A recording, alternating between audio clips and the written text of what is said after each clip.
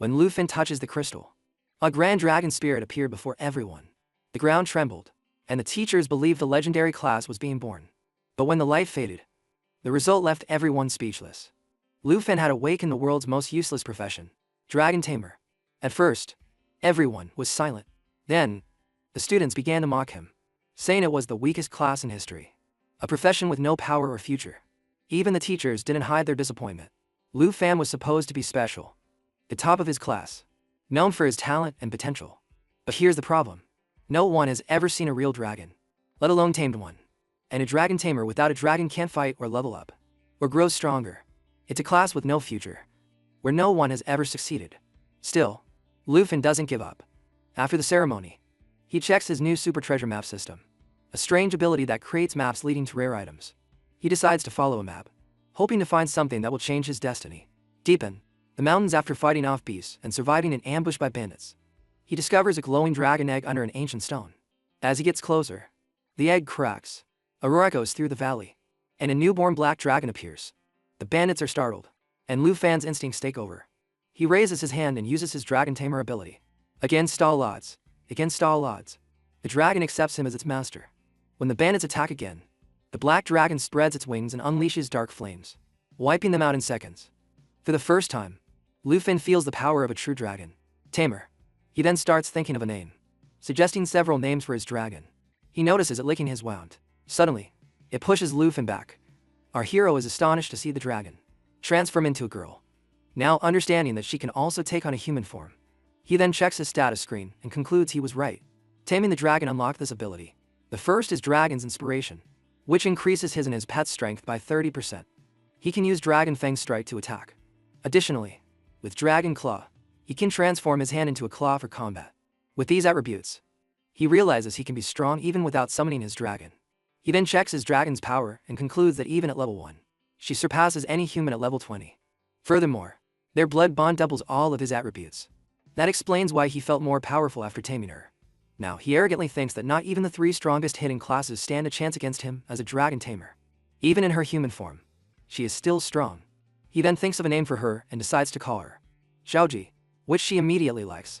Afterwards, he asks if she's hungry, and she nods enthusiastically. He decides to hunt beasts to feed her and prepares for his next move. He thinks about the university entrance exam, where many focus on leveling up. Besides, the top 2 universities are South Province Scholar and Dragon Kingdom University, and he needs to level up to get into one of them. He then tells his dragon they're heading deeper into the rocky plains to hunt stronger monsters. But first, they spot a pack of level 2 hyenas approaching quickly.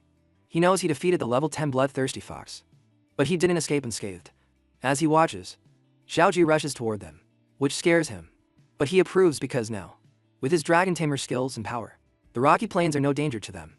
She unleashes a breath of lava flames at the monsters, helping him reach level 2 and herself level 3. He likes the progress but knows he needs to hunt something bigger to level up faster. So he stops his pet and asks her to focus on another monster lurking in the shadows. That monster turns out to be a 3-skull blood hunting lion, a level 25 elite monster. Normally, it would take a team of hunters to face this beast, but he trusts in Xiaoji's abilities and tells her to go ahead. The lion roars and immediately charges its skill, invoking a large fireball. At that moment, he asks his dragon to coordinate with him to interrupt the lion's skill. She readies her fire. Then she transforms into a dragon and uses her powerful jaw strike, grabbing one of the lion's skulls, while our hero attacks it with the Dragon Fang Strike. Finally, they both defeat the lion. He's happy to gain points, leveling up to 4, while Xiaoji reaches level 9. He then gets his treasure map for the day. He asks his dragon to look for treasure, and she happily follows. Deep in the rocky plains, Shu asks Uncle Jay about letting the secret realms pass, but without exploring them. He says they need at least 5 people to activate it and suggests sending Hire to the city for more people. She replies that even with his speed, it will take a day to get there. Shu also agrees that this dungeon, which appears randomly and has greater rewards than ordinary dungeons, will only remain for 24 hours, and they don't have much time. At that moment, Uncle G tries to comfort the girl, saying she shouldn't worry so much, as she has a better chance of getting into a good university thanks to her strength. She knows that, but she still feels sad about missing this opportunity. Suddenly, they see our hero approaching cautiously. He tries to reassure them, saying he's just passing through. Uncle G tells him this is no place for a material hunter. Ignoring Uncle G, Shu steps forward and offers for him to join them to enter the secret realm of fortune. If they succeed, he will receive 100 0 dragon coins. He stops. Upon hearing the dungeon's name, he concludes there must be rare rewards since the richest family in Chongthage wants to enter. Shu says they just need enough people to enter the dungeon, as he won't have to do anything to get his reward. To that, Lu Fen arrogantly replies that he's not interested in money, but they can follow the rules. To clarify, Kair asked if he wants a share of the final rewards based on his performance, and he agrees. She notes that their average level is 20, while the outsider seems weak and arrogant compared to their strength. At that moment, she extends her hand and agrees to cooperate with him according to his rules, even offering him the reward as well. Alright. They then ask him to get ready as they move forward. He thinks that summoning Zhao Ji now wouldn't be a good idea.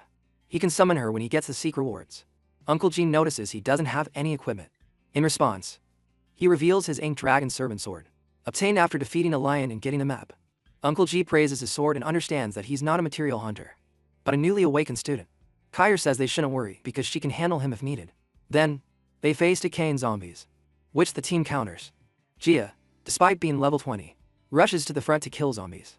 Meanwhile, our hero checks their skills and levels, concluding that the team is reasonable, especially with Jia having a second-class job. At that moment, Shu activates her holy light start a strain to attack the zombies. Uncle G is surprised to see that, and she explains that it's the specialty of her hidden class, allowing her to both heal and attack with holy light. However, her strength is less than that of a typical holy light mage. Seeing that, our hero concludes her magic is effective against zombies. Suddenly, the elite monsters are alerted. They are bloodthirsty zombies. At level 20, Uncle Ji orders Kair to protect Shu and Lu Fan while he and Jia handle the front. Jia attacks his zombie with yellow moon cut, while Jia also slashes one, but he's surprised to see his sword stuck in the zombie's stomach. Then, the zombies release their corpse poison. This poison requires purification from a priest, and Shu can use holy light against it. Jia asks for help as the zombie starts to absorb his sword. Shu orders him to let go of the sword and asks Kair to help with the zombie. Confidently, Kair goes to help, but our hero states not to bother her, that he can handle the situation. Lu Fen is ready with his sword while Jia warns him to back off, thinking he's gone mad. Ignoring him, our friend cuts down the zombie with his sword, leaving everyone stunned by his strength. He then tells them to keep moving, but Jia, cautious, asks for his level, as it seems impossible for a new student to have so much attack power. Meanwhile, Shu asks Jia to let her heal him. Our hero says he's a level 14 student preparing for the big exam. While healing Jia, Shu thinks that Lu Fan is in the same year as her. Furthermore, he has higher attack power, at level 14 than Yi, who is at level 28. Suddenly, another zombie moves to attack her from behind before her teammates can protect her. She is saved by our hero, who cuts down the zombie, and says that the zombies in the town are getting stronger. He then asks for permission to be in the front line for the next fight, which makes Jia wonder if he's the person rumored about in the city. Shu agrees, allowing him to advance with Jia, while she stays in the middle and Kair covers the rear. At that moment, he introduces himself. Upon hearing his name, Shu confirms that he must be the dragon tamer she's heard rumors about, but she doesn't believe it because he is supposed to be the weakest class. After a while, they reach the center of the mystical realms town. As she looks at Jia, she worries because she can't purify his poison. So in this situation, he will either die or become another zombie. Kair also notices something is wrong because no guardian has appeared yet. Suddenly, highest level zombies appear from behind. Jia warns them. The next instant, Jia collapses, complicating the situation further, as the guardian also appears. In that instant, our hero notices that the corpse poison in Jia has worsened so much that it might awaken an iron skin zombie. So he warns everyone to defeat it before it absorbs Jia. She tries to attack with moon cut, but it doesn't even scratch the zombie. As she rushes towards the iron skin zombie, our hero knows he can't hold back, because if it keeps absorbing the corpse poison, it will become stronger. He checks the guardian's assessment and concludes he needs to hit it twice in quick succession. He decides to use Dragon's Blood Armorization to attack. Meanwhile, the guardian also charges its skill. Lu Fen is ready to strike and signals Chu to collaborate, while the other two must protect Jia.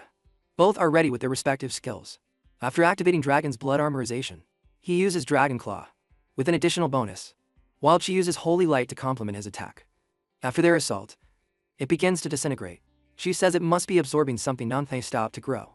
Our hero replies that it means its true body is hidden. The real body is hidden behind its large structure. At that moment, Shu concludes he must be a professional after seeing him in action. There are many experts in the Qin family. At that instant, the outer part of the iron skin zombie cracks and dies. Its true body emerges. Seizing the opportunity, our hero lunges forward. And so, he defeats the guardian, surprising everyone. Shu is especially concerned, seeing his powerful skills that she hadn't witnessed before. Now she wants to know his true identity. After that, the Iron Skin Zombies B-level treasure appears. Seeing this, Shu explains that they will distribute the treasure according to the rule and apologizes for underestimating him before. Uncle G also congratulates him, saying he could continue this dungeon on his own while they just accompany him. He acknowledges it but politely declines, leaving the matter of distribution to Chu. They open the chest and find some strength potions and a rare type of antidote potion. Additionally, there are good quality morning bracers. Kair fears that this is all. Our hero also thinks the reward is meager. Meanwhile, they give the antidote potion to Jia. Chu gives him the bracers, the antidote potion, and a strengthening potion, which makes him think the Kin family values their word. They are worried because they still don't see the portal open after defeating the Guardian.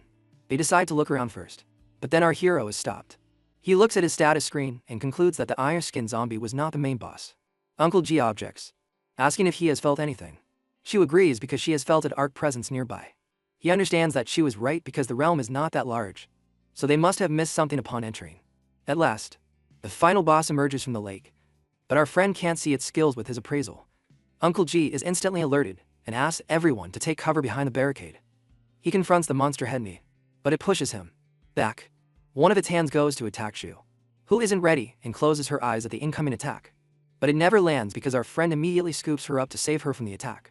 They both fall to the ground. The others gather around them, but Kair senses an ominous presence behind her and sees that the entire monster has emerged from the water. Named the Morning Spectre. It's level 25. Kair states that it is the final boss. Uncle G tells Jia to stay behind him, but he protests that he also wants to fight. Jia insists that there's no need to be stubborn, leaving the attack to Lu Fan, who lunges towards the monster. As he rushes towards the monster, he concludes there's only one way to defeat it: kill its main body. In that instant, the main body screams and uses Corpse Sky Entanglement. As a result, everyone's power drops by 20%. Shu warns Lu Fan about the iron chains the monster is using to attack him. He barely manages to escape them. The monster also throws those chains towards the other members. Looking at his team, he concludes they might die resisting the chains. He asks them and everyone else to retreat. Then he attacks with the Dragon Fawn Strike. With that, his Dragon's Blood armor skill transforms, increasing the power of his Dragon Scale Sword and his Dragon Power. Then, with his Dragon Claw, he shatters the chain. Jia asked him to retreat since the monster is out of their league. Shu also agrees with him, but he doesn't stop. He asks her to gather everyone and retreat back to the town, as the zombies have already been cleared out. When they ask about him, he replies that he will cover the rear until they escape. Kair encourages Chu to move forward. Besides, their power has already been reduced by 20%. They then understand why they must retreat to buy time. He summons his dragon immediately. On the other side, his team is bewildered to see a giant dragon summon, and by Lu Fan. Xiao Ji lunges at the monster with a giant jaw assault attack.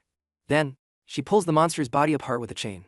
Everyone is stunned to see the boss dismembered in one blow by the dragon.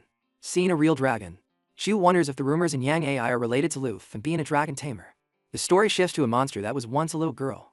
300 years ago, she was raised and protected by the church. The situation worsens when a plague spreads through the city. While trying to save people, she transforms into a dark sorceress. With her new power, instead of healing, she brought disease, forcing her to say goodbye to her loved ones as her world fell apart. The church accused her of bringing the plague. She tried to explain that she was only helping people, but she wondered why. Why were they doing this to her? Until the church people drowned her in the lake.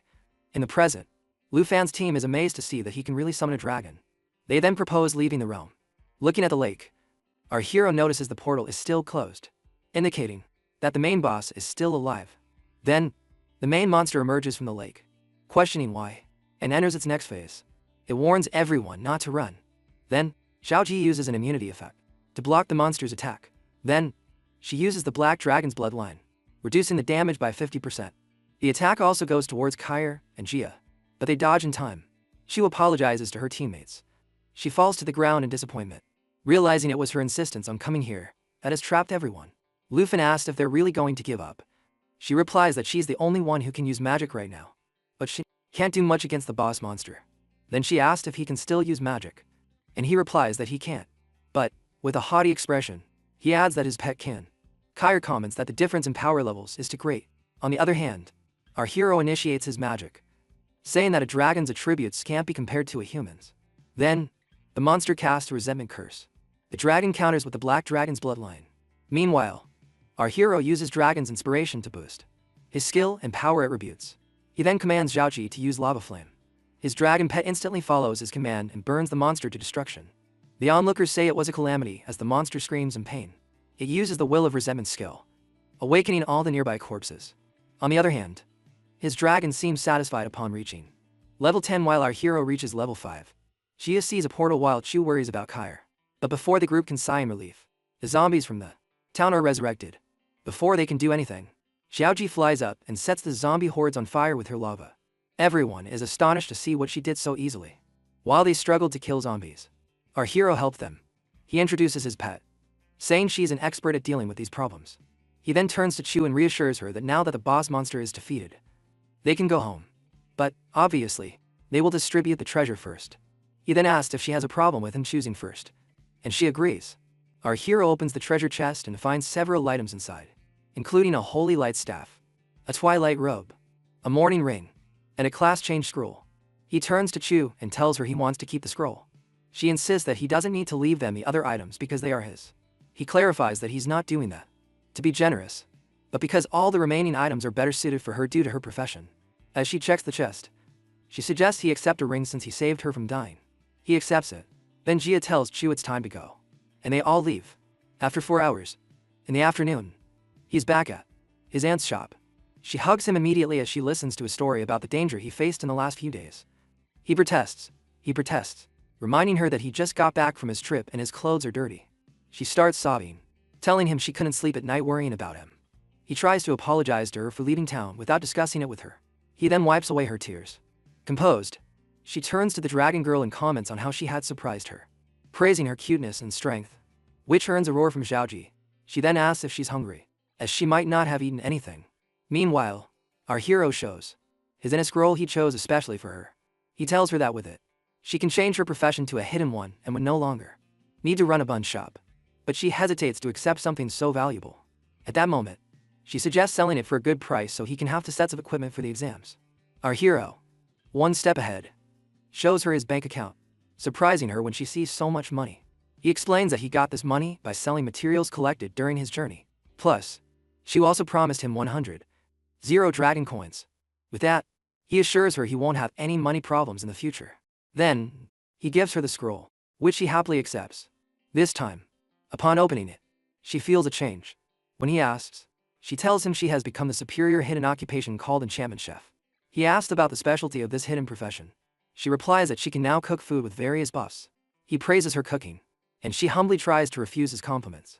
He also notices the absence of his dragon pet, who is back at his place. He finds her sleeping after having eaten a lot of food in the evening. At night, in the study of the Qin family villa, Shu appears before her father, who asks about Lu Fan, the dragon, Tamer capable of summoning a powerful black dragon. She explains how her team almost lost their lives due to her stubbornness. With a disappointed expression, she adds that Lu Fan was too strong.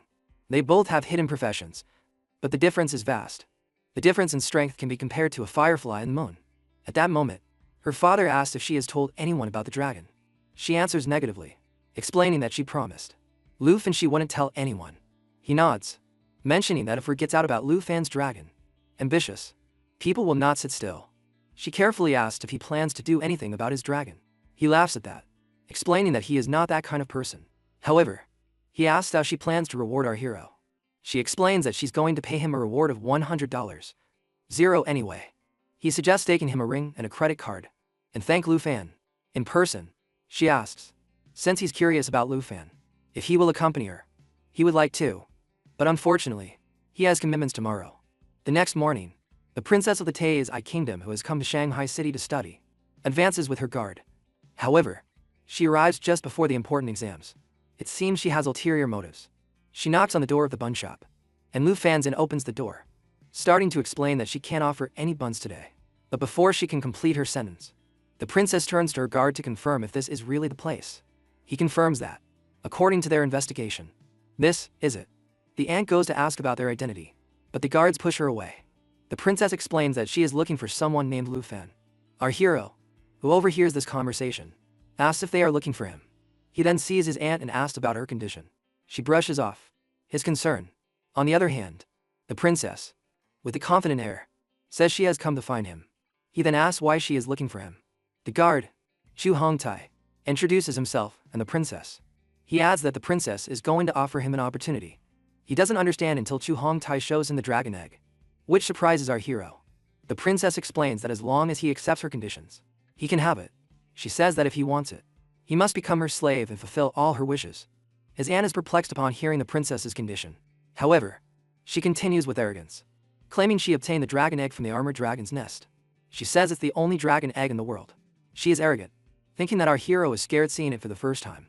However, he thinks with annoyance that this dragon is from the earth dragon, inferior in rank to a wyvern. The only thing worth attention is the dragon's armor resistance. He tells the princess that the attributes are tempting. His aunt tries to point out the princess's behavior, but he assures her he will handle it. Meanwhile, the princess thinks that Lufin might not understand how valuable the dragon egg is to a tamer. She says that if he becomes her servant, he can get a dragon and be the strongest professional in history. She inquires if he doesn't find it tempting. That is her question. He responds affirmatively but still declines her proposal, leaving her completely stunned. She becomes enraged and emphatically reminds him of what he is rejecting. Lufin tells her he is not interested in her offer. Furthermore, being her servant seems like a joke to him, and reminds him that the princess gave him a chance to rise while he disrespects her. At that moment, he scoffs, saying he won't be anyone's servant. The princess tells him not to stop, curious, and orders her guard to teach him a lesson. Seeing this, his aunt tries to reason, but Chu Hongtai slaps her hard, knocking her to the ground. Lufin immediately rushes to her and asks how she is. However, Chu Hongtai scolds her for going against the princess. Being a mere commoner, he adds that they have been lenient with him, but now he is going to speak to them the hard way. However, Lufin tells his aunt not to get up quickly. Chu Hongtai almost hits him, but our hero is ready with his weapon, saying he will kill him for harming his family. The aunt tries to stop him, and the guards are surprised to see a weapon in his hand, suspecting there's something wrong with our hero. Meanwhile, the princess wants to teach him a lesson but is silenced by our young man who hits her while ordering them to leave. Seeing this, Chu lunges furiously at him for daring to hurt the princess. But with one blow, with a swift move, Lufin throws his weapon far away. Chu Hongtai turns to the princess with concern, who slaps him. In response, she orders him to kill Lufin even if they can't find another dragon tamer. Meanwhile, she calls Lufin, busy with the mess at his house. She goes to Lufan's house and worries because he isn't answering the phone. Suddenly she is startled by an explosion. Instantly, Chu Hongtai is on the street, drawing comments from bystanders about foreigners causing trouble. The princess orders them to leave while calling them inferiors. Chu Hongtai addresses the princess, pointing out his shortcomings against our hero. She scoffs while saying how useless he was against a dragon tamer. Then she activates her own magic, declaring that she is going to help him. Lufin is surprised to see that her attributes are the exact opposite of Chu's. Chu rushes to him and asks about the situation. He asks why she is there. But before they talk, they see Chu Hongtai screaming in pain. The next moment, he turns into a monster, courtesy of the princess, who is an advanced spirit witch. Seeing this, Chu offers to help him. But when Chu Hongtai tries to attack them, he asks Chu to stay away and help his aunt who is inside the shop. Seeing Chu Hongtai's strength transformed into a monster, our hero decides to use dragon's inspiration with Dragon Claw. The princess on her part is happy and encourages her guard to kill him to calm her anger. He is ready to fulfill her wish. But the next moment, Xiaoji appears on the scene. As soon as she transforms into her dragon form, the princess is petrified upon seeing it. Our hero states that this time he's going to act because he has a real dragon. The black dragon lunges towards them, attacking Chu Hongtai and knocking down the princess. She can't believe the dragon defeated her guard in one blow. While the guard begs her for help, she curses him and says she's charging her skill. But the dragon's bloodline erupts her. Xiaojai then grabs Yu Hongtai with her claw, who pleads for her to spare him. The next moment, she scratches him and throws him aside. At that, Shu apologizes to the princess, who thinks there must be other dragon eggs besides those of the Jin family. Our hero asks infuriately if she's not going to kill him to vent. With teary eyes, she pleads with him not to come near her. She reminds him that he will face consequences for attacking her guard and humiliating her. He grimly replies that she tried to scare him by sending her men to harm his family. Now he doesn't care who she is because he will get his revenge. Meanwhile, Xiaoji charges her skill to attack the princess. Before she can, Mr. Qin stops him. Shu tries to stop him, but he stands in front of Xiaoji. Seeing this, the boy orders his pet to stop. Mr. Qin gets off his pet and asks Lu Fang to recall his dragon because there are many people nearby. Meanwhile, he thinks about the pressure someone feels seeing a dragon up close. Shu asks him to follow her father's advice and orders Xiaoji to return. She turns back into a human. Shu asks Lu Fan to follow her while Mr. Qin addresses the princess. He kindly asks how she is, informing her that he went to the airport to pick her up, but didn't expect to find her there. He then informs her that his driver is taking her to the hospital. Inside Lu Fan's wrecked house, Shu informs them about her father knowing the princess's aunt and hopes there's a solution to the problem. However, our hero disagrees, saying the princess won't let this go easily. Mr. Kin apologizes for meeting him in this drastic situation. Lu Fan agrees with him, explaining that it wasn't his fault anyway. His aunt immediately asks how he's going to handle the situation. Mr. Kim replies that he has sent both the princess and her guard to the hospital, but he must explain the situation to the Jin family. He adds that the Jin family is not only in the hospital business but also has great influence in the kingdom's high circles. He fears that our hero will face a harsh punishment because he really hurt a princess. Our friend scoffs, saying that no matter how powerful she is, he will not compromise his dignity. Mr. Kin apologizes, but says he likes his principles for that. He then assures Lu Fan's safety, but he has one condition. When asked, he explains that he won't allow it. He explains that Lu Fan must get into the Southern Province University in the exam. He will try to delay the princess until then. Shu, however, warns that it won't be easy because there will be many students from her province. Mr. Kin assures him that if he succeeds, then he can help him. With determination in his eyes, our friend accepts. Meanwhile, at the hospital, the princess is furious to learn that Lu Fan hasn't been arrested. The person on the phone tries to calm her down, saying they will contact high officials in Longdu. She yells at him, pressing him and reminding him that it was her order. Meanwhile, in the courtyard of the third high school, a crowd of students gathers before the big exam. Discussing the situation, they talk about their levels and jobs while looking for partners. Suddenly, they all see Lu Fan. They think he went home to sell buns. They wonder how the top student could fall so low that no school wants him. However, he still came to participate in the exam. He overhears their gossip but isn't here to deal with it. At that moment, the principal announces that the big exam in the southern province is about to begin. Our hero notices that the treasure maps he has are not yet ready. They haven't been used. Checking them, he sees that each one is a medium level. He wonders if the 3 maps can be joined, which could help him prepare better for the exam. At that instant, his teacher arrives and asks if he can help.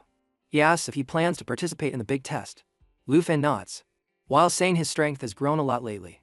His teacher values his determination and gives him a teleportation stone. A nearby student comments that the teacher trusts him because of his strong fighting spirit. The teacher tells them they must form teams with their classmates to enter the test.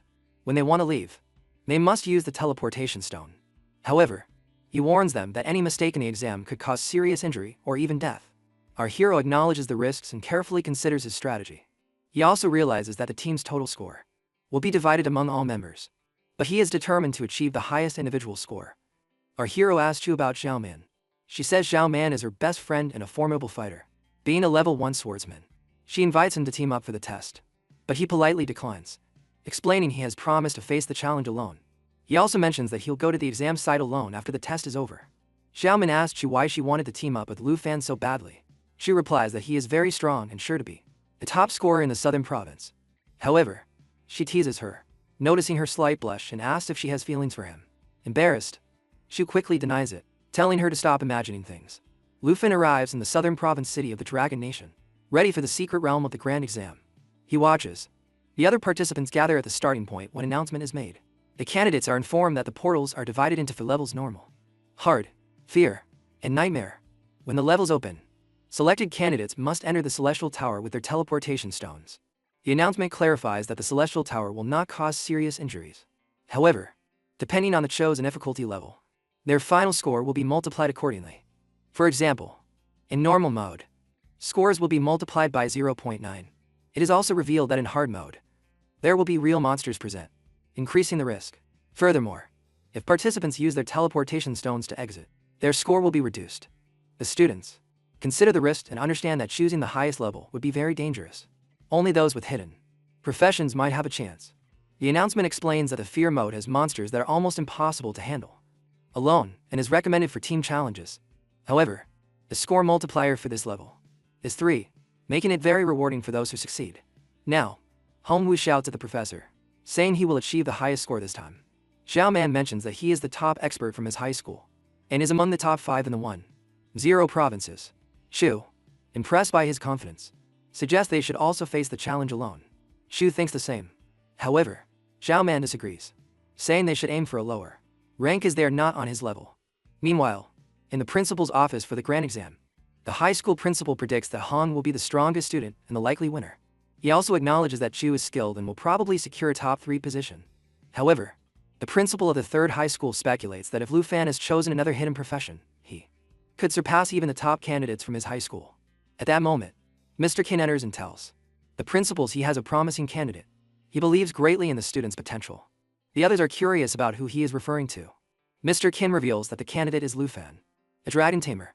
As the exam begins, the high school principal notices that all the students have entered the celestial tower, except Lu Fan. Assuming he has left the exam, he dismisses Mr. Kin's claims. However, the principal of the No. 3 Institute watches closely and notes that Lu Fan is not backing down. He is waiting for the final level to unlock. He wonders if he will really choose the nightmare trial, and if he is being overconfident. The score for the nightmare trial is multiplied by 9.9, making it the most difficult level. However, the principals think this decision is reckless, believing that attempting it is seeking death. One mentions that no one has chosen this trial before, and that the last person who tried 8 years ago was devoured by a beast. Another principal asks if the students from Nampro 103 High School are well aware of the ranking system and exam rules. Despite this, he acknowledges that Mr. Kin's judgment regarding Lu Fan seems to be improving. The principals decide to focus their attention on Hong Wu's performance, considering him the strongest candidate. However, Mr. Kin suggests they not rush to conclusions and observe Lu Fan without premature judgments. Curiously, one asks why Mr. Kin is so confident in Lu Fan. As the nightmare trial begins, Lu Fan is on the first floor of the celestial tower. He soon notices the rough environment is clearing. There are at least 10 monsters. Without hesitation, he dives straight into battle, aware that his test has already begun. He clears the message. He quickly clears the monsters on this level and accumulates a total of 90 points. The school principal watches in disbelief, amazed by Lu Fan's extraordinary strength. The other principals start to notice that his level exceeds their expectations. One even wonders if he could be a legendary dragon in disguise. As the rankings update, our hero achieves second place, just below Han Wu, standing out as one of the strongest contenders in the grand exam. Amon appears in the principal's office. They discuss Lu Fan. He introduces himself as Chen Zhang, a special envoy from Longdu. He claims he's there to take our friend back to Longdu for an investigation. He has been looking for him, knowing he's a dragon tamer. Meanwhile, Lu Fan is handling the beast in his nightmare level trial. He discovers a treasure map and realizes he has reached the designated spot. Additionally, the treasure map merges, giving him great satisfaction. He's thrilled that a map from behind him, on a high level, has integrated into the first floor of the trial. Furthermore, he gets a skill book that gives him the ability of growth acceleration. He thinks this skill will greatly help Xiaoji. He also thinks about how since leaving the village, his dragon has been leveling up slower. However, this passive skill provides a valuable opportunity to enhance his dragon's growth. On the other hand, the envoy asks the principal to stop Lu Fan's trial and summon him now. The principal refuses, emphasizing that this is an important exam for all students and the envoy must wait until it concludes. He also assures him that he will handle the situation himself. However, the envoy warns that he cannot take the punishment for our hero. Surprised to hear about a possible punishment, the principal becomes uneasy. At that moment, Mr. Kin arrives and tells the envoy to stand down. But the envoy warns him not to interfere with his mission, pushing Mr. Kin and asking why he is so determined and to protect the dragon tamer. He further states that if Mr. Kin continues to obstruct him, the Jin family and the Longdu family will not be pleased. He insists once more that the principal must call Lu Fan immediately. Mr. Kin, refusing to back down, states that the complex relationship between the Jin and Longdu families could have serious consequences. But now that Lu Fan's secret has been exposed, nothing else matters. He remains confident that no one will be able to take our friend today. The envoy, growing more frustrated, demands to know what that secret is, angered by the continued disobedience of his orders. Mr. Kin and the envoy stand face to face, clearly frustrated. Mr. Kin, a level 57 knight, and the envoy, a level 57 swordsman, exchange tense words. The envoy threatens to report Mr. Kin's actions to the authorities. As the argument heats up, the principal asks for calm and for them not to disrupt the student's exam. Mr. Kin challenges the envoy, questioning if the secret would matter to his superiors. The envoy, however, is also puzzled by how our hero managed to enter the nightmare level. Meanwhile, inside the trial, Lu Fan considers how far he can advance relying solely on himself. Finally, Lu Fan decides to summon his dragon to gain more experience. In the principal's office, the talk continues about Lu Fan's choice of the nightmare difficulty. The envoy remains curious about his unique abilities. Suddenly, a powerful roar echoes as our friend calls his dragon. Everyone watches the trial, seeing the majestic figure of the dragon. Even Mr. Kin, though he had seen it before, is surprised by its presence. He finally reveals to everyone that this is Lu Fan's secret. He has tamed a dragon. being the first person in history to do so. The principal and the others are shocked. He then reaches the second floor of the nightmare trial and clears it with remarkable efficiency. The high school principal observes his performance and finds it unmatched. Seeing that no one can match his skills, he secures the top spot on the leaderboard with 58.0 points. As he continues, he clears each level one by one, eventually reaching the 13th floor of the nightmare trial. Once again, he successfully overcomes the challenges.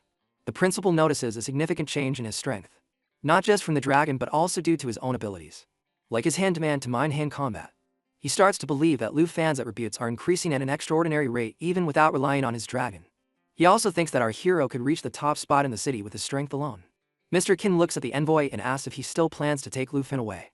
After seeing his performance, the envoy understands why Mr. Qin is defying the Jin family. Mr. Qin tells him he will send a video of Lu Fan's exam to the master, making the envoy's presence unnecessary. He then advises him to leave. Meanwhile, our hero reaches the 20th floor, where he encounters another formidable monster called Dark Sacrifice. He recognizes that with the growth acceleration skill, his dragon will continue to level up at an even faster rate. As the battle begins, the dragon unleashes a powerful lava flame. While his skill continues to charge, the attack proves devastating, and the dragon successfully clears the 20th floor. As a result, the black dragon levels up to 11 and Lu Fan to level 16. In the rankings, he now has 90,000 points, maintaining his lead. On the 13th floor of the nightmare trial, he decides to advance further, setting his sights on conquering the celestial tower with his dragon. After an hour on the 50th floor of the feared trial, Hongwu stands victorious after successfully clearing the level. However, he feels unlucky due to the difficulty of the monsters he faced. He believes they should only appear near the 70th floor, but the challenge is overwhelming, making the battle more difficult. He initially thinks that only Chu is capable of competing with him, but then remembers she's on a team, which means her points will be divided. Confident in his advantage, he assumes the title will be his. Seeking validation, he asks the principals about his performance and asks them to contact prestigious academies for his admission. Meanwhile, the principals discuss the 50th floor of the tower, acknowledging that previous scholars have failed at this stage. One points out that this floor is a crucial turning point, meaning that even if Lu Fan succeeds, his strength may not increase much. However, Lu Fan now reaches the 50th floor of the nightmare trial. Upon arriving, he notices his dragon has unlocked a new skill thanks to its constant leveling. It can now transform into a world-ender dragon. But before focusing on this, he sees that a giant of Amethyst Mountain fire is in his way. On the other hand, the principals observe the ongoing battle and notice 3 nightmare bosses. They believe the fight is impossible for Lu Fan. One of them predicts this challenge will slow his progress in the tower. However, despite this obstacle, they also acknowledge that he has already surpassed everyone in Yangtze. One principal considers him an exceptionally promising student, and secretly regrets that he doesn't belong to his school. Suddenly, the mountain's enormous arm moves forward, causing immense damage. Now, our friend notices that the difficulty has increased significantly compared to the previous floors. So, he orders his dragon to transform into its world-ender form. The dragon lets out a fierce roar, shaking the surroundings. The principals notice it's preparing to face the monster. As the transformation completes, the black dragon takes on its world-ender form, unlocking skills like World's End and Earth Shatter. The spectators are surprised to see that the dragon can switch between different combat forms. Mr. Qin also finds the transformation incredible. Without hesitation, Lu Fan orders the dragon to unleash a powerful jaw attack. The principals are astonished to see the destruction of a level 20 boss. One speculates that the attack must have had more than 2,000 points of power to break through the mountain giant's defenses. Mr. Qin turns to the envoy and asks if he now feels lucky for not having tried to take Lu Fan. Meanwhile, the dragon roars as if it were the end of the world, causing vulnerability to its enemies. Seizing the opportunity, Lu Fan prepares for the final blow. The dragon shifts to its devastating form, and when the attack hits, Lu Fan's level increases to 16. He finds no difficulty in advancing in the trial and successfully conquers the 50th floor. Recognizing his rapid progress, he decides to focus on further improving his experience. Mr. Qin also notes that Lu Fan has barely struggled on this floor, confirming his overwhelming strength. One of the principals asks the envoy if Dragon City can determine the exact numerical value of the dragon's growing strength. The envoy replies that, based on a rough comparison, the dragon's strength should be at least 2.0 Kwai. The high school principal asks if this level of power is still relevant. As they watch, another principal says that since Lu Fan passed the 50th floor, the X1 mode will now be used. Mr. Qin asks about this mode and requests an explanation. The principal says that the X1 mode was created by the original designers of the trial tower. He further explains that upon clearing level 50, which is the highest level, each subsequent floor will feature a boss encounter. This adjustment makes the trial resemble a real secret realm, greatly increasing its danger. However, in the nightmare level of the tower, whether in standard or X1 mode, everything is replaced by night-level bosses. The principal says that in the X1 nightmare mode, there are several bosses on each floor with much higher attributes. Mr. Qin finds it impressive but remains focused on Lu Fan, confident that these challenges will be no problem for him. Lu Fan continues to advance as he clears the 60th floor. Soon after, the Black Dragon's rank increases to 13, while his own rank rises to 18. As he progresses, he realizes the difficulty level has increased significantly after the 50th floor. However, with his dragon by his side, he decides not to rely on complex strategies and instead pushes forward with pure strength. He then calls Zhao Ji to join him. On the other hand, the principal mentions that our hero has quickly climbed from the 50th to the 70th floor in a short time. Meanwhile, the high school principal, who initially saw it as very challenging, now sees that Lu Fan makes it look easy. Continuing his ascent, Lu Fan clears the 76th floor. He then orders his dragon to activate the dragon's blood armor transformation, increasing the Black Dragon's rank to 14, while his own rank rises to 19. Thus, he quickly conquers the 83rd floor. The principal comments that many scholars in the past have tried to obtain rewards by defeating the tower, but Lu Fan stands apart from them. Unlike the others, he seems capable of clearing all 100 floors. The high school principal acknowledges that the bosses on each floor are formidable, but emphasizes that the difficulty of the 99th floor is on a completely different level. Just as he expresses his concern, he is surprised to see that Lu Fan is already on the 99th floor. Upon arriving, our friend finds Regicide before him. He immediately recognizes this entity and realizes it comes from an ancient secret realm. He reflects on how all the secret realms seem to be connected with real historical events. He knows the best tactic is to focus on one target while controlling the others. So he gets ready for battle. But as the fight begins, he soon notices that the monster might be indestructible. Realizing the time for a decisive blow has come, he orders Zhao Ji to attack. The dragon launches a powerful shot, and Lu Fan praises its accuracy. The monster, unfazed, declares that Lu Fan must pay with his life as a sacrifice for its king. Recognizing the urgency of the situation, Lu Fan decides he can't afford to waste time in this battle. His priority is to reach the 100th floor as quickly as possible. Gearing up for the final push, he orders Zhao Ji to get ready. And in response, the Black Dragon unleashes a devastating lava flame. The dragon unleashes its lava flame as it successfully clears level 99. As a result, the Black Dragon levels up to 15 and acquires a new skill, Cataclysm. At that moment, our protagonist finds the new skill impressive and notes that his level is now 20. Realizing only the final level remains, he prepares for the ultimate challenge. Meanwhile, the principals watch as the door to the final trial slowly opens. Mr. Qin says they might be witnessing history. The principal, astonished, thinks about the 100th floor and admits they never expected anyone to reach this stage. Lu Fan draws his sword and moves forward. On the 100th floor of the nightmare trial, he beholds the scene. A vast secret realm stretches out, a broken kingdom filled with an eerie silence. Suddenly, more than 500 Eve legions emerge from the shadows. Seeing the overwhelming numbers, he remembers that Zhao Ji has unlocked her destruction dragon form. The dragon has also gained the Cataclysm skill, a 3-phase damage attack. He knows this is the ideal time to test these new abilities in combat. As the tension builds, the dragon roars powerfully, shaking the field, determined to give it his all on his final level. Lu Fan watches Zhao Ji with complete confidence. He orders the dragon to activate its destruction dragon form. In response, Zhao Ji undergoes a dramatic transformation, appearing in her new, formidable state as she prepares for the final challenge. The principal watches in awe at the dragon's third form, while Mr. Qin notes the flame surrounding it. Meanwhile, more than 500 Eve legions advance to attack. Lu Fan instructs the dragon to get ready and face the Eve army of the Broken Kingdom. Without hesitation, he dives into combat, skillfully fighting off the advancing enemies. As the battle intensifies, he orders Zhao Ji to unleash Cataclysm. The dragon's devastating ability greatly reduces the Eve legions. Observing the battle, the school principal wonders if an examinee can't really master such a skill. Mr. Qin, astonished, points out that almost all the Enesians have been wiped out. Determined to end it quickly, Lu Fan orders the dragon to use Cataclysm, again, aiming for massive destruction. The principals watching this incredible display of power conclude that Lu Fan has scored over 1 million points, shattering all previous records. Amazed by his achievement, they speculate about the rewards he might receive. The institute's director acknowledges that the rewards will be exceptional, considering the extreme difficulty of the exam. He estimates that Lu Fan should receive at least 3 rare quality items. Meanwhile, Lu Fan, noticing that all the smaller monsters have been defeated, prepares for the final challenge, announcing the arrival of the final boss. the world Chinese emperor, known as the final boss. It emerges, marking the ultimate challenge of the trial. Lu Fan signals Zhao Ji to release her power, and in response, he transforms his hand into a dragon's claw. Without hesitation, the dragon uses the burn everything skill while flapping its wings with great force.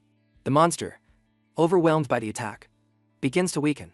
Seeing this, our friend is pleased to notice the boss's strength is dropping.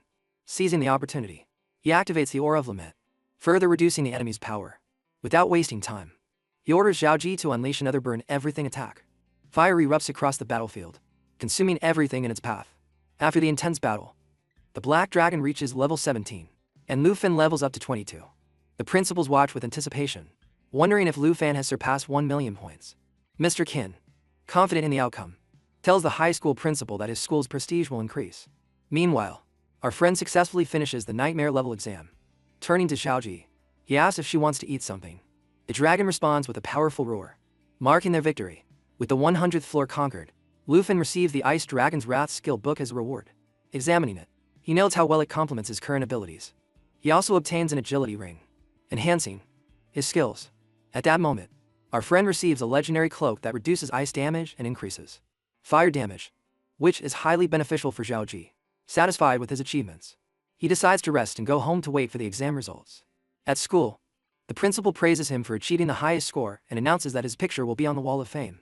The high school principal reminds him that the Wall of Fame is meant for heroes who sacrifice themselves fighting beasts. However, Principal Zhao silences him, saying his words are a curse, and emphasizing that Lu Fan's record-breaking achievement is extraordinary. He also acknowledges that our friend is now famous.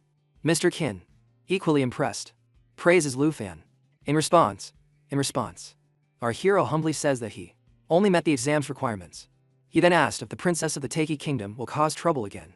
Mr. Qin assures him that by now, the master must have already received the results. When Lu Fan asks about the master, Mr. Qin suggests he focus on choosing an academy. The principals tell him that many academies will eagerly seek him out and warn him that wealthy people might approach with offers, urging him to be cautious. Meanwhile, his teacher asks him to summon the dragon in front of him as the envoy leaves. However, the principal is concerned, thinking it's reckless, as it could cause destruction in the school. Despite this, everyone celebrates Lu Fan's record-breaking achievement and congratulates him on his success in the northernmost frontier of the Dragon Kingdom within the unexplored territory. Du Jing is in his chamber when a knock on the door interrupts him, and he instructs the visitor to enter. The person apologizes for the interruption, and Marquis Du Jing immediately asks if any evidence has been found. The man confirms that the deductions from Jin Shanghai were correct. His interactions with the envoy reveal that Mr. Ruan Shangfang has been secretly colluding with the Jin family. It's also discovered that Jin Ju's studies abroad and the recruitment of dragon tamers were orchestrated by him. The Marquis of Tajin is surprised by this revelation. The man further explains that although there are diplomatic ties between the Ji and Andruan families, he has frequently assisted the Jin family. Marquis Du Jing realizes that Ruan was the one who sent the envoy to arrest Lu Fan, and he finds it absurd that Ruan has been helping the princess of the Taiki kingdom. Without hesitation, he orders the man to strip Ruan of all his powers and remove him from the high ranks of Dragon City. He instructs that the decision be executed immediately, and states that if Ruan has any objections, he can come and address them directly. He stresses the importance of closely monitoring the academy Lu Fan chooses, determined to give him the best resources. He sees great potential in having him in the Dragon Kingdom. He also plans to meet him in person when he has time, though he remains busy. Meanwhile, the princess is informed that Ruan was expelled by the Marquis of the Northern Frontier. She is surprised, but the caller assures her there is good news. However, she sees it as insignificant without Ruan, realizing it will be harder to capture the Dragon Tamer. The person tells her not to worry. They remind her that the announcement day is approaching and urge her not to waste time on Lu Fan. They also reveal that, along with Lu Fan, another Dragon Tamer has appeared in Shanghai. She sees this as an opportunity and hopes this new tamer will be more cooperative. Hongwu believes he completed 72 levels and assumes he will be the top scorer. He also expects the most prestigious academies to seek him out. He observes all the gathered principals with confidence, telling his principal that he will achieve the highest position among the schools. However, his principal replies that the results were already expected. Confused, Hongwu calls out again, but the principal simply asks if he has finished the test. He confirms that the test is over and that he has achieved a score of 89,000. The principal acknowledges his performance, praises his efforts, and suggests he rest and take care of his injuries. Hongwu is surprised by this reaction. He wonders if the principal wants him to remain humble. That's why he seems unimpressed by such a high score. Despite his confusion, he thanks him for his guidance. A week later, the results of the nightmare exam are released. Reporters gather eagerly to interview the top scorer. One invites Lu Fan to his estate and asks about the academy he plans to choose. Another reporter praises him and offers a gift if he visits Dragon City. A large crowd gathers, all trying to see him. Amidst the noise, Mr. Kin arrives and says everyone is watching because he's the top scorer of the southern province. Then, Lu Fan intervenes and urges him to come inside, as the noise outside becomes overwhelming. Inside, Mr. Kin tells Lu Fan that the cash prize for the top scorer of the southern province is $50 million, encouraging him to accept it. Additionally, he has sent rewards. The first is the skill book, Roar of the Blue Dragon King. The second is a thunder potion, and the third includes the green wind armor and fire, and lightning pouches. He says that Director Bay carefully chose all these rewards. Our hero realizes that with ease, his attributes will increase significantly. Moreover, the skill book has a unique ability that no one else has. Without hesitation, he takes the box. Presently, Chu arrives and informs him that the directors of the top 10 academies have arrived in the city. They are all invited to her house, and he should go meet them for an interview. He feels it's a bit early for such a meeting. Yes, but Mr. Kin assures him that for a genius like him, it's never too early. He says the officials saw his exam video, so they came to meet him. He also mentions that Lu Fan's top score is confidential, accessible only to high officials from Dragon City and academy directors. He further reveals that his master has already dealt with Jinju. Lu Fan is excited to meet and thank his master. But Mr. Kin tells him it's not the right time because he is not available now. Mr. Kin says that since Lu Fan saved Chu in the village, this is his way of thanking him, and he must accept it. Finally, he informs him that he will be going to Zongshan Garden and gives him a purple exit card, encouraging him to accept it. Then, Chu takes him to meet the academy representatives. Meanwhile, in the Dragon Country's forest, Jinju appears and asks about Lu Fan's level. Her guard informs her that his level is 19 and his dragon is at level 14. They can't enter. She finds it remarkable for facing a level 30 boss. With her, Chen Yanji, another dragon tamer, is ready. His dragon appears and unleashes a dragon spear strike as he levels up to 15. At the same time, Shen Qingjia reaches level 20, which pleases the princess with his progress. She turns to Chu Hongtai, calling him a failure, and says his dragon will now belong to Chen. Chen Yanji gives his thanks and assures her that with the power of his dragon spear, and the princess's spells, he can easily defeat Lu Fan. Jinju considers the situation and observes that he still has a chance. He has accumulated 110 points, which might be close to Lu Fan's score. She then orders him to kill Lu Fan and his dragon, promising to help him become the best dragon tamer of all time. She warns him not to disappoint her. Shen Qianji is thrilled with the offer and pledges his loyalty, swearing to serve as her knight for life. Jinju, thinking he is wiser than our hero, orders Chu Hongtai to investigate which academy Lu Fan applies to. She is determined to get her revenge. In the Chen family villa, Chu approaches Lu Fan, asking about his choice of academy. Though with some reluctance, she explains her father wants her to join the same institution as him so they can stay connected. He finds the idea appealing and acknowledges the importance of teamwork in academic settings, as they've already worked together. He believes it would be beneficial if they venture into the wild together. He promises it will be his priority. However, he still hasn't decided which academy to attend. She considers his good grades, but knows she must keep up the pace to not fall behind.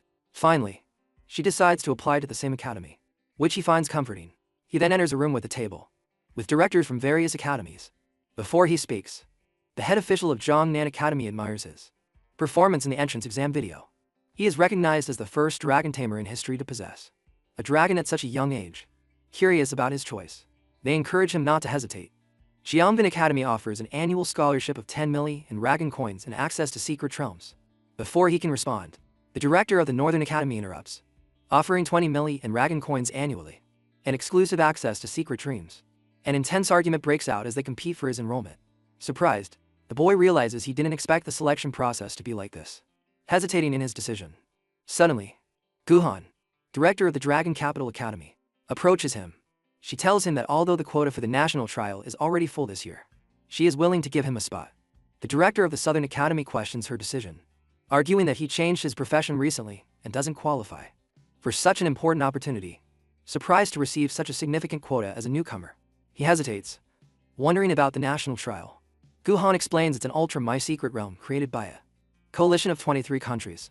Every 3 years, representatives from each nation participate in this elite challenge. Guhan adds that to maintain the realm's stability, only newcomers can participate, although experienced individuals are limited. The rewards are highly valuable. The director of the Northern Academy mentions that Lu Fan must start the next trial soon. As it is about to begin, the director of the Southern Academy is still surprised by this unusual recruitment. Guhon tells him that if he wishes to reach the top of the Dragon Capital realm, he is welcome. Lu Fan considers the benefits of the national trial, seeing the opportunity to gain rewards and rise in rank. Suddenly, he receives a treasure map. Remembering that the previous map led him to the Dragon Egg, he decides to join the Dragon Capital Academy. Professor Gu asked about the Dragon Treasure map, which confirms his decision to enroll. He then asks for help with something, to which she agrees, ensuring a smooth application process. For days later, our friend is ready to leave with his aunt, who is sad to leave the place she has called home for so long. He reassures her, saying they no longer have to worry, as they have savings and a villa, allowing them to settle wherever they want. His aunt recalls when he arrived as a child, fondly reminiscing about those early days. As they talk, Shu and Xiao Man arrive by car to pick them up. Lu Fan turns to his aunt. Curiously, he wonders if Xiao Man is also going to Dragon Capital Academy. At that moment, Xiao Man notes that Shu, whom she has known since before, is in the academy, with similar grades. She only applied to be near him. Our hero remembers his request to Professor Gu about his aunt's admission. Overwhelmed with gratitude, she expresses her thanks while recalling her old dream of attending a prestigious academy, when she aspired to become a chef. Now she has a chance to start over. She admits she didn't think he would remember her wishes. He reassures her and tells her not to cry. Shu then urges A Chanji to quickly get in the car, eager to start their new journey. They get on the plane, and Lu Fan realizes the hard work his aunt has endured and the sacrifices she has made after becoming a professional chef. He also promises to give them a better life. This marks the beginning of a new chapter as they arrive at the Dragon Capital Academy. They stand outside while his aunt looks around. Though she seems a bit anxious, she remains calm, especially when she sees rare recipes. While our hero observes the academy, he notices the princess's arrival. Her guards inform her that they have reached the capital of the Dragon Kingdom.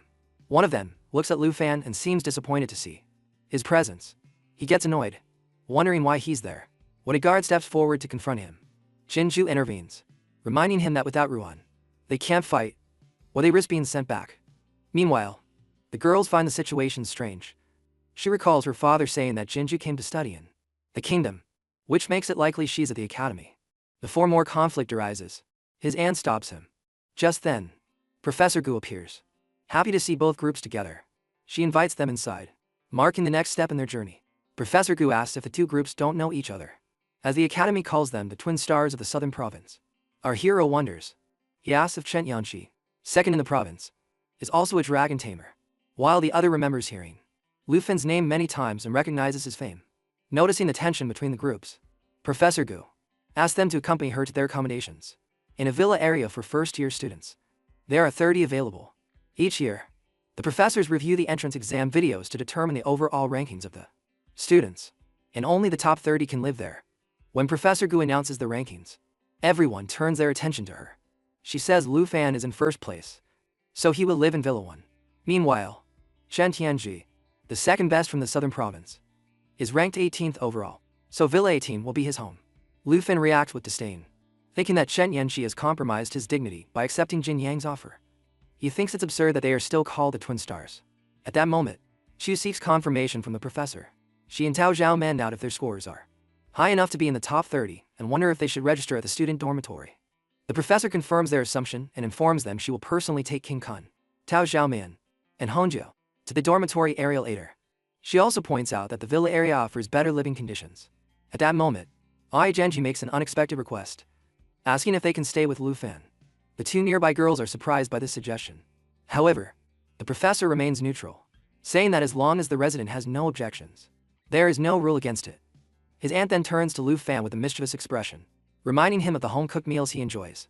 Not wanting to be left behind, Lu Fan quickly assures them he has no objections. Ah Chanji addresses the girls and confidently states that since our hero has no objections, they will all live together. She says this will help build a good relationship and improve teamwork, useful for future secret realm expeditions. Then, Lu Fan tells the girls to follow him, mentioning that the dorms are far from the villas.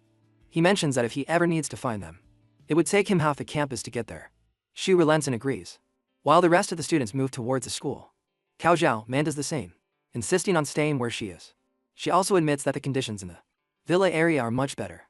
Excited, Ai Chanji celebrates, saying that now Chu will also get to taste her cooking. However, Tao Zhao Man quickly turns to Lu Fan with a warning. Although she says living together is fine, she makes it clear that he better not get any funny ideas about Shu, as she will be watching him closely. Meanwhile, our hero starts thinking about something else.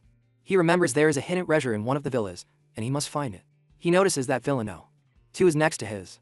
Curious, he asks Professor Gu who lives there. The professor explains that she only knows the southern part and is unfamiliar with first-year students from other areas. However, she remembers that only one girl lives in villa number 2. Deciding to find out more, Lufin tells his aunt and Professor Gu to go to his villa first. He says he will take a moment to meet his new neighbor. His aunt is understanding but doesn't miss the chance to joke, sarcastically reminding him to bring a gift. Our friend quickly assures his aunt not to think too much about the situation, explaining he just wants to see what the second-rank student is like. However, she immediately thinks that one girl is enough to make him eager to visit. She playfully adds that even though he's already sharing a place with 3 of them, he's still eager to talk to the neighbor. Feeling wrongly accused, he wonders why they misunderstand his intentions. He is then seen with a cake on his way to his neighbor's villa. Wondering if she will like his aunt's sweet treat, he considers that it would be ideal if he were invited in, especially since everyone has just moved. More importantly, he needs to secure the treasure before she discovers it. As soon as the door opens, he introduces himself, mentioning he is Lu Fan from Villa No. 1, from Shanghai City in the southern province. In a friendly tone, he offers the cake as a gift and suggests that as neighbors, they should take the opportunity to get to know each other. Accepting the cake, the girl introduces herself as Ji Jing from Yunbi province. Hearing her soft voice, he briefly notes how adorable she sounds, but finds it unexpectedly difficult to maintain a conversation with her. After a brief pause, he asks if he can come in for a moment, explaining that he feels a bit thirsty and would appreciate a glass of water. As he speaks, he notes how weak his excuse sounds, knowing his true purpose is not innocent, and silently criticizes himself for making it so obvious. To his surprise, she allows him to enter, and he quickly expresses his gratitude. The moment he steps inside, he reminds himself that he can't stay too long as securing the treasure is his top priority. As Lufin walks through the house, he glances around and notices that one room seems to be her bedroom. He also sees the bathroom, before finally entering another room. Looking around, he immediately recognizes what he was looking for. He realizes this must be the only place she hasn't entered yet and quickly spots the dragon egg. Confirming his suspicion, he says that, yes, it is the second dragon egg. Without wasting time, he returns to her and suddenly decides not to stay any longer. Casually, he announces that he is no longer thirsty and will be returning. Before leaving, he kindly tells her it was a pleasure to meet her and reminds her they will see each other again at the new student welcome ceremony the next day. After he leaves, she enters her room, thinking that our hero is a dog. That night, in his villa, he examines the dragon egg. He realizes it looks exactly like the one he found when he discovered Xiaoji's egg. As he thinks about it, he knows it's not a combat might-die dragon with over 600 spiritual attributes. It's clearly meant for support. As he continues to analyze, a sudden idea crosses his mind. Since he and Xiaoji share a dragon lineage, all effects could be doubled. Recalling the big exam, he remembers that Xiaoji received a 30% boost from the dragon's breath when she unleashed Cataclysm. Her spiritual attribute even surpassed 7. Zerith. He thinks that if he adds the Light of Jade, her attributes will increase by 60% and will be approximately 12. Zerith. Lufin tells the dragon a very important decision must be made. That is, choosing a name. He suggests Xiaofei, and the dragon agrees, saying it sounds nice. He then decides that from now on, the dragon will be Xiaoji's younger sister. The dragon roars loudly, and he quickly asks them to stop, warning they might wake everyone up. On the day of the new student enrollment ceremony, our hero mentions that the life and combat professions don't attend together. She nods and adds that his sister must go to another place for hers. Suddenly, he remembers something and curiously asks why her room was so noisy last night. As he starts to explore his room, a group of nearby boys gets distracted by the sight of two beautiful girls, a priestess and a swordsman. They whisper about their appearance, saying they are on the level of campus belles. Shu, intrigued by the conversation, commands that entering the secret realm with such beauties would make even dying worthwhile. He jokingly adds that if he could date one of them, it would be a dream come true. However, Tao Zhao Man interrupts him, telling him not to be ridiculous, reminding him there is a boy with them. Although Chu insists that since there are two girls, they can't both be his girlfriends. Changing the subject, Chu says he asked Professor Gu about the seating, learning that hidden professions must sit in the front row. Tao Zhaoman sighs and comments that if she can't go, she can't go. After being with him, she will go to the back row. As everyone enters, Hongwu sees Lu Fan and stops, feeling he has seen him before. After a moment, he remembers and comments that Lu Fan is the noisy martial artist from the entrance exam. The director turns to him and asks if he truly believes he was the top scorer. He then suggests he check the rankings and compare his score with Lu Fan's. Hearing this, he feels irritated, considering that Lu Fan has humiliated him in front of the respected director. Now that he sees him again, he is filled with frustration. Simultaneously, Tao Zhaoman questions the reason for grouping all the hidden professions. She begins to realize this arrangement means our young man will spend time with Shu daily. As Lu Fan looks around, he notices Zhen Ying and greets her. Shu, surprised, immediately asks if they know each other. Lu Fan casually replies, saying more or less, as she is his neighbor from Villano, too. Hearing this, she feels she understands and realizes that Jian Jing is the one who ranks second overall, a girl who is both beautiful and strong. Meanwhile, some nearby boys chat excitedly, saying that coming to Dragon Capital Academy is great. They then point to Lu Fan, commenting that he is surrounded by beautiful girls. One asks what that means, adding that although there are many beauties around, it has nothing to do with him. Suddenly, a voice interrupts, ordering silence. The speaker introduces himself as Zhao Shenming, the vice director of the Dragon Capital Academy and a professor in the Combat Academy's magic department. Without wasting time, he welcomes the new students on behalf of the academy. He says he doesn't like unnecessary formalities or empty words. He informs them that their teachers will distribute the ID cards, explain some school rules, and mention the requirements. It is mentioned that the card will serve as a multi-purpose credential in the academy. Shen Ming continues explaining that the ID card will also store personal points, which are the universal currency of the academy. He adds that students will need these points to enter the academy's secret realms, buy weapons, potions, and other essential items. He also says that the initial points each student receives depend on their entrance exam scores. Hearing this, a student worries, pointing out that the difficulty of entrance exams varies between provinces. He argues that it's easier to get high scores in provinces with lower difficulty, which seems unfair. The director calmly reassures him, stating that the academy has already taken this into account. He explains that the entrance exam scores are adjusted with a difficulty coefficient based on the different difficulty levels of the tests in each province. He explains that the harder the test, the lower the coefficient for calculating the final points. For example, he mentions that this year's test in the southern province was the most difficult, so their scores will be divided by the lowest coefficient of 96. Reviewing his points, Lu Fan notes that this amount is all the money he now has at the Dragon Capital Academy. Meanwhile, the director addresses the students, explaining that these points are only temporary. He announces that a freshman assignment will determine their points again. He then reveals that the top 30 in this assignment will qualify for the Azure class, which brings many special privileges. He lists some benefits, such as access to closed secret realms, the ability to exchange special skills and equipment, and the right to move into the villa area. Hearing this, Lu Fan responds with curiosity, admitting he had never heard of the Azure class before enrolling.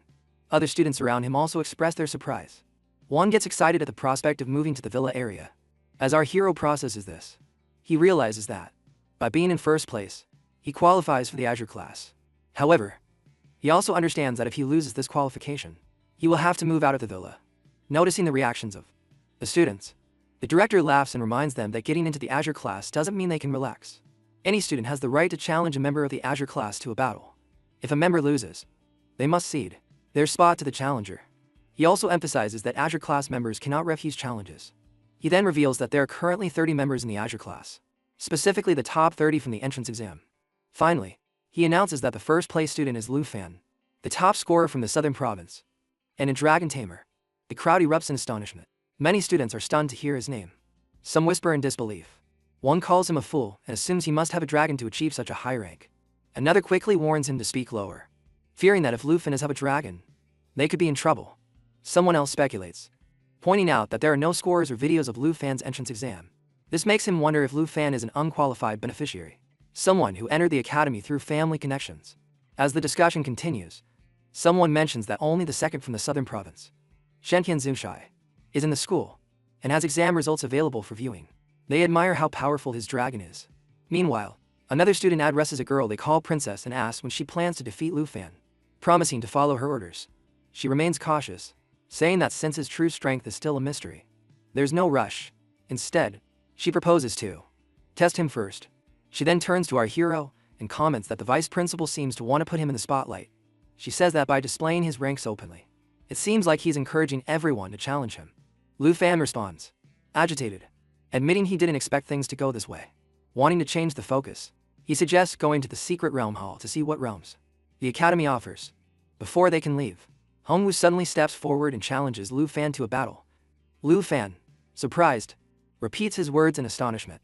Hongwoo confirms his challenge, reminding him that, according to the vice principal's announcement, Azure class members cannot refuse. As he prepares for the fight, Hongwoo reflects on the disappearance of the entrance exam results and videos of Lu Fan.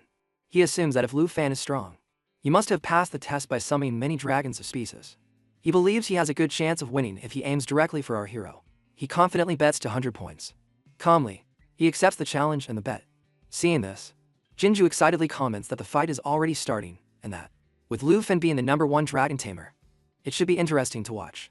She also notes that the skills of a dragon tamer seem similar to those of a summoning mage.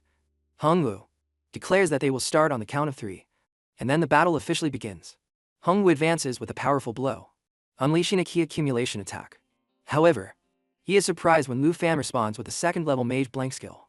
Lu Fan recalls hearing about the offensive and defensive skills of Kai Masters. He knows they can also fight in close combat, testing his opponent's strength. He wonders if that was all his power. In response, Hongwoo, on the verge of exhaustion, launches a devastating rising Kai wave with the aim of completely suppressing him. His strategy focuses on preventing Lu Fan from summoning his pet dragon, while closely observing his skills. Despite this, our hero quickly breaks through his seemingly unbreakable defense. Without warning, he closes the distance and delivers a powerful blow. Blood spews from Hongwoo's mouth as he collapses to the ground. A single kick makes him realize the overwhelming strength of an Azure-class warrior. The spectators are astonished to see that our hero defeated a Kai Master without summoning his dragons. Anticipation builds as they wait for him to reveal his dragon. Meanwhile, the defeated opponent, injured and bleeding, struggles to understand his loss. Lu Fan comments on his lack of skill, pointing out that he fell without much effort, coughing from the impact. Hongwoo can't respond. Observing the fight, Jinju turns to her guard and asks if he has analyzed Lu Fan's combat skills. Her dragon tamer confirms that Lu Fan's victory was due to his own strength, as he didn't summon his dragon. Still, he's 70% sure that the princess's buffs enhanced his abilities. Looking at his opponent, Lu Fan reminds him of their bet. Since the match is decided, he gladly claims the 200 points. When Hongwoo checks Lu Fan's points, he is astonished to see he has 13,739 points.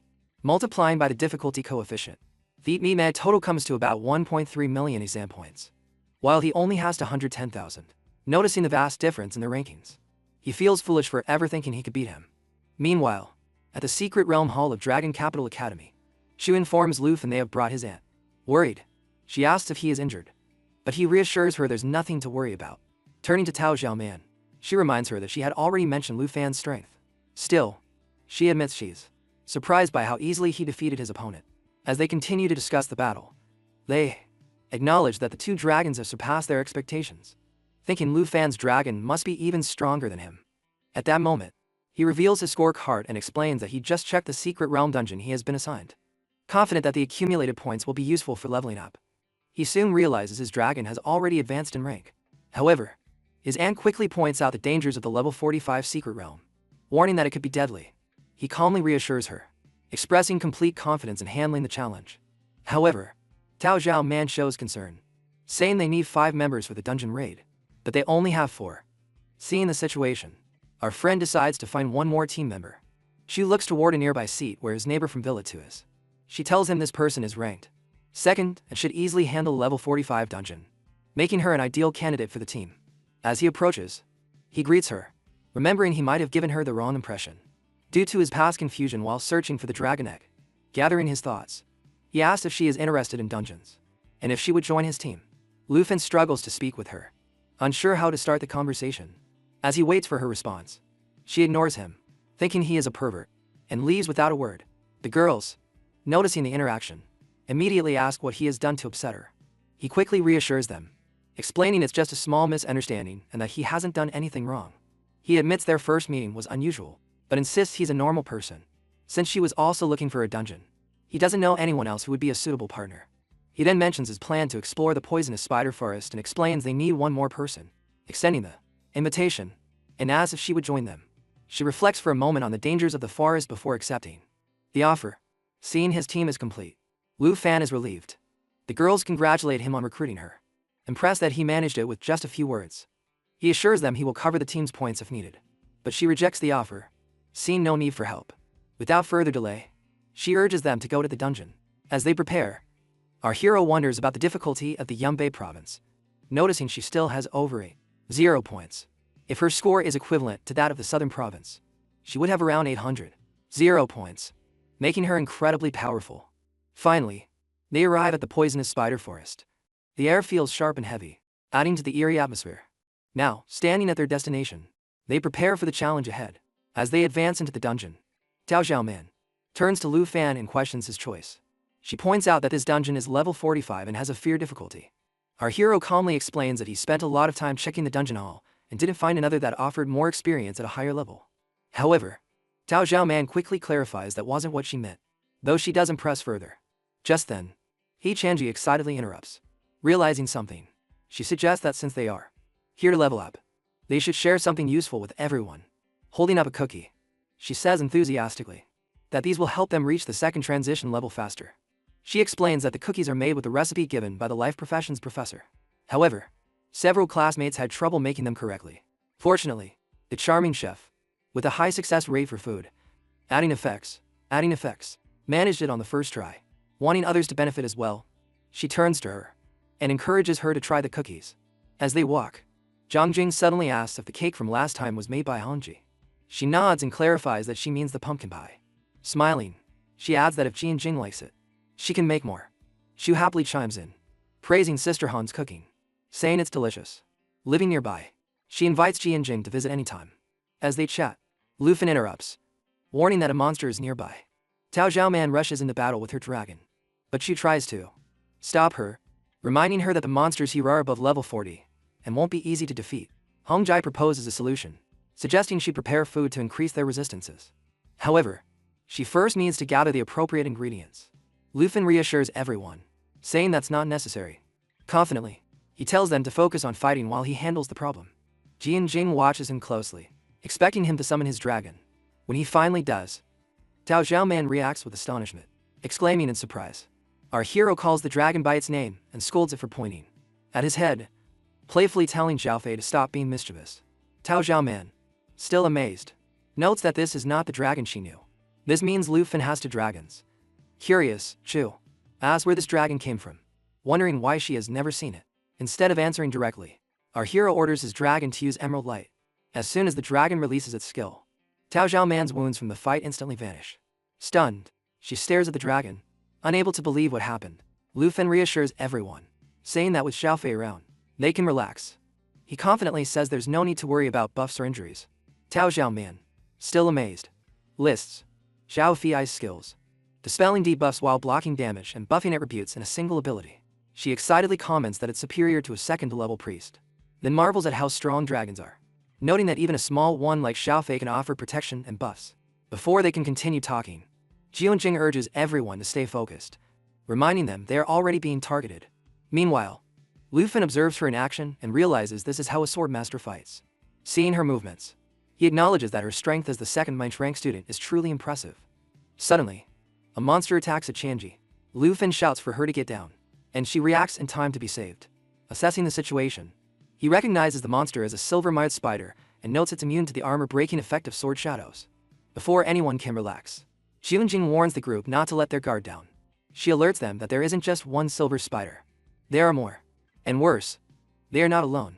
Black web hunters have also emerged, further complicating the battle. Then, our friend observes the firearms of Jing and says they seem to be class exclusive and not ordinary. She nods and explains that a master of the sword school forges their own weapons, and each one levels up with them from level 1. However, she quickly reminds him that this is not the time for introductions. As Luffy processes this, he notes that her class is similar to a dragon master's. While he enhances his dragon, she enhances her weapons. At that instant, Xiaofei lets out a loud shriek. Luffy asks her to use emerald light. Jing feels the boost and notes that her attributes have increased by 30%. Gratefully, she thanks Luffy. Meanwhile, he analyzes her fighting style, observing the strengths of her 3 swords: Blood Breaker for agile penetration, Cold Water Sword for crowd control, and another for blocking and dealing high damage. Seeing their collaboration, he recognizes that the master of swords class is versatile and close range. He turns to Xiaoman and tells her to focus on protecting Sister Han. Luffy, on alert, remembers there are still many silver spiders. He assures them he will watch them while urging them to hurry and locate the black web hunter.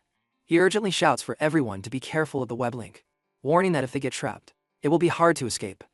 Jianxing quickly moves forward to fight, but he stops her. Noticing she is already injured, he warns her not to go to deep alone. Without hesitation, he orders his dragon to rush and heal her before pursuing her himself. Meanwhile, Tao Xiaoman assures that with Emerald Light, they can handle things on their side. Hearing this, Lu Fen agrees and trusts his aunt. He then casts Emerald Light again before moving forward quickly. Zhen Yang, determined, insists she can defeat the enemy alone.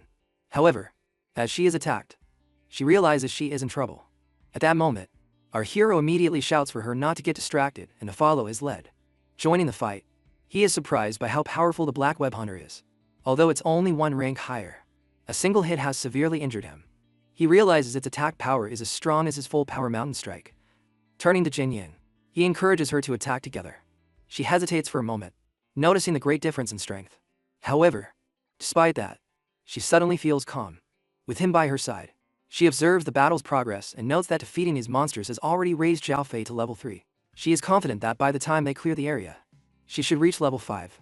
Jianxing, reflecting on the day, mentions that it's rare for her to be seen as weak and offered help. At that instant, Chu calls their names and announces that the silver and armored spiders have been eliminated. Turning to Lu Fan, Jianxing acknowledges his strength. However, he firmly replies that no matter how strong someone is, they should never let their teammates fight alone. He then asks him why he doesn't use Emerald Light on himself. Lu Fan replies that he doesn't need it. Curiously, Tao Xiaomin asks if his dragon has the ability to heal. In response, Zhao Fei heals Chu, who immediately feels a surge of energy. Astonished, she exclaims that she feels completely refreshed, as if she could fight again. Seeing this, Cao Xiaoman laughs and jokes that he can't fight. That Lu Fan's head is glowing green. In a playful and sarcastic tone, Lu Fan tells Zhao Fei not to heal the sister anymore. Meanwhile, Jianing silently reflects on the experience, realizing that having teammates is not so bad. Then, Lu Fan points out that they have reached the end of the map. He wonders if they have finally reached their destination. However, Tao Xiamen looks ahead and notices a large, open area. She wonders why there is still so much space left. As they continue forward, they suddenly see something in front of them. Tao Xiaoman, surprised, asks what it is. Before anyone can answer, they realize they are at the Secret Realm's boss lair. Atop the hill, a group discusses that absorb, regenerate, and massive fury are key to controlling the other spiders. Understanding the situation, they conclude that eliminating the small spiders first is essential before facing the main threat. Chu advises our heroes not to look down, as it might not be suitable for someone outside of a combat class. She says those in combat class must learn to handle such sights. But the Anne insists that since they are protecting her, she must look down and help. As soon as she does, nausea overcomes her, and she starts to vomit. Zhang Jing quickly refocuses the group and says that they must eliminate the small creatures first to reach the main spider. She recalls another team's strategy where ranged fighters attract the creatures while the rest eliminate them. However, she calculates that following this method would take nearly 4 days. Worried about the time, his aunt mentions their food might not last that long and jokes if they are willing to eat roasted spiders. Shu immediately reacts with disgust. Before the discussion can continue, our hero confidently assures them that there's no need to copy other teams' strategies. Curious, the boss cool about becoming the threatened deal. The group asks if he has a better plan. At that instant, they see him, ready to summon his dragon. Noticing his intentions, Jian Jing watches expectantly as Lu Fan calls for Zhao Ji, asking her to take on the form of a destruction dragon. Zhao Man recognizes the creature as his fire dragon, while Jian Jing, witnessing the dragon for the first time, finds its presence overwhelming when Zhao Ji appears. Lu Fan orders her to take care of the smaller spiders. Without hesitation, she unleashes the first cataclysm, igniting the entire area below her as she flies above, causing massive destruction. The group is stunned as they watch the immense power of the dragon. They had expected strength, but what they witness feels almost legendary. Even Shen Jing, who has seen many powerful dragons, finds Zhao Ji's destructive force incomparable. Lu Fan guides Xiao Fei to buff while prompting the dragon to roar. Xiao Fei responds by releasing an emerald light that activates the dragon's boost, increasing attributes by 30% and making the black dragons visible. Lu Fan looks at Zhao Man and Shu, asking if they can hold the line, and both nod, assuring him they will protect Han. With their positions secured, he tells Jian Yin it's time to face the mother spider. Moving to the left, Lu Fan calls his dragon to his side. The dragon appears and unleashes Cataclysm. For a second time, engulfing the battlefield in flames. In the midst of the chaos, the Jade Dragon levels up to level 4. Without hesitation, Lu Fan orders another Cataclysm as he strikes for the 3rd time. Jian Jing, witnessing the relentless assault, is amazed by the sheer intensity of 3 consecutive attacks. Near the dragon, she feels the scorching heat of its flames. Worried about the others, he quickly checks Chu's status. She tells him they are handling it well and urges him to focus on attacking the spider boss. Reassured by her words, Lufin and Zhang Ying advance, ready to face the massive spider in battle. The giant spider spews poison, trapping a girl in jade light. Seeing this, Lufin instructs Xiaofei to dispel the light. Regaining focus, they see a large web made by the spider. Noticing the danger, Lufin warns the group that anyone caught will be immobilized in 6 seconds. Without hesitation, he orders his dragon to unleash, burning everything in its path. The dragon spreads its wings, releasing waves of fire that engulf everything in their path, causing immense damage. Seeing the attack, Jilin Ying quickly recognizes the monster's resistance and powerful abilities. She understands that its disaster-inducing powers could destroy entire cities.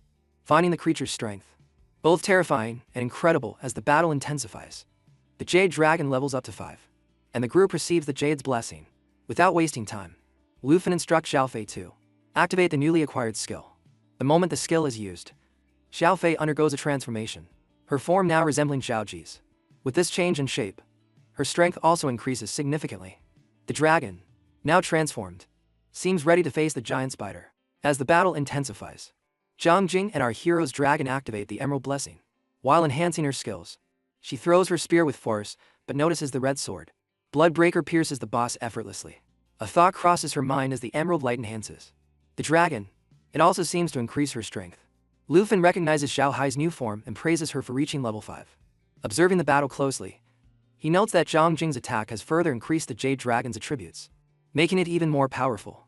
A new strategy forms in his mind, and he decides to apply the same buff to Xiaoji. He tells Xiaofei to use the Emerald Blessing on Xiaoji, combining the dragon's attributes. With their combined strength now significantly amplified, our hero estimates their next attack will surpass 10,000 damage points. Seizing the opportunity, he calls for Jin Ying and Xiaofei for a final assault. Without hesitation, they launch towards the mountain spider, soaring into the air. Our hero grips his spear tightly as he prepares to strike. The time has come to unleash the Dragon Fang strike to end the battle. With the Emerald Blessing, the Black Dragon reaches level 18 and the Jade Dragon to level 6.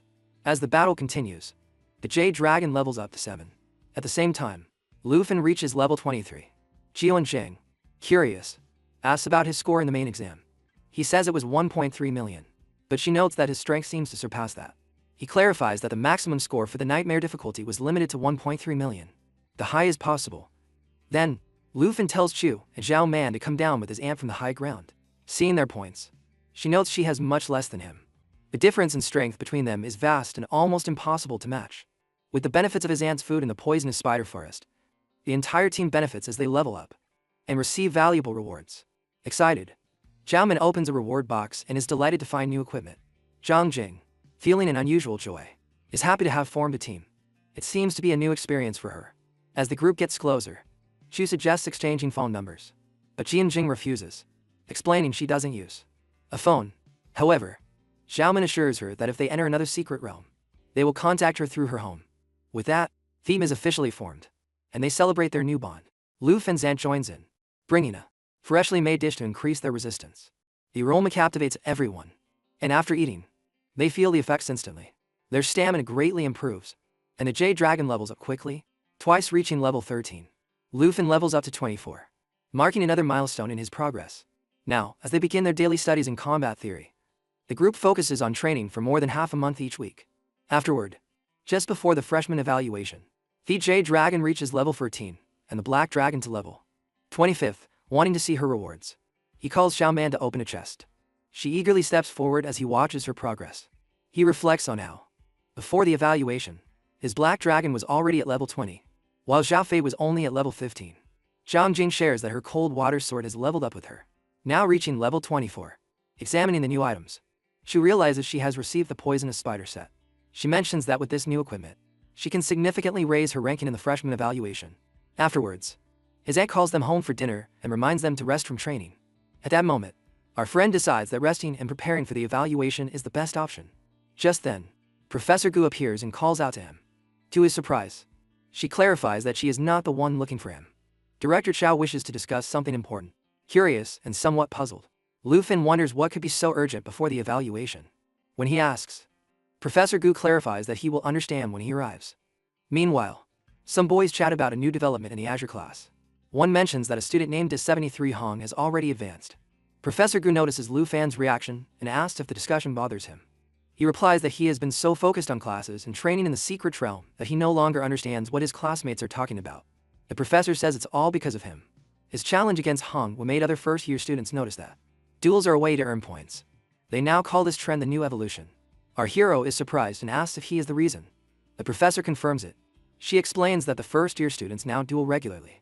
The winners get more points, while the losers struggle even to afford food in the cafeteria. Lu Fan then asks about the 73 Hong he heard about earlier.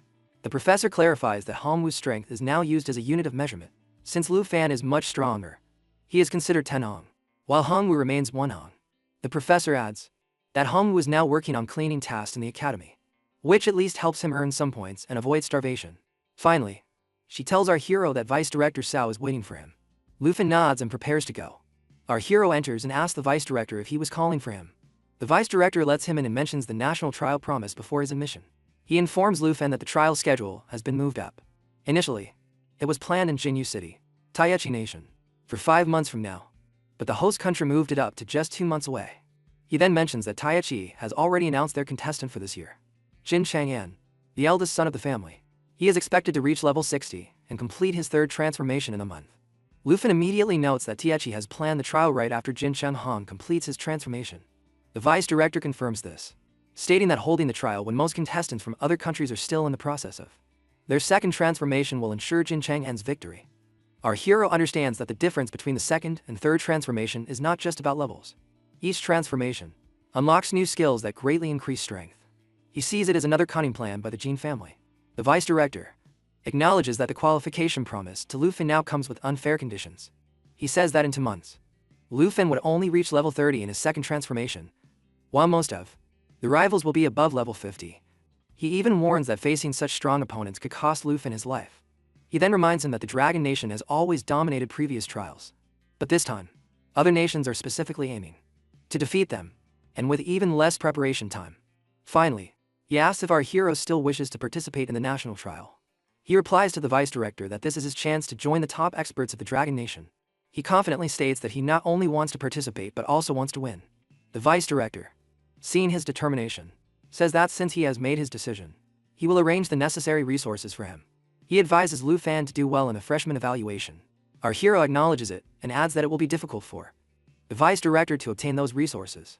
The next day, at the freshman evaluation conference, the director gives a brief speech. He asks them to follow the rules and announces this year's formatted team arena battle. He explains the rewards. The first place will win 5,000 points per person. The second will receive 3,000, and the third will get 2,000. As the students discuss the announcement, one complains about the team format and decides to give up. Another laughs and reminds him that he should have joined him, promising to carry him in the battle.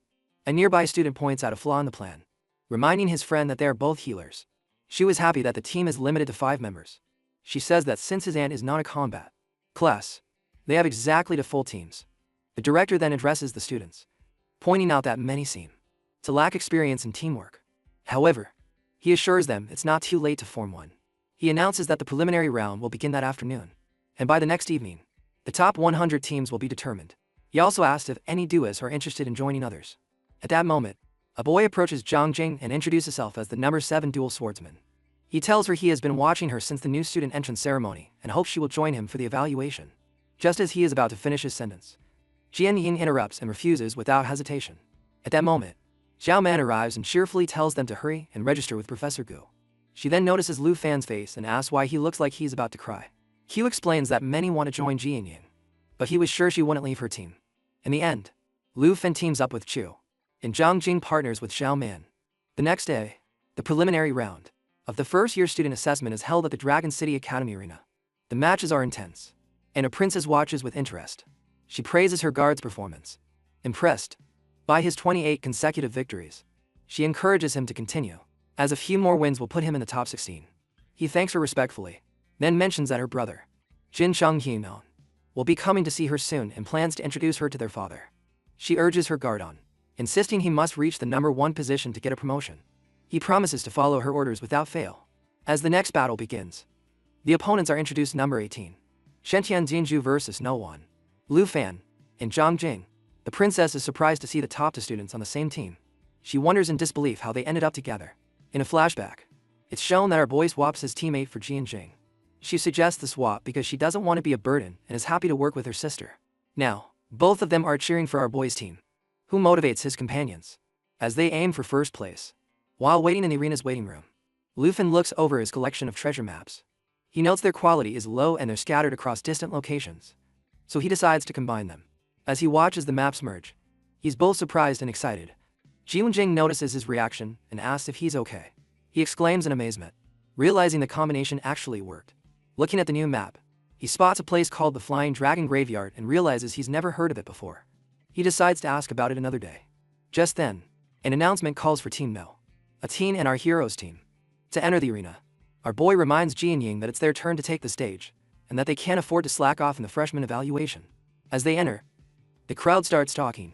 Some students confidently state that with number 1, Lu Fan, and number 2, Ji Lianjing, on the same team, victory is almost guaranteed.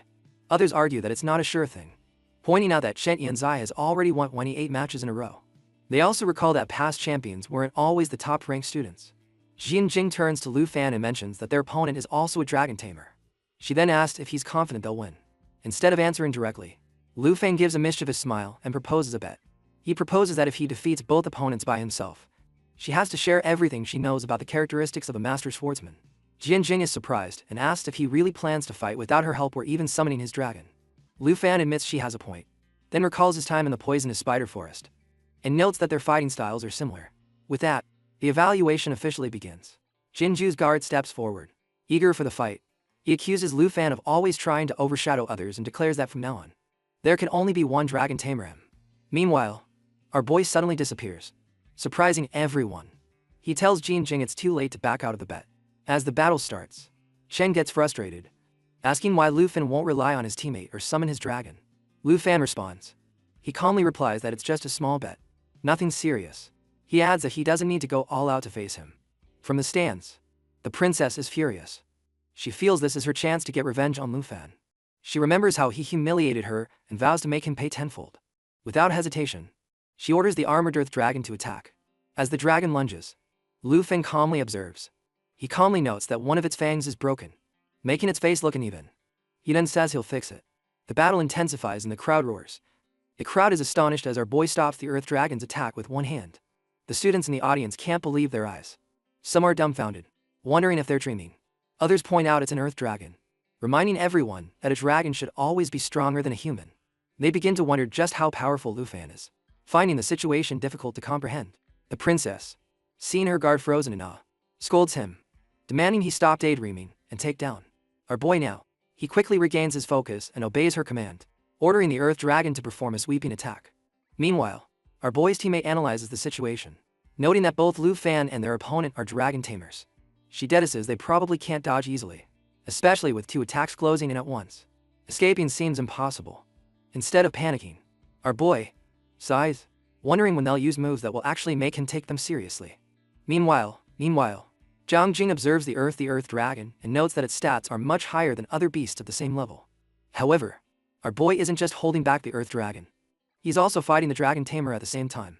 Frustrated by Lu Fan's dominance, the guard angrily yells at his opponent to back off, calling him trash. The princess, from the stands, criticizes her guard. She notes that Lu Fan hasn't even summoned his black dragon, nor has he let his teammate help. And yet the guard is already struggling with so many people watching. She warns him that if he continues to perform poorly, she won't be able to recommend him to her brother. She mocks him, asking if he still thinks he can go to the Tietchi kingdom and become the strongest dragon tamer. She tells him to stop dreaming. Meanwhile, our boy observes the dragon's movements and notices something strange. He begins to suspect Jinju is using a special ability, one that transforms her follower into a monster.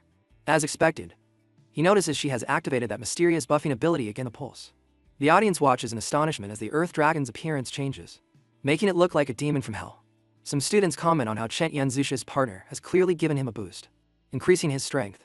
They also note that she seems to be an exchange student from the Tietchi nation, where such abilities are rare. Others wonder excitedly if Lu Fan will summon his dragon, anticipating an intense dragon battle to begin. Jianjing rushes to help, but he quickly stops her, assuring her that he can handle the fight alone. He reminds her of their bet, insisting she stay back, She hesitates, almost protesting. Before she can say anything, the dragon attacks.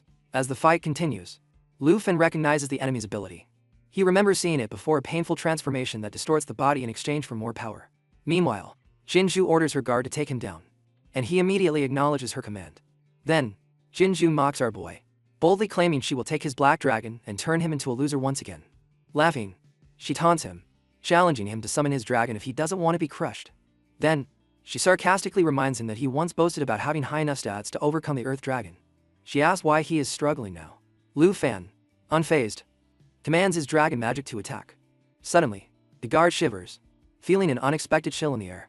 The temperature drops drastically. He realizes it must be Lu Fan's dragon magic. He finds it far more intimidating than Chen Yan's dragon, but quickly convinces himself that something isn't right. He suspects it's an illusion, a magic trick rather than a real dragon. He now understands that our boy can use both physical and magical attacks. Lu Fen turns to Jinju and admits his attacks are indeed magical. Her strange magic has boosted the Earth Dragon's stats beyond his own. He smirks and asks if she thinks higher stats are all that matter. Then, he boldly declares that she doesn't deserve to take his black dragon. Hearing this, Chen grows fearful and warns her to be careful. Without hesitation, he orders the armored Earth Dragon to attack again. As Chen launches his attack, our boy notes his unwavering loyalty. Seeing this, he decides to counter with full force, ordering his dragon magic concurrence. He then unleashes the roar of the Blue Dragon King. The audience erupts in disbelief. They can't believe our boy has activated another new magic skill. One student exclaims that this isn't ordinary magic, but a rare and powerful form of dragon magic. Others marvel at his strategy. First, he withstood the dragon's physical attacks. Then he overwhelmed it with magic, all without even summoning his own dragon. Another student confidently predicts that Shen Yanzai's winning streak is about to end. Chen, overwhelmed, struggles to understand how there can be such a huge gap between them when they are both dragon tamers. He asks why Lu Fan is so much stronger. Then, our boy brings up something that's been bothering him since the start of the battle. Why hasn't Chen used any skill other than Dragon Spear Strike? Hearing this, the princess grows impatient and furiously orders her guard to keep the Earth Dragon fighting. Meanwhile, our boy explains that Dragon Spear Strike and Dragon Fang Strike might seem different because they use different weapons, but they are fundamentally the same skill. He then asks why the guard hasn't used Dragon Claw or Dragon Breath. At that moment, Shen freezes, realizing those are his original skills. Could it be that he never unlocked them? The princess, furious at his hesitation, insults him, comparing him to Kuiyang. However, our boy calmly states that Shen's contract with the Earth Dragon must not have unlocked all of its skills. He says Chen hasn't used them because he doesn't possess them. Then, our boy suggests he surrender, making it clear he has no chance of winning. Chen, frustrated, loses his composure. Our boy suggests a truce and advises him to leave the princess's servitude to save his dignity. However, Chen, still enraged, cuts him off. He accuses our boy of blocking his path to becoming the strongest dragon tamer, and of daring to lecture him on self-respect. Turning to the princess, he says he will fulfill his promise. He begs her for another buff, willing to risk everything to make Lu Fen pay for offending her. The princess laughs and agrees, telling him this is his last chance. He acknowledges her order, determined to carry it out. Lu Fen, observing the scene, wonders why the guard would swear loyalty to someone like Jinju, especially knowing her true nature. Shen explains that without the princess, he would be nothing. To gain status and repay her kindness, he is willing to do anything. Jinju, satisfied with his loyalty, orders him to kill Lu Fan without hesitation. The guard charges forward, attacking with the Dragon Spear Strike. Our boy, unfazed, repeats that instead of hating him, he only feels pity and sadness. The battle rages on, and Lu Fan finally counters with the Dragon Fang Strike. As they reach a climax, Chen, aware of his defeat, apologizes to the princess. The princess threatens our boy with her brother, but it has no effect on him as he slaps her hard across the face. She can't believe he would dare to touch a seemingly delicate girl. Lu Fan remains calm and says he doesn't know if her brother can even fight back. Meanwhile, the audience wonders how she can be so haughty towards Chen Yanzai, who had been winning match after match.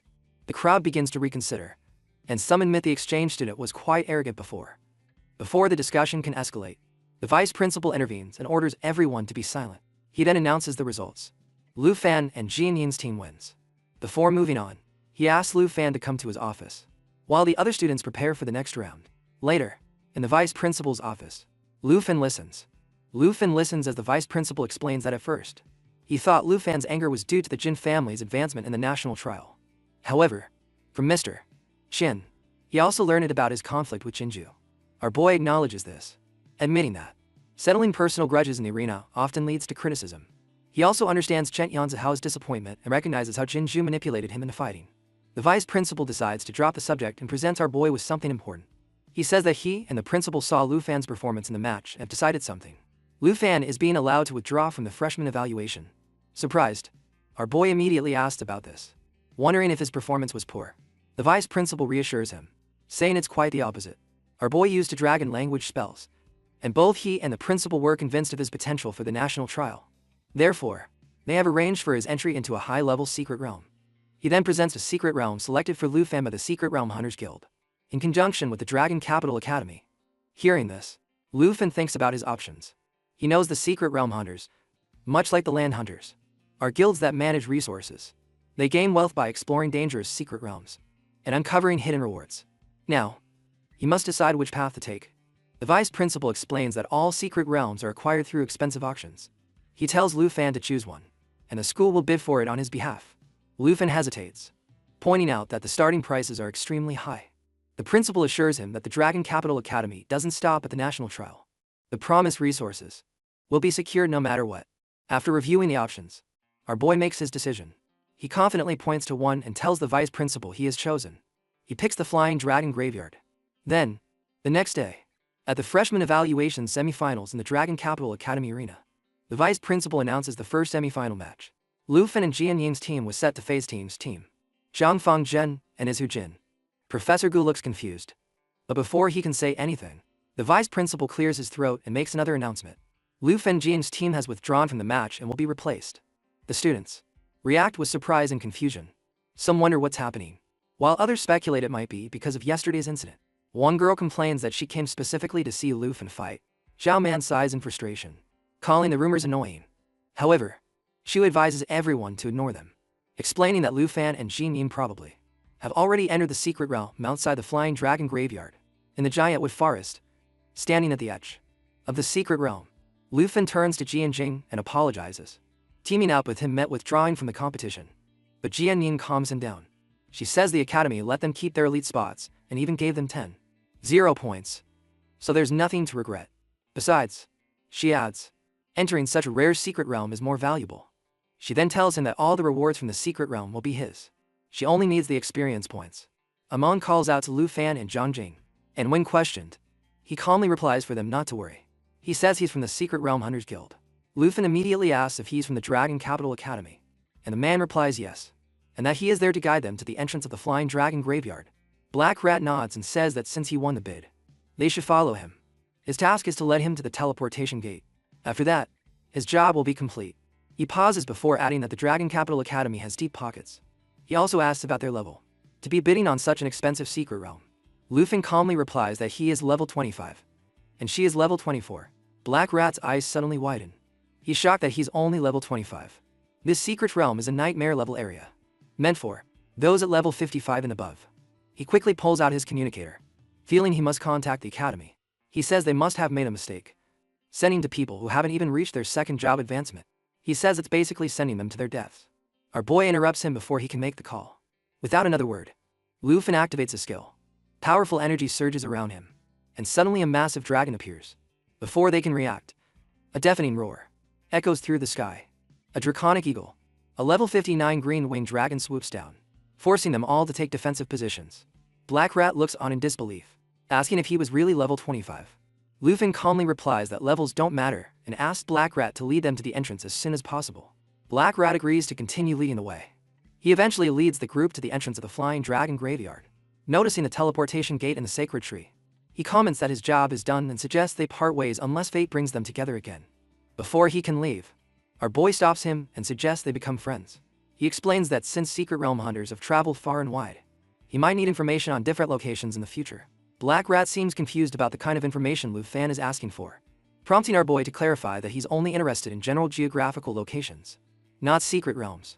Realizing this doesn't violate any guild rules, Black Rat offers to sell location details for 100 dragon coins each, calling it a friendly price. Lu Fan agrees immediately, surprising Black Rat, who wonders if everyone at Longdu Academy is this wealthy. Soon, they reach their destination. Jian Yin, impatient, reminds them they need to move forward. Lufin observes the large tree and assumes it's the sacred flying dragonry that Black Rat mentioned. He believes the treasure map's location is at the very top. Suddenly, he hears a rumbling sound and alerts our boy to an earthquake. However, he soon realizes it's a horde of flying dragons approaching. Jian-Jing immediately readies herself for battle, and the fight begins. During the clash, Jian-Jing spots a broadsword nearby. She calls out for it, even though it's not visible. She's worried she won't make it in time to grab it. Meanwhile, Lufin unleashes his Dragon Fang strike and asks her to take his hand, warning her that their goal isn't down there. She sighs, noting that he saved her again. Just then, another putrid corpse dragon appears. Before he can say more, she sees a dragon heading straight for Xiaoji and urgently shouts its name. Lufin calms Jian-Jing down, saying that Xiaoyi will be fine, and asks her to press on while he handles the situation. However, she hesitates, warning him that the frenzied bone dragon is a very dangerous species. Ignoring the warning, our boy shouts for his dragon to switch to its destructive form. Seeing this, Jian-Jing realizes that Xiaoji has another form, which explains why our boy is so confident in its abilities. Meanwhile, the dragon calls out to Xiao Fei and asks for Emerald's blessings, letting out a loud roar as the battle intensifies. Lufin encourages Xiaoji to work with him. Suddenly, a bone storm unleashes a whirlwind of sharp bones across the battlefield. The storm deals continuous damage as the enemy's health drops. Despite this powerful attack, Lufin sees the dragon is still alive and readies himself for another strike. At that moment, he notices Jian-Jing descending and asks why she's there.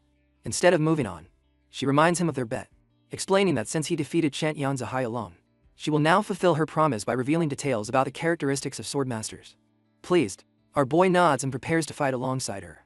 Jian-Jing explains that sword masters gain new weapon every 5 levels and introduces her trump card, the Calamity Sith. She reveals its special ability, Sinful Burst, which allows her to switch between fire and darkness at reboots. Furthermore, each kill permanently raises the Sith's attack power by 0.1% by activating Sinful Burst.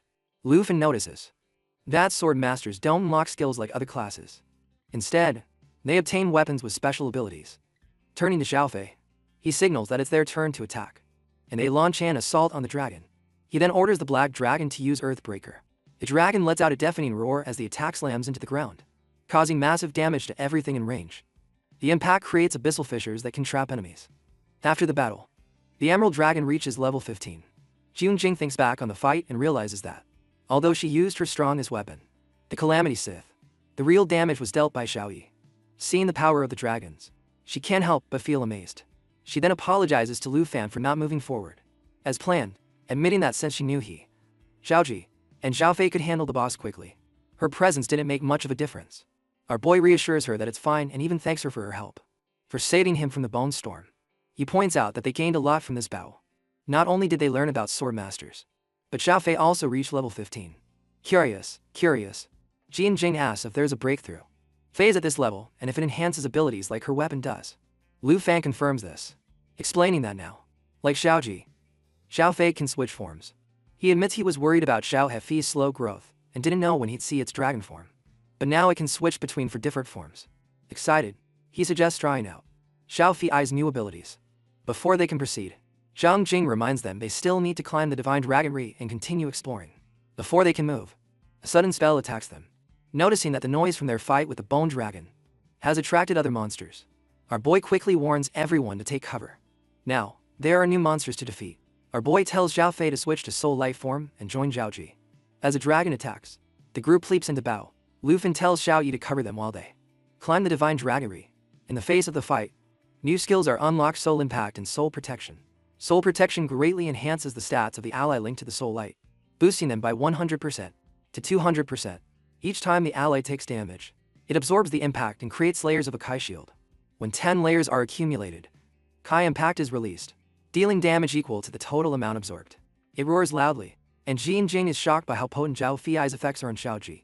Lu Fan nods, pointing out that Xiao Fei's skills are even more effective on dragons. He quickly calculates that with Xiaoji's destruction form, soul protection, and lineage traits from Xiao Fei, its strength now reaches 26. Zerith, determined to help it surpass 30,000. He realizes he must climb the tree faster and activate Dragon's inspiration. He then tells Xiaoji not to counter minus attack, but to keep moving forward while Xiao Fei absorbs the damage. When enough damage is accumulated, he orders Xiao Fei to release the Kai strike, unleashing all the stored damage in a massive counter that affects a wide area. Seeing the ability, Zhang Jing is amazed and asked if it's from Zhaofei. Lu Fang confirms, explaining that soul protection not only keeps Xiaoji safe, but also allows it to return twice the damage. Watching the dragon fight, Jian Jing thinks that leveling up dragon pets was like upgrading her weapon. But now she sees, that's a completely different system. Even with her strongest weapon, the Calamity Sith, she feels she can't match Lu Fan. Meanwhile, our boy spots the boss up ahead and says they're almost there. As they get closer, he identifies it as the Steel Dragon.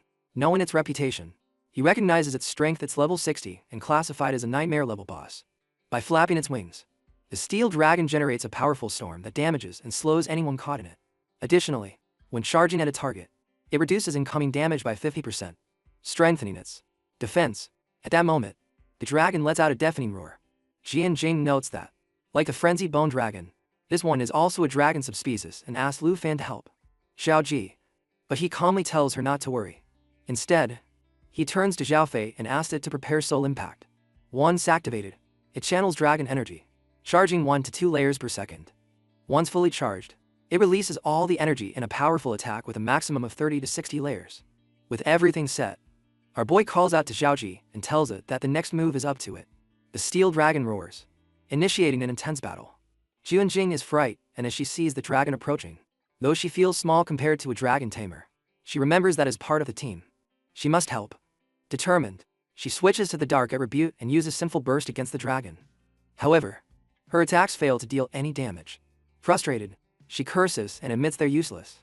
Lu Fan reassures her, saying it's okay and that he understands her desire to help. He warns her to be careful before calling on Zhaofei to join him.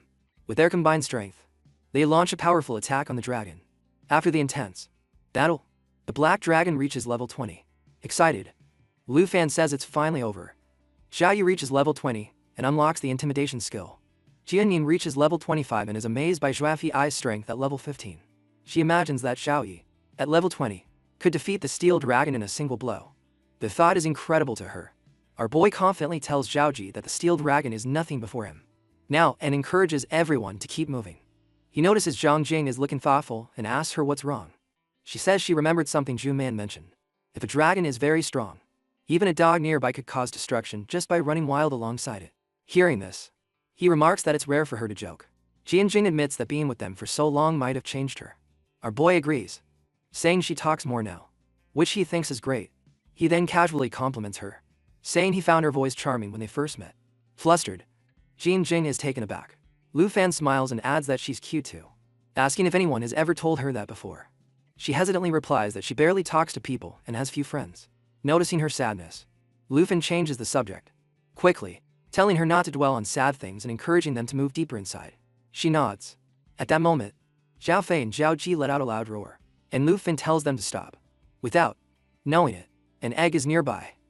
And after defeating the Steel Dragon, Jian Yin happily notes that she reached level 25. Our boy then asks if that means she unlocked new weapons, which she confirms is true, and introduces Myriad Blossoms. This weapon has agility-based attributes. She admits its effects are very impressive, but since it's currently at level 1, its power is low. Lu Fan calms her, saying that while it may seem weak now, it will be a different story once it reaches level 25. However, Jun Yin worries silently, wondering if even after upgrading all her swords to level 25, she can help the team in battle. Could her damage compare to a single hit from Zhaoji? The pressure of being on Lu Fan's team weighs on her, as she's constantly compared to him. She then says that if anyone else had told her that her sword would become strong, she would have believed them. Our boy teases her, asking if that means she doesn't believe him. He then confidently assures her that, when Myriad Blossoms is fully upgraded, she will have few worthy rivals in the Dragon Academy. Deciding to move on, Zhang Jing hurries them along, as Xiao Ji is already quite far ahead. As they proceed, Lu Fan suddenly stops, noticing something unusual. He wonders if the ruins in front of them were once an adventurer's camp. Jian Jing observes and, seeing ancient corpses, concludes they are not from ancient times. She concludes the people here have been dead for a long time. Our boy examines the surroundings and notes that all the fallen adventurers were combatants who seem to have fought at different times. This makes him suspect that there might be monsters lurking nearby. Jian Jing agrees, suggesting it's highly likely the area is occupied by monsters and warns him to stay alert. She then asks if he's implying this is a trap. Before he can answer, a powerful bronze dragon suddenly appears. It's level 6 Dinsing. At the same time, a 3-headed elemental dragon emerges. His fears confirmed, Lu Fan realizes the danger. Facing the boss-level dragons at once is no small challenge. Jing notes that the two dragons are working together, which means they had been ambushing them in this camp. She notes that the bronze dragon is reinforcing the three-headed dragon with its armor, increasing its defense. She realizes Zhaoji's attacks won't be effective, and insists they must defeat the bronze dragon first. Our boy remains calm and tells her not to worry. He has a plan. He asks her to summon myriad blossoms and wait for it to level up. Confused, she hesitates. But before she can question him further, he gives new orders. He shouts for Xiao Fei to switch to Soul Life form and prepare to unleash Soul Impact on him. Meanwhile, Ma Zhao gets ready to switch into Destruction form, setting the stage for their counterattack. The three-headed dragon roars and casts triple magic with each head, releasing a mixture of fire and ice. The devastating attack deals massive area damage, ranging from 200% to 300%. Despite the attack's immense power, Lu Fen remains focused as Soul Impact charges, then orders an attack. He orders the dragon to use its new intimidation skill. As soon as it activates, a potent force spreads across the battlefield. Jian Yang, shocked by its strength, clutches her head, overwhelmed by the intense voices in her mind. She struggles to stay on her feet and groans in pain. Lu Feng quickly reassures her, telling her to hang on. It will be over soon. With the battle reaching its climax, he takes advantage of the chaos and continues to attack. Finally, after a fierce struggle, the bronze dragon's armor shatters. Seeing his chance, Lu Fan shouts that it's the perfect time for Zhaoji to attack the dragon. It lets out a ferocious roar. As the battle rages on, our boy quickly warns Jian Jing to be careful, noticing that Xiao Yi is getting carried away again. With the fight at its peak, the black dragon levels up to 21. Lu Fen praises their teamwork, but reminds them they must stay focused. He warns them not to be reckless like Xiaoji. Shortly after, he reaches level 28, and the emerald dragon hits 17. Meanwhile, Zheng Ying reflects on the battle, feeling disappointed. She realizes she wasn't able to contribute much and begins to doubt her worth. Being alongside Lu Fan, a true genius, only makes her feel more useless. Our boy assesses the situation and says the dragon's three heads must be defeated to prevent it from reviving. He decides to let Xiao Yi finish the job while the others rest at the camp. Jian Ying nods. She finds Lu Fan and hands him some food. She tells him that Sister Han made it and suggests they eat before continuing. But as she looks around, she realizes she can't find him. This only adds to her worries. She assumes that Lu Fan sees her as nothing but a burden. On the other hand, Lu Fan is already heading toward the treasure map's location.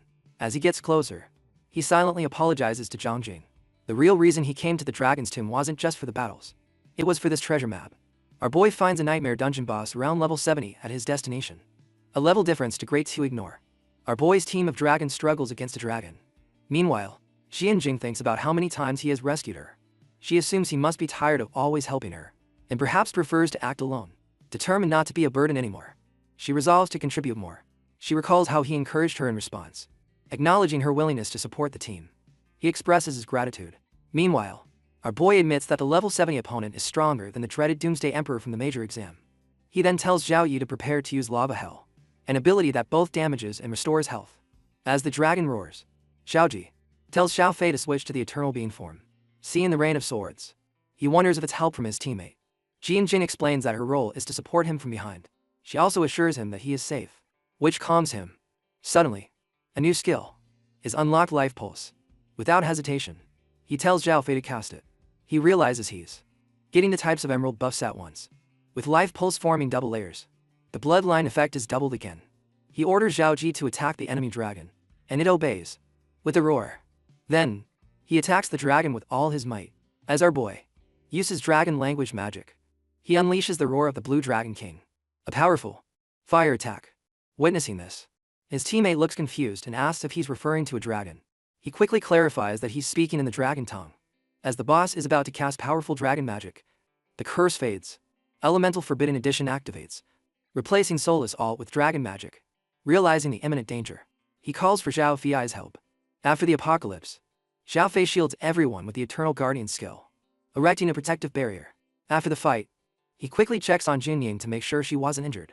However, she looks disappointed, admitting that it was Xiao Fei who saved him in the end. For a moment, she thought she was done for. He reassures her, confirming that Xiao Fei, as the Eternal Guardian, protects everyone. He nervously explains that its immense self-healing capacity is key, while Zhao Ji's attack power allows them to overcome the level gap. Reflecting on the battle, Jian Ying admits she used to think that fights between red classifiers from levels 20 to 30 were just for practice. However, after this intense experience, She now understands what it truly means to face death. He nods, admitting it's his first time against a nightmare boss. At level 70, finally, he says that they should all leave together, making this an eye-opening experience. Turning to Ji and Jing, he explains that he never meant to leave her behind. Instead, he went out to find something and suddenly ran into the boss. Understanding his words, she calms him, believing he's not the type to abandon his teammates. Meanwhile, Jiang Jing recalls something he once told her. He mentioned before that no matter how strong they are, they must never let their comrades fight alone. Now, using his own words, she insists that even though he is strong, she will not let him fight alone. With that, they all prepare to face the dragons. After a while, our boy is surprised to see that a legendary item has unlocked flight and draconic magic. As he takes it in, he wonders if he's still alive. He can now use Doomsday Fall. However, he remembers that flying is not the same as gliding, and only certain classes can do it. Unfortunately, he still doesn't have the required level to use it. Meanwhile, he sees that a dragon pet can transform into a mount. When Xiaoji reaches level 30, he will be able to become a dragon rider. Although the item is remarkable, he's disappointed that it has limited uses. At the same time, Xiaoning checks in, asking if he collected all the rewards. Before he can answer, she points to Xiaofei and asks what's wrong with it. Observing, he wonders if Xiaofei is trying to heal the great tree.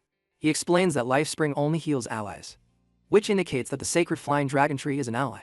She then asked if it could be a hidden quest, while he notes that Xiaofei seems to be talking to the sacred tree, concluding that it's part of a follow-up mission.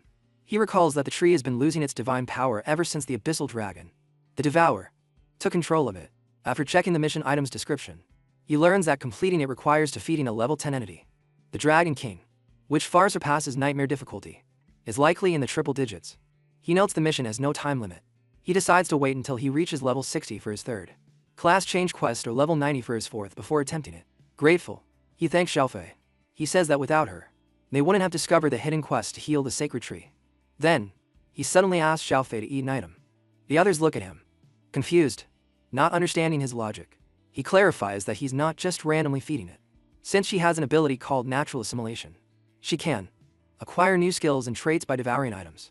However, he says that if it can only consume equipment, this item might not work. After a little hesitation, Xiaofei eats it. Surprised, he confirms that it really does have the ability. Meanwhile, Jiang Jing is still skeptical. She asks if he's serious about using such an important item. However, he excitedly reveals that Xiaofei can now summon the Dragon Kings. Additionally, the effect is now a permanent skill, and the 3 menus limitation has been removed. The previous item is now a summon. As Lu Fan observes, he notes its size has been reduced quite a bit.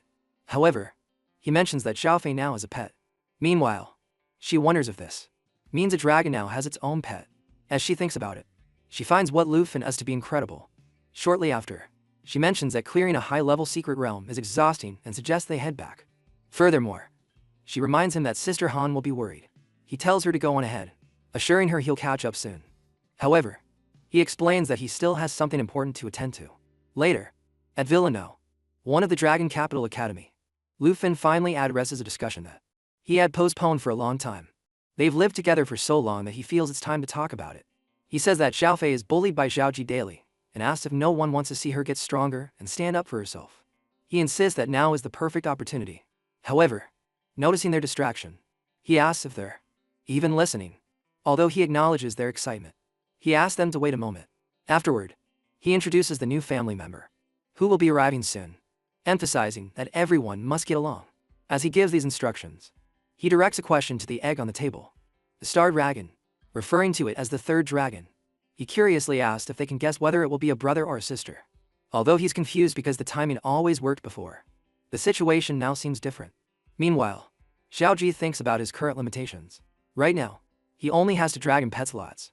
Opening the third requires reaching level 30 and completing his second class change. Because of this, he realizes everything he's done so far was in vain. Seeing the situation, Lu Fan concludes that they must go to the poisonous spider forest to level up. However, he decides they should get some rest for now, since they won't be meeting their new family member today. As the day ends, he announces it's time for bed. Without hesitation, they all go to sleep for the night. In the morning, Xiao Man and Chu arrive at the villa, knocking on the door and asking everyone to wake up. A moment later, our boy opens the door and asks what's going on. Without delay, Chu tells him he needs to see a post that is spread throughout the entire school. However, He gets irritated, asking why. They woke him up so early just for a post. She replies that it's about his withdrawal from the freshman exam. She adds that someone posted it on the school forum yesterday, and overnight it became the top post. As soon as he sees it, he questions the situation with the Fangyin Pavilion. At this point, she provides more details, explaining that the Fangyin Pavilion started as a team of 4 students, ranked from number 3 to 6. Over time, it has grown into a larger group with nearly 30 members from powerful classes. Furthermore, she reveals that it's led by Jianfeng Yun and Zhu Cheng. Hearing this, our boy acknowledges that he's officially number 1 in the school. However, he finds it amusing that Jianfeng Yun is now seen as the supposed number 1 by the students. As he laughs at the situation, Zhao Man shares that Jianfeng Yun made a public statement that very morning. According to him, to prove himself to his followers, he will take control of Villano, 1 after tomorrow's finals. At the same time, he mentions that getting first place in the competition grants access to the national trial selection process. Clearly, she says, Jianfeng Yun is aiming for that opportunity. Meanwhile, Lu Fan reflects and realizes that Zhang Fengzhen is seeking fame and a spot in the national trial. Unfortunately for him, Lu Fan has already secured both. Shortly after, Xiao Man expresses her frustration, calling Jianfeng a clown for tarnishing Fan's name while he's away from school. She finds it ridiculous, especially since they don't even know him. Without hesitation, she declares that if he dares to show up tomorrow, she will fight him with her shadow blade form. In response, our boy acknowledges that the Fangyin Pavilion is targeting him. Given the situation, he decides to give them exactly what they want. He announces they're going to have a little fun with them, then takes the poster from them, asking to borrow it for a moment. Without hesitation, he reveals his plan. He will respond to the Fangyin Pavilion's challenge. Our boy replies to the post, quickly catching Xu Yong's attention. Without hesitation, he rushes to Shang Fengyan and tells him that Lu Fan has responded. Meanwhile, Shang Fengyan Jun remains focused on his hitting combat class. After the fight, he tells his partners to blame themselves, before turning to Xu Yung for details. Wasting no time, Xu Yung suggests that Shang Fengyan look at the post. As soon as he reads it, he reacts with irritation, calling Lu Fan arrogant. He finds it unbelievable that Lu Fan would dare to challenge the entire Fangyin Pavilion. Therefore, he orders a swift response and tells his team to tell our boy to meet them in the arena after tomorrow's finals. Xu Yung hesitates and asks if he really plans to fight Lu Fan. Zhang Fengzhen confidently confirms his decision and instructs his team to gather everyone. Since Lu Fan wants to challenge everyone, he decides to accept. Furthermore, he emphasizes that true strength comes from real competition, not just school rankings. Meanwhile, Ku excitedly announces that Song Fengyan has accepted the challenge. In response, Xiao Man suggests they watch Zhang Fengyan's semi-final match. However, Lu Fan dismisses the idea, admitting he's not particularly interested in Zhang Fengyan's strength. He thinks it would be better to level up in the secret realm. Han says that's not right. She agrees, warning that overconfidence can lead to failure and advising that understanding one's opponent is always useful. Xiao Man insists that Lu Fan should make an appearance. She adds that his supporters might even outnumber those of the Fangyin Pavilion. Ku also says our boy is now the hottest topic on the campus forum. If they see him watching Zhang Fengyan, it could start rumors. Hearing this, Han playfully suggests they disguise him so he won't be recognized. Without further delay, they dress him up differently before going to watch the match. As the event begins, Xiao Man watches the matches and notes that Shang Fengyan's turn is approaching. Q agrees, pointing out that a large crowd is gathered to see him compete. Meanwhile, Han, in disguise, asks Lu Fan how she looks, confidently stating that no one will recognize her. Shortly after, the freshman evaluation semifinals are about to begin. However, when Han notices Lu Fan is leaving, she asks why he's going before the match even starts. In response, he simply says the match isn't interesting and that he's going for a walk. Before leaving, he tells them to call him when it's over. At that moment, an announcement echoes through the arena, officially welcoming the teams for the semifinals. The vice principal enters the principal's office and brings up a recent post on the campus forum. He explains that it has sparked a wide discussion, mentioning that the topic is the challenge between Lu Fan and Zhang Fengyan. The principal doesn't seem concerned and insists that Lu Fan can handle minor disputes between freshmen. He says there's no need to report it. However, the vice principal expresses his concerns, suggesting the school should intervene to stop the challenge. He's worried Lu Fan's strength might cause unintentional damage, especially outside of school grounds. Furthermore, he reminds the principal that Chen Yankai is still recovering in the infirmary after his clash with Lu Fan. Despite this, the principal remains calm and informs him that in 1 month, the special envoy from the capital city of the Dragon will arrive to assess whether Lu Fan qualifies for the national trial. He tells the vice principal not to worry too much, surprised by the change in schedule. The vice principal asks why the inspection was moved up. The principal explains that since the national trial was moved up, the envoy's visit was also rescheduled. Curious about our boy's preparation, the principal asks for an update. The vice principal assures him that Lu Fan has almost finished his second class change, so there's no problem. Additionally, he shares his knowledge about the previous envoy from the dragon capital, Shen Zhang, who, despite his arrogance, remains professional in his duties. He assures the principal that Juan Zhang would not intentionally create obstacles for Lu Fan. At that moment, the principal corrects him, revealing that his information is outdated. He clarifies that Chen Zhang is no longer the envoy. Ruan Shangfeng has replaced him. Once a high-ranking official, Ruan Shangfeng suffered several demotions that led to his current role. Intrigued by the situation, the principal asks about the vice principal's sudden silence. After a brief pause, the vice principal apologizes and admits that if Ruan Shangfeng oversees the national trial selection, Lu Fan will face many challenges. The principal firmly states that Lu Fan is his personally approved candidate for the national trial. He then asks the vice principal if he understands what needs to be done. The vice principal accepts the directive and promises to gather more resources for Lu Fan to advance to his second class change quickly, ensuring he can make up for any level disadvantages. Changing the subject, he mentions that Lu Fan's fight with Song Fengyun is tomorrow and asked if the principal will attend. Smiling, the principal confirms that he wouldn't miss such an exciting event. Meanwhile, in the points hall of the Dragon Academy arena, several students are struggling. One asks how many opponents have already fallen there. He says that, being a 100-point arena, it shouldn't be too difficult. But another student suggests that someone with a second-last class job might be faking a low score to deceive challengers. Someone says this can't be a level 29 arena and warns the others not to enter, insisting that anyone who does will lose. Curious, the boss Kulbalbikan threaten. Some students wonder about the identity of the arena's master. Although the name sounds familiar, they can't quite place it. As for Lu Fan, lost in thought, he believes he should have gone to level up in the White Spider Forest, instead of watching a match. Just then, he notices someone approaching another challenger. A girl greets him kindly and asks if he has time for a match. He calls her big sister, and she laughs, saying her level is higher than his. Though he's polite, she lets him take the lead in drawing. He says she should start, but she playfully asks if he's sure. He tells her yes. She thanks him, noting that he seems different. Then she attacks. He comments on her strength while wondering about her level. As she strikes, he successfully dodges. She acknowledges his defense and questions why he's holding back, warning him she'll teach him a lesson if he continues. He promises to do his best. Meanwhile, outside the room, some students comment on how stubborn she is for choosing such a complicated stage.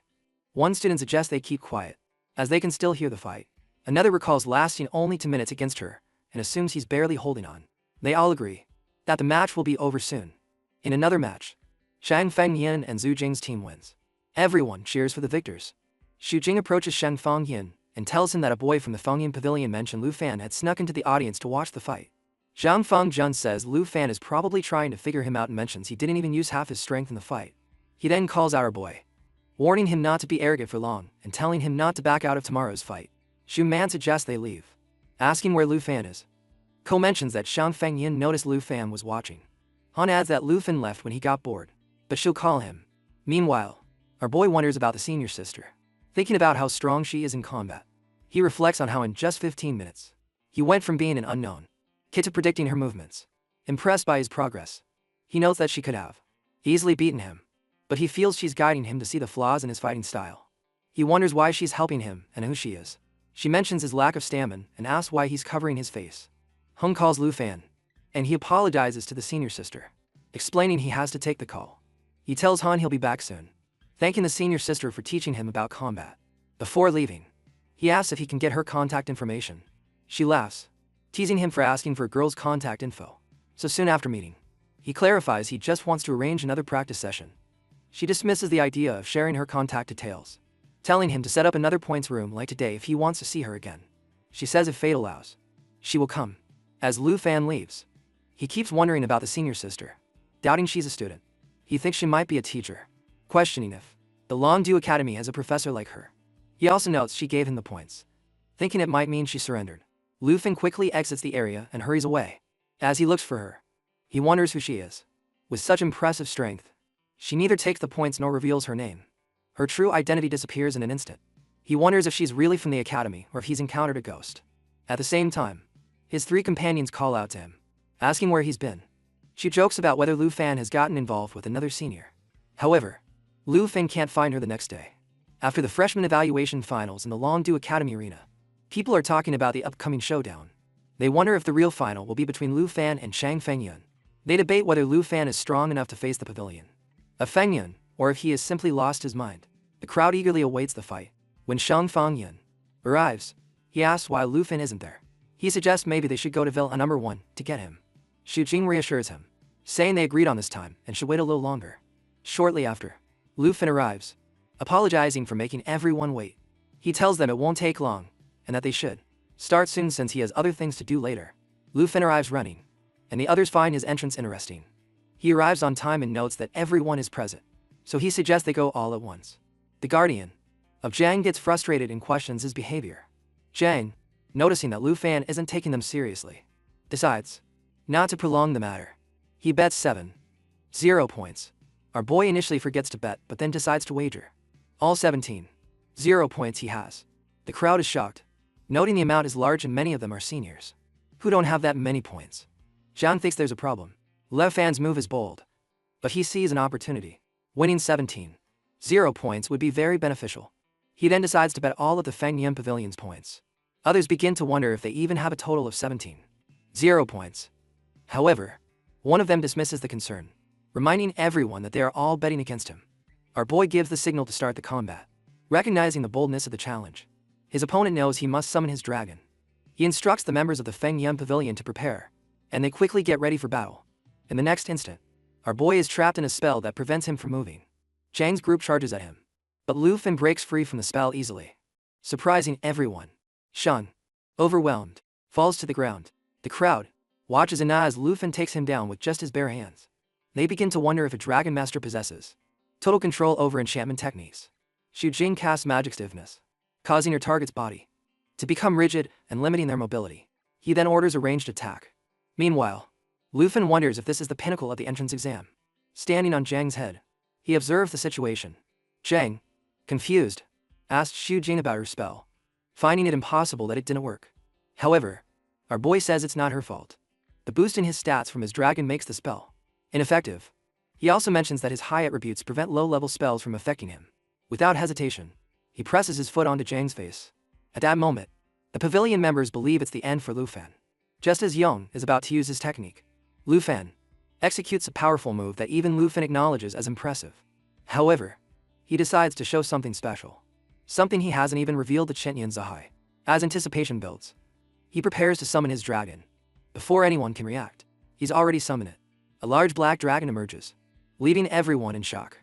The sight of the true black dragon before them makes it hard to breathe. Zhang, overwhelmed, immediately notes how different it is from the dragon.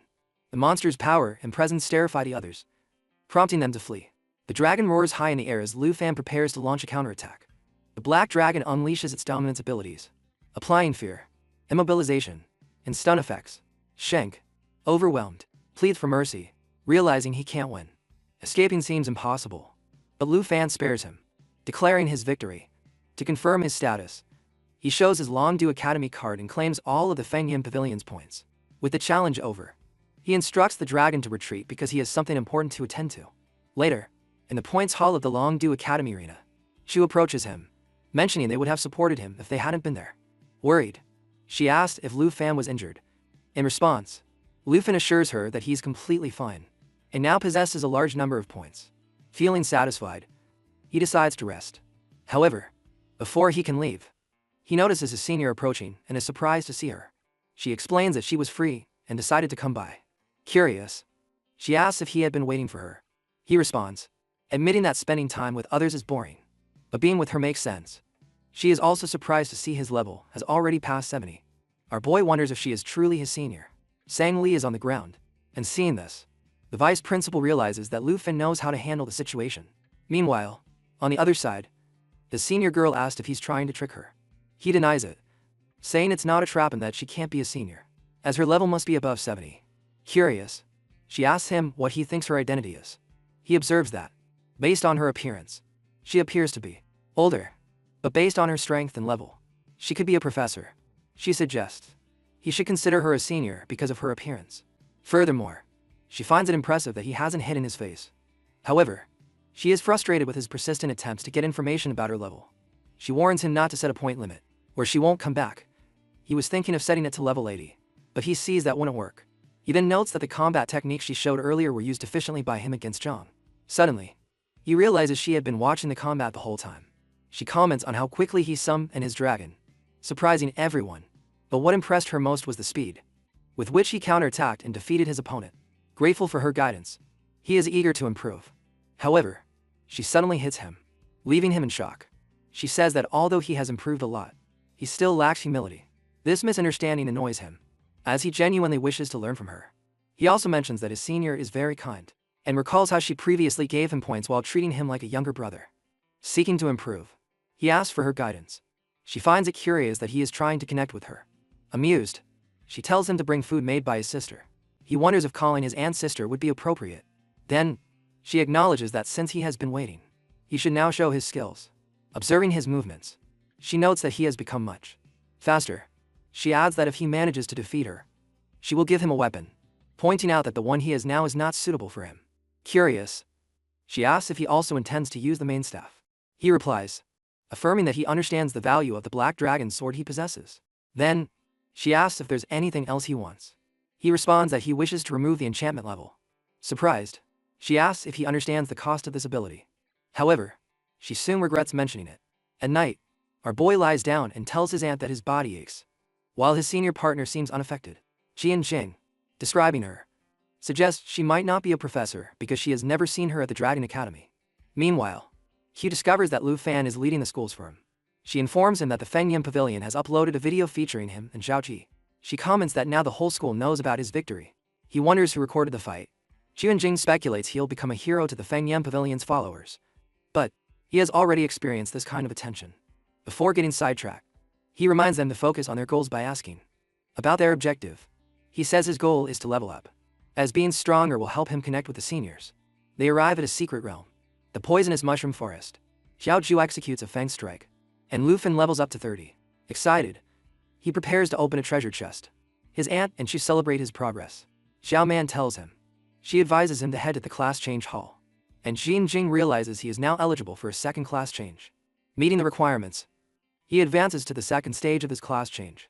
Xu expects Lu Fan to complete his second job change soon. A bystander notices him and wonders if he's the one who defeated the Feng Yun Pavilion and Shen Qianqi. Excited by his victory, to meet him, the crowd gathers eagerly, asking for his autograph. Xiao Man notes that Zhang Jing was right about the growing support from the Feng Yun Pavilion's fans. To avoid the attention, he opts to disguise him again in different clothes so he won't be recognized. After 10 minutes, people are still looking for him, but they manage to escape successfully. Lu Fan hopes he won't have to run like this every time Xiao Man wants him to. At that moment, she is being chased by several boys. Just like Lu Fan, Juan Ying tells Xiao Man that there's no historical record of a dragon tamer completing a second job transfer. If our boy succeeds, he will make history.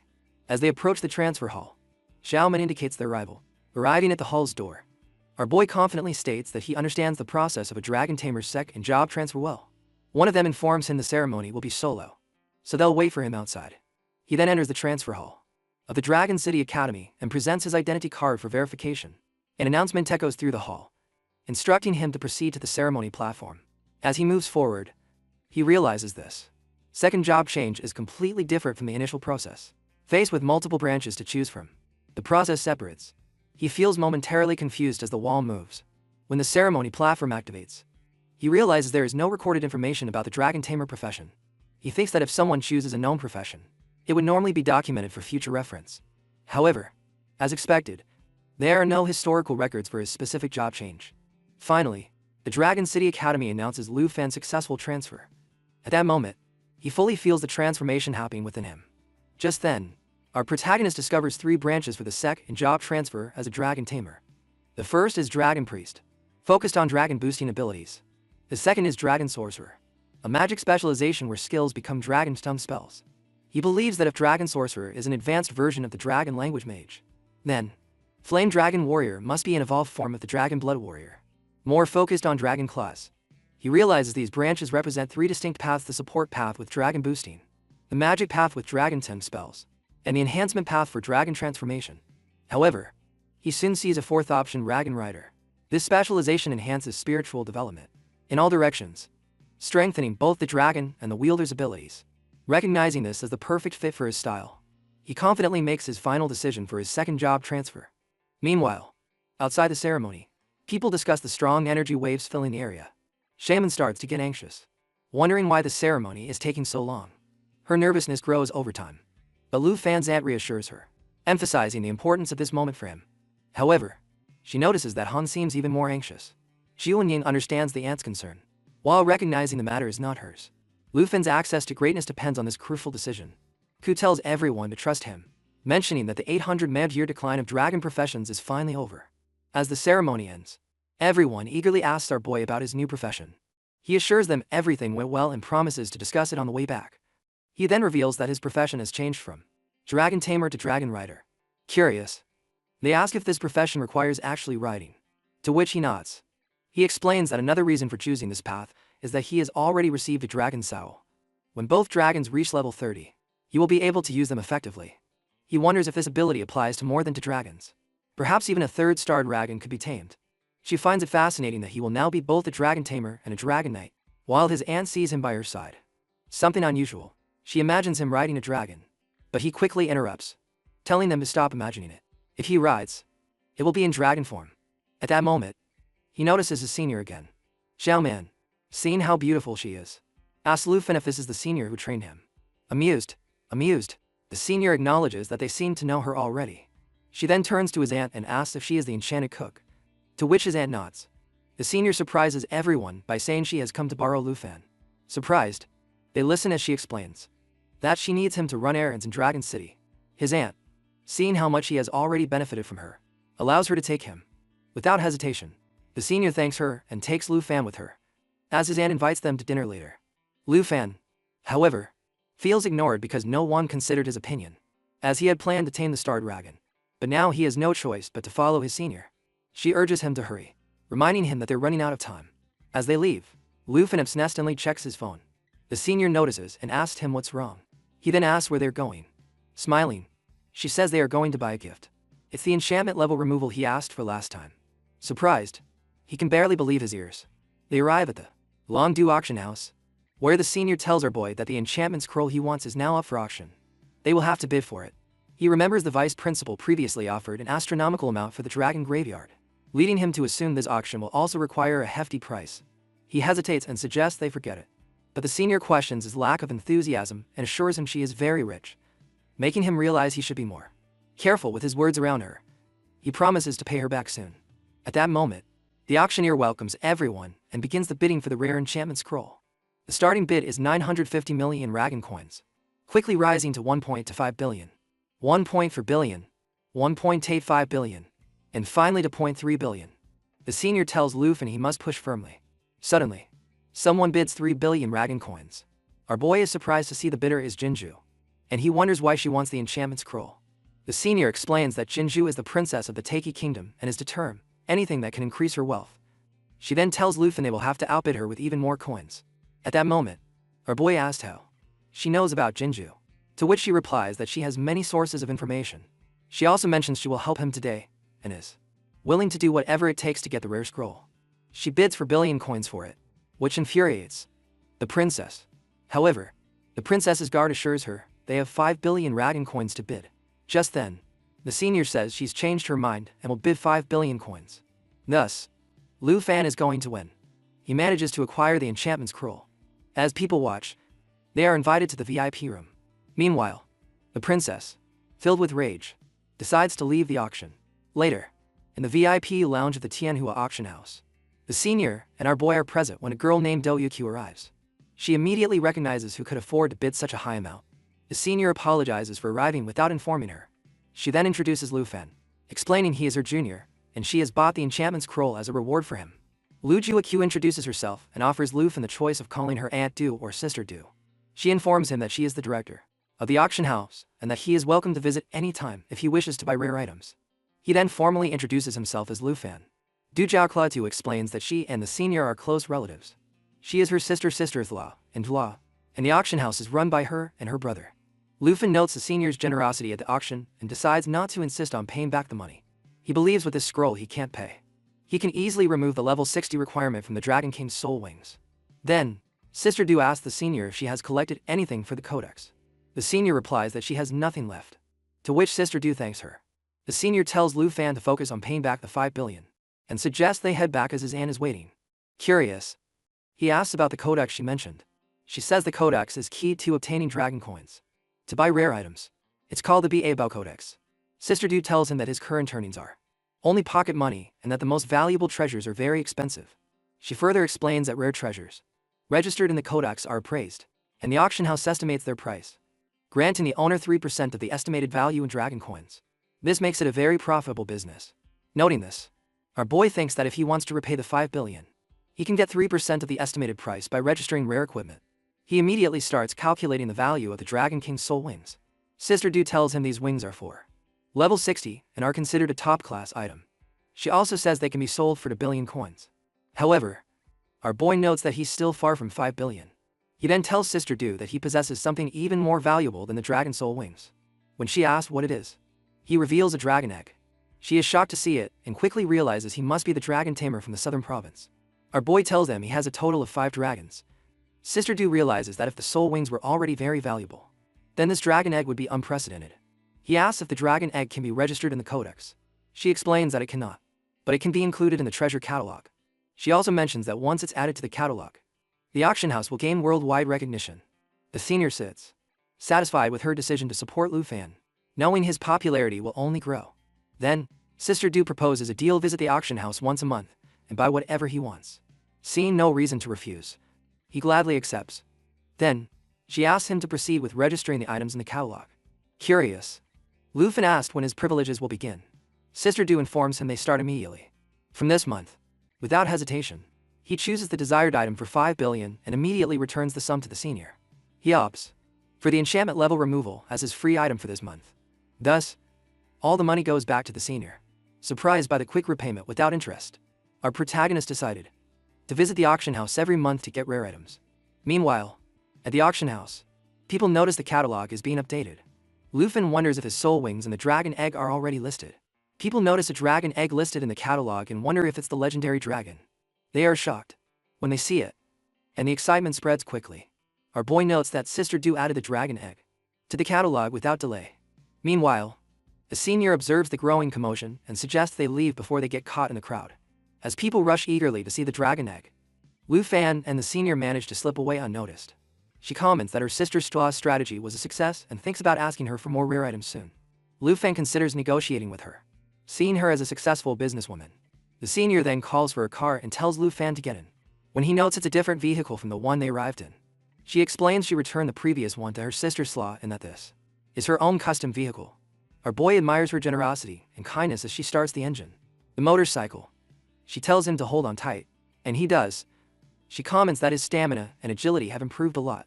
He notes that she knows a lot about him, probably because of his second transformation. She then mentions he now has 3 more slots available and asks why he hasn't hatched the dragon egg. When he confirms this will be his 3rd dragon, she considers him very lucky since dragons are very rare. Curious, he asks about her true identity. He wonders why she always helps him. She tells him he still has his first test pending and that a special envoy from the Longdu Academy will evaluate him. To pass, he must earn the envoy's approval. She also mentions the envoy is above level 70, making him a formidable opponent. Lu Fan perceives her presence as an advantage for the community test, but points out that if the envoy is with him, he will take care of him while ensuring his victory. She finds his confidence amusing. As it gets late, she speeds up the vehicle. However, he takes her hand as he unfolds his soul wings. As they soar through the night sky, Lu Fan asks if she needs him to accompany her, but she considers it unnecessary. So he heads back. She finds him obedient and thinks that if it were anyone else, they would have escorted her to the door. He then returns, humming a tune, only to realize he left his motorcycle on the road. Meanwhile, at Villa number 1 of the Longdu Academy, Lu Fan arrives exhausted from flying, but he has gained more skill in using his soul wings. He asks the dragons if they are ready to summon the 3rd dragon. Without hesitation, he begins the summoning ritual. He calls for the new dragon to emerge. The egg cracks, revealing the 3rd star dragon. Xiao Ji and Xiao Fei are amazed. Lu Fan observes the young form of the starry sky dragon and notes that it is a combat dragon. Its stats are similar to Xiao Fei's, but with more strength than Xiao Ji. He notes that when the sky dragon reaches its highest level, at 20, its strength will pass N.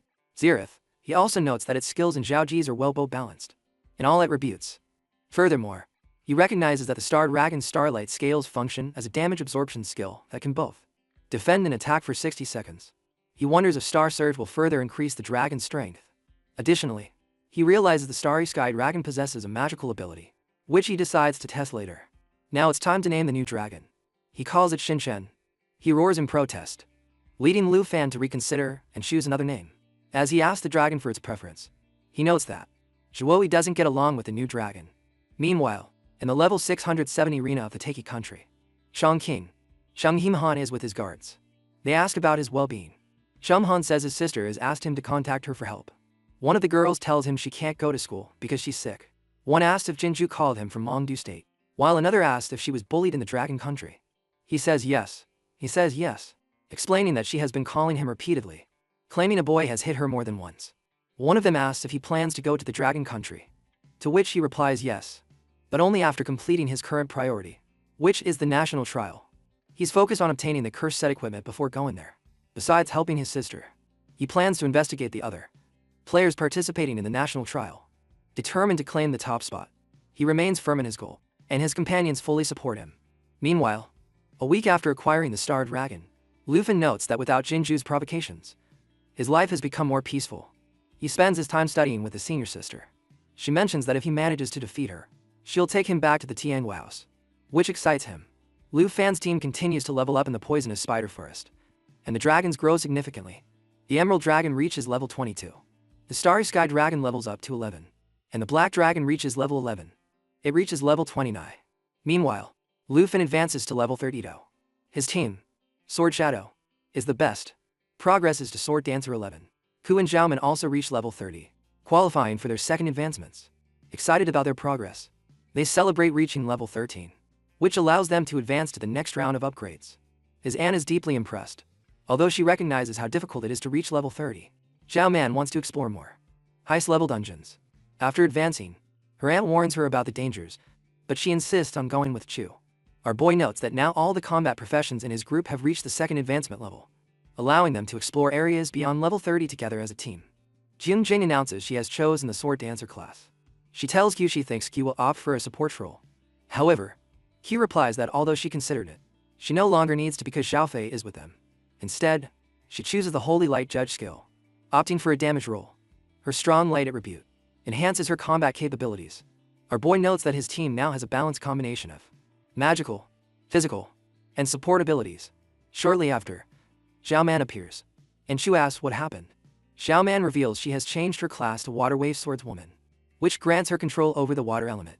Lu Fan wonders if hidden classes also emerge at the second level. He finds their abilities extraordinary, and notes that his team feels more balanced with her inclusion. He teases Xiao Man, making her angry. But then their tension is diverted as they notice the envoy approaching. He waits for the envoy to arrive at the combat class hall of the Dragon Capital Academy. Professor Gu tells Lu Fan that the envoy is Ruan Changfeng, a high-level Holy Shield Knight, level 76, third tier. She also mentions that the vice principal has opinions about Lu Fan, which piques his curiosity. As he thinks about this, Ruan Changfeng appears. Our boy sees another man with a staff and asks the professor about him. She says he is the new principal of the Dragon Capital Academy and an expert beyond the 4th tier. Lu Fan asks if anyone knows the principal's abilities, but Professor Gu replies that only the vice principal is aware. She explains that the principal never participates in events, and no one knows his exact level. She also mentions that if he is here to receive the envoy, then the envoy must be someone special. Suddenly, the envoy arrives. He enters the room and asks for the principal. However, the vice principal steps forward and introduces himself, but the envoy is only interested in meeting the principal. He then asks if all the candidates have arrived. The vice principal reports that only our boy was recommended by the Dragon Capital Academy. He assumes the envoy might be unhappy about this. Our friend comments to Professor Wu that Ruan Changfeng is no ordinary person.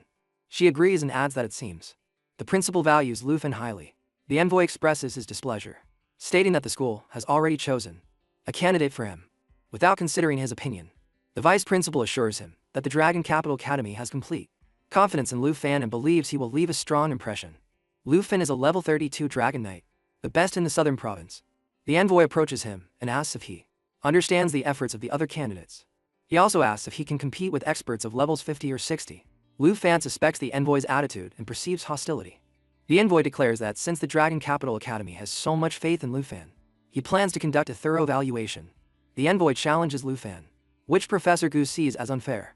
The vice principal also says it's unreasonable for a level 32 student to compete with someone at level 76.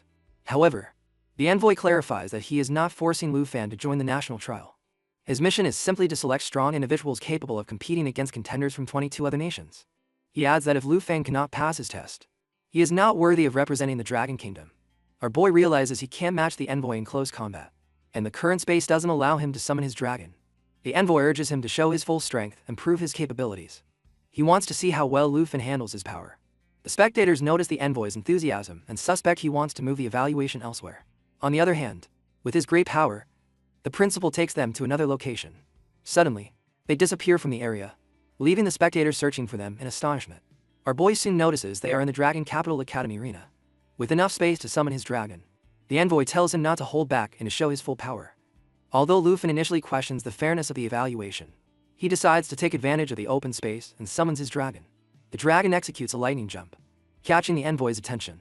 He recognizes it as the same black dragon the princess of the Jin family had mentioned.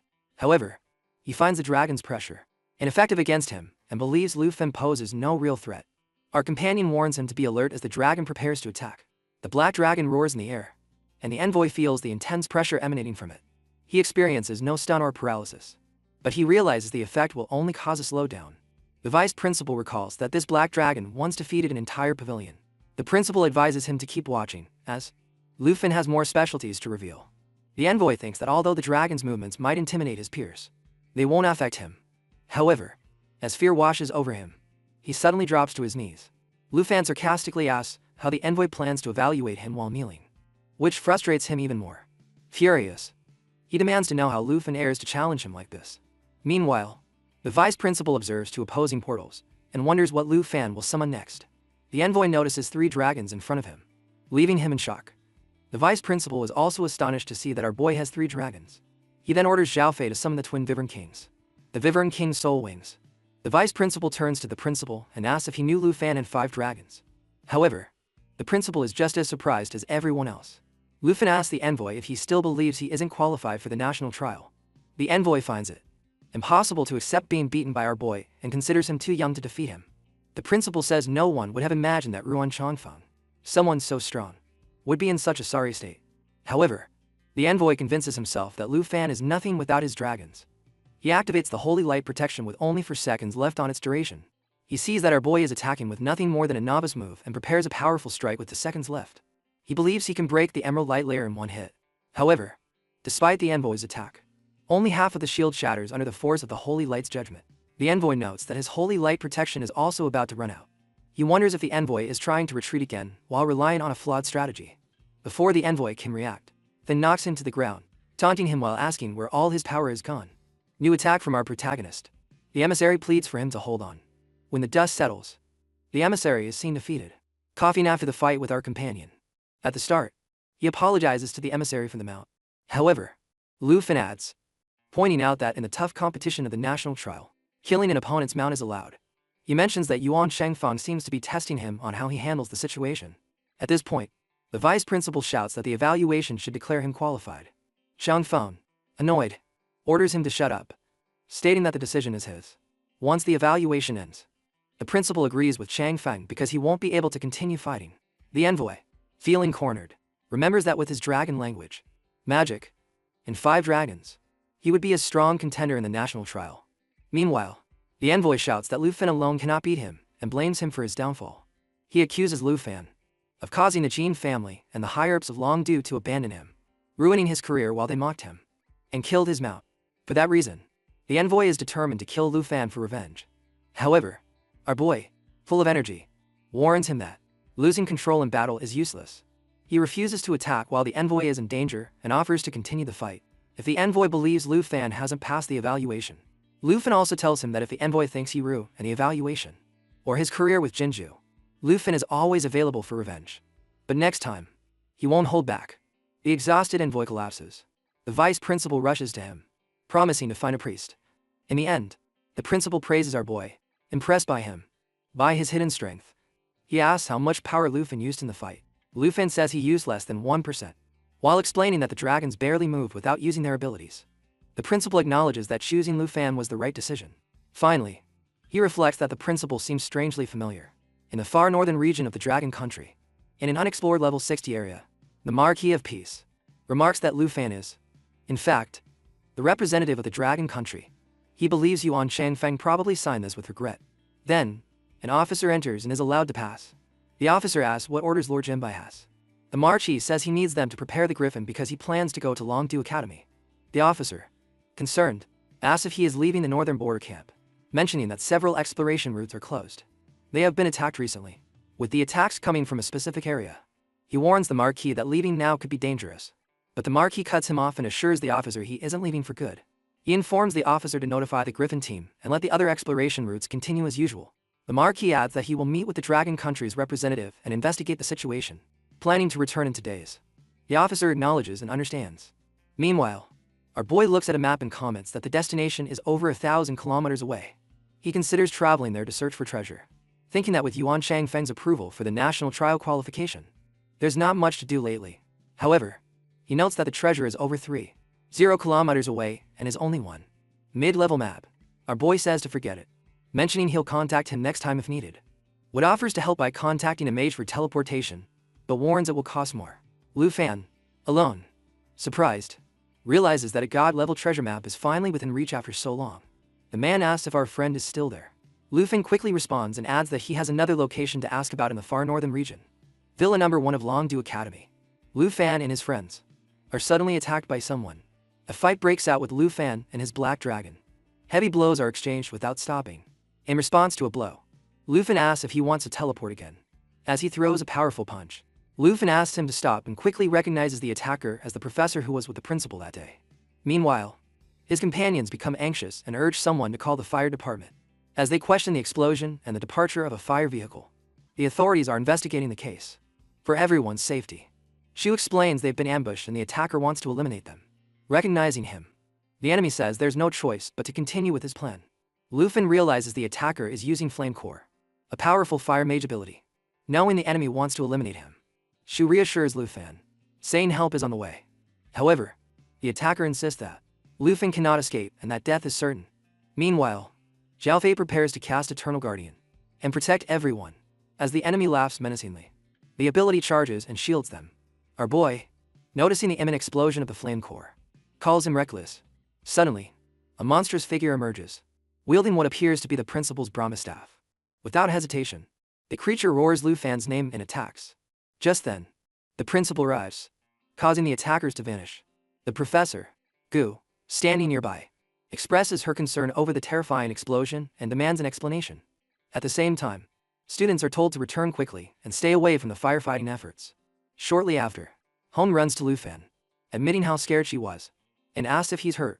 Lu Fan assures her he's fine and tells his aunt not to worry. Still in shock, she asks if he recognizes the attacker. Lu Fan recalls seeing the mage during the envoy's evaluation alongside the principal. As the situation calms down, the vice principal acknowledges that no one expected an assassination attempt at the school. Surprisingly, he reveals that the attacker is an honorary professor of Longdu Academy. Hearing this, Lu Fan questions the reason behind the attack, while Han demands a thorough investigation. She emphasizes how close they all were to death. Q also mentions that the attacker wanted to die along with Lu Fan. Seeing that he was still alive, the vice principal finally asks everyone to calm down and take a moment to breathe. He assures them the matter will be thoroughly investigated and they will receive a proper explanation. The next morning, in the principal's office at Longdu Academy, he expresses his concern that another attempt is necessary. Of assassination is inevitable. Furthermore, he believes the danger will be greater this time. He indicates that the honorary professor has been at the academy for years and that those around him are well hidden, which worries him. Although he has the ability to monitor the entire school, he admits that even a small delay on his part could lead to unimaginable consequences. At that moment, he turns to Marquis and asks if he is paying attention. However, instead of answering seriously, Marquis jokes that the office could use some alcohol, complaining that Thetan is very bland. Noticing the principal's frustrated expression, he laughs and assures him that he is listening. Furthermore, he mentions that although he has traveled all this way, he still hasn't asked the reason for his visit. In response, the principal apologizes and admits he's been worried about Lu Fan's situation. Consequently, he changes the conversation and asks about Marquis's mission in the far north. Without hesitation, Marquis states that the mission is far from complete. However, since the principal and the vice principal must investigate the attack in the school is no longer safe for Lu Fan, He sees this as an opportunity to help ease their burden. The principal looks confused and asks what he means. Marquis clarifies that he wants to take Lu Fan with him. He explains that although it's not possible, our boy may not be afraid. More trouble is likely to come. So, by taking him to the far north, he ensures his safety before the national trial and avoids any harm to those around him. After hearing this, the principal acknowledges that Lu Fan will be safe with Marquis. Nevertheless, he questions what Marquis will gain from this. In response, the Marquis explains that he has been observing Lu Fan's growth for a long time and finds his progress remarkable. Since there is no need for personal tutoring, he hopes Lu Fan can help him investigate a particular matter. Finally, the principal understands and gives his approval, but insists that Lu Fan must not be put in danger. In the end, Marquis confidently assures him, while drinking alcohol, that Lu Fan will return safely. Meanwhile, at the entrance of Longdu Academy, a car arrives. As soon as the princess gets out, she cheerfully greets her brother, expressing relief at his arrival. In a teasing tone, she asks if she or his team is more important. Without hesitation, he assures her she is his priority. Given that the national trial is held in the country of Taiki, he explains that it's necessary to prepare properly. Furthermore, he adds that's why he came to get her only after he was ready. At that moment, she directly asks him if he will help her get revenge. Without hesitation, he affirms he will, saying anyone who bothers his sister must be taught a lesson. In Villanelle, 2 of Longdu Academy, a boy asks Lu Fan if he has received anything. Lu Fan replies that he has a message. The map and promises to transfer the money immediately. The boy comments that Lu Fan suddenly went offline last night, which prevented him from being contacted. He says he's relieved to see Lu Fan is okay, as the map is very sensitive and no one else dares to buy it. As there's nothing else to discuss, Lu Fan decides to end the call. Meanwhile, Jian Ning notices his actions and asks if he plans to travel far. Lu Fan admits he's concerned about a particular place, but chooses to wait for the results of the investigation into the recent attack before making any decisions. In response, she shares that she didn't sleep well last night and reports that the others are still resting. She asks that if he decides to leave, he inform everyone, reassuring her, our boy promises he won't leave without saying goodbye and expresses his gratitude for her care. Just then, there's a knock on the door. Assuming it's the vice principal, Zhang Jing offers to open it. However, when Lu Fan answers, he realizes the visitor he expected isn't there. Instead, a stranger stands before him. Curious, Lu Fan asks who the man is, and about the results of the investigation. The man replies that he doesn't know the result, but tells our boy not to worry. He assures him that he is not a threat. At the same time, Lu Fan sees that the man is with 2 unconscious bodyguards. The man explains their state is due to a misunderstanding and asked if Lu Fan can treat them. He further explains he only came to find Lu Fan, but the bodyguards didn't know him. They attacked him without hesitation. Defending himself was his only option. Observing the situation, Lu Fan quickly realizes that it wasn't his place, that all the bodyguards arranged by the vice principal have been subdued. This makes him wonder if the stranger is another attacker. Lu Fan asks the man about his identity. Before he can get an answer, Shu arrives and immediately greets the man, calling him uncle too. Hearing this, Lu Fan, confused, repeats the name and wonders what's going on, not understanding anything. However, as he processes the situation, he quickly realizes the man is the master Uncle Chin once mentioned.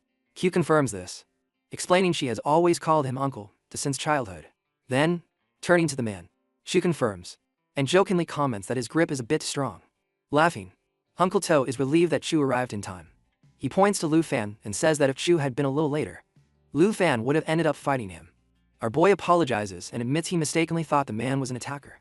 He also takes the opportunity to thank him, explaining he wanted to express his gratitude in person for taking care of those behind Jinju.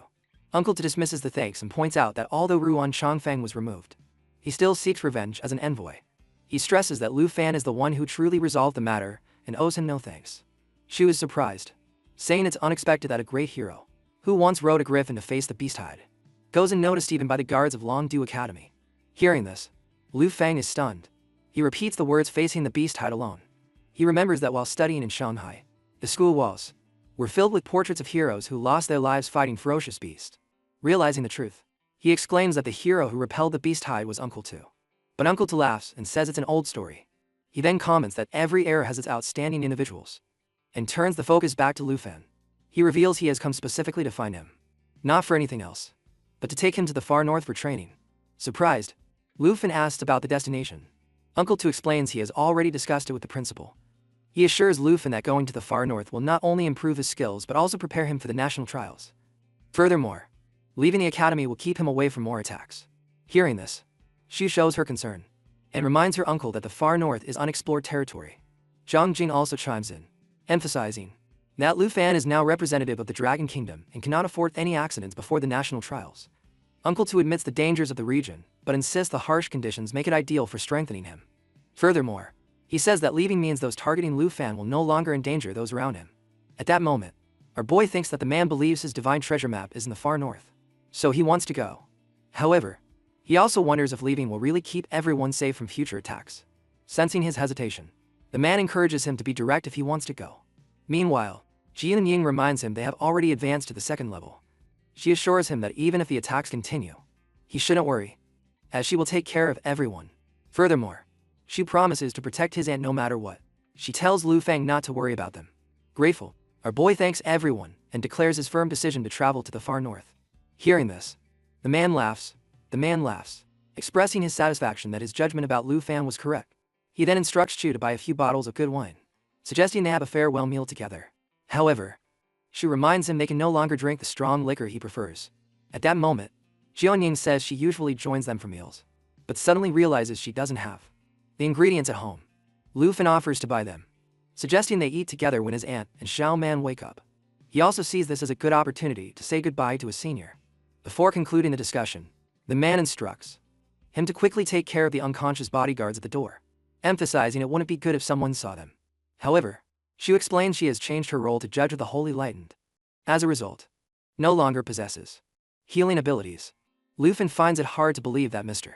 Tu is the hero who once stood against the beast tide. The thought of learning from such a legendary figure seems incredible. However, he also wonders what the man would gain by taking him to the far north. Just then, his senior sister arrives and asks why he's still there so late. Playfully, she asks if he was waiting for her and comments that she's been very busy lately. Wasting no time, she suggests that if he still wants to practice combat, they should start now. However, Lu Fan quickly clarifies that he isn't there to train but to say goodbye. Hearing this, she looks confused and asks him why. Lu Fan then explains that he will be traveling to the far north and won't see her for a whole month, at least until the national trials. He adds that without their usual training sessions, he'll probably get quite bored. In response, she calls him foolish and insists he will learn much more by going to the far north than by training with her. She warns him the place is extremely dangerous, so he won't be bored at all. He acknowledges her words and mentions he must return soon to say a proper goodbye to everyone. Before he can leave, she suddenly stops him, noting that he's in a hurry and she doesn't have much to give him. Without hesitation, she hands him something and instructs him to use it for his safety. She then encourages him to do his best in the far north and during the national trials. As a final request, she asks him to bring back a piece of ice that doesn't melt. When he returns without another word, she disappears. Looking at the object, Lu Fan realizes it might be a lock of her hair. As he continues walking, he suddenly notices a boy following him. He starts to wonder how much longer the boy will trail behind before he speaks up. Admitting he's been discovered, the boy then says how difficult it was to find Lu Fan. Confused, Lu Fan immediately asks for his identity and the reason he's following him. In response, the boy introduces himself as Jin Shanghan, the older brother of Jinju.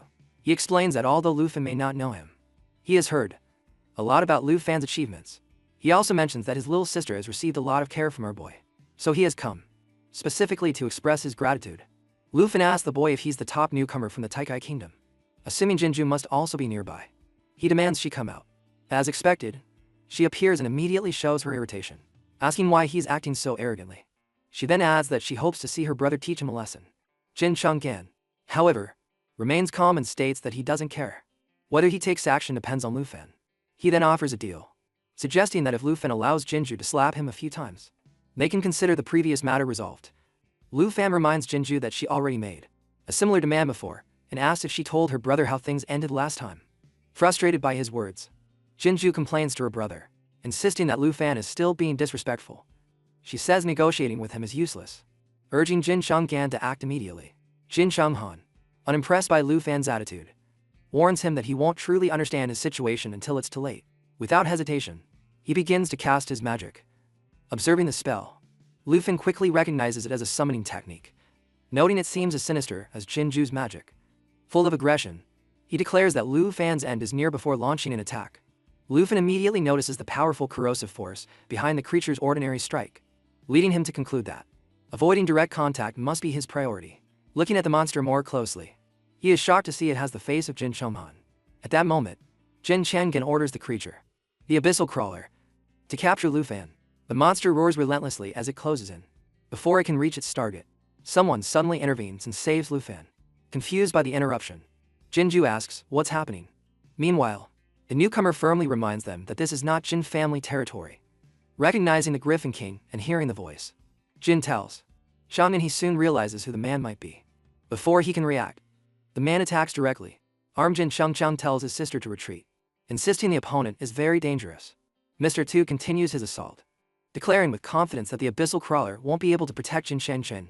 He claims nothing can escape the king's claws. Griffin before landing a decisive blow. Watching the battle, Lu Fan thanks Mr. to kill Jin Chang'an. However, Tu explains that abyssal summoners have a third-tier ability called abyssal symbiosis, which allows them to be reborn as long as they're some and be slaves. Realizing the situation, Lu Fan quickly understands that Jin Chen has not perished. He warns Jin Quan that if he doesn't show himself immediately, he will be completely finished when they destroy the abyssal crawler. Shortly after, Jin Shengen emerges and confidently asserts that he cannot die. Furthermore, he emphasizes that he is the representative of the Taiki Kingdom. He reminds everyone that attacking a national representative before the trial would bring consequences from all 23 nations. Meanwhile, our boy observes the situation and notes that Jin Chang has revived thanks to his summoned creature. In response, Tu acknowledges the rules, but points out that if a representative is attacked first, retaliation does not carry a penalty. Surprised by this statement, Jin Chenghan asks what it means at that moment. Lu Fan is identified as the representative of the Dragon Kingdom. Tu clarifies that he doesn't want to be a murderer and mentions that since the Taiki Kingdom is hosting the national trial this year, he will spare Jin Chenghan's life to avoid unnecessary trouble. Understanding the situation, Jin Chenghan accepts the decision. However, he warns the Jin family that he has a great dislike for them and advises them not to cross his path again. Before leaving, Jin Chenghan tells his sister to follow him, then addresses Lu Fan, reminding him that since they are both national representatives, acting before the competition violates the rules.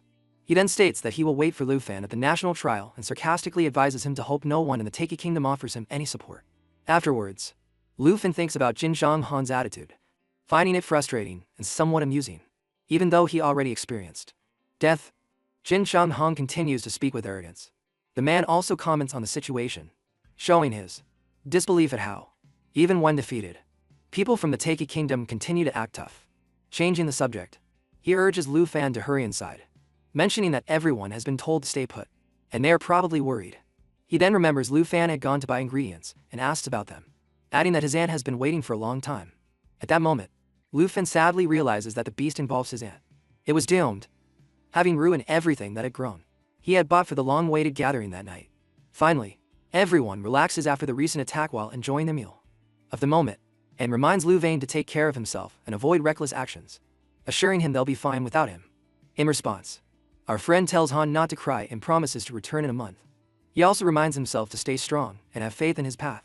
As he is the main target of the attack, he can't allow others to be endangered because of him.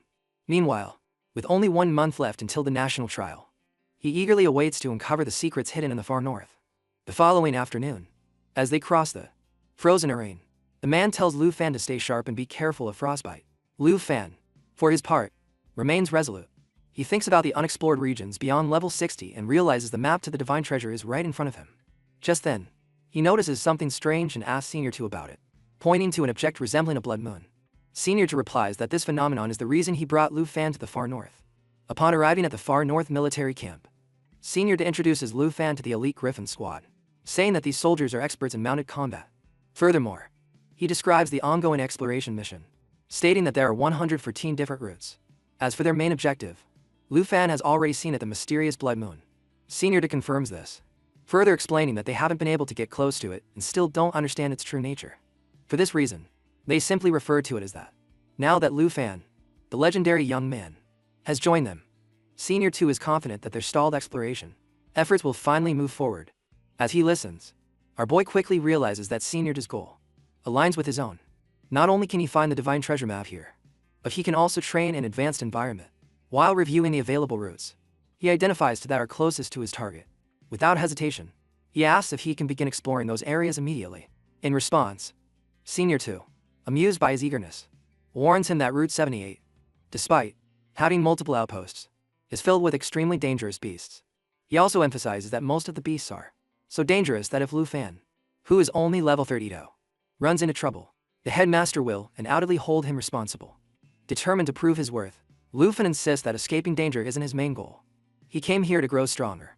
He argues that if he only takes the safest paths, his journey will lose its purpose. Hearing this, Senior laughs, recalling that he was also reckless as a young man, always charging into danger without a second thought. Before continuing, Senior gives Lu Fan a special item.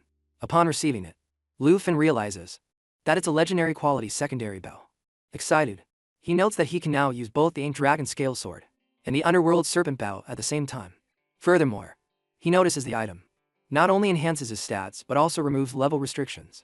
He understands that Senior must have spent at least 800 million Dragon coins on the enchantments, which makes him feel even more grateful for this opportunity. The man urges our boy not to be too polite and insists he accept the item, explaining that these preparations are necessary if he plans to take Route 78. Lu Fan thanks Senior too and assures him that with this bow, he'll be well prepared for both the exploration routes and the national trials. However, Senior dismisses his words, calling him a brat and telling him to stop talking nonsense. At that moment, an officer arrives and reports that the military uniform has been delivered.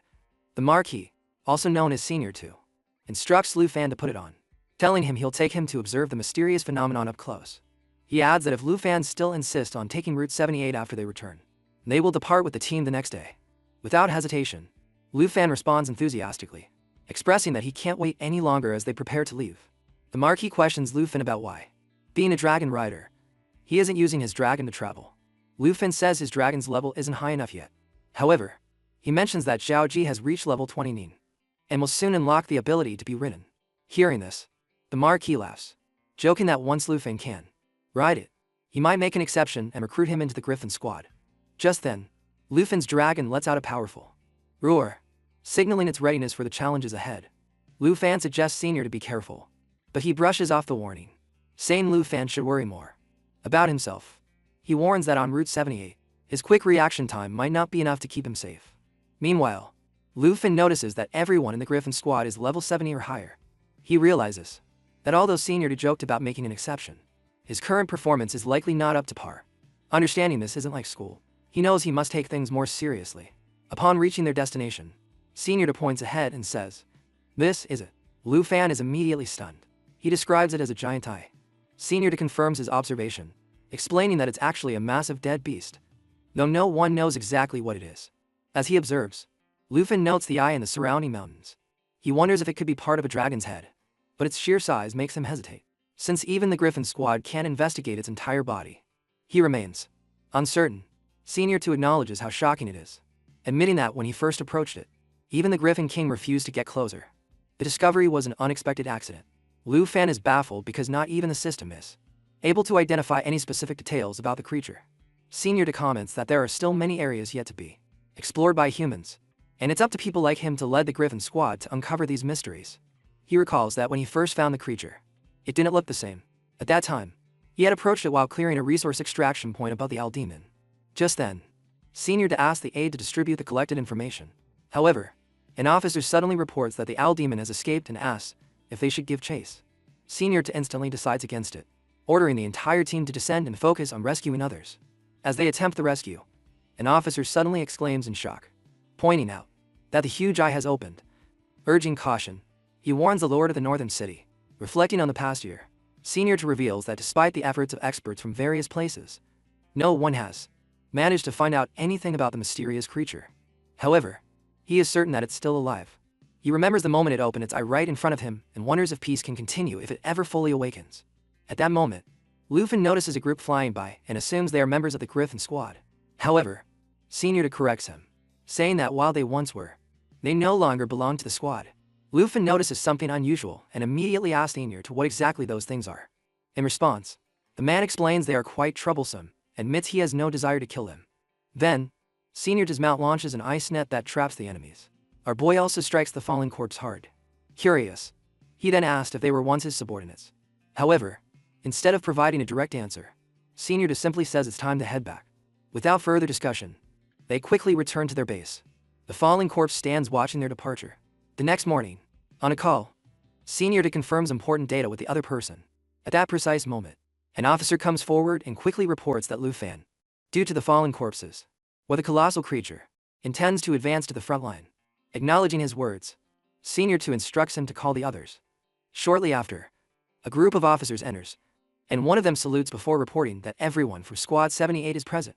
In a rare moment of respite, a boy curiously asked what orders Senior 2 has for them. Without hesitation, Senior 2 addresses an older squad member named Liu and announces that they have a new member on the team. He then introduces Lu Fan as the top student from the Dragon Capital Academy. Hearing this, Lu Fan greets everyone and asks about their insignia. In response, a girl explains that it's a military merit badge. Furthermore, she details that Captain Liu earned the copper badge, which qualifies him for his rank. She also clarifies that higher-ranking officers wear silver or gold badges in the Griffin squad. Only 8 members hold the gold rank. Whenever Senior 2 is absent from the camp, she adds, those 8 individuals assume command. Still doubtful, Old Fu approaches Senior 2 and questions assigning a college student to their squad. With clear skepticism, he sarcastically asks if this is just an internship to pad a resume. As he continues, he stresses that Squad 78's missions are very demanding and there's no time to babysit newcomers. However, without wavering, Senior 2 stands his ground. He quickly reminds the squad that he never jokes about such matters. Furthermore, he assures them that if Lu Fan finds himself in danger, it will be his own responsibility. Additionally, he firmly states that while they may be brothers in private at the camp, he is their commanding officer on duty. From that moment on, he declares that Lu Fan is officially part of their squad and they are obligated to treat him like any other member. Old Hu nods without delay, then tells Shenkai to take Lu Fan to the squad's briefing room, as the mission briefing is about to begin. Meanwhile, a girl sighs in frustration, complaining about the extra inconvenience. In the Squad 78 briefing room, Old Lee reports that, according to the outpost report, a snowstorm is expected in 4 days. Given this, he stresses that the mission must be completed within that time, as the round trip to the outpost takes 2 days. He explains that the squad will only have 2 days to explore Route 78 upon arrival. Hearing this, Shankai worries, saying that 2 days might not be enough to explore everything. However, Old Lee remains firm, stating that with a new member on the team, the goal is to cover 100 miles, which will be considered a successful mission. A girl from the squad, still skeptical, comments that covering such a distance is already a challenge. Furthermore, she asks if they'll have to slow down because of the student's presence. Without hesitation, Old Lee dismisses the concern, reminding everyone that time waits for no one. He then instructs the squad to prepare their griffins and be ready to depart in 15 minutes. The girl, frustrated, complains about the orders, and suggests that waiting for the snowstorm to pass would be more reasonable. Another squad member, a young man, remarks that they are on the front lines, so they can't afford the luxury of waiting. Meanwhile, it's time to go. Old Lee tells Lu Fan that he can store his mount in the squad stables, where the highest quality feed is available. Lu Fan explains that his mount isn't at the required level to be ridden yet. Hearing this, the girl is surprised, and refuses to carry him, saying it's now Captain Lee's problem. Another boy, clearly annoyed with him, asks, how does Lu Fan plan to fly with the squad? However, without hesitation, Lu Fan assures them not to worry about carrying him. As the squad begins their mission, a boy marvels at Lu Fan's gear, pointing out that his rare equipment in the special arrangements from Senior to suggest his family might be from the Dragon Capital Elite. Turning to a young woman, he points out that her majestic giant eagle is accompanied by the precious baby eagles. He asks if they are scouts. She dismisses his question, reminding him that it's not the right time for small talk. She warns that they are about to enter the cloud cluster in the sky. Then, Old Lee gives a cautionary order, informing the squad that visibility inside is very low. He instructs everyone to remain on high alert. Meanwhile, the young man, concerned for Lu Fan, advises him to stay close and not wander off. Lu Fan nods and assures him that he understands perfectly.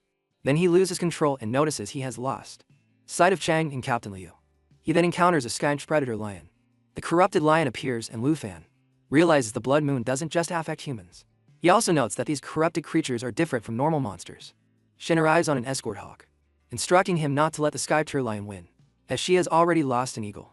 Chang, while riding his hawk, tells him to stay strong as the skies are full of elite monsters. He tells him not to move. He assures Lu Fan that he will protect him, as he believes it's easy for him to handle these creatures. Chang promises to protect Lu Fan from the monsters, but Lu Fan wants to fight too.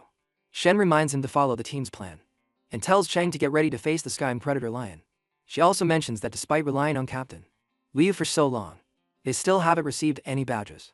Suddenly, a powerful sound echoes through the air. Lu Fan quickly realizes it's not coming from the sky lion. As they search for the source, they discover the sky devourer, a monstrous creature unlike any ordinary beast. Lu Fan is astonished by its size, seeing it as larger than Xiaoji. At that moment, Captain Liu arrives. Shan She's the Sky Devourer has appeared and urges Captain Liu to order everyone to fly higher. As the clouds are filled with corrupted birds, Lu Fan wonders if everything near the blood moon is corrupted. He notes that this monster alters everything around it, making it difficult to escape. Unsure if his dragon will be affected by the corruption and the blood moon, he knows he needs to summon it. He offers to handle the situation alone, but Captain Lee refuses, reminding him they are close to escaping the cloud cluster. When they finally break free from the clouds, the creature leaves. The immediate crisis averted. Our boy asks what just happened, and Captain Liu explains that once the Sky Devourer emerges from the clouds, it falls. Reflecting on the situation, Lu Fan acknowledges he has learned a lot from the Griffin Squad veterans, including various strategies for handling corrupted monsters. Captain Liu instructs Chang and Shen to prepare for landing. Lu Fan notices the captain's haste and feels guilty for not knowing the northern terrain better, which caused a long detour. However, Chang assures him that everything here is unfamiliar to newcomers. Realizing they only have 3.5 days left to complete their scouting mission, Captain Liu worries that our boy is slowing them down. However, Shen insists there's no time for adjustments. Our boy worries they won't complete the mission by the 4th day, but she reminds him to stay focused, emphasizing that here, he must prove his worth through hard work. She also warns that the ground below them is very unstable, and if it erupts, the situation will become extremely dangerous. She suggests that Lu Fan should go back and oversee logistics instead. However, he insists that Captain Liu trained him well and asked her to trust his strength for the upcoming challenges. Captain Liu assures that if Senior made this decision, it will be good for everyone. With that, he urges them to hurry and move forward. Shen hopes Lu Fan won't make the situation worse, but Captain Liu assures her not to worry and instructs Lu Fan to focus solely on protecting himself. Suddenly, the hawk lets out a sharp cry, which Shen recognizes as an alarm signal. She wonders what the threat could be, but before she can react, Captain Liu orders everyone to scatter and evade. He also instructs Chang to activate the protection shield. As he does, as chaos unfolds, Chang realizes he's been separated from our boy, which deeply unsettles him. Meanwhile, Lu Fan suspects that another corrupted monster might be approaching. Captain Liu calls for a status report, confirming that he and Shen are unharmed. He then asks Lu Fan to respond. However, Lu Fan is surrounded by elite level 80 monsters. Captain Liu calls for Lu Fan. Again, but Shen urges him to speak lower, warning that loud noises could attract more monsters. The captain fears that Lu Fan has already fallen. However, as he observes, he sees a group of 20 to 30 ice-filled Yetis. Noticing their numbers, he prepares to retreat, but Shen suggests using her hawk as a distraction. Following the strategy, the captain tells her to launch the feint while he retrieves Chen. Moving forward, Captain Lee suddenly changes the plan. He opts to face the ice field yet is alone while Shen searches for Chen. Without hesitation, she dashes off on her search. Captain Lee draws his sword and confronts the approaching monsters. Meanwhile, Shen navigates through the horde, knowing she must expose herself to locate Chen. She blows a silent whistle as a signal. As the captain battles the Yetis, she continues her search. On the other hand, Lu Fan has already found Chang. He checks on his condition, but before Chang can respond, Lu Fan tells him to keep quiet and wait. He is here to rescue him, assuring Chang he'll handle the 3 large monsters. After facing them, Lu Fan prepares for battle. However, Chang warns that he can't heal him and insists he shouldn't fight elite level 80 monsters. Ignoring the warning, Lu Fan activates his dragon aura and readies his sword for combat. Lu Fan delivers a powerful strike with his sword, leaving Chang in a state of shock. It seems impossible to him, but Lu Fan insists that nothing is out of his reach. He is a dragon knight and an elite dragon tamer from the southern province. As he battles the beast, he effortlessly switches between different forms. Chang is amazed to see that Lu Fan, though only level 30, can face level 80 monsters without a problem. He's about to ask something when Shen and Captain Liu arrive. Shen is horrified to see Chang's injuries, and Captain Liu is surprised to find Lu Fan alive. Chang quickly tells them that Lu Fan not only found him, but also healed his wounds. Suddenly, Captain Liu warns, and Lu Fan delivers a powerful blow to a monster attacking from behind. Without hesitation, the captain gathers everyone and presents a plan. Shen offers her giant eagle, stating it can carry the people to safety. However, Lu Fan suggests an alternative.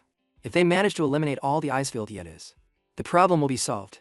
She initially thinks he's joking, but he is completely serious. He insists on healing everyone before continuing the fight. Shen tells him to stop worrying about others and focus on himself. But Lu Fan says time is running out and prioritizes evacuating the injured first. Captain Lee watches as Lu Fan insists on retreating with the injured, and hands him a bow. He recalls that the bow is one Senior to always used to accurately headshot enemies from the Southern Kingdom. Shen wonders if Senior to entrusted Lu Fan with a special weapon. Lu Fan tells them not to worry and urges them to escape while he faces the ice field yet is alone. Captain Liu, though concerned, tells him to be careful. Determined, Lu Fan prepares to test Senior To's bow for the first time. Meanwhile, Shen reflects on Lu Fan's insistence on evacuating everyone, realizing he's no ordinary warrior. Xian, now fully aware of Lu Fan's strength, recognizes that he is an exceptional dragon knight. He tells Shen that Lu Fan is a dragon tamer from the southern province, reinforcing their growing admiration for his remarkable skills. The Yeti hurls ice at our boy, trying to freeze him, but he shatters them. Surprised by their persistence, he unleashes the dark serpent arrow, calling for Zhao Ji and Xing Chen. He focuses his attention on the corpses. As the Yeti's health drops, they become more ferocious. Lu Fan instructs Xing Chen to prepare his abilities and initiates Broken Star. However, he stops it in time to strike and decides to detonate the stars himself. Using the serpent arrow, he shatters them, causing great destruction. The force throws everyone through the air before a hawk carries Captain Yu away. While Chang struggles with his injuries, the pain intensifying, the captain wonders if Lu Fan's power is tied to a dragon's potential. Acknowledging Xing Chen's efforts, he tells him to rest and instructs Xiao Ji to keep working. He instructs her to check the fallen corpses, and if none remain, to proceed with the squad. Just then, he notices Captain Lee returning. Curious about his reappearance, he questions him.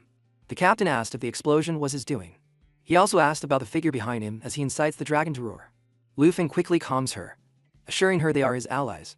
He then asks her to transform into the black dragon's devastating form. Noticing her restlessness, he suggests clearing the area if she doesn't feel well. She uses the cataclysm technique, quickly eliminating all threats.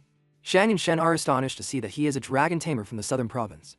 The captain, equally intrigued, asks if the dragon is his pet. Lu Fan confirms, identifying her as his black dragon. The captain then mentions that Senior to has often spoken of a dragon tamer, understanding that Lu Fan is the legendary dragon tamer considered the best in Senior To's eyes.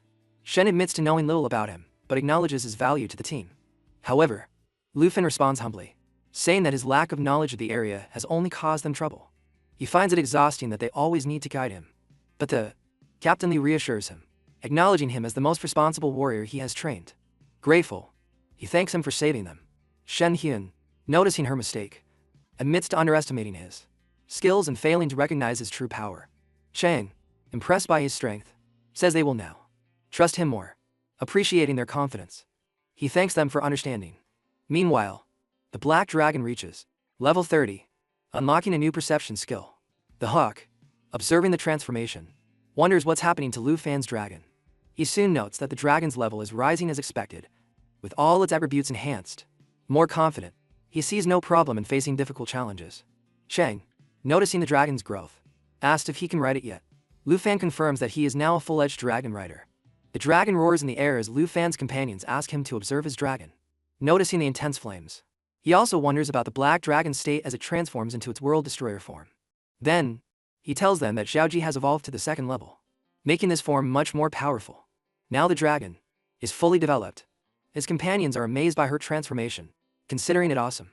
Old Liu also praises the dragon's fire form, describing it as impressive, though its rapid growth astonishes him. He suggests Lu Fan should have a special saddle for better control. Lu Fan replies that he already has a saddle he believes is sufficient. Captain Lee mentions he has a military saddle that boosts stats by 10%, making it rare and valuable. Shen adds that this equipment is for dragon mounts, boosting stats by another 10%. Hearing this, Lu Fan calculates that his attributes will stack up to 100%. His companions are surprised to discover his gear is highly specialized, giving him extra advantages in battle.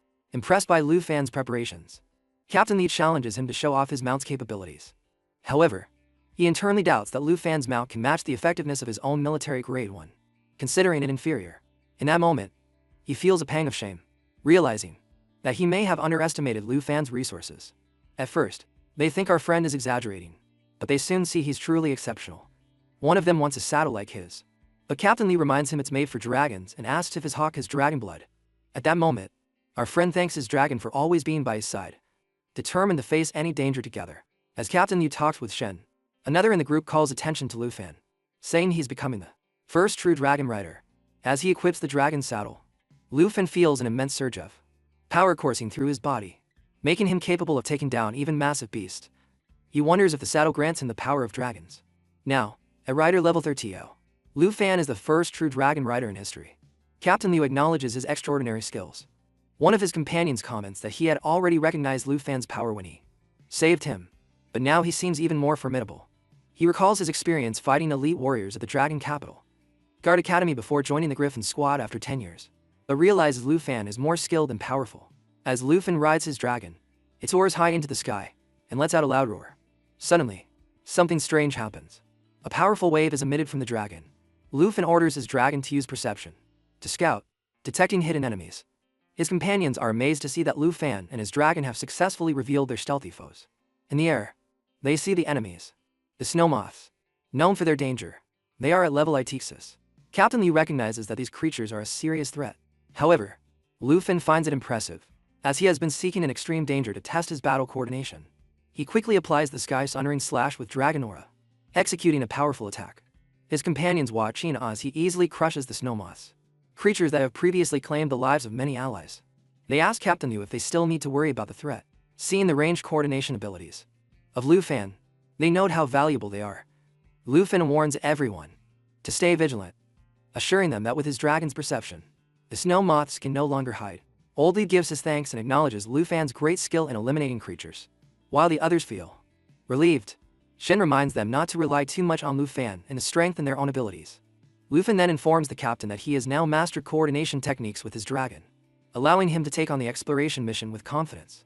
Captain Li fully trusts him but points to the dark sky, observing a snowstorm that could arrive from the north by tomorrow. He highlights the danger, explaining that if the storm arrives earlier than expected, there will be no time to return to camp. Recognizing the risk, they all agree the situation is dangerous. Lu Fan reassures them, saying that the snow moths, once a great threat, are no longer a problem. He also mentions that facing the beast and the blizzard will be an opportunity to earn military merit. Despite his determination, he assures them he will not endanger anyone's life, as he is confident in his ability to complete the mission. Captain Liu, trusting his skills, agrees to his request and reassures the group that with Lu Fan in the lead, they have nothing to fear. In the far north region, Route 78, Lu Fan battles snow moths in a blizzard. During the fight, he finds a piece of non-smelting ice left behind by the creatures, a highly sought manga after item. Recognizing its value as a quality ice crystal, he ensures his companion's safety in the hostile environment. Liu instructs Lu Fan to keep fighting and complete the mission. Although the cold makes them shiver, Lu Fan, numb after fighting the snow moths, pushes forward. A companion asks if he really intends to defeat level 85 monsters while being level 30. He comments that if Lu Fan has that strength, he will earn the gold badge by overcoming the blizzard. Shen suggests calling Senior to help with the situation. Captain Li reports that they have advanced 100 miles, but supplies are running low, so they should return to headquarters. His companions nod in agreement, showing their exhaustion from the cold and the need for rest. Lu Fan decides to return because Zhao Jin needs food and rest. Captain Liu asks Shen to set a signal marker for their return to camp. She obeys and activates it. Lu Fan, curious, asks what she's holding. Captain Liu explains that it's a signal flare to mark their location, so when the weather improves, the construction team can find them and create a rest area. Then, they realize the Griffin must have already returned to camp on its own. The next day, at the headquarters of the far north region, Captain Liu instructs everyone to disperse while he reports to Senior 2. However, Lu Fan stops Shen and asks if there's anyone who can help process the non-melting ice. Surprised by the question, she informs him that Old Shu, the blacksmith in the supply office, can help. Curious, she asks if he plans to give it to his girlfriend, but he clarifies that it's just for a friend. Determined to visit the blacksmith, Lu Fan heads back to the supply office. Meanwhile, Shen remembers that she also has a melting ice necklace. Arriving at the blacksmith shop, Lu Fan speaks with Old Shu, who assures him he'll make an extraordinary gift with the non-melting ice, one that any girl would appreciate. Grateful for his help, Lu Fan thanks him. Suddenly, Senior 2 appears while looking for Lu Fan. He informs him that Captain Liu has spoken highly of his actions, praising him for saving everyone during the first mission and successfully leading them through the blizzard. Recognizing his strength and performance, Senior 2 rewards him with a copper badge. Lu Fan expresses his gratitude as he receives the Copper Griffin Military Merit Medal.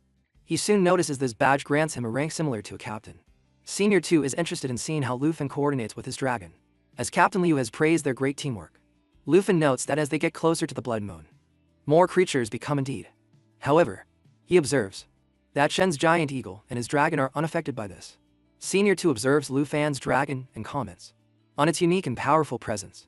He provides the dragon with plenty of meat, and Lufin realizes Xiaoji is extremely hungry. Senior to insist the dragon eat before they continue. Meanwhile, he shares intel from the Stars and Stripes Nation, explaining that their national trial representative, Morgan, is exploring the mountain ruins, and their intelligence team is closely monitoring him. Senior to shows photos obtained through communication with the Morgan family, revealing a massive humanoid skeleton. Lufin immediately recognizes its resemblance to the giant creatures linked to the Blood Moon. However, Senior to points out that, in comparison, the figure in the picture is small, almost insignificant. He then leads Lufin to another room and shows a video sent by his intelligence team. The footage features the Morgan family and the ruins of the Sacred Mountain, which, according to Senior to, could hold the key to uncovering a significant secret.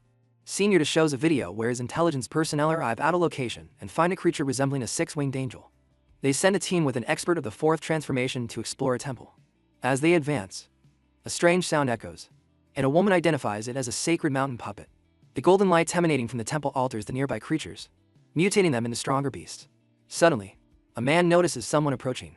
The woman assumes that their team's expert returning, but he quickly realizes something is wrong due to the figure's wings. Panicking, he tells her to run, realizing their companion has transformed into a slave of the Sealed Mountain. The video ends, and Senior to explains that his team managed to escape while obtaining this recording. At that moment, our friend observes the nature of this creature and asks Senior to clarify that it's more dangerous than the sacred mountain puppet. He explains that the mountain puppets and deer were mutated by the influence of the temple and the giant skeletons.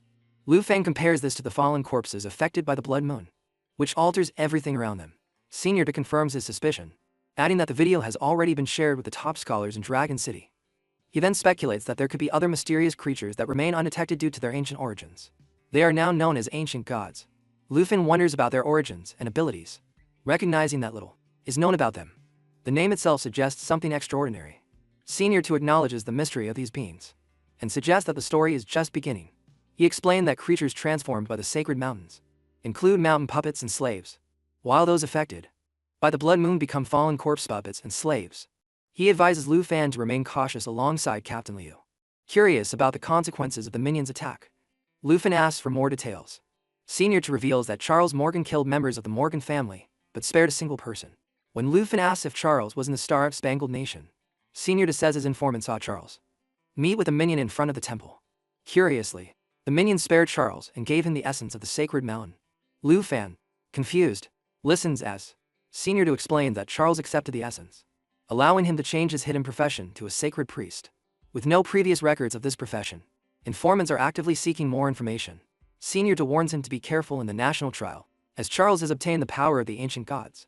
However, our boy remains confident, believing in his strength to face the toughest opponents. 2 days later, at the military supply shop, the blacksmith shows Lufin an ice necklace. He estimates its price at least 10 dragon coins, impressing Lufin with its craftsmanship. Satisfied, Lufin offers the blacksmith a bottle of liquor as a token of his appreciation. At first, Master Chu refuses, but then notes that Lufin knows just what he likes to see. Suddenly, Shen arrives, urging Lufin to leave, with a new exploratory mission underway. On their way, Master Chu encourages him to go and promises future assistance. Meanwhile, Shang sees Lufin's copper badge and is surprised to note that, after so much time fighting, he still hasn't turned a single badge. The next morning, Thie prepares for their mission, with supplies for 15 days. As they set off, Lufin finds it strange that the signal post is missing. Shen quickly points it out, but something about the situation feels off. A sense of unease settles over them, and Lufin suspects that danger lurks nearby. When Shang suggests starting the mission, Lufin stops him, warning that it might be an ambush, and soon notices they are surrounded by monsters. Observing their behavior, he deduces that the creatures staring at them without attacking are likely puppet fallen corpses. He also suspects the presence of slave fallen corpses controlling them from the shadows. The captain confirms the theory, explaining that slave fallen corpses serve ancient gods. He then asks about another presence nearby as he reveals Liuwo. Recognizing his arrival, Lufin tells him, "It's been a long time." Then, our friend asks the captain if he knows Liuwo. The captain explains that Liuwo is a silver-ranked officer of the Griffin Regiment and Shen's fiancé. He also reveals that Liuwo was the one who brought her into the regiment. However, after their engagement, he disappeared, on a mission, and no one expected his return, especially not as a fallen corpse servant. At that moment, Shen seems glad to see him. She says how much she missed him and asks him to come back with her. He confesses he missed her but insists she must now stay with him. However, she is shocked when he forces her to stay and serve the god. His demeanor is unsettling as he insists she obey, promising to give her the powerful essence of God in return. Shang warns her not to listen, but fear grips her as Liu Wo continues to pressure her, insisting that disobedience will have serious consequences. Lu Fan steps in, saving her from him, but he continues to demand if she will stay by his side. Then, the captain tells Lu Fan that he won't let Shen be taken and asks if he can eliminate the corpse puppets. He remembers that if they don't fix the signal post, tracking the monsters will be impossible. However, the captain assures that they can escape if needed. Lu Fan, on the other hand, says that running is not the best option. Shang asks if he plans to fight another monster. Our boy sees it as a great chance to earn military merit. Liu Wo, angered by the defiance, says they should all die and become fallen corpse puppets for not following God's orders. Lu Fan prepares to cast the sanctuary shield and says the rest is up to him. He then launches an attack with his gloomy serpent arrow, landing a powerful blow. Shang warns that the shield will only last 10 seconds, but Lu Fan tells him that's enough. As the shield's time continues to count down, he calls for Zhaoji to release her destruction dragon form. Meanwhile, the captain watches, anticipating Lu Fan's victory. Lu Fan orders his dragon to attack alongside him. Everyone is shocked by the immense force of their power. The companions note the great coordination between the rider and his dragon, which allows Lu Fan to defeat the beast easily. Liu Wo is equally surprised by this display of power. As the 10 seconds of the sanctuary shield end, they find themselves completely safe from the creature. Lu Fan quickly checks on Shen, who assures him she's fine and thanks him. Then, she wants to use the chains of holy light to bind Liu Wo, but the captain refuses, preferring to keep him under strict surveillance. Shen insists that although Liu Wo is now a monster, he was once a kind person. Lu Fan, feeling the energy of the fallen body, begins to understand the depth of the change. Suddenly, Liu Wo approaches Shen and tells her that the remaining minions have left the area. His expression shows deep sadness. For a brief moment, she feels his original personality returning. Lu Fan, noticing this, assures her that he has returned, even if only for a fleeting instant. Captain Li thanks our boy for their survival and suggests returning to camp. Lu Fan agrees, as Shen also needs to rest. However, the captain notices that the thing still hasn't dispersed. Our boy wonders if it's the fallen corpse's energy that seems drawn to the blood moon. This energy is key to understanding the corpse slaves. He contemplates the fallen corpse's essence and applies his skill, wondering if this essence is the same. It occurs to him that it might be useful for obtaining a hidden profession. Captain Li hesitates, concerned about the safety of carrying such an object. Our boy considers its importance, realizing it also turns someone into a servant of the ancient god. His thoughts drift to Charles, wondering if he followed the same logic and remained loyal to the ancient god. Determined, he decides to hand over the essence to Senior as soon as possible. Turning back to the captain, he insists they must go and help. As they stay behind, Shen looks at Liu Wo, remembering the illusion where she believed he missed her, and pulls out a quality ice necklace, still doubting reality. Our boy calms her, but she soon regains her composure and returns to her usual self. She asks about the next step, and Captain Li tells them to prepare to return to camp. Later that day, she realizes she must let go and move on with her life. No later than the following afternoon, Lu Fan shares everything with Senior 2, explaining his hypothesis on the situation. He believes there are specific conditions for becoming a servant of the ancient god. He concludes that only those from the Griffin Squad and other powerful beasts can be corpse puppets. He also says that dead beings cannot serve the ancient god due to their lack of intellect. Even Liu Wo mentioned he was controlled by the corpse's essence, which reinforces his theory. From his perspective, whoever wants to be a servant must be chosen by the ancient god. Curious, he asked if the essence alone is enough to create a corpse slave. Our boy, though uneasy, admits that only conscious beings can leave. As Liu Wo pointed out, Senior defines the hypothesis convincing. He then recalls reports from various countries about similar strange occurrences recently. Senior mentions that cultists are blessed by the gods, allowing them to expand their churches easily and gather more believers. He adds that if Liu Wo is right, then the cultists could be followers of the ancient god's servants. Our boy wonders if this means many ancient gods have yet to awaken. Curious, he asks if their camp is the only populated area in the northern region. Senior 2, puzzled, questions his sudden interest. In response, he asked about the still missing members of the Griffin Squad. Shocked, Senior asks if he thinks they've all become fallen corpse slaves. Our boy says that those who survived and left there could already be considered fallen corpse slaves. A deep sense of sorrow washes over Senior 2 as he mourns his lost comrades. Our friend then questions if the Griffin Squad will accept this truth and suggests using the essence to test his hypothesis. However, Senior hesitates, unsure of who they could experiment on. He points out they can't test it on humans. Without hesitation, Lu Fan offers his dragon as a test subject. Senior 2 is surprised to hear Lu Fan wants to test it on his dragon, especially since the creature is unaffected. by the blood moon. However, Lu Feng clarifies that he has been misunderstood. He doesn't plan to test on his pet dragon. Instead, he reveals he has two pet dragons, while the others are just summons from his main dragon. Senior 2, shocked again, listens in disbelief. Without hesitation, Lu Feng calls for Zhao Fei and asks her to summon the twin flying dragon kings. In an instant, the dragons appear, roaring as they soar through the sky. Senior 2, witnessing the scene, is stunned by the imposing presence of these summons and quickly realizes the dragon is remarkable, though still the weakest among the 5 Lu Fan possesses. Our boy observes the experiment and thinks that if this dragon transforms into a fallen corpse slave, they can easily eliminate it. Thus, it's an ideal test subject. Senior 2 agrees and decides to proceed with the experiment. He instructs Zhao Fei, who then orders the dragon to consume the essence, tossing it towards the creature. The essence vanishes into its mouth in a matter of moments. Almost immediately, the dragon begins to transform into a fallen corpse slave. Our boy, watching the changes, instructs Senior 2 to wait. He informs him that the other dragon is also starting to transform into a fallen corpse slave. Lu Feng urges them to act quickly and tells Zhao Fei to control her dragon to prevent it from falling into the water.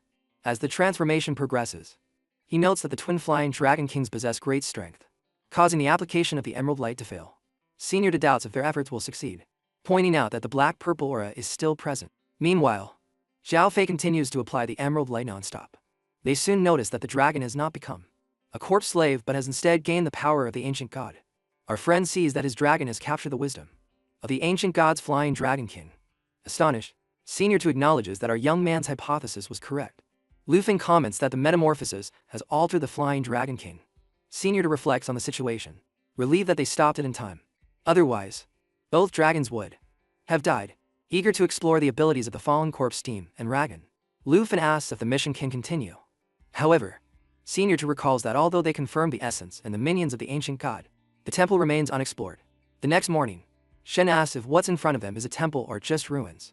Lu Feng realizes the golden light temple and the ruins are the same thing, confirming they must explore this place to understand the ancient god's awakening. He also wonders if the divine treasure map is nearby. Shen gets frustrated looking for anything left behind. She notes they are about to leave the blizzard's own and finds a surprisingly beautiful landscape. Lu Feng also sees an expansive lake in front of them. Shan notes that the sky is clear and suggests they have left the northern region. Captain Liu decides they should settle down and rest for a while. As they observe their surroundings, they see enormous chains beneath the ice, sparking curiosity about what they might be connected to. Lu Feng wonders if the chains could lead them to the ruins. Upon examining the area, he discovers a dragon egg, the 4th one he has found. Lu Feng picks up the egg, but his attention quickly shifts to where it was kept. Something is buried in the snow, which appears to be a box. He crouches down, lifts it, and examines it carefully, confirming his suspicion. Upon opening the box, his face reflects surprise. Inside, he finds the Dr. Heizhou and LL Anju Haizhou steelbook, of epic quality that requires level 35 to use. Excitement builds within him because if he masters the dragon language magic, his power will increase by 100%. Not only that, once he conquers the blue dragon, his wisdom will increase, and his skills will match the roar of the blue dragon king. With draconic resonance, his blue dragon magic will apply its strength to fold. However, he notes he must wait until level 35 to use that power. The thought reminds him to contact Mrs. Du from the Tianghua auction house to use his monthly rights and obtain a pet's lot expansion scroll. As the group moves on, Lu Fan stays behind, focused on the egg. Shen and Shang soon notice and come to find him. As they approach, Lu Feng quickly hides the skill book in the egg before greeting them with a casual smile. To divert their attention, he shares a thought that's been on his mind since they reached the edge of the far north. There might be an unexplored region beyond the glacial lake. Captain Liu, overhearing, nods in agreement. He says that although they crossed the snowstorm, the far north is vast and could extend further. He mentions that the Blood Moon mountain range stretches for over 10 miles and doesn't end here. Instead, this might be the tip of an ancient god's tail. Shan, surprised, asks if the ancient god's body is miles long. The group collectively turns to the vast, icy landscape, trying to comprehend the captain's words. Despite various theories, the ancient gods remain a mystery. Their true forms have not been discovered. What is certain is that the large chain they've seen is connected to the Blood Moon. At that moment, Shang wonders if the Blood Moon controls the ancient gods or the other way around. Shen Hyun, shocked, questions if the ancient god is the size of a mountain, with its master at the end of the chain. Shang laughs and claps Lu Fan on the shoulder, telling him it's too early to speculate. It's better to follow the chain and see what awaits them. There might be ruins or temples beyond the lake. However, Captain Lee remains cautious. He warns the group that the unknown lake could be very dangerous, reminding Chang of the serious injury he suffered last time. Chang, remorseful, apologizes. Lu Fen steps forward, raising his hand confidently. He assures the captain that he will scout ahead and return with a signal. Though initially hesitant, Captain Liu acknowledges Lu Fan's strength and allows him to proceed. Our boy calls for Xiao Ji, ordering her to activate her destroyer form. In seconds, she transforms, and lava surges forth. The group, reassured by her presence, prepares to wait. The captain reminds Lu Fan that they have a teleportation scroll for emergencies. Lu Fan spreads his dragon wings and reassures the team before ascending into the sky with Xiao Ji. They fly non-stop for 2 hours, covering vast frozen grounds. Something feels strange. Although they have flown for a long time, they still don't see the end of the chain. Suddenly, the system warns of their entry into the realm of the fallen corpse ruins. Our boy, astonished, tries to analyze the situation. Could this realm be linked to everything they've discovered so far? What level is this realm of the fallen corpse ruins? He orders Xiao Ji to advance cautiously. The proximity of the ancient god to this realm aligns with the findings from the Star Flag realm. Perhaps this is where those who ventured into the sacred temple were turned into sacred slaves. As they fly, Xiao Ji suddenly stops, roaring loudly.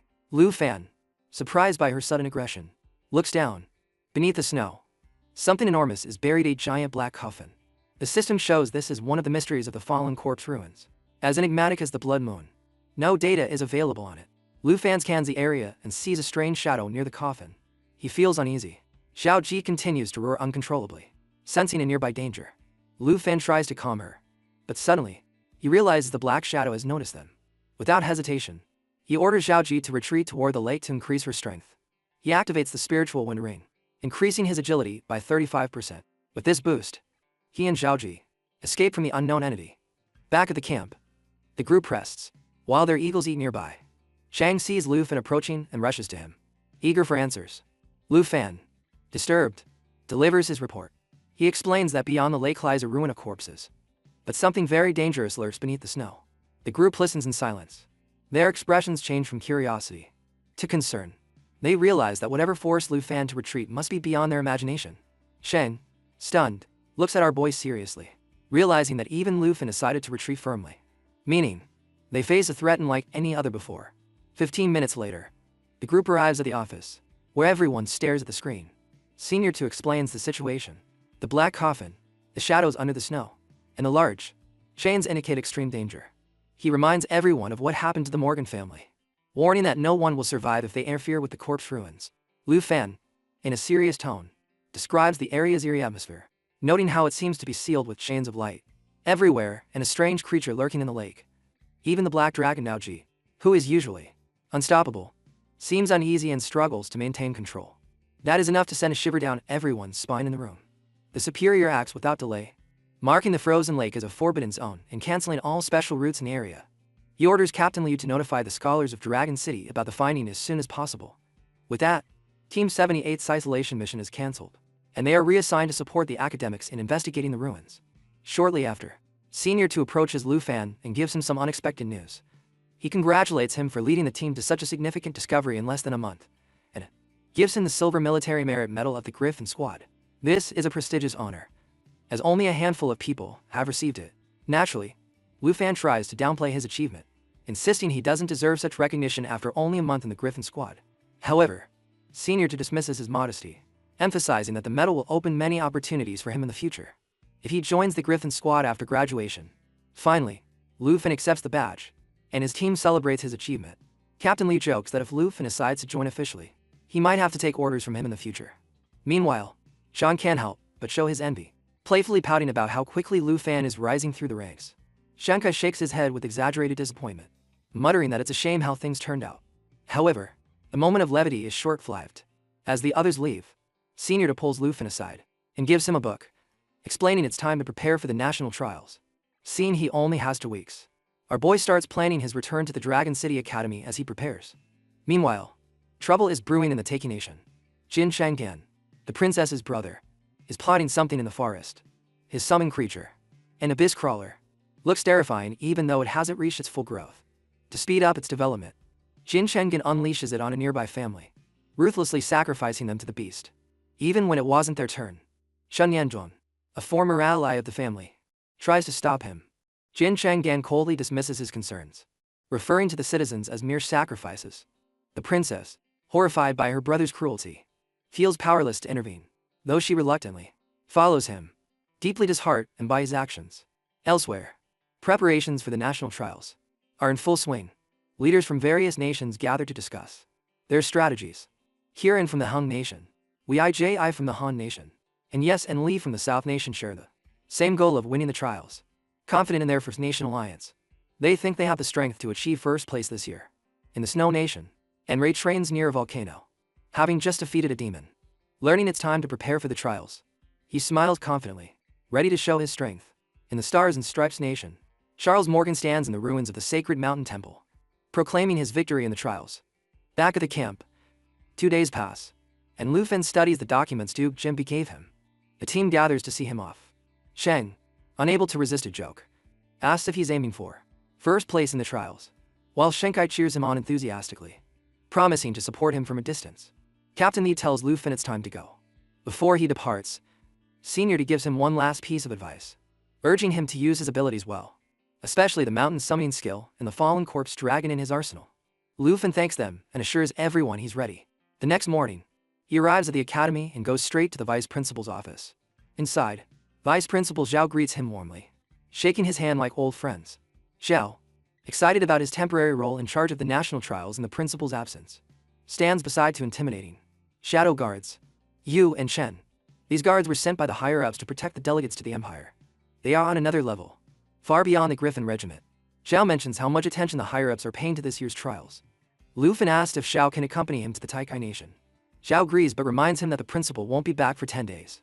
He informs Lu Fen that he has already arranged a private plane and they will depart the following afternoon.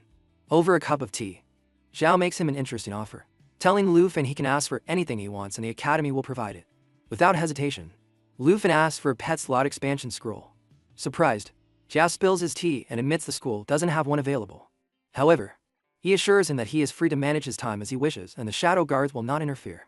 Later, Lu Fen sees his close friends, and emotions run high, and practically tackles him, crying and telling him how much she missed him. Q chimes in, saying they had been waiting for him since the previous night. Lu Fen, somewhat embarrassed, admits Vice Principal Zhao told him about his return, but jokes that he didn't bring any gifts. His friends ignore this and pull him to the dining table where a feast awaits them, and proudly announces she cooked everything just for him. Knowing how bad the food was in the far north, Lu Fen doesn't deny it, admitting he had missed Tan's cooking more than anything. As they eat, he peppers him with questions about his adventures, and whether he's gotten stronger. For hours, Lu Fen shares his experiences from the far north, from fighting to discovering forbidden ruins. At some point, he shows them a bracelet he made, thinking of giving it to his older sister. Zhao Man spots it instantly and starts teasing, asking who the lucky girl is. Flustered, Lu Fen hides the bracelet and babbles incoherently. Q rolls his eyes and jokes that it's for his older sister. The teasing continues until Han changes the subject, reminding Lu Fen to come back early tomorrow night because they're all going out. Later that night, Lu Fen visits the place where his older sister had trained him. Sitting alone, he remembers when she introduced him to Sister Du at the auction house. Missing her presence, he calls Du to ask about his older sister. Du, amused, teases him, suggesting he must be blushing. She finally admits his sister had to leave for personal reasons but left something for him at the auction house. That night, our friend goes to the auction house. Sister Du greets him with her usual charm and teases him about traveling with shadow guards. He brushes it off, explaining they are professionals who don't interfere. She leads him to a private room and unveils a flowing meteorite sword. This is no ordinary weapon. It's a level 30 beast with impressive stats: 256 strength, 200 for agility, and a main skill called Enhancement, Flame Core, which increases fire skills by 50% and accumulates damage for an extra attack. Lu Fan's jaw drops as he holds the sword, feeling its power. He realizes his older sister had it custom made for him. Du smiles, noting the effort put into the gift. However, she's not done. She gives him another surprise: a Magma Burst skill book. This rare skill turns targets into magma, dealing massive damage, making it a perfect addition to Lu Fan's arsenal for the national trials. Finally, there's a letter. Du, ever the teaser, calls it a love letter. Lu Fen reads it and smiles. His older sister writes that she had to leave unexpectedly but left the gifts as encouragement for the trials. She reminds him of his promise to give her something that doesn't melt the ice. Moved by the gifts, Lu Fen thanks Sister Du. As he leaves, he asks if the auction house has a pet slot expansion scroll. Sister Du explains that. Unfortunately, the market for these scrolls is small, and only hunters, summoners, and the like seek them out, so they don't keep them in stock. Our boy takes it in stride, thinking that since there are no scrolls now, he'll focus on leveling up Xingchen and wait for the right time to hatch the blue dragon egg later. She reassures him that she'll keep an eye out for any scrolls or dragon spellbooks that come in and will notify him immediately. With that, Lufin bids her farewell and heads back home, with his faithful shadow guards following him. As he walks, his mind is filled with plans. He notes that he must level up in the early stages of the national trials. To do so, he needs to give Xingchen the proper training. He believes the far north may have improved his military skills, but he still needs a real level up to move forward. As he nears home, Lufin sees Yan Jing waiting for him on the path.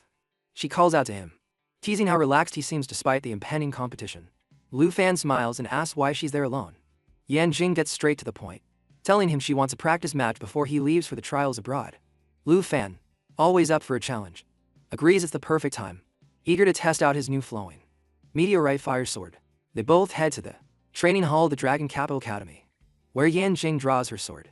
Ready for battle, Lufin pulls out the flowing meteorite sword, its fiery aura illuminating the hall. Yan Jing smirks and tells him not to rely too much on new abilities, wanting to see how far his training in the north has come. The duel begins with Yan Jing launching swift attacks, but Lufan's sword handles them with ease. Its lightweight design and nimble movement surprise her. She's amazed at how the sword seems to anticipate her next move. Activating the evil surge, Lufin adds a fire sheath to his weapon, increasing its power with each strike. Yan Jing, impressed, watches as the barrage of attacks continues to grow. Our boy thinks the sword is incredible and admits his older sister was right that it's the perfect match for him. He thinks maybe it's time to retire his dragon scale sword. The battle continues with Yan Jing counterattacking with the Grand Army breaking squad, but Lufin parries her blows effortlessly. She admits she can no longer keep up with his combat skills, even when she pushes herself to the limit. Finally, Lufin activates the Mountain Shaker, a devastating move that deals massive physical damage and reduces health. Yan Jing falls to the ground but smiles, acknowledging Lufan's growth. She tells him he's stronger than before and is confident he'll win first place in the national trials. The next morning, Lufin meets with his friends and family for an emotional farewell. Sister Han worries about him, reminding him to stay safe and eat on time. Xiaomen assures him she'll always be with him in spirit, and Han wishes him a smooth journey. Lufin waves goodbye, thankful for their support. Vice Principal Zhao accompanies him to the airport, reminding him that the national trials are a great chance to prove his worth and rise among the elite of the Dragon Nation. Lufin reflects and silently promises to seize the opportunity. At the airport, Vice Principal Zhao mentions that the Dragon Nation's supervisor is already waiting. This piques Lufan's curiosity, and he asks who the supervisor is. Zhao explains that each nation not only sends representatives, but also a supervisor to ensure the competition rules are followed. Upon arriving, Lufan is surprised to see the shadow guards bowing to the supervisor. Zhao warns him to mind his behavior and be humble. The supervisor, emanating authority, steps forward and orders everyone to rise. His attention shifts to Lufan, and he acknowledges him as the representative of the Dragon Nation. At the Jinju City International Airport in the Taiki Nation, Vice Principal Zhao is astonished to see old Han greeting them in person. Zhao quickly expresses his thanks, recognizing the rare honor. However, old Han humbly insists it's a fitting gesture for state representatives. Vice Principal Zhao introduces Lufan as a second from the Dragon Capital Academy, highlighting his two professions as a beast rider and a tamer. Lufin realizes he has met old Han before, surprising Zhao. Old Han confirms their previous encounter with a knowing laugh and praises Lufan's Grand Dragon, comparing him to ancient heroes. He expresses his confidence that Lufan will bring glory to the Dragon Empire and advises him to seek out Jing if he runs into trouble. If that doesn't help, old Han himself will intervene. Old Han leaves in his car after reminding them of the evening's banquet. As the car drives away, Lufin asks Zhao if old Han is one of the three elders of the Dragon Empire. Zhao confirms, highlighting old Han's significant influence. Our boy is surprised to hear the name Han Hiebai. He asks if it's the same person he's heard of before, and the vice principal confirms. They follow behind as our boy comments that he feels old Han's status is high, but doesn't sense a strong aura around him. He wonders why old Han seems so ordinary. Lufin thinks it over and suggests his rank might be too low to perceive old Han's true power. The vice principal laughs and kirks him. Old Han isn't hiding great power. He is just a mid-level 40 illusionist. Compared to great warriors, his strength is average. Our friend is shocked. If old Han isn't that strong, how does he hold so much authority? Zhao explains that old Han's power doesn't come from physical combat, but from his wisdom and influence. Even though he's in his 40s, old Han can shape the empire's future. Zhao says that while combat strength is valuable, true power also lies in intelligence and strategy. Among the three elders, only one is known for combat skills at the rare 5th tier. The others focus on strengthening rather than direct fighting, but are still crucial to the empire. Old Han exemplifies how power extends beyond physical strength. Zhao also mentions that Old Han's elite bodyguards, the 4 legendary swords, follow them everywhere. Lu Fan is taken aback by these revelations. The 3 elders are an enigma. Their actual skills are unexpected. They are a mystery, but their influence extends beyond battlefields into wealth, strategy, and leadership. Upon arrival, Lu Fan finds a chaotic scene with reporters and onlookers eagerly awaiting the Dragon Nation's representative. Cameras flash and voices clamor for his attention. Vice Principal Zhao stays close, shielding him from the overwhelming crowd. Reporters bombard Lu Fan with questions about his dragon taming abilities, his alleged dispute with the Ji family, and his plans for the championship. Feeling the pressure, our friend remembers Old Han's wisdom and the responsibilities he now carries. The reporter's excitement reminds him of how much his life has changed since his days in Gun City. Vice Principal Zhao firmly declares there will be no interviews as the bodyguards clear a path, allowing Lu Fan to enter the hotel and find some peace. That evening, the banquet hall was buzzing with chatter as representatives arrived. Lu Fan mentions the concentrated media presence, making it difficult to even step outside. Zhao suggests it's wiser to stay indoors. Lu Fan asks about Charles, the representative of the starved empire. Zhao says they always arrive last, so there's no need to worry. Lu Fan watches Jin Chang'an, who is behind him, sitting quietly and observing the room. At that moment, Zhen Zian, supervisor of the tile and national trials, approaches Old Han. Jin Zan greets Old Han with a handshake, acknowledging his presence at the trials. Whispers of excitement spread as guests speculate about Old Han's identity. Some wonder if he is one of the legendary 3 elders, while others notice the figure beside him, suspecting he might be one of the 4 great swords. One guest eagerly recalls seeing Old Han at a conference in Rome, fueling more speculation. The presence of top figures from the Dragon Nation indicates that this year's trials will be intense. As Old Han sits, Lu Fan makes an inviting gesture, an interaction that doesn't go unnoticed by onlookers. The guests exchange curious glances and whisper about Lu Fan's connections to powerful figures in the Dragon Empire. However, the focus soon shifts to the banquet itself, a grand event meant to showcase the host nation's hospitality. Vice Principal Zhao leans toward Lu Fan, offering some advice. He should mind his reactions to the food, as Thai cuisine might not meet the high standards of the Dragon Nation. Our friend nods, but is surprised and curious. When the first dishes arrive, Lu Fan tries to hide his disappointment. The food is simple and modest, a far cry from the lavish banquets he expected. He quietly wonders what kind of state banquet this could be. He had expected something more elaborate. Old Han notices his reaction and explains that the Taiki Nation has minimal resources to dedicate to a banquet. Our friend is quite disappointed to see that and really misses his aunt's food, but suddenly realizes he has the food made by his aunt in his luggage. Before he can act, a loud noise interrupts. A robust man, enro, slams his fist on the table, glaring at the host and asking if this is how they treat their guest. Jin Chang'an calmly tells him to go hungry if he doesn't appreciate the food they're served. Hearing this, Enro's aura ignites. Flames lick the air around him as he challenges Jin Chang'an to repeat himself. People around try to calm them down. However, Enro threatens Jin Chang'an, warning him not to show up at the trial, which is dismissed by the arrogant prince. Enro's companion tries to stop him, but he orders him to throw away the awful food. However, he suddenly stops when a pleasant smell catches his attention, and he notices the food in front of Old Han. Seeing the food our boy brought, Zhao asks why he's carrying so much. He nervously replies that his aunt packed it because she thinks he won't get used to the Taiki Nation's food. Seeing Enro's nervous face, his companion invites him to join. Enro can't resist anymore and eagerly accepts. Lu Fan gives him a freshly cooked momo. He brings it to his nose, inhaling the aroma before taking a bite. The flavors surprise him, filling him with delight as he continues to eat.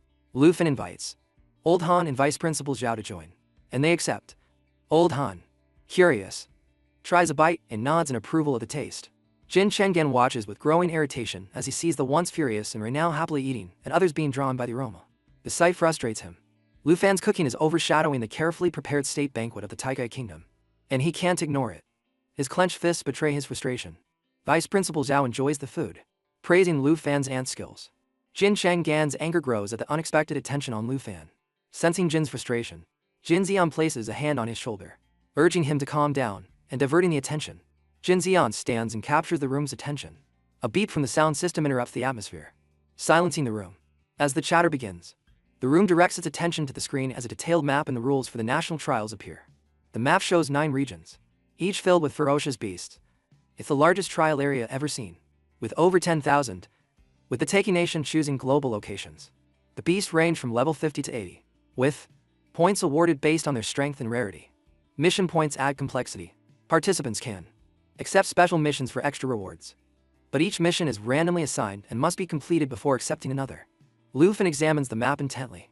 The missions offer a chance for more points, but also create a dangerous situation where participants can eliminate each other for an advantage. The competition has shifted from a test of skill to a fight for survival. Old Han, sitting nearby, reflects on the implications. The participant raises a question about a peculiar skull symbol marked on the map. Jinzan explains its meaning as the Dark Towers, a new challenge in the trials. The screen displays the ominous structure over the map. The Dark Towers hold armies of beasts with a powerful commander at their core, the demon of the 9 realms. The revelation unsettles the room. Jinzian emphasizes the gravity of the challenge, revealing that this demon is the same entity that nearly destroyed the Taking Nation 50 years ago. Gasps ripple through the crowd as the information sinks in. Lu Fan's mind races. That a being from decades ago still inspires such fear is unsettling. Vice Principal Zhao explains that the demon was an incredibly powerful entity that brought the Taking Nation to the brink of destruction.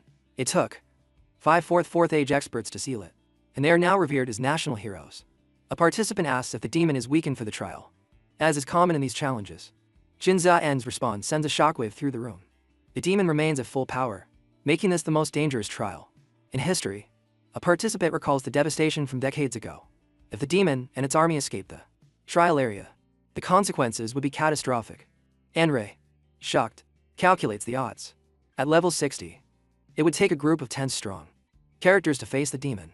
But with 23 representatives competing and plotting, forming such a team seems impossible. Breaking the tension, Lufin raises his hand and asks if defeating the 9 realms demon would award a lot of points. The room falls silent. Some look at him in disbelief, while others doubt he understands the magnitude of the task. Zhenxian, with a wry smile, confirms that points will be awarded for all defeated beasts. The reward for defeating the demon surpasses anything previously offered. With that, he concludes the session, signaling the end of the meeting. The participants slowly rise, processing the overwhelming information. As the crowd disperses, Old Han tells Vice Principal Zhao that Lu Fan should rest tomorrow. They will meet again in the morning. Later that night, Lu Fan is in his room, thoughts swirling. The upcoming challenge is more dangerous than he expected. The presence of ancient beasts and the rule allowing other participants to be eliminated for points weigh on him. The stakes have shifted from glory to survival. Seeking clarity, he checks the trial rankings as he scrolls through the national predictions. His name stands out under Dragon Nation next to Tone. His name shines back at him. Our boy, sitting on his bed, thinks about pairing him with Jin Chenghan. The assertion is absurd, but something about it makes him pause. He looks at the screen where the profiles of notable competitors appear. His eyes stop on a name from the Sakura Nation. Morning arrives, and the long-awaited national trials begin. The arena is buzzing with energy. As the crowd cheers, competitors from various nations stand in the spotlight. The Secret Realm's teleportation gate activates. Energy surrounds the participants. As the process begins, Lu Fen remains calm, focused on his goal. If he lands in the highest ranking tower, he will gain an advantage. The teleportation ends, and Lu Fen finds himself in a vast, icy landscape. Snow crunches under his boots. As he observes, he recognizes the north. This place is familiar, which means opportunity. His wrist device activates, projecting a holographic map of the frozen plains. His location is marked in the center, and there are no points yet. He studies the map and sees a mission in the top right corner. He must move quickly to secure his first advantage. He summons his elemental powers. Flames flicker in one hand, frost coats the other. The trial system shows real-time rankings, allowing the strongest competitors to be seen. This means others will target him, but he welcomes this challenge. Above him, Zhao Ji appears. In a burst of energy, the dragon's dark scales gleam, and her crimson eyes glow. Lu Feng climbs onto her back and gives a command. He asks Xing Shen to join Zhao Ji and level up together. With a powerful thrust, the dragoness ends, leaving a trail of fire. In the secret desert realm of the national trial, a dark orb glows with strange energy. Shadows emerge from the sands. They scatter, blending into the terrain. It was the Abyss Entangler, fragmented ambush. Unlike others, this rival has 9 lives. He plans to dominate the field and overcome his opponents. Suddenly, one of his sum and shadows vanishes, struck down by an unseen force. Jin Shangin thinks that this Entangler has 9 lives, so it's immortal. Nearby, Mushashi Ten stands with his katana still glowing. He said he now has 8 resurrections left. Jin Shangin asked why he killed his beast. He told him to calm down. He just wanted to see if it awarded points. Jin Chenggen said he would take care of Lu Fan if he wanted points. Musashi asked the reason for his frustration since he had 8 lives left. Han said he will handle Lu Fan. Meanwhile, he should fight the Black Dragon. He also reveals a secret about the Black Spire. It never stays in one place. It moves across the map. And whoever gets to close faces instant death. Musashi is surprised. This crucial information has been kept hidden. Their strategy now makes sense. Their conversation shifts to the 9 demonic spires of the realm. These legendary structures possess immense power. The summoner, confident in his skills, sees them as obstacles he can use to his advantage. For Musashi, the risk is greater than expected. He asks Jin Shenggen about himself, and he says he will protect his life. With a flick of his wrist, he sends abyssal energy forward. Musashi barely reacts before the force envelops him, binding him with an unbreakable weight. The abyss contract ties his life to the summoner. Jin Shenggen told him that now Musashi will also revive after dying because they are bound by the contract. He tells him that if he dies, then Musashi will also die. Musashi accuses Jin Shenggen of holding back and not trusting him despite their alliance. He insists he has no intention of betraying him. Jin Shenggen ignores Musashi and says that collaborating with the Taiki Nation is for the best. He also reveals that at the end of the trial, the abyss contract will end. Determined not to be left behind, Musashi rushes after him and suggests dragging Lu Fan together. Calmly, he explains his plan. Instead of acting immediately, they will let the 9 realms demon eliminate most of the other delegates. Only when the competition is thin will they attack Lu Fan, ensuring they expend the minimum effort. As they continue, Musashi notices a mission point and suggests accepting it. Jin Chenggan warns him it's a trap. He explains that Jin Xian has deliberately marked those places so that once someone accepts a mission, they are prevented from taking any others. Musashi, confused, asks what makes it a trap. Jin Chenghan replies with a sharp look, saying he'll understand soon because it's impossible to complete. Meanwhile, the supervisors monitor the trial with screenshots. Jin Xian, amused, leans back and scoffs as he reviews the rankings. He notes that the top nations, like the Dragon Nation, the Star Nation, and the Snow Nation, are not in the top spots. Another supervisor, curious, asks for clarification. Jin Xian points to the screen and highlights the Dragon Nation's representative, Lu Fan, who was touted as a top-tier contestant, but is now in last place with only 257 points. The supervisor is surprised by the low ranking, but Jin Xian laughs and suggests that Lu Fan's fame was inflated by his dragon pet. Old Han, sipping his tea, doesn't correct them, knowing that underestimating Lu Fan will only make his rise more dramatic. Meanwhile, our protagonist wanders through a hidden area, frustrated to see his score is still at 257 points. He wonders where the Dark Tower is. Despite searching extensively, he finds no trace. Suddenly, he finds himself at the Dark Tower. A deep, ominous sound echoes. A lion-like monster emerges before him, identified by the system as a level 60 sky-hunting flying lion. Although defeating it would earn some points, Lu Feng quickly assesses the situation. Compared to the fallen cloud zombies, this beast is weaker, and not worth his time. He notes that the best way to climb the ranks is to accept missions and defeat powerful bosses. He tells Zhao Ji to follow him. Soon, he sees a mission point on his map inside a cave. As he approaches, he sees another participant fighting a large snow bear outside the cave. The participant barely defeats the beast and is about to enter the cave when he hears a cry, and turns around. His eyes widen in surprise as he sees Zhao Ji, the legendary Black Dragon.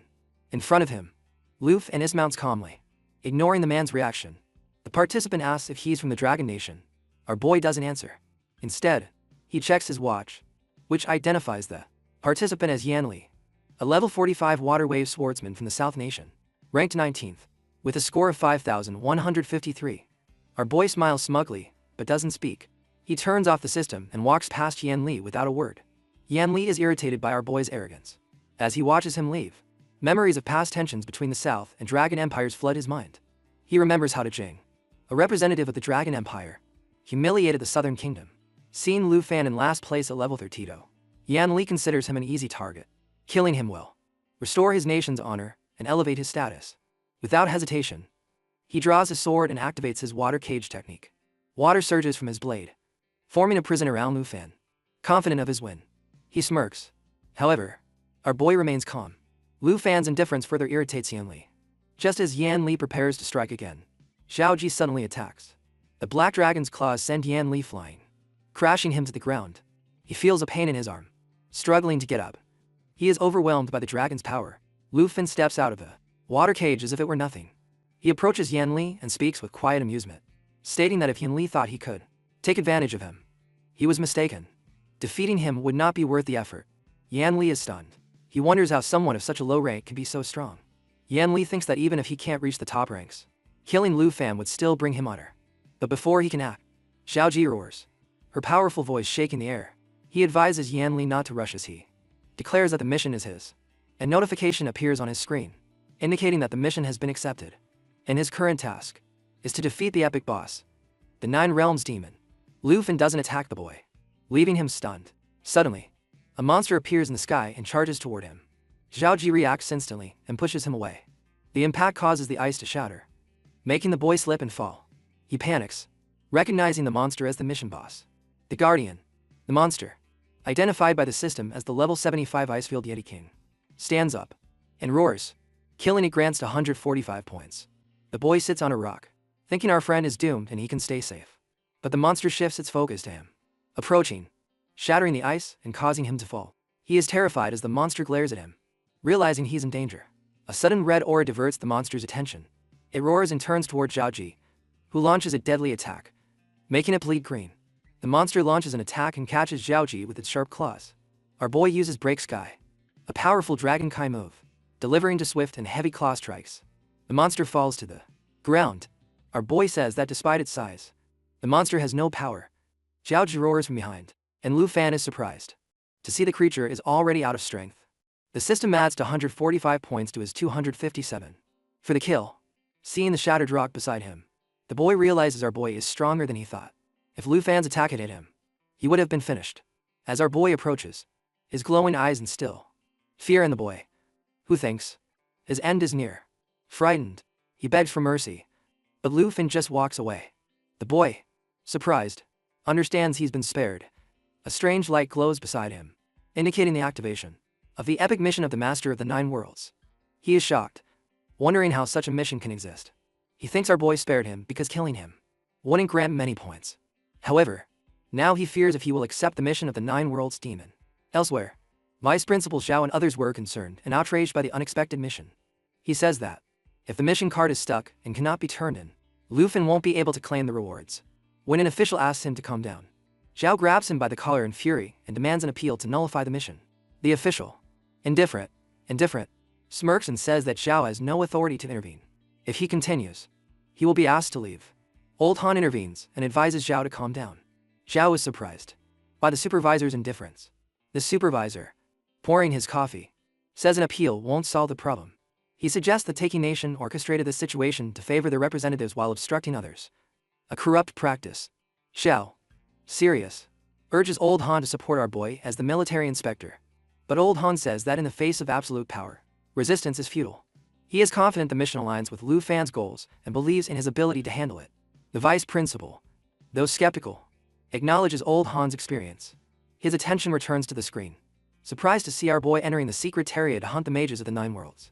The system alerts Lu Fan of the Dark Tower's arrival, but he remains calm and smiles as he accepts the mission. Without hesitation, he begins to slaughter demons with Xiao Ji roaring by his side. As soon as our boy enters the secret area, countless demon armies awaken and charge toward him, their cries echoing through the air. The system alerts that these demonic killer bats are level 60, and each kill grants 84 points. Observing them with a smile, he dismisses the so-called challenge as just an opportunity to gain free experience and points. Perceiving the threat, Star Dragon growls and orders Xing Chen to transform into his destroyer form. Without hesitation, he transforms. His strength rises to 10, 470, his agility to 9, 943, and his stamina 10,000, 474. With relentless efficiency, he begins to slaughter the demons. As he watches the battle, Lu Fan quickly warns Xing Chen to be alert to the ground, where another wave of creatures called BODN emerges. These monsters, each worth 126 points, advance ready to attack. Fully prepared, he springs into action, determined to annihilate them all. Meanwhile, while Zhao Ji enters her destructive form, with lava erupting around her, she channels the dragon's energy into her attacks, striking from a distance and eliminating numerous enemies instantly. Moving forward, she unleashes lava hell, spreading flames to cause massive damage. However, the intense energy consumption forces her to pause and recover. Looking at the sky, our friend sees another wave of monsters descending. Recognizing the growing threat, he decides to eliminate them more efficiently. Channeling the dragon's inspiration, he summons a light in his hand, boosting all stats and attack power by 30% for himself and his companions. Xiaoji, filled with roars as her lava aura intensifies, raising her strength to 661 and her agility to 660th with his divine bow drawn. Our boy instructs Xiaoji to unleash destruction. Star Dragon wastes no time and launches into battle. Over the battlefield, Xiaoji soars, causing massive explosions that engulf the area in flames. Seizing the moment, Luffy releases a charged serpent arrow while using the Shadow Serpent skill, a powerful attack that accumulates energy before releasing it with devastating force. Xiaoji targets a chain stone, gathering energy for another attack, while our boy casts Cataclysm, sending a powerful wave at the enemy, reducing them to ashes. New monsters charge toward him, and he briefly loses focus, but Xiaoji counters by spreading a wave of lava flames, incinerating the threats. The catalyzing serpent follows up with another explosive arrow, scarring the battlefield with massive destruction. The attack amplifies damage by 500%, harnessing the mental power of the blood dragon. In minutes, the battlefield is left in smoking ruins, with not a single demon standing.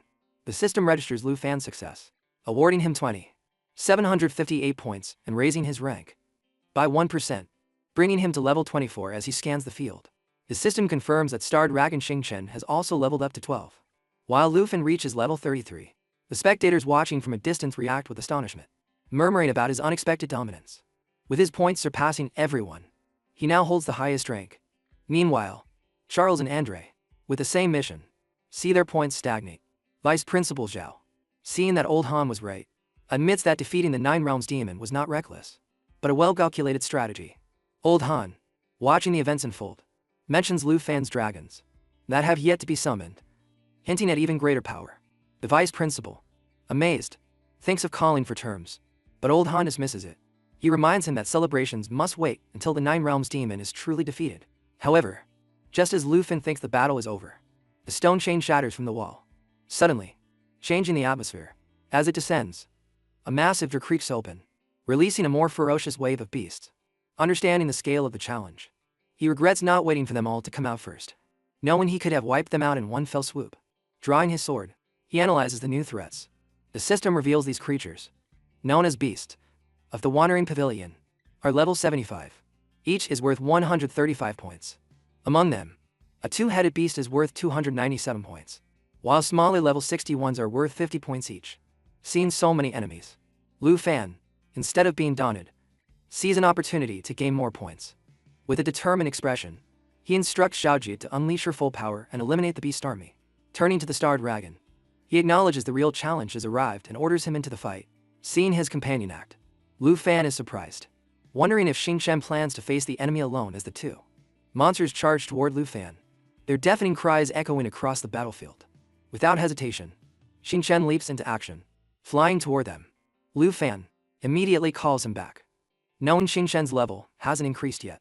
Xingchen ignores the warning and is determined to fight. Seeing that Xingchen won't be able to face the monsters alone, our companion moves quickly to act. He turns to Xiaoji and asks her to cover Xingchen before he gets hurt. Observing the situation, Lu Fan thinks that Xingchen is too rebellious. He never follows orders and always acts on his own. At such a low level, he is putting himself at serious risk. As Lu Fan and Xiaoji move to support him, Xiaoji lets out a powerful roar. The two-headed monster, noticing Xingchen approaching, prepares itself and roars as its minions get ready to attack. Sitting on Xiaoji, Lu Fan watches and notes Xingchen's independence. He finds it difficult to follow orders, always relying on his instincts. Just then, Xingchen's star shines brightly, and Lu Fan realizes something he's never seen before: Xingchen's full power. Perhaps it's time to let him follow his instincts in battle. Accepting this, he makes no further moves. Xingchen, filled with anger, radiates a strong aura. Without hesitation, he activates the Radiant Star Sword ability, fusing it with starlight to absorb damage for 6 seconds while drawing in nearby enemies. In one swift move, Xingchen advances, eliminating all enemies in his path. With a single devastating blow, the two-headed monster tries to attack, but the force of Xingchen's aura instantly knocks it down. As Lu Fan and Xiaoji float above, watching the scene, seeing Xingchen's strength, Lu Fan smiles and tells Jiu hold back. There's no need to worry. Xingchen can handle the battle. The two-headed monster attacks again. Xingchen needs no instruction. He fights his own way, mastering his skills effortlessly. With precision, he eliminates enemies one by one, his Radiant Star ability absorbing every nearby opponent. The battlefield is in chaos as monsters flee in every direction. Even the two-headed beast struggles to resist. At that moment, Xingchen activates Star Closure, summoning a star and crushing it to unleash total destruction. The blast of energy tears through the area, forcing the demons to flee. Lu Fan, impressed by the scene, tells Zhao Ji to fly closer for a better look. As Xingchen shatters his star, a wave of energy spreads across the battlefield, annihilating the enemies. Their screams fill the air before silence falls. Xingchen calmly approaches Lu Fan. Seeing him return victorious, Lu Fan smiles and praises his performance, without even using the 5x damage boost of the Shadow Arrow. Xingchen's broken star attack was as destructive as Drukta's Great Destruction. The system confirms that Lu Fan levels up. He is now a third Typher. Hearing the praise, Xingchen can't contain his excitement. Lu Fan laughs, noting how easily Xingchen becomes arrogant. One compliment and he's already acting overconfident, while the other is not. Meanwhile, Xiaoji lets out a loud roar, clearly jealous of the attention Xingchen is receiving. Amused, our boy calms Xiaoji, promising her she'll get to shine with the next boss. But before they can relax, a blinding flash of light erupts from a nearby secret box, catching everyone's attention. Their surprise turns to astonishment as they see a massive monstrous frog, the singing beast of the Bloody Mountain, level 80. Defeating it will grant 429 points. Without hesitation, our brave boy acts quickly, telling Zhao Ji they won't let it escape. Observing the challenge, he instructs Zhao Ji and Xingchen to prepare for an all-out attack. As they advance, the frog shoots out its long tongue. Anticipating this, our boy, using his celestial cut sword technique, slices the giant toad's tongue to pieces. As the attack continues, the creature's horn begins to glow and attaches in a rage. The frog directs its attack at Xingchen. Noticing the threat, Lu Fan is alarmed and urges Xingchen and Zhao Ji to respond.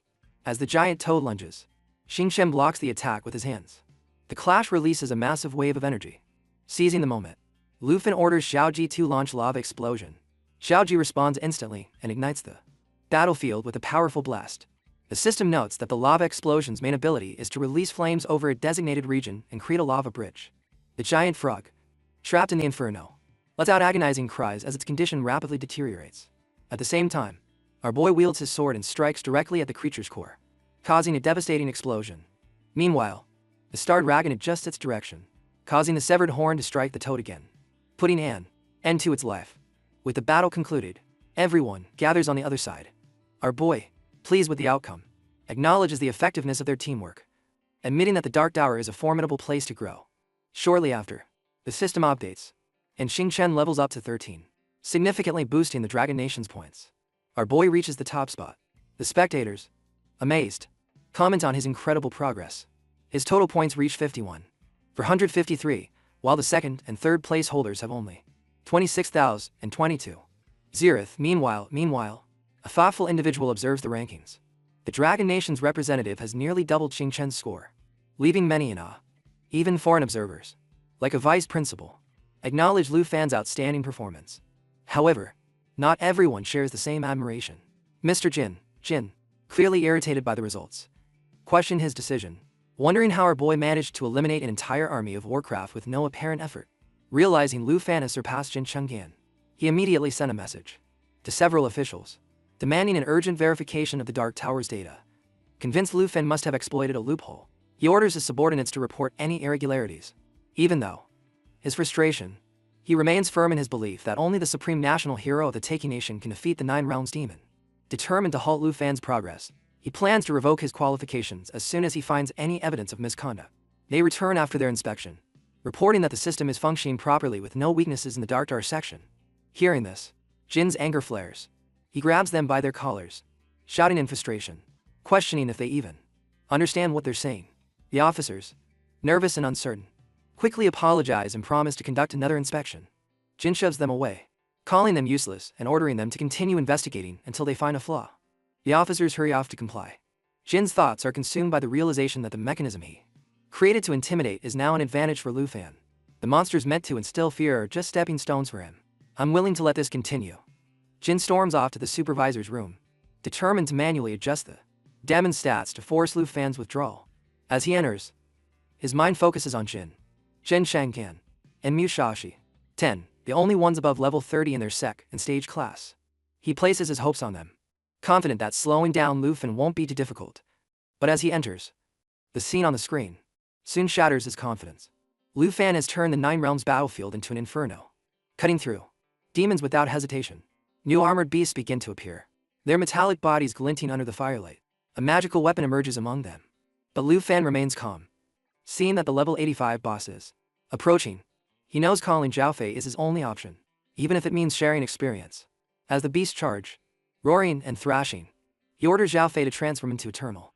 Zhao Fei channels the power of the Emerald Dragon's lineage, casting waves of emerald light across the field. The energy amplifies the effects of skills for dragons and allied lineages. Life Pulse expands, healing allies, while the Emerald Blessing strengthens them further. Xiao Fi eyes aura intensifies.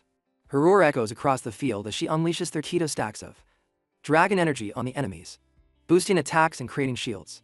Lu Fan focuses on Zhao Ji and Xing Chen, asking them to join his level. Now at level 30, Zhao Ji unleashes the barrier, casting constant fire while healing allies. Acting as a protector, she creates a strong barrier, whose durability depends on her health and healing abilities. Xing Chen moves quickly to attack, and Lu Fan tells him to use the Starlight Scale Armor. The shimmering armor covers him, absorbing damage from light for 60 seconds before reflecting it onto nearby enemies. Meanwhile, Lu Fan remembers a key detail from the Dragon Resonance skill book. Retrieving it, he opens the ancient text, releasing a strong surge of energy. Without hesitation, he activates the Dragon Resonance. Sensing the connection, Zhao Ji immediately unleashes a lava explosion. With victory in sight, Lu Fan calls for Zhao Ji's final attack. Lava surges from her, forming a bridge that traps the enemies, dragging them deeper into the searing magma. The battlefield is consumed by flames. The monsters scream as they burn amidst the chaos. A heavily armed sword beast withstands the flames. Its agonizing cries fill the air, but its body refuses to fall. Without delay, Lu Fan activates the Dragon Resonance again, amplifying his power. Zhao Ji transforms into her World Destroyer form. But before the battle can end, a sudden attack cuts through the air. Xing Chen darts forward, dealing a lethal blow to the beast. As the system registers their victory, notifications flood the screen. The Emerald Dragon reaches level 21. The Black Dragon ascends to level 31. And the Star Dragon unlocks level 15, gaining a new transition skill. Lu Fan, happy with his progress, sees Xing Chen unlocking his dragon form. Lu Fan notes that it has not been unlocked. No more demons will spawn in the area, so he checks the system to see Xing Chen's stats. He notes that Xing Chen has reached level 15 with much minor improved stats. His strength, agility, mind, and talent, and stamina have all increased, making him more powerful. Xing Chen also unlocked new forms and abilities, like Stellar Radiance, which multiplies his strength by 5 but only lasts for a minute. Another ability, the Galaxy form, releases all his energy in a devastating laser attack that ignores defenses. Pleased with the upgrades, our boy stands up and notes the changes. Xing Chen has begun his evolution, making him faster than his power levels would suggest compared to Zhao Ji. At this stage, Xing Chen's strength surpasses 4-0, showcasing his potential as a combat-focused dragon. With his improved stats, all his skills have reached level 3, and he has gained new abilities. The Stellar Radiance form stands out, while the Galaxy form intrigues him, granting strong abilities like Soul Light, which prevents them from touching the physical body. So, our friend decides to find some monsters to test his new skills and see their real potential in combat. Zhao Ji detects enemies in the tower, and our boy wonders if it will be the Earth Shadow Demon. Determined, our boy mounts Zhao Ji and heads to the Dark Castle. His dragons follow closely as they pass through the massive gates. Our boy dismounts and moves forward. The castle is large and shrouded in shadows. Though his vision is limited, his dark skill allows him to detect any nearby demons. Advancing further, he notices a faint fire ahead.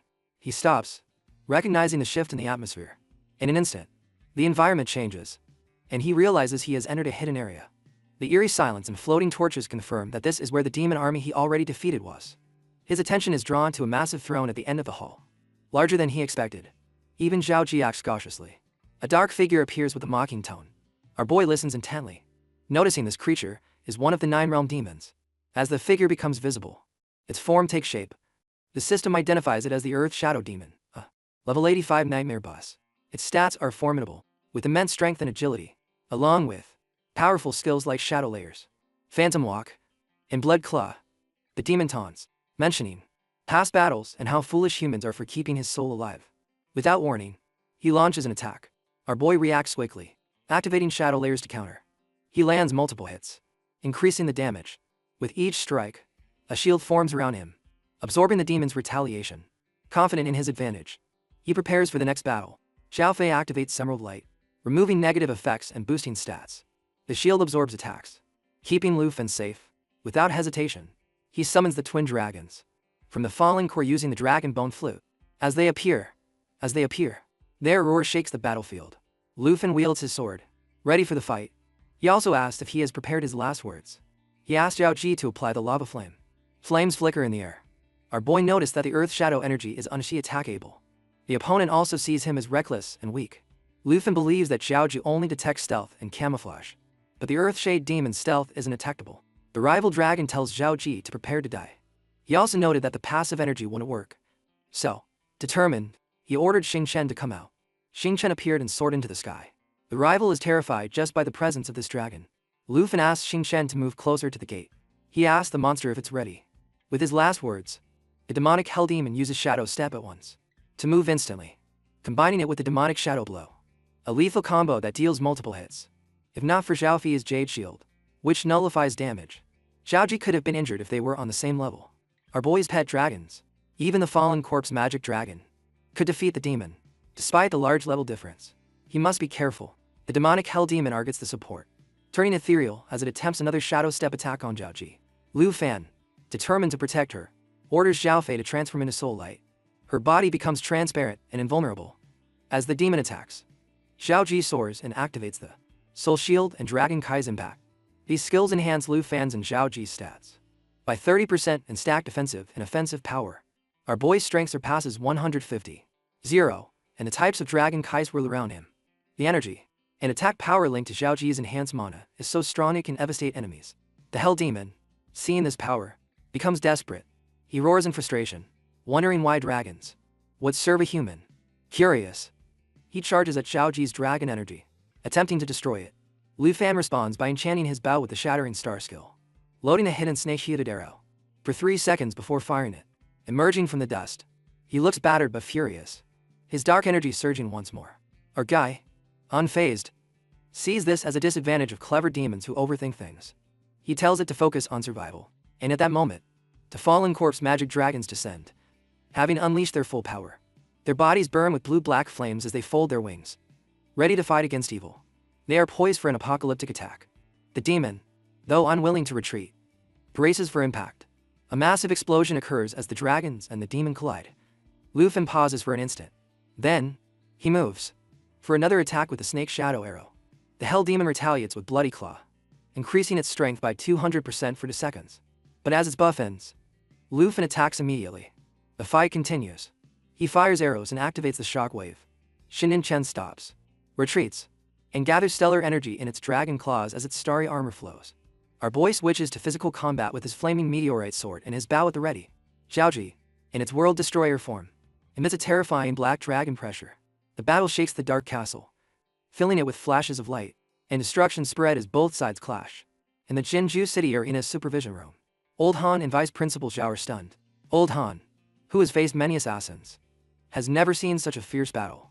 He recognizes the combat genius of Lu Fen despite his youth. Our boy's battle perception is already at an elite level.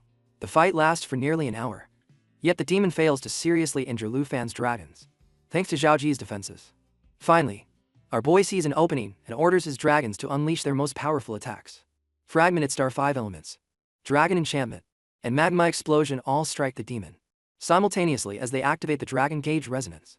The immense power overwhelms the demon, shattering its ghostly armor and energy defenses. Then, our boy reminds the demon that his 2 dragons have been holding back for a while. Suddenly, their eyes glow and they attack together. The devastating impact is too much for the demon. With a final roar, its body shatters into pieces and 10 of its fangs break off. The dark castle continues to burn. The once great king of the 9 realms lies wounded, his hand severed, and his shackles broken. Racked with pain, he tries to understand his defeat. He can't accept that he has fallen to a mere human. Despair invades him as he activates the Path of Shadow. As he merges with the Earth Shadow energy to evade detection, Lu Fen responds quickly, firing a rain of arrows with his divine bow behind him. The arrows cut off the demon's escape. Confusion spreads across the battlefield as the Earth Shadow demon is trapped. Lu Fen and his dragons stand guard, sensing the final moments of the battle approaching with precise control. Our boy activates the power of his Black Head Festival, sending 100 magic arrows soaring through the air. Each hit inflicts devastating damage, leaving the demon in disbelief. The realization of his impending doom weighs heavily on him. Once a ruler of the Dark Clans, He now finds himself broken and powerless before a human. One of his eyes glows intensely. His claws sharpen, and a chilling energy spreads across the sky. Our boy, wary of this change, activates his system to analyze the phenomenon. The readings confirm the emergence of a second form. The Earth Shadow Demon is evolving. Its level skyrockets beyond recognition, and its attributes multiply at an unnatural rate. The battlefield shifts as its newfound power threatens to turn the tide of battle. At the Dragon Capital Academy, Vice Principal Zhao monitors the events, his concern growing steadily. As the demon's power levels spiral out of control, the numbers on the screen just keep rising, surpassing all limits. The urgency is palpable. Urgency fills the air, and he suggests intervening to pull Lu Fan out before it's too late. Old Han, sitting beside him, maintains his unshakable faith in Lu Fan. He reminds Zhao of his previous promise to trust him, to trust in Lu Fan's abilities. Despite the growing danger, Old Han remains confident that Lu Fan will prevail. Zhao hesitates but ultimately trusts Lu Fan. Unknown to them, President Jin watches in silence with sinister intentions. Having secretly manipulated officials to increase the Nine Realms demon's power, he delights in the coming chaos. While others argue about Lu Fan's survival, Jin understands the battle is already in the demon's favor. On the field, our boy sees the urgency of the situation. He can't let the demon stats climb any higher. Determined to end the battle, he calls upon the fallen wind dragons, whose forms appear with a surge of celestial energy.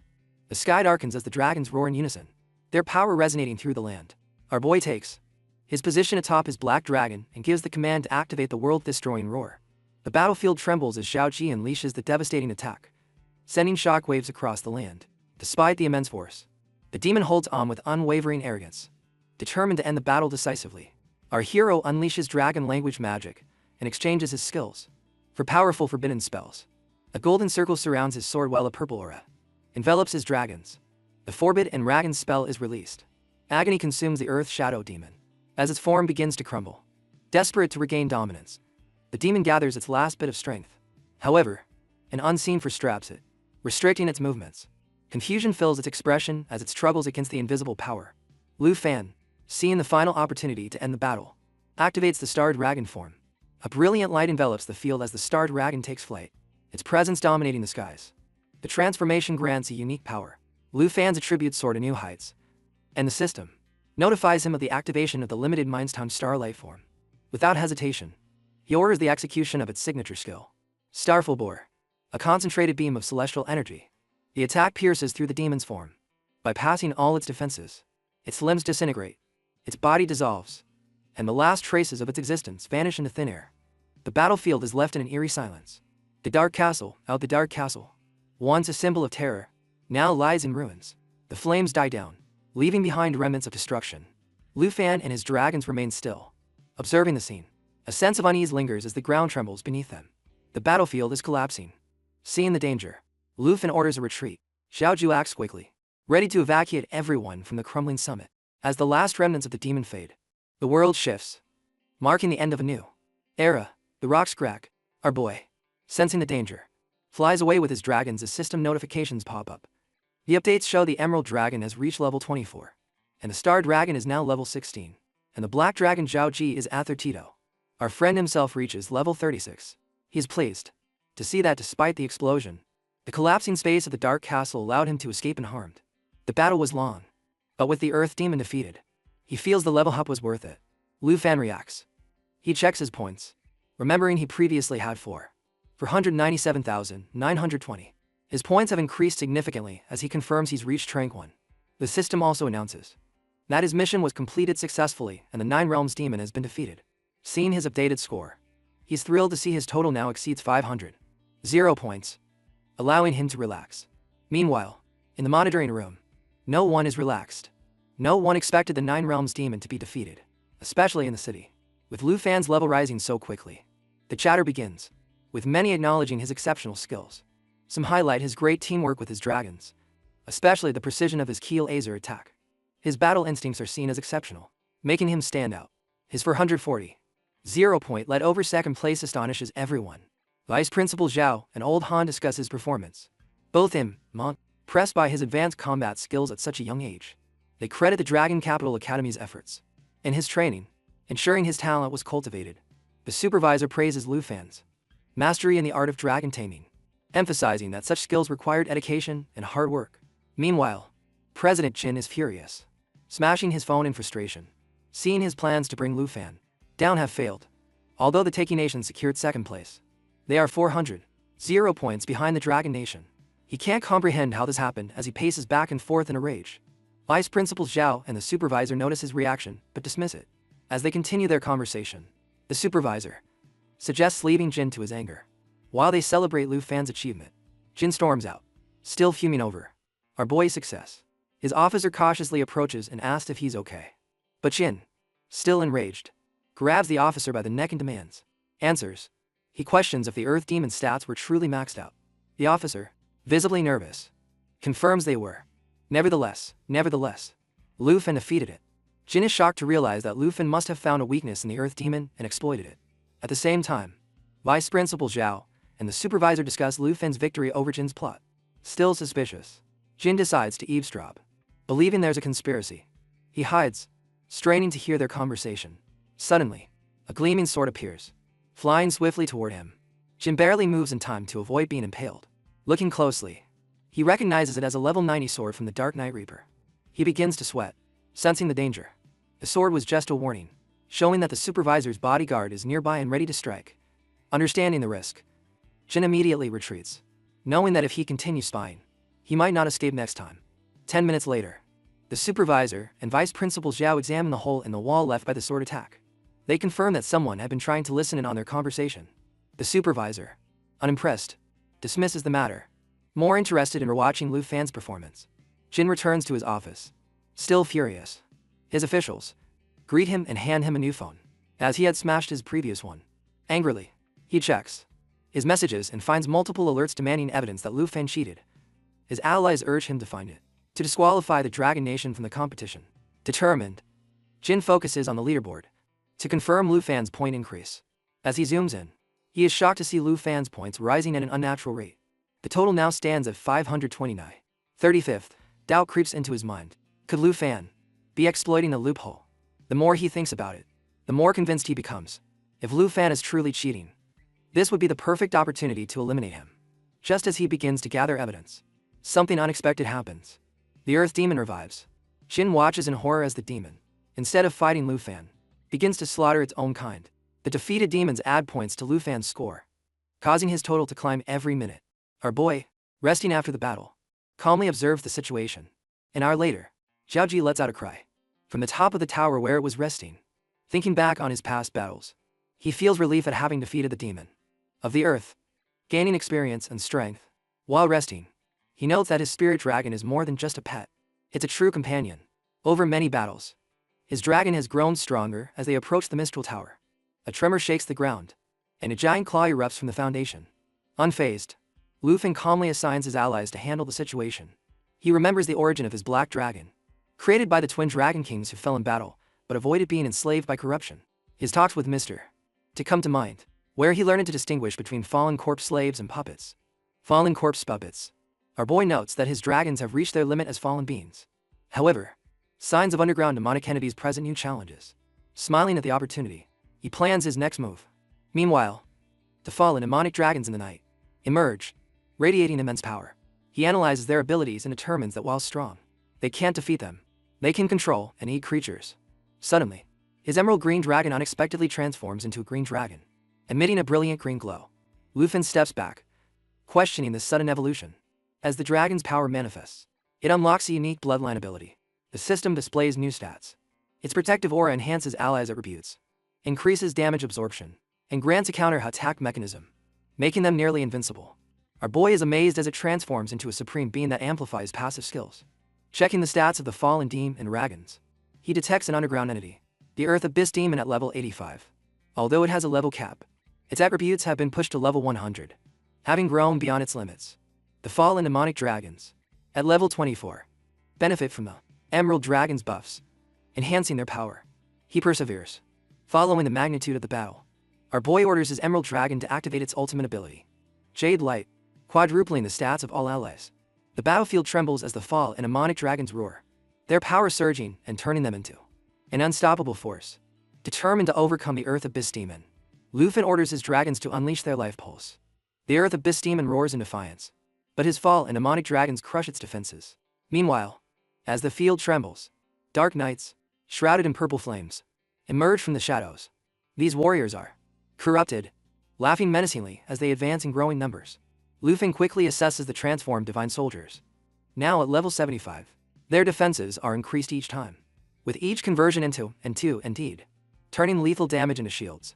He happily notes that his army can now fight on its own and earn points without his intervention. The system informs him of a new ability, Enid Control, which grants him full control over all his Enid puppets, even in secret areas. Seeing the potential of this skill, he envisions a grand plan to use his army to recreate a historic battle from 50 years ago that changed the demonic world.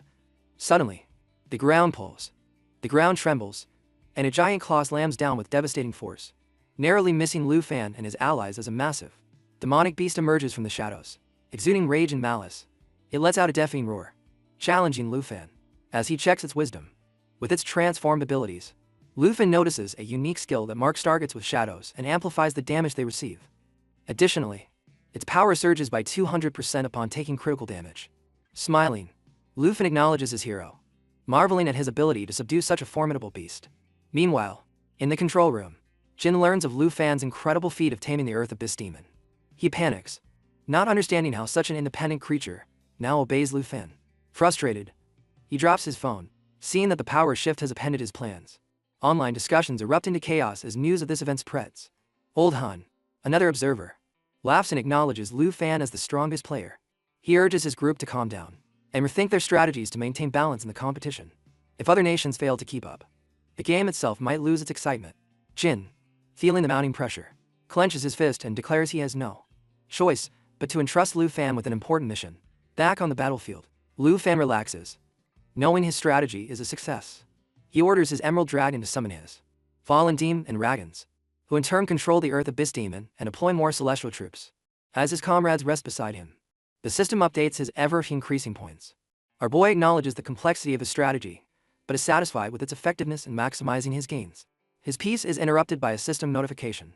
Ranked as number 1, Lu Fan understands that a greater challenge awaits him. In the frozen lands, a boy hides behind a tree. He believes he has secured the mission and is relieved he didn't run into Lu Fan at the previous checkpoint, assuming no one else has arrived. However, his confidence wanes when a massive black dragon emanating an overwhelming aura appears. Then our boy arrives. He heads toward the mission area with his usual confidence as the boy watches in frustration. He realizes that Lu Fan's presence means his mission is already complete. Doubt creeps in as he wonders if Lu Fan managed to defeat the Earth monster. The situation, which seemed in his favor, is now out of his control. Sensing a presence, our boy immediately stops and looks back, causing the boy panics. He starts to sweat, fearing he's been discovered despite his attempts to sneak past. Noticing him, Lu Fan releases his Dragon Kai, unleashing a fiery energy that intensifies the atmosphere. The overwhelming force leaves the boy in despair as he struggles to defend himself. A system notification confirmed that our boy gained extra points. Noticing that our boy wasn't aiming directly at him, the boy sighs in relief.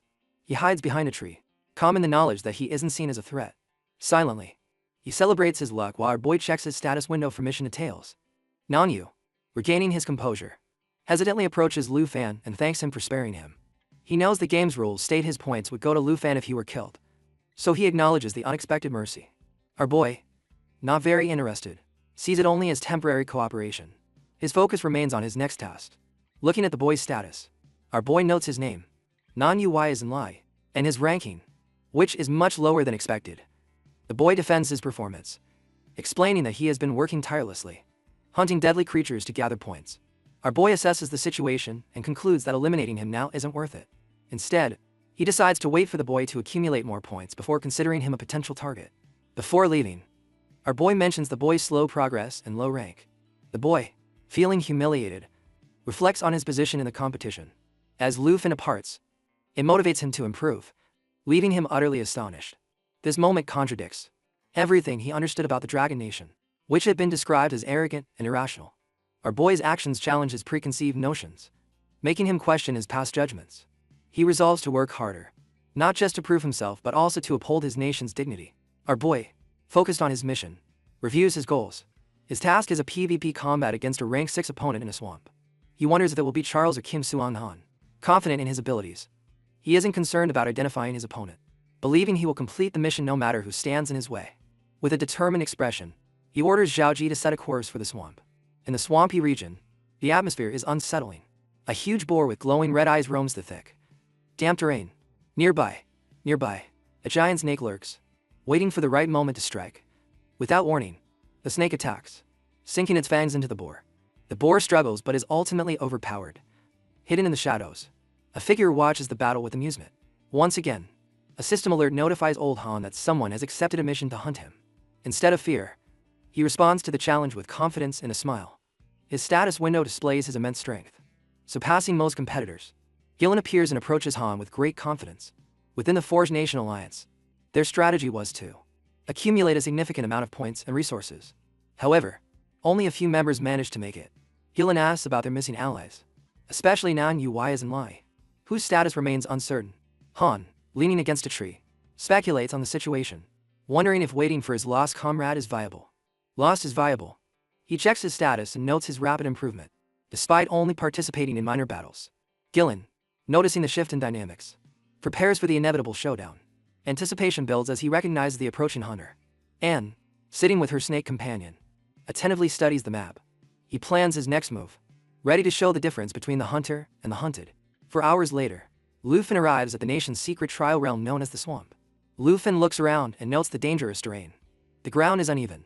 The air is filled with toxic insects, and there are no escape routes. SY and Bo Alisai Henja Kin no WE. That moving forward will be tough. As he ventures deeper into the swamp, he notices there are no strong beasts. Only a few small creatures are moving about. Suddenly, Xiaoji approaches. He places his hand on the dragon's head while activating the perception ability. A red aura spreads across the swamp, breaking through the fog. Hidden dangers emerge. The dragon senses several presences nearby. Lufin moves forward and soon notices 3 enemies hidden in the fog. He raises his hand and channels his dragon energy. Blazing orange flames swirl around him, growing stronger. The flames illuminate the area. He unleashes a powerful attack, dispelling the fog and revealing his enemy, which turns out to be a snake emerging from the mist. The heat from the flames envelops the area. Then he sees a participant. Gillen is on top of the snake.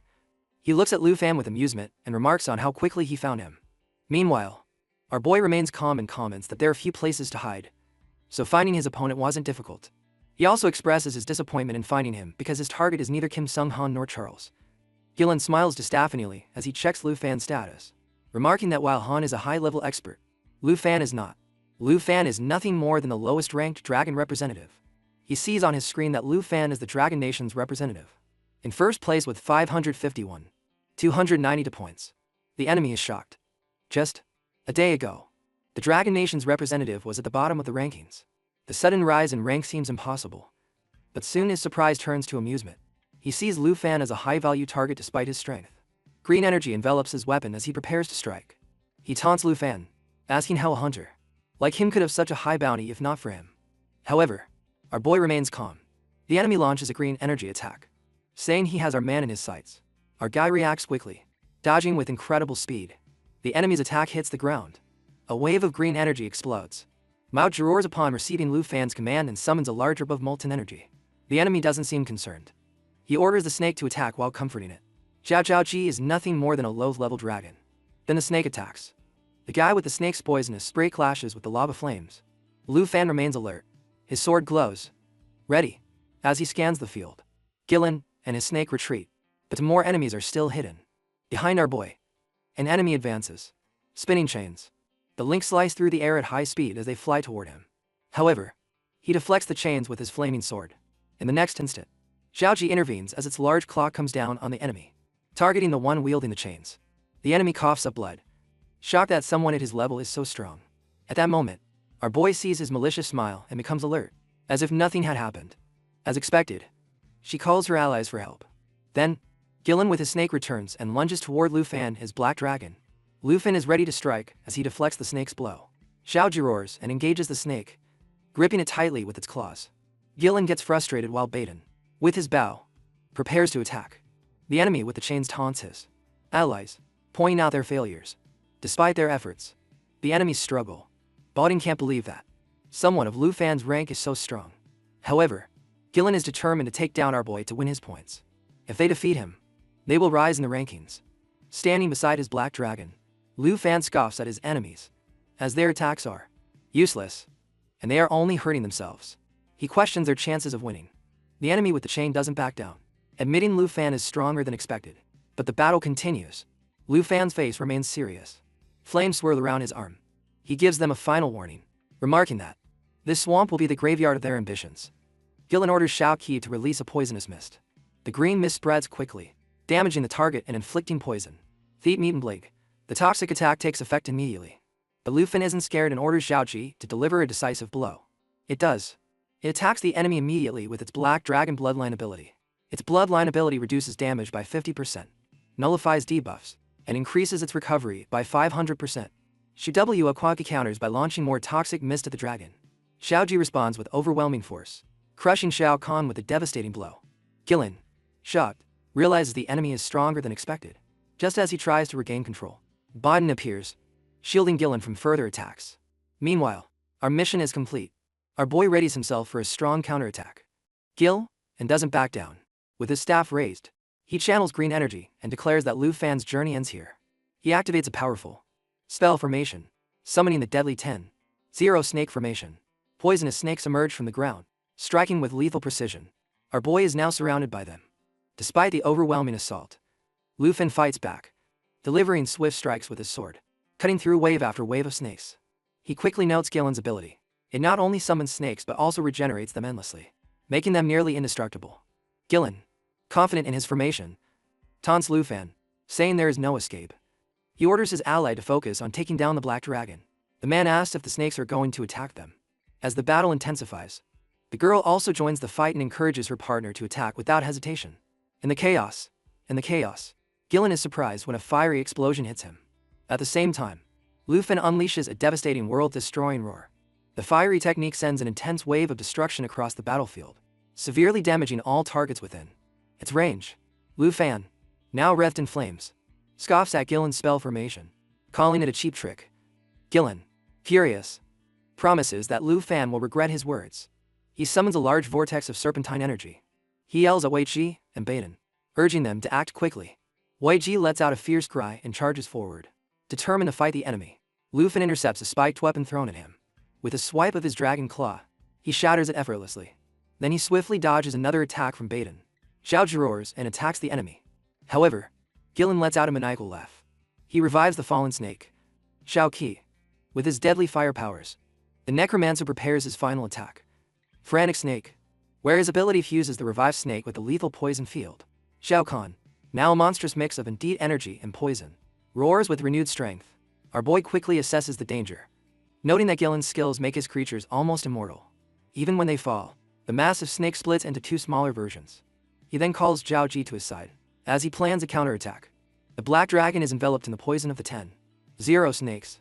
The battlefield is filled with a toxic mist as Wei Ji struggles to endure the poison, cursing at Gillen, and asking why even their allies are being affected. Standing above the swirling poison, Gillen taunts his enemies, acknowledging that the Black Dragon might be somewhat immune, but confidently claims that no human, including Lu Fan, can survive its deadly effects. As the poison intensifies, Wei Ji falls under its effects. She calls out for an antidote. In desperation, Gillen watches without emotion, certain that Lu Fan will soon suffer too. Suddenly, Wei Ji miraculously recovers. A surge of energy envelops her, nullifying the poison. She breathes freely again. A rare bloodline ability gives her temporary immunity to toxins. Gillen, seeing the turn of events, smiles wryly. He mockingly apologizes for not giving his allies immunity earlier. He promises to do so in the future and jokingly offers Lu Fan's 10-0 points as compensation for the act. Although he appears confident, Gillen knows the stakes are high. He orders Wei Ji and Baden to confirm if Lu Fan succumbed to the poison. But before they can move, Lu Fan interrupts. Gillen and the others are frozen in shock. Lu Fan, riding the Black Dragon, taunts him, questioning the strength of Gillen's supposed poison. The Black Dragon's dragon bloodline resistance has reduced all damage by 50%, rendering the poison ineffective. Gillen finally understands the truth. Lu Fan was always immune. His entire core strategy has failed. Panic sets in as he orders Wei Ji and Baden to eliminate Lu Fan at all cost. To motivate them, he promises an extra 20-0 points each. Wei Ji grips her spiked weapon, the force of her frustration evident on her face. She looks at her injured comrades and mutters that none of them are useful. Realizing it's all up to her, she urges Baden to cooperate. Suddenly, a fiery explosion erupts behind her, startling her. From a distance, Lu Fan watches the scene, wondering if the attacker is an ally. Wei Ji, alarmed, wonders if it's Yasenlai. In that instant, a man in fiery armor steps forward. He breathes heavily, confidently declaring that they are being defeated by a single person. Meanwhile, Lu Fan, on his dragon, tells Zhao Ji to be calm, recognizing that this person is not him. This person is Enre. The two catch up as Wei Ji remains on the defensive. They debate about how Wei Ji is a girl, and a very strong one at that, which infuriates her. After that, Enre says he will handle her while her guy can handle Gillen. Our boy is about to say that's not necessary. Lu Fan, calm, dismisses the suggestion nonchalantly, showing no interest in intervening. Meanwhile, Wei Ji's anger escalates. Her aura shifts, and a golden energy envelops her. Her hair comes undone, and her yellow eyes glow with power. The next moment, she transforms into a massive bear. Sparks of electricity emerge from within her. She charges at Andre, determined to make them pay for underestimating her. Enre raises his weapon, blocking the attack. He tells our boy to take care of himself, insisting he will handle the fight alone. The battlefield grows more chaotic, as Wei Ji, in her beast form, continues her assault. Lu Fan, watching from above, comments that this battle seems more like a competition for points than a real fight. He says calling allies like the giant bear might be unnecessary. He jumps onto his dragon, ordering it to take flight. Meanwhile, Gillen advances with a huge black snake by his side. He signals Baden to follow the plan. The snake opens its jaws, releasing a dense green toxic mist that spreads across the battlefield, creating a protective barrier and attacking its enemies. Lu Fan, flying high above, observes the fog. He notes that it has no effect on him or his dragon, as they are immune to poison. Another snake with glowing green eyes slithers up into the sky, towards him from behind, signaling a coordinated attack. Seeing the danger, Lu Fan activates a powerful skill. As his sword ignites, he strikes with precision, dodging the approaching snake's attacks and slicing it in two. He then confidently tells his pet to return, heal, and declare that Shao Qi is immortal as he screams for it to revive. The green fog thickens as the poisonous creatures multiply. Lu Fan commands Zhao Ji to transform into a destruction dragon and burn the enemies. Flames engulf the field as Zhao Ji transforms. It lets out a deafening roar and a powerful lava flame. The attack incinerate tests everything, restoring the dragon's vitality while devastating its enemies. Gillen, now desperate, urges his snakes to hold their ground, but it's useless. Meanwhile, Biden summons electrical power. His arms crackle with purple lightning. He impatiently orders his ally to finish charging. Lu Fan's dragon continues its furious rampage. The enemy responds with a dark vortex. Smiling maliciously, he unleashes the Eye of the Evil Thunder, sending destruction toward Gillen. Despite the attack, our boy raises his hand and channels language magic. Dragon language, summoning a brilliant sphere of electrical energy. His opponent, however, is shocked to recognize the rare ability and shouts in disbelief. Lu Fan's dragon, now infused with lightning, roars and unleashes powerful bolts across the battlefield. The enemies try to withstand the constant assault. Gillen struggles to hold his ground against the immense force, while Baden calls for him to be strong. He then summons a large snake to help him. Biden, alarmed, pleads for him not to leave him. As Gillen's energy becomes chaotic, he activates the snake's healing ability, restoring his vitality while in the water. Meanwhile, our friend watches from a distance, attacks and kills Baden, and thinks about how useless fake alliances are in Gillen's inability to flee. He orders Zhao Ji to synchronize with him. Together, they prepare to launch the dragon's lava blast. A combined attack. The dragon's fiery energy joins with Zhao Ji's power, forming a massive wave of flames. Lu Fan says this is Gillen's fate, signaling his victory. As the battle ends, a system notification confirms another defeat, with Gillen also dead. He sits calmly amidst the ruins of the battlefield, watching his score update, reviewing the results. He acknowledges the risks and rewards of PvP battles. Then, a notification ranks him as number 1. Suddenly, someone calls out to him and throws an object. Lu Fan watches, questioning the gesture. A large explosion engulfs the area in flames. A flaming bear dies. It emerges on the battlefield, growling and ready to attack. Enre appears with a massive weapon. The flames around him burn intensely as he charges at the bear. The bear, desperate, begs for mercy. Enre swings his weapon, causing an explosion and eliminating the bear. He lifts the bear, looking at it with disdain. He scoffs at its cowardice, deeming it unworthy of survival. He then throws the bear toward the dragon, signaling our boy. The dragon catches it midair, engulfing it in flames. Lu Fan explains the rules of the battlefield. Only the one who lands the final blow claims the points. By hitting Lu Fan's opponent, he unleashes a fiery explosion. He comments on the need to seize opportunities. Without hesitation, Enre approaches the dragon. He approaches the dragon, while admitting he underestimated the fight. Lu Fan responds sarcastically. thanking him for the free assist. And Rail asks about providing a feast for the dragon. He then nervously asks if Lufin has any more delicacies from the dragon realm. Later, they meet in a quiet forest to share a meal. And Ray reminisces about the previous meal, saying it has spoiled his taste. He offers 500 points for chicken, but Lufin refuses. He then raises his offer to 2,000 points for chicken. However, when he checks his points, he marvels at Lufin's score of 763,000 points and wonders how he accumulated so much. A screen shows that Enray is in 4th place with 60,000 points. They talk about his mission to defeat the demon of the 9 realms. And Ray jokes about Lufin's high score, asking if he plans to clear the Black Tower alone. Lufin says he targeted the tower from the start, seeing it as the best way to earn points. He claims the Black Tower is the best way to earn points. It's the best place for farming. At that moment, Enray recalls fighting those monsters and his injuries, and notes that Lufin has made the tower his personal hunting ground. He admits he's lucky not to be Lufin's rival, as even strong players wouldn't stand a chance against him. Curious, he wants to know Lufin's secret to gaining points. However, knowing the risks, he decides it's beyond his reach. He comments that being a dragon rider makes Lufin one of the strongest players in the hidden class. He also nervously mentions the dragon's aggressiveness, causing it to react with feigned frustration. Then, Lufin asks if Enray has attempted the Black Tower mission before, and Ray confesses he barely survived and says that as long as the mission is tied to him, he can't accept another task. Lufin proposes they collaborate, believing teamwork is the best strategy. And Ray hesitates but considers the plan. He watches Lufin's dragon, wary of its presence. When the dragon takes off, Lufin remains silent, hiding that he had recently eaten some of Zhao Ji's provisions. The dark energy of the Black Tower rises. Indeed bats, snakes, and other powerful monsters await. And Ray grips his large axe, looks at Lufin, and asks what they will do. Lufin tells him to focus on his tasks. Standing on his dragon, Lufin smiles and reminds him that they will handle their duties. Vulture, eagles, and horses. Demonic creatures advance quickly as our boy asks his partner if he can handle these creatures with his skills. And Ray looks at Lufin and confirms he can handle these low-level monsters despite their numbers and skills. Our boy nods confidently. His hand glows with blue energy as he summons a water spirit. He says he will go to the central area to defeat the monsters alone. And Ray is surprised, and asks if Lufin is serious. Lufin asks Shin to activate Starlight mode. At that moment, it transforms into a large starry dragon, surrounded by blue energy. Lightning crackles around it. Our boy decides not to wait for the monsters to attack and attacks. Instead, he will take the fight to them and finish them off in one go. Then, Shin Minyu-chen opens a teleportation rift that will be active for 60 seconds. Lufin tells Enray to keep watch outside while he eliminates the monsters inside. And Ray watches in awe as Lufin enters the rift.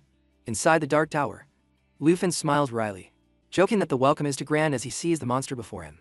A large number of burrowing moths, devouring worms, and other demons and beasts are ready to attack. Deeper inside, a massive, level 85 earth demon emerges. Its voice booms, warning Lufin of his end. Lufin calls you. Calmly, he smiles disapprovingly and mocks the demon, asking if it will welcome him. With that, his emerald dragon appears beside Lufin, glowing with divine energy. He calls it a gift for the earth demon. Lufin activates spiritual shelter, creating a green shield that doubles at reboots and absorbs damage. Our boy rides Shin while Zhao Fei flies above. The battlefield erupts with the dragon's roar. Both dragons tear through the enemies with 5 seconds remaining. In Starlight mode, Lufin decides to end the fight quickly, and uses the heaven-cleaving skill to attack the enemy. Shin unleashes Great Calamity, an attack that burns everything in its path. Then, the star-smashing skill follows, ordered by our boy, creating a 500-meter crater. Shin also launches bursts of green energy, absorbing damage and returning it with the air shock skill. With 5 seconds left in Starlight mode, Shin charges the Star Destruction Ray. A brilliant blue beam cuts across the battlefield. Wait! The system shows the attack's power increasing as the damage is significantly boosted. With that, the battlefield is cleared. Lufin smiles, knowing he's close to leveling up. But suddenly, a new enemy emerges. The Holy Corpse. The demon dragon at level 20 resurrects enemies from the battle. Fallen, and uses strong magic attacks. Lufin orders Zhao Fei to summon the fallen dragon. Green. Energy envelops it as it transforms. Meanwhile, Shin activates Starfall mode with falling power. Celestial, eliminating enemies. Our boy watches his dragons level up quickly. As he collects the points, a new enemy emerges. The level 75 Abyss Moth, which forms a large sphere of green energy and attacks. However, Xing Chen counters it by opening a black hole, nullifying the attack. At that moment, several black holes appear around the dragon, pulling in the enemies. As the battle ends, Lufin stands on his victorious dragons, surprised to see no remnants of the enemies left. However, He is unaware that a new enemy, the spatial break shadow, is emerging behind him. The fight isn't over. As Deathbind's body falls to the ground, the air thickens and the earth trembles. It binds enemies with its body and limbs, holding them still. As the monster prepares to use its skill, spatial break shadow, its claw glows with dark energy, ready to strike. But before it can react, a powerful punch impacts its face. Spatial break shadow freezes, asking why it helped a human. Then, with the help of Ghost Step, the monster's claw glows, ominously as it prepares to trap him. Spatial break shadow tries to flee, but the monster's attack is too fast. Its claw cuts him, leaving it deep, heavily bleeding wound. The centipede, gravely wounded, it attempts a desperate counterattack. But before it can move, the battlefield fades. The battlefield is filled with flames. Our dragon launches a devastating attack. The intense heat envelops the area, forcing the creatures to retreat. In the chaos, Lufin wonders if the monstrous creatures are happy with his gift. As the dust settles, the shadows peel away. Spatial break shadow and its allies prepare for another attack. Exchanging glances with Lufan, radiating intent, the demon watches him, lamenting how the one it revered has now become a target of human wrath. The monster laughs maniacally, mocking the demands that they don't deserve to live. Fueled by rage, the demon roars, towering over the battlefield. It declares that fighting alongside weak creatures is beneath it and aims to annihilate everything in its path. Down below, Lufan is calm. He calls upon his allies, ready to face the great threat, while the creatures above him engage in a violent exchange of blows, each side fighting for dominance. Suddenly, the demon screams in fury, challenging the earth demon. The monster displays its terrifying ability, splitting into clones that radiate the same deadly aura. These clones swirl in a vortex of power as they attack relentlessly. Lufan smirks as flames engulf his hands. He taunts his opponent, saying that if they enjoy the meal from his previous gift, he's ready to add more fuel to the fire. The battlefield shifts as Lufan calls. The Abyss demonic troops. A vortex of dark energy appears, and demonic soldiers emerge. Spatial break shadow watches in disbelief, wondering how it's possible. As Lufan has subdued the entire Earth Demon's army, the monster roars in fury and launches a devastating slash, tearing through its opponents. Despite the chaos, Lufan smiles disapprovingly and comments on the ancient demonic beast, interested to see who is superior. The Earth Demon's army, still under his control, advances with his dragon. Their ranks grow rapidly, flooding the field. Above, another wave of summon and creatures descends. The fluttering shadows become deadly monsters, attacking the centipede and its allies. Shadow and its forces try to withstand the surge of demonic butterflies and soldiers. He watches in disbelief, wondering how a human can possess so much power. Above, the dragon is ready to kill the demon. However, it roars defiantly, refusing to accept defeat and calling their efforts delusional. It then unleashes a massive blast of green energy. A toxic fog spreads across the battlefield, covering it. Seeing everything, the great centipede begins to retreat, slithering through the fog to attempt an escape. However, Lufan mocks the demon's cowardice. Ready for the final blow, the dragon's breath. Fiery energy swirls, forming a majestic dragon. Lufan mounts his dragon, which roars loudly, shaking the battlefield as it lunges at the enemy. He orders Zhao Fei to attack with Xing Shen. Sheng Fi, Pei glows with blue light, with an aura that pulses with great power. The destructive ability of the starlight is activated. At the same time, he orders his black dragon to launch a lava blast. Xiao Ji charges forward, roars, and releases lava that covers the battlefield. The tower. The force of the two dragons creates a blinding surge of energy, shaking the arena. Lufan watches as his enemies are consumed by the assault. In a final, desperate act, a demon screams, refusing to accept defeat. Outside the dark tower, Enrei Balagov swings his hammer with force, unleashing a fire tornado that eliminates the last of the corpse eagles. With no more enemies in the sky, the entrance to the dark tower is littered with corpses. However, he notices something unusual. The dark tower's gate remains closed. Not only that, the next wave of monsters should have already appeared. He doesn't understand what's happening. Exactly 5 minutes later, Lufan emerges from the gate unharmed, riding Zhaoji. As he approaches Enrei, Lufan throws something at him. Enra catches it and sees it's a large head with the grotesque face of a spatial break shadow. Using his evaluation skill, he confirms that although its body is gone, its head is still alive, sustained by a death and rebirth ability. Enrei is shocked that Lufan single-handedly invaded the Dark Tower and annihilated the demonic army. Lufan explains that the demon has an ability to revive, but he left it barely alive before exiting the castle, ensuring Enrei can claim the kill and complete the mission. Enrei is surprised to hear this, but our friend tells him that if he kills it, he can take on another mission. After completing his current mission, Enrei, regaining his composure, raises his hammer and delivers a final, flaming blow. After a while, They are both sitting in front of a campfire as Enro stays. Enro checks his status screen. His mission is complete, and he has gained 200 points. Our boy says it's time to go. Enro prepares to leave and mentions that if they don't see each other in the National Trial's secret realm, he'd like to see them. To have a drink with Lufan. Once the trial is over, they both make a promise. Enro decides to give our boy some points. When asked, he explains that not only did he eat food, but Lufan also helped him complete his mission. Although the points don't mean much to him, he wants him to accept them as a courtesy. Lufan eventually accepts. Then, Enro asks why he's wasting time in this trial if he's already so strong. Our friend replies that it's because there are many candidates with hidden professions from various countries, so it's a great opportunity to expand his knowledge. Besides, he's confident he'll win. Enro jokes that he can't be left behind, so he'd better take on missions and replenish his points. Then, spreading his fiery wings, he flies away, disappearing into the distance. Lufan is impressed by Enro's character and hopes not to face him in future PvP encounters and missions. He then addresses his new members of the demonic army.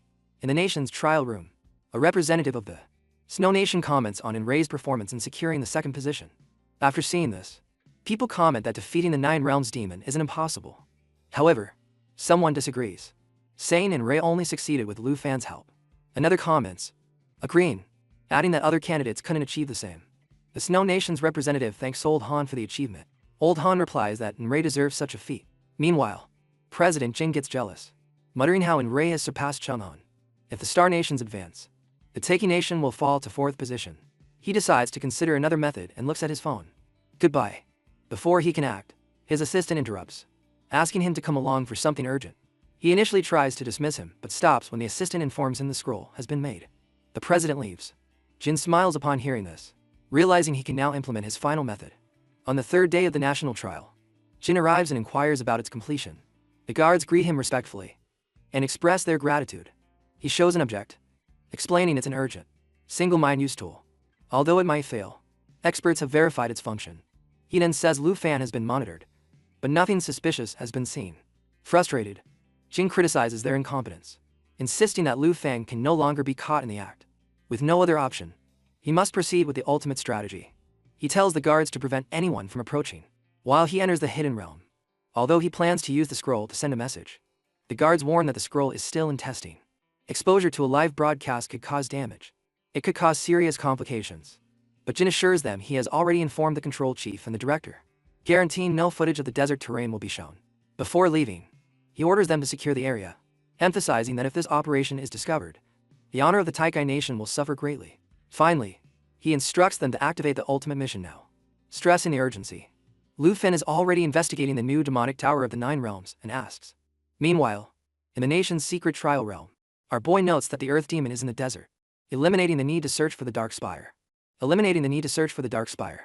He understands that the competition will be strange due to the high points. According to the rules, he reflects on his 3 missions, all focused on defeating the realm's demons. Noticing a clear pattern in their arrangement, suspecting a larger scheme, he orders Zhao Ji to go to the Dark Spire. He also wonders if these assignments were purposely arranged. Lufan further contemplates the Taiki Nation's competition, convinced it is filled with hidden agendas. Without wasting time, he informs Zhao Fei and Xin Chen that their break is over and orders them to activate the Star Shuttle. A notification appears, indicating 59 seconds remain for the Star Shuttle. The data is.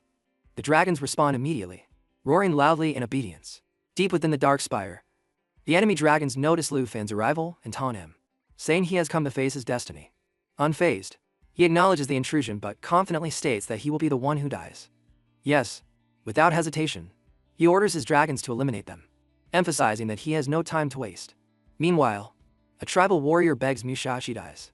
He pleads for his life, promising to do anything, offering to transfer all his points and withdraw from the competition now. Unmoved, Musashi dies ignores his plea, though he finds it uninteresting. He says that killing him would give the best result. The same result, and he would still get the points. With a cruel smile, he orders Enro to lick his shoe and insult the people of the Maiko Nation. Enro hesitates for a moment before reluctantly obeying. At that moment, the ghost warrior interrupts him, asking him to speak louder. Trembling, Enro obeys and repeats the insult in a louder tone. Laughing, the ghost warrior scoffs, remarking that he would do anything to survive. Suddenly, a monster appears from Jin Changshen, eliminating the tribal warrior. Shocked, the ghost warrior protests, questioning Jin's actions and complaining that he hadn't finished having his fun. Jin responds inferently, stating that Enray was doomed anyway and doubting that the ghost warrior would have actually spared him. Curious, the boy accuses Jin of stealing his points by attacking first. However, Jin remains calm and clarifies that he didn't act for points but because they still have a mission to complete. Confused, the ghost warrior asks about the mission. Jin, without satisfying his curiosity, tells him to be quiet and focus on his job. He enters upon arriving at the scene, which makes the ghost warrior wonder if foreign forces have urgent information and if that's possible. The Earth Blood Demon launches a powerful blow toward our man while unleashing a Thunderclaw attack. Alongside this demon and Ragan, the Earth Demon also takes command. Lufin quickly assesses the situation and notes that these 9 realm demons possess great strength. However, if they attack together, the battle could turn in his favor. The Taiki Kingdom never imagined that their own plans would backfire, benefiting him. While the demons continue their relentless attack, he thinks about releasing his demon army, knowing the chaos it would cause in Taikai. Meanwhile, Musashi urges Jin Chunghan to stop, noticing he's faltering, but he sharply tells him no. He insists on an explanation, questioning why they aren't heading to the final mission's location. Chunghan admits he doesn't know its exact location yet. At that moment, he runs into Mr. Shin, who tells him to leave. Zhang Hianhon hesitates, wondering if the Taiki Kingdom is being blatant and if their accumulated points are fraudulent. He questions if he should be disqualified, but Mr. Jin dismisses the idea, stating that the rules are functioning normally, making teleportation impossible. At this moment, Mr. Jin realizes he only has 1 month. Defeating monsters and completing missions won't be enough to maximize points. They must understand the nation's techniques. Dragon to cultivate the Dark Spire. He tells Chunghan that he can also follow this strategy. But again, no. He decides to leave because the teleportation area is becoming more unstable. Before leaving, he reminds Chungqian that the final mission is activated and instructs him to proceed with dedication. Chung states that the mission is to target Charles Sheen. He stresses that they shouldn't waste time on Lufan, but on him. Not focus on finding the Dark Spire and plan how to defeat the demons of the 9 realms. He realizes the mission is only effective against the strongest tribal. Musashi, 10, recognizing his logic, tells him to lead. He notes that Chunghan becomes defensive with few words. Ignoring the theory, Zhang Hianhan urges him to look ahead. In the distance, a celestial demon army is ready. Alright. Musashi 10 identifies the place as the Dark Spire and feels an overwhelming oppression. Still, Chang'an is confident he can handle the army. However, he begins to wonder why the army seems small. Determined, he draws his sword and prepares for battle. But the ancient demon army is too powerful for the Taiki Kingdom's forces. Zenfu engages in battle with the 9 realms demons while Chunghan watches, commenting that it doesn't matter if Lufan is a dragon pet. He claims that if Lufan relies solely on his own strength, he cannot clear the Dark Tower. He confidently claims he can achieve the same results as Lufan. As the fight continues, he notices that despite eliminating monsters, his points remain unchanged. Penguin senses something is wrong and questions what Lufan might have discovered inside. With determination to learn the truth, they venture deeper into the Dark Spire. To their surprise, there are no monsters inside. Shengen wonders if the area has already been cleared, just as Musashi wonders who could be there. Their answer appears before them. 3 9 realms demons await them. 3 demons stand before them. Their presence generates an intense pressure. Musashi, the strength of their aura as he tries to remain calm. However, Zhang Hiansen senses something strange. His instincts warn him of a hidden threat. Meanwhile, Lufan observes the scene. Surprised they managed to find this place. He, equally surprised, realizes he has arrived at the same spot. However, our boy remains unfazed, focusing solely on them. As he assesses the situation, he reflects on his growth with the other fallen corpse puppets he has gathered. Their abilities have greatly improved. He now knows he can lead Hans beyond the reach of the Dark Spire. Furthermore, he knows each demon can control an entire army, allowing even the smallest soldiers to defend the Dark Spire. Musashi dies. Confident, questions Lufan's purpose, implying his presence will only lead to his downfall. He turns to Chungsan, or Bitian, urging him to eliminate Lufan quickly and secure more points. However, Chunghan intervenes, refusing to be defeated so easily. Unlike the others, he opposes the idea. As he evaluates the situation, he recognizes that dealing with the Dragon Tamer is simpler than facing the formidable 9 realms demons. At the same time, he thinks our boy already has a plan to win without fighting directly. The opponent notes that the symbol of winning is that of winning. The simple fact that he entered the Dark Spire alone indicates a well-planned approach. Lufan, growing increasingly frustrated, listens to the discussion right in front of him. The casual way they talk about him fuels his anger, making it clear he won't stand by idly. Chang'an, determined to uncover the truth, demands to know the secret of the Dark Spire. However, His companion ignores his request, his curiosity, and urges him not to waste time and to capture Lu Fan. Meanwhile, Lu Fan challenges their assumptions, asking if they truly think he depends on a simple bug to expand the Dark Tower.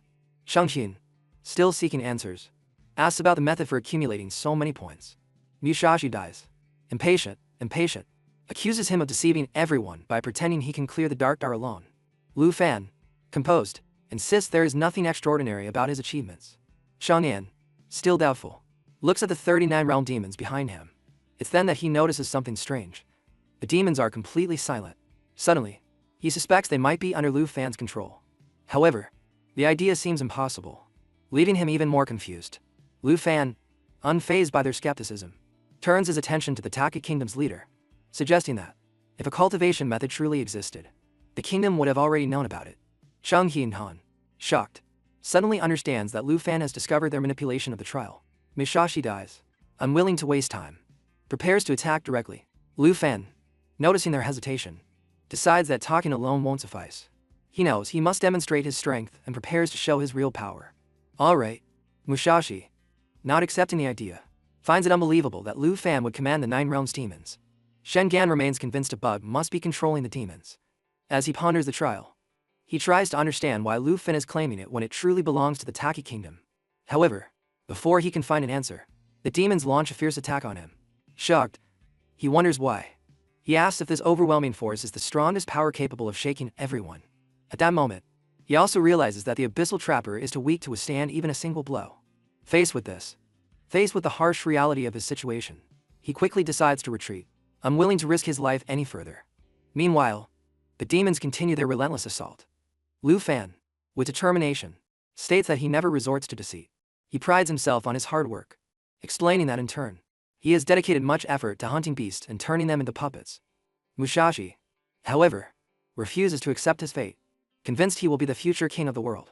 He fights against the inevitable, refusing to see how he is falling. However, Lu Fan understands that all people have ambitions to rule the world, but before he can carry out evil, his final action, they are all struck down, leaving him completely stunned. As he observes the aftermath, he finds it strange that his points haven't increased. He soon realizes that both Shang Han and Musashi possess the ability to revive using their sum and beast. In the National Trial's secret realm, 10,000 miles from the Sand Desert, Shang Han and Musashi remain in hibernation as their resurrection process begins. Upon regaining consciousness, both are initially surprised by the resurrection. Musashi, intrigued by the experience, is relieved that he no longer has to fear death. However, Shang Tsung quickly warns him not to be naive. He reminds him that reviving repeatedly is meaningless if Lu Fan continues to eliminate them with his 3 9-realm demons. With concern, he also mentions that they only have 5 hibernation chances left. Resolved to change the situation, Shang decides they must locate another dark spire that hasn't been cleared yet, and plan how to subdue the 9 realms demons. They can't afford to lose any more lives, so they must act carefully. As he thinks about their next move, stay tuned. He reflects that Lu Fan tames dragons. Taming demons isn't exactly his specialty, but if Lu Fan is capable of it, then they also have the ability. Musashi, impatient to find a solution, urges him to hurry in finding the most effective strategy and defeat their formidable opponent. Before they can move forward, Musashi suddenly falls to the ground. Shang Han, seeing his state, assures him it's okay. He assures him that his weakness is due to the hibernation process. With his energy depleted, he'll need 10 minutes to recover. Without wasting time, Shang admires the dark tower near the mission, determined to find the answers they seek. Just as they are about to move forward, a burst of fire erupts in front of them, knocking Shang Man to the ground again. As the flames die down, they are confronted by the prince of the Jin family. With a smirk, he feels lucky to find such weakened and vulnerable opponents. He reminds them that they were warned not to appear in the secret realm. Shang Han, still struggling with the effects of the curse of hibernation, realizes that fighting in his current state will be much more challenging than expected. He questions their presence in the arena, his curiosity evident as the prince of the Jin family approaches. Shang Jan realizes that escape is impossible in his current weakened state. A sense of hopelessness washes over him as he notes their vulnerability. The prince of the Jin family approaches. The prince, eager to play with his rivals, soars before delivering a devastating blow. The overwhelming force of the attack proves fatal. Hell breaks loose, instantly eliminating both Shang Han and Musashi. However, as he observes the aftermath, something feels off. Despite having successfully defeated them, his points remain unchanged. The unusual situation leaves him momentarily puzzled. unable to understand why their deaths haven't contributed to his score. 10 days later, in the Golden Jade City National Trial Arena, the atmosphere is tense as the host announces that the city's national trial is approaching its final stage. Meanwhile, Han and Xiao Man watch the broadcast from Weba to P.M. at Dragon Capital Academy with their eyes fixed on the screen. The host highlights the intensity of the academy's competition this year, stating it's one of the most challenging in history. Out of the initial 23 participants, only 10 remain, while the others have either perished or surrendered. As the event unfolds, Shu also follows the broadcast, taking note of the latest developments. The Taiki Kingdom's host explains that the remaining participants must hunt each other to change their positions. As he continues, the current standings are highlighted, especially the top 5 contenders, who have attended the campaign. They secure their places through sheer determination and strength while fighting in the lava volcano. Musashi 10 is in 5th place with 460 points. Jin Chang'an secures 4th place with 510 points, while Andre from the Snow Country is 3rd with 680 points. Meanwhile, Enre, unconcerned by the discussions, relaxes in the grasslands of the National Trial's secret realm. He listens to the broadcast calmly. The host continues with the announcement, revealing that Charles is in 2nd place after hunting 5 participants to secure his position. However, the top contender remains Lu Fan from the Dragon Country, leading the chart with an impressive 7 million points. Meanwhile, in the National Trial's secret realm, in the Earth's volcano of lava dark spire, Lu Fan and his dragon achieve another victory by defeating the 9th demon. With his triumph, the Black Dragon reaches level 38, significantly boosting its power. Our boy feels a sense of satisfaction as he takes all 9 realm demons, completing his army. This achievement grants him additional points, further solidifying his lead. As he stands among his forces, the 9 realm demons stand firmly in his support, a testament to his growing dominance. In celebration, our boy discovers that his Jade Dragon has awake and an ability called Dragon's Domain. Lu Fan observes the Dragon Clan's domain and analyzes its effects. He considers if it gives a 50% increase in Zhao if he eyes at reboots. However, its most powerful advantage lies in its ability to isolate non-dragons from the outside world. Considering its potential, he realizes that if he uses it against Seonhan, his opponent won't be able to summon his Abyss Crawler. Even after dying, he won't be teleported out, making this the most effective strategy to eliminate him. Just then, a status screen appears, indicating someone is hunting him. Intrigued by the challenge, he sees it as an opportunity to accumulate more points and secure his position. Meanwhile, in the National Trial's secret realm volcano, Charles holds the essence in his hand, looking down on it. Because of its existence, he accepts the ultimate hunting task for the number 1 contender, determined to prove himself. As he evaluates, he wonders if this method is meant to eliminate Lu Fan. Xiangyan, watching closely, asks if Charles believes he can complete this task. Charles, confident in his abilities, assures them of his strength. His allies decided to join him for this reason. As Xiangyan reflects, he remembers that he and Musashi had to combine 3 skills to defeat the lava giant. In contrast, Charles had taken it down with a single decisive blow. Realizing the vast difference in their abilities, he begins to see his previous decision to hunt Charles as a grave mistake. Musashi acknowledges that they are no match for our friend. Xiangyan also agrees, realizing that even if they tried to be friends, they are no match. If the 3 of them joined forces, they still couldn't defeat him. However, Charles is surprised to learn that Lu Fan has been defeated. He has subdued the 9 realm demons. This was a task he also intended to perform. He dismisses the fighter's success, claiming it's not a result of his own skills but rather an exploitation of external powers. Shen Gan, intrigued by this, begins to wonder what those powers might be. Seeing his interest, Charles seizes the opportunity and asks if he's always wanted to know Lu Fan's strategy to control him, to control the demons and gain more points. Without waiting for a response, he confidently asserts that he will reveal the secret in 3 minutes. Meanwhile, in the National Trial Arena, officials from the Management Center are in serious discussion. Concerns arise as they note that Mr. Jin hasn't made contact, and they wonder about his whereabouts and the events of the trial. One official anxiously asks if they might lose their jobs due to the absence of Mr. Jin's records. Another reassures him, suggesting that Mr. Jin might have handled the situation on his own. Furthermore, he mentions that Mr. Jin instructed them to focus on following Lu Fan, so their priority should be on Lu Fan. It should remain that way. However, as the conversation continues, the second officer notices his colleague's unsettling silence. Noticing something is wrong, he suddenly feels a hand covering his mouth from behind. A female voice warns him to be quiet or he will be killed. She then declares that the 3 minutes are up and assures Charles Morgan that his mission will not fail. Meanwhile, viewers watching the live broadcast are informed of a technical issue causing an infection. With a temporary interruption, frustration spreads among the audience as they demand answers from those managing the broadcast. In the national trial arena, the vice principal turns to Old Han, suspecting that the king of Taki is behind the interference. However, Old Han, unimpressed by the speculation, shows interest in observing the country of the stars. Stars and stripes, believing it holds a special significance. With the tension in the control room rising, Mr. King finally steps forward. An official asks him to investigate the matter, but when they await his response, they notice he's already gone. Down the hall, outside the war room, Mr. Jin confronts Mr. Morgan. He asks what he intended to say about him, reminding him that he had 3 minutes. But now it seems there's nothing important left to discuss. Mr. Jin finds the conversation amusing as the government. Mr. Morgan thanks him and says goodbye. While Musashi begins to grasp the implication of Charles Morgan, if Lu Fan is now a servant of the ancient fallen corpse god, he could use that power to control demons.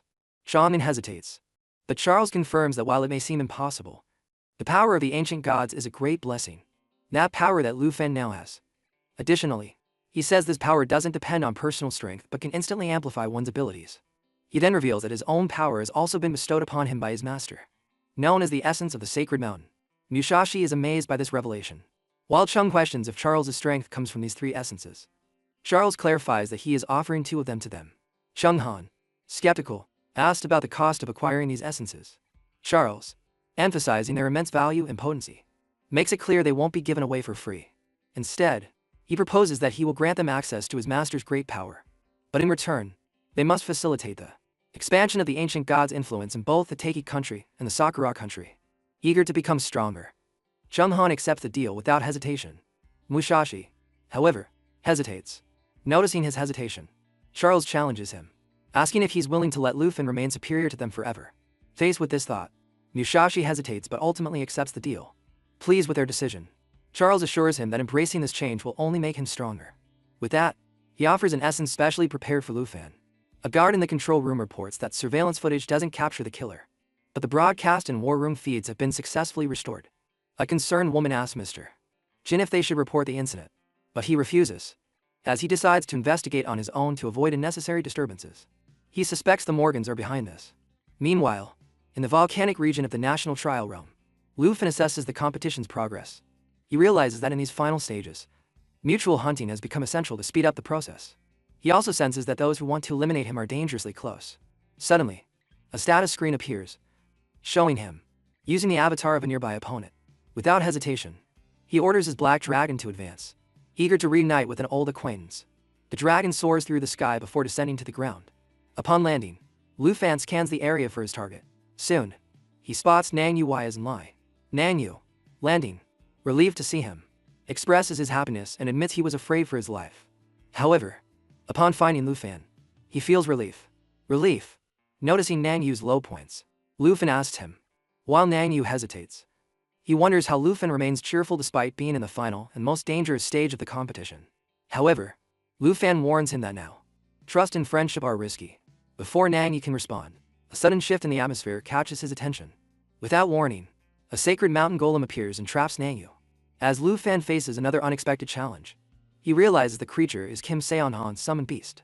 Nang Yu desperately screams for help, but in a matter of moments, he perishes in the lava volcano as the battle unfolds. On the scene, Charles arrives with Chung and Fashi. Chung smirks, saying he stole Lu Fan's points by killing Nang Yu, believing they will now be transferred to them. Observing their newfound strength, Lu Fan quickly assesses the situation. He recognizes they have become significantly more powerful and mockingly refers to them as slaves of the mountain. Their presence confirms his suspicions. They were the ones hunting him. Charles, standing by, confidently acknowledges that Chung Han and Musashi understand the power of control. However, instead of attacking immediately, he offers Lu Fan a chance. He explains that he could easily deliver him to his master in exchange for the supreme essence of the sacred mountain. Lu Fan, analyzing the situation, notes that this energy closely resembles the fallen corpse essence he used to transform Musashi and Chenon. Charles continues as he offers Lu Fan a choice. If he joins them, there will be no fight, and he will be granted the power of the essence. Lu Fan scoffs at the proposal, dismissing it as a joke. He coldly points out that despite their supposed interest, they have only reached the level of his pet dragon Sum and creatures. With negotiations impossible, battle is inevitable. Charles gives Chang'an and Musashi the opportunity to eliminate Lu Fan. Both, with their newfound strength, advance, ready to fight. Ma Shi, driven by anger, launches into the air, eager to settle old scores. Without hesitation, he unleashes a powerful attack, intending to strike down Lu Fan. Lu Fan, composed, responds with an equally powerful blow, mocking his lack of dignity. The battle is over. The battle intensifies as Musashi relentlessly brandishes his sword, each strike seeking to overpower Lu Fan. However, Lu Fan remains steadfast, prepared to face them head-on. In this decisive confrontation, Musashi and Lu Fan, as Hai raises his sword as he launches a powerful strike toward Lu Fan. With unwavering confidence, he declares that Lu Fan will meet his end at his hands. He also taunts him, suggesting that joining the sacred mountain would be a wiser choice. Charles steps forward and reinforces the ultimatum. If Lu Fan refuses to submit, they will eliminate him without hesitation. Furthermore, he adds that after his death, they will turn him into a sacred mountain golem, just as they have done with others. However, Lu Fan remains calm, remembering having defeated many ancient beings before, viewing them as insignificant in comparison. In his mind, their fates are already sealed. However, Charles misinterprets his calm demeanor, assuming the sacred mountain's divine power has instilled fear in him. Without a doubt, Lu Fan orders Zhaoji to transform into its drag in destruction form. In an instant, the dragon changes. Its energy spreads across the battlefield. Musashi, composed, soars high as he faces the dragon's fiery breath. His confidence remains unshaken, believing that Lu Fan will not be able to defeat him again. Lu Fan, unintimidated, responds with an arm strike, strong against the sacred mountain golem. His real target is Charles. As he advances, Charles smiles with his end, believing Lu Fan is walking into his doom. But Lu Fan sees his arrogance for what it is: blind overconfidence. At that moment, he calls for Zhao Fei. A plan forms in his mind. By feeding the Fall and Dragon King the sacred mountain essence, the very power that nurtures these mountain slaves, the sacred mountain will turn against them. Their lives will be sacrificed, and the essence will be his, making him stronger. Lu Fan casts dragon language magic lava eruption. A great surge of lava erupts into the sky, illuminating the battlefield with its fiery glow. Musashi, caught in its searing heat, braces himself but refuses to falter. With his sword held firmly, he remains in the air, steady, ready to strike down his opponent. Lu Fan then turns to Charles, challenging him to summon a creature worthy of facing his dragon. However, Charles expresses his disappointment, stating that he has already summoned his strongest beast, which is the sacred abyss digger. Sensing Musashi's fatigue, Lu Fan asks Bojuarel on if he needs a break. Musashi, humiliated, refuses to admit his weakness. He cannot ignore the power of the dragon before him. Meanwhile, Charles remains confident, thinking he can easily defeat our boy and claim his points. His eyes burn with determination as he vows to make him pay for his arrogance. Without hesitation, he unleashes the flame of divine punishment, sending a blast of searing flames toward Lu Fan. In response, Lu Fan dismisses Charles's power, commenting that even his master is not as formidable as he claims. Charles, enraged by the insult, seethes with frustration. Determined to show his superiority, he decides to reject his father, to reveal the true strength of the ancient gods. Noticing Charles gathering enormous energy, Lu Fan wastes no time. Seizing the moment, he launches a powerful attack to interrupt Charles before he can unleash his full power. In that instant, Lu Fan is freed.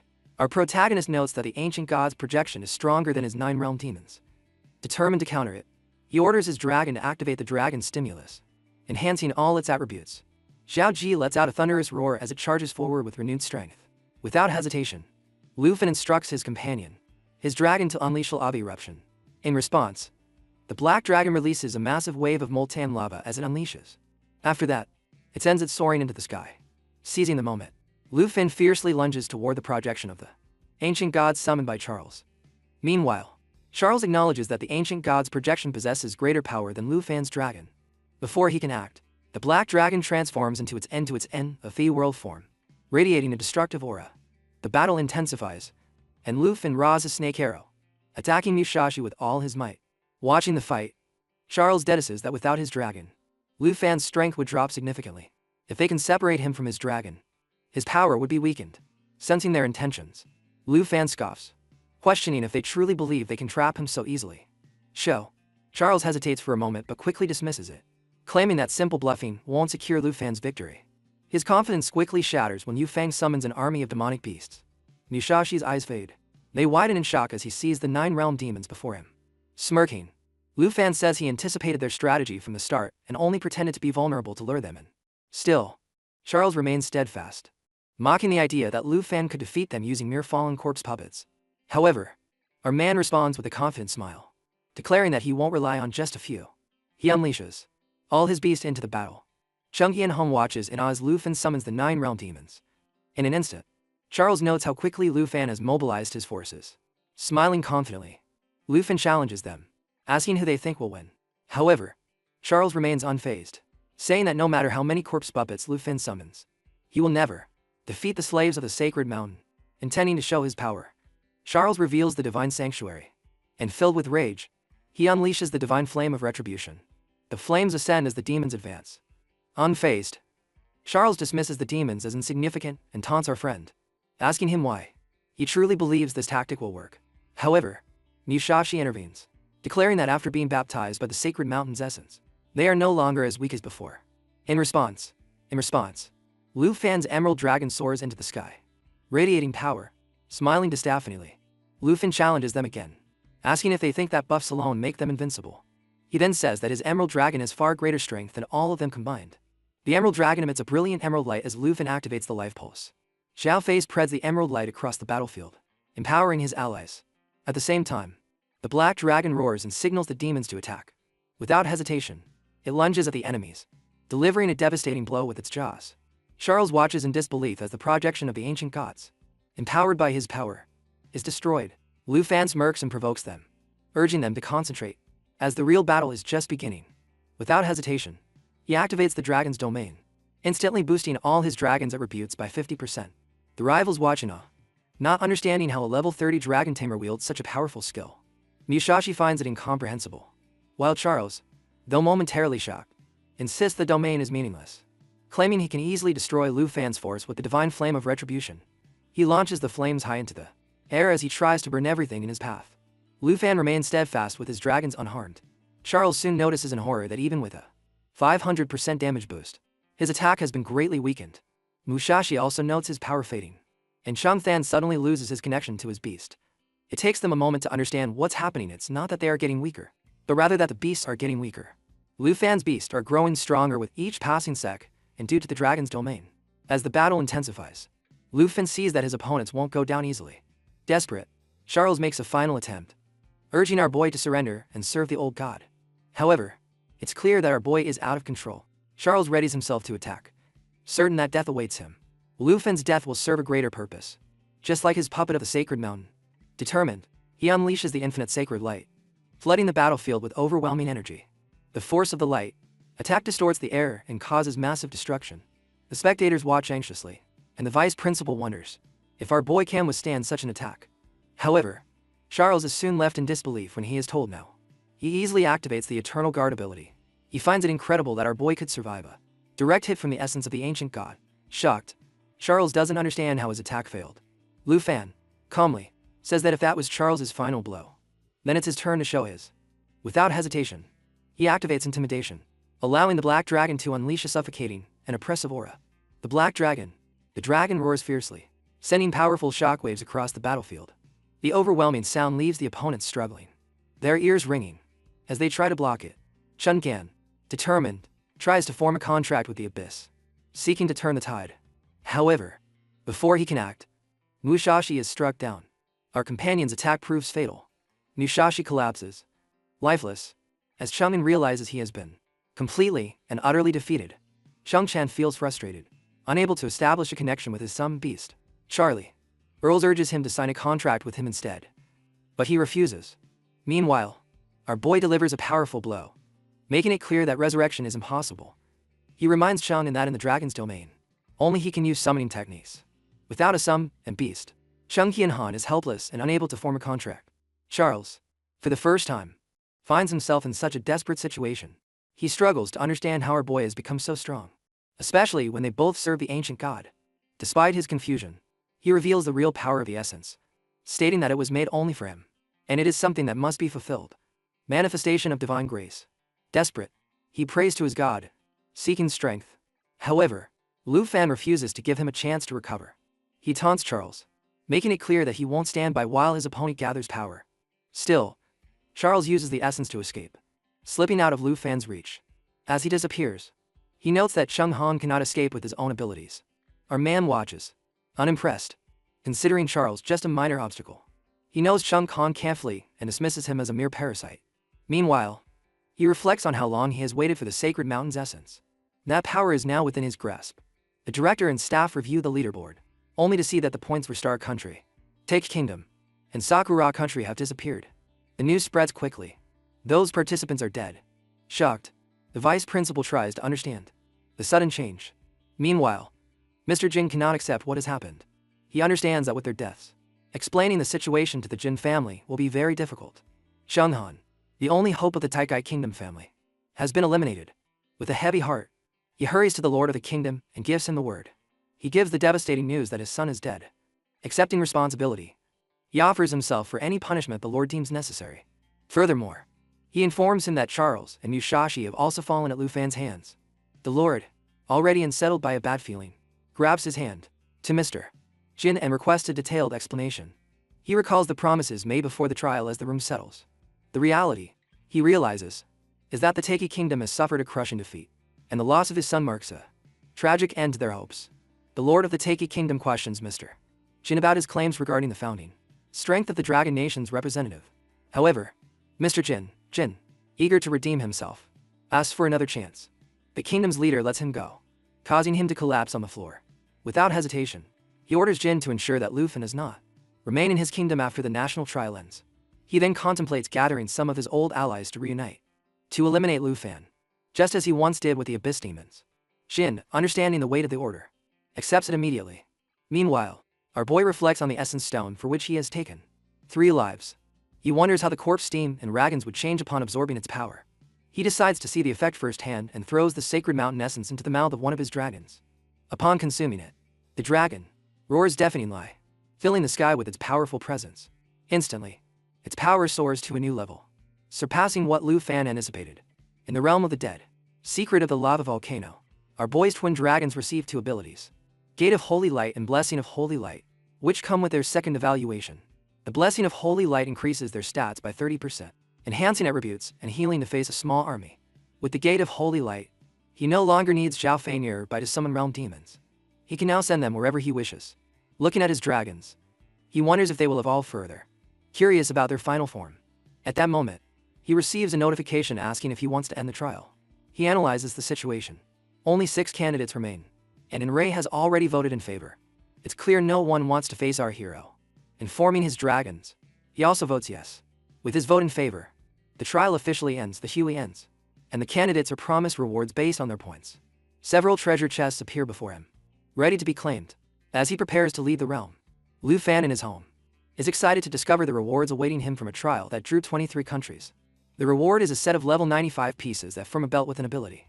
By using all 5 pieces, he becomes a Golden Dragon King and gains 3 more abilities. His next reward is a level 40 skill book that allows him to copy the language of dragons, saving him time from manual study. The final prize confuses him. It's a random pack that gives 3 scrolls of rare quality, or better. He decides to check the pack. The first scroll is for Epic Summoning Slot Expansion, useful for expanding his pet slots. The second is for Quality Improvement, allowing him to upgrade his equipment's quality by 1 level. He's happy to receive such rare scrolls that are almost impossible to find even at the Tingua auction. Finally, he prepares to use the Summoning Slot Expansion scroll to make room for his Blue Dragon Egg. With the level removal ability, he can use the belt even though it's level 90. He is now curious about the belt for the third scroll that enhances his weapon's quality. With that, he upgrades his Meteoric Fire Sword to legendary level. He's happy to upgrade his weapon because with these 2 weapons, he now reaches a new level of power. The Dragon Language Replication Book will allow him to cast Dragon Curse magic. His Blue Dragon Egg now has a slot that enhances its unique ability. He then turns to the belt that gives him the power of the Blessed Dragon Warrior, the Golden Dragon King. With all these rewards, he is unstoppable. With that, he exits the training grounds and goes to the National Training Arena, where everyone cheers for him as the host announces he is number 1. Reporters and fans surround him, eager for an interview or autograph. The Vice Principal Zhao steps in to push them away, firmly stating that our hero will not be giving interviews. Old Han congratulates him, calling him the hero of the Dragon Nation, and commends him for securing the top spot for his nation. As in previous years they could only reach the top 3 positions. Zhao says that being first brings benefits, as the old man is not. He is given the military medal of the Griffin Corps helmet. Old Han adds that although he already had the silver badge for Tujing, he has now earned the gold one. Seeing his golden badge, he comments that only 8 years later, people have this honor. Old Han confirms it, adding that he is not only the 9th but also the youngest to possess it. With his high status, only 3 elders in the Jin are above him. Zhao says that having the golden badge makes him equal to a national guardian general in the Taiki kingdom. He believes our boy is destined for great heights. He thanks Old Han for the appreciation. While the amphitheater's host recalls that the trial has officially ended, the host announces the results and congratulates the survivors. He reports that Lu Fan won first place in the trial with 91% of the points. Enro is declared second, and someone from the Shen Aichin is third. Old Han is delighted that Lu Fan achieved 91% of the score. Lu Fan tries to downplay the praise, as he expected this result. Today, Old Han tells him to go rest, but before he leaves, he informs him that they will depart for the Dragon Nation tomorrow, where he will also receive national-level rewards presented by the three elders. Lord Lu Fan is surprised by this. Jia Lo reassures him, telling him he deserves it, as he has truly surpassed himself. Right now, in his VIP hotel room, he looks at the golden badge that elevates his status so high that only De Jing is superior to him. His expression turns satisfied as he notes that with this badge, he has enough power to make Ruan become him. Kneel and apologize, but he reminds himself it's not the time to revel in the glory of his golden badge. Instead, he focuses on the event he has waited for so long, to which he refers. He opens the slot expansion scroll that he will use to hatch the blue dragon egg. They all gather around the egg to welcome the new family member. He uses the dragon taming technique on the dragon egg of the blue dragon. In the end, the egg cracks, and they are surprised to see it's a male dragon, which makes our boy very happy. Look, watching his new pet, he hopes it will be a magnificent dragon. Additionally, its stats qualify as a dragon, high lightning magic damage dealer. Lu Fan plans to use it with the blue dragon king's roar, but he can't. His happiness fades when the blue dragon bites his hand. Its irritation spreads to the other dragons, creating chaos. Checking its stats, he hopes this new dragon won't be as rebellious as Xingchen. However, its quality is very low, higher as it comes with the lightning dragon languages. Its controllability impacts the entire attack area, almost equal to the blue dragon king's roar. Another ability, the heavenly punishment tribulation, is so powerful that it can face resilient enemies who will have no chance to dodge it. Its thunder spring ability belongs to it. It allows the blue dragon to cast skills without getting tired. After understanding its skills, he feels ready to name it. Just then, the blue dragon rises to attack Xingchen, who defends itself. Seeing them fight, he immediately reprimands them, especially Xingchen, telling him to control himself as he is about to name his new companion. Now that everything is calm, the hardest part comes naming the blue baby dragon according to its ability and color. He first thinks of calling it Little Blue, but the dragon dislikes it. He agrees, realizing that when it becomes legendary, such a name won't suit it. Considering its fiery nature, he finally names it a Bao, and the dragon happily accepts. Just as Lu Fan finishes the name, his new dragon bites him again and then breaks the name, challenging its elders. Meanwhile, Lu Fan has his hands full with temperamental dragons like Xingchen, and now, at that moment, he receives his usual treasure map. Surprising. It surprises him because it's a level 1 gold. Meanwhile, on the western border of the Dragon Nation, at the Ye family mansion, Ye is a man. Is very happy to see that Lu Fan is the champion of the national trial. She's glad she gave him the weapon that allowed him to withstand formidable enemies. Her thoughts are interrupted by a furious cough. She looks at her bloody hand and thinks of the Wan family, who uses vicious methods against her. Instantly, she dies. They are notified of a visit from the Huang family. She asks the maid for their purpose, and the maid says that, as always, they are here for Zhengkai Mountain. Yuan Ji declares that. She protests, saying Yung Yushi Mountain belongs to her family. The maid nods, adding that the vultures of the family play. Wang always comes trying to claim their assets under the guise of collecting debts, taking advantage of the fact that the Yi family has run out of money. Without a leader, Chino can't believe a noble family like the Huangas would stoop so low. She then asks if they have received any response from her family, from the dragon family, but the maid responds negatively. Furious, Jessie feels betrayed that everyone is so ungrateful. In her anger, she starts coughing up blood again. This worries her maids, but she dismisses their concern and decides to confront the Huang family to see how low they can go. At the same time, our boy is on a plane, looking at his laptop screen, searching for information about the Sea of Death, with his national reward already displayed. Seeing it, he thinks the timing couldn't be better. A short while ago, at Yangzhou Cherry International Airport, he was presented with his national rewards, allowing him to choose 10 resources from secret realms out of 460 options. Old Han reminded him that these for level 60 secret realms were gathered by the Dragon Nation of Tamalupas from all over the world, and it's not easy to obtain even one, regardless of someone's wealth. Reviewing his options, Lu Fan was disappointed because most were level 60 or higher. Suddenly, his eyes fell on the Sea of Death realm, and he chose it immediately, knowing his next divine treasure was there. He told Old Han about choosing the Sea of Death and passed on the other options, which the old man appreciated. However, he warned Lufin that before he goes there, Zhao will be sent ahead to secure the place, as the realm is on the border. Lufin thanked Han and mentioned that before returning to the Dragon Nation, he would meet Andre as promised. Old Han accepted his excuse, but informed him that Zhao would choose a high-level experience realm for him. He then takes a plane back to the Dragon Nation. At the airport, he is enthusiastically welcomed as the national dragon champion. Reporters eagerly try to get an interview. Zhao intervenes and offers to take him to the academy, which Lufin gratefully accepts. An hour later, they arrive at the Dragon Capital Academy. Zhao is relieved by the academy's calm, but warns our hero that he will face constant trouble from people in the world, who will seek his attention for the next 10 days to half a month. He then suggests that Lufin rest until the headquarters is empty. The Sea of Death realm is ready. At that moment, Lufin is greeted by his aunt and academy companions, who eagerly welcome him back as a champion. He doesn't expect his friends to care much about his victory, while his aunt is thrilled to see him. At that moment, he knows he will rest and spend time with his family and friends before his next adventure. Now settled for a meal, he is asked about his late return to the Dragon Nation. He explains that Enro from the Snow Nation invited him. His friends joke that he must have started drinking, as the people of the snow are famous for it, and a cheerful argument breaks out. Seeing his friends and eating his aunt's food relieves his fatigue from the trial and the journey. He then thinks of Yi and wonders if she is aware of his achievement. At that moment, in the reception hall of the Jean residence, the subordinate informs Lord Jean about our boy's mission to the Sea of Death. Lord Jean is pleased to hear this, as the Sea of Death is on the border of the Dragon Nation and the Taji Nation. He orders his subordinate to mobilize the God Legion and the War God Legion to the station. The manager is stunned, shocked to see two of his nation's strongest legions being deployed. Lord Jean, enraged by his protest, strikes him with his dark whip to teach him a lesson, reminding him that to avenge his son, he will use the full power of the nation. The subordinate, writhing in pain, finally understands. Lord Jin declares that he will personally lead the 4 guardian heroes to eliminate our boy. At dawn, Lufin emerges from the portal with his 4 companions, arriving at the entrance of the Sea of Death dungeon, in the heart of the Divine Bone Forest. Taoza marvels at the moment. She can hardly believe she's at a national-level dungeon.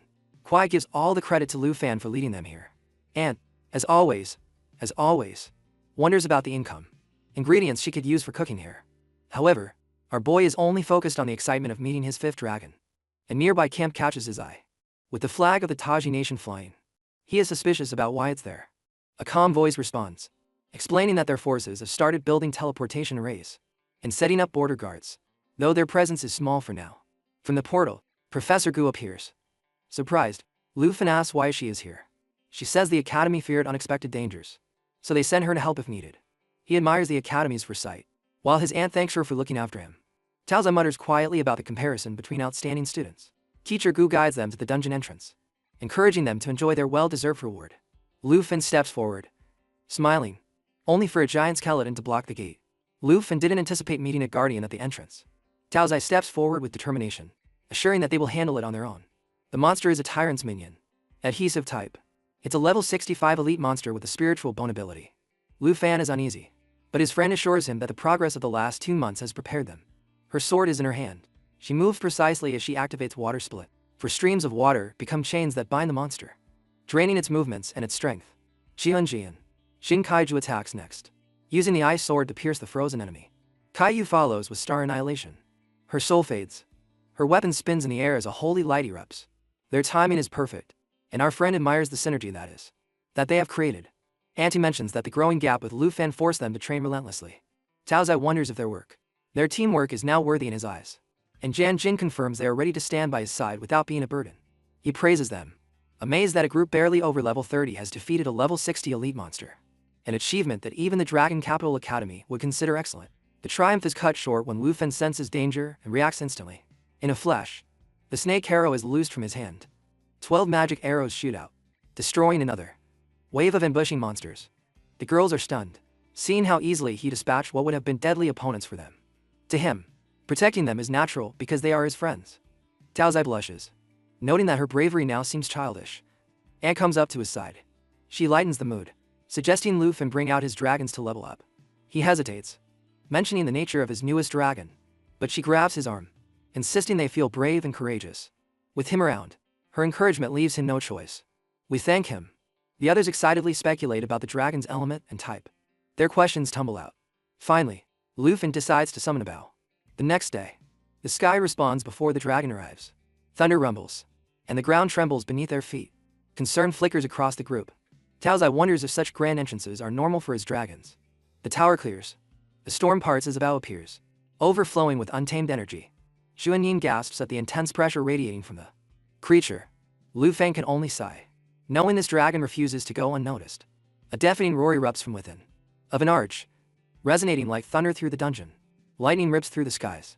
As the roar unleashes a storm of blows upon the land, the ground clears, the ground trembles, and the monsters caught in the storm are paralyzed.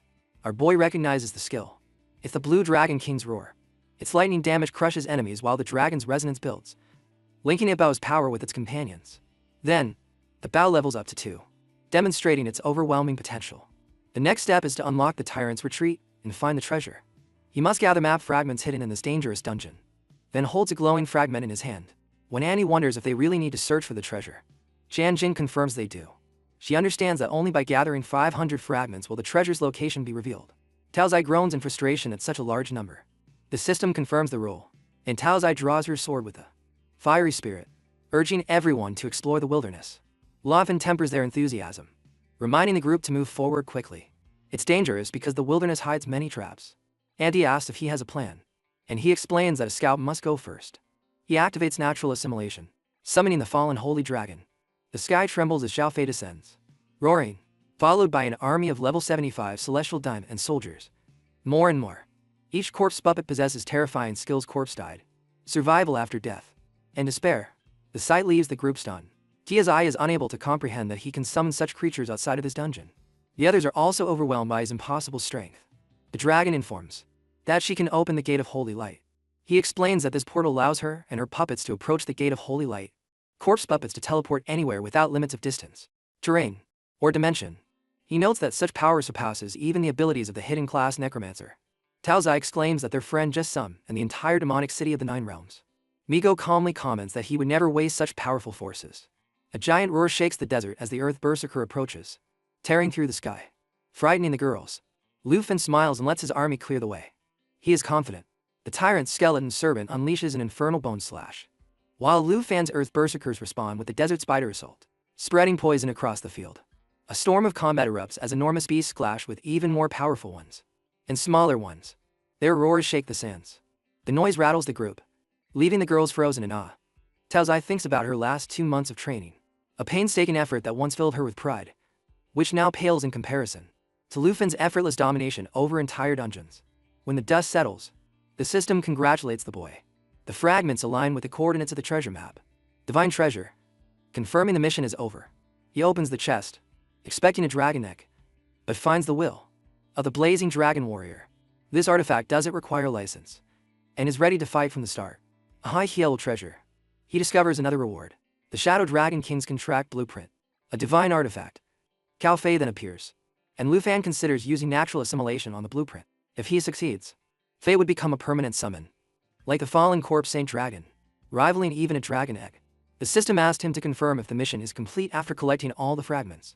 Lu Fan accepts without hesitation, surprised by how quickly this stage ended. Far away in the dungeon, another scene unfolds.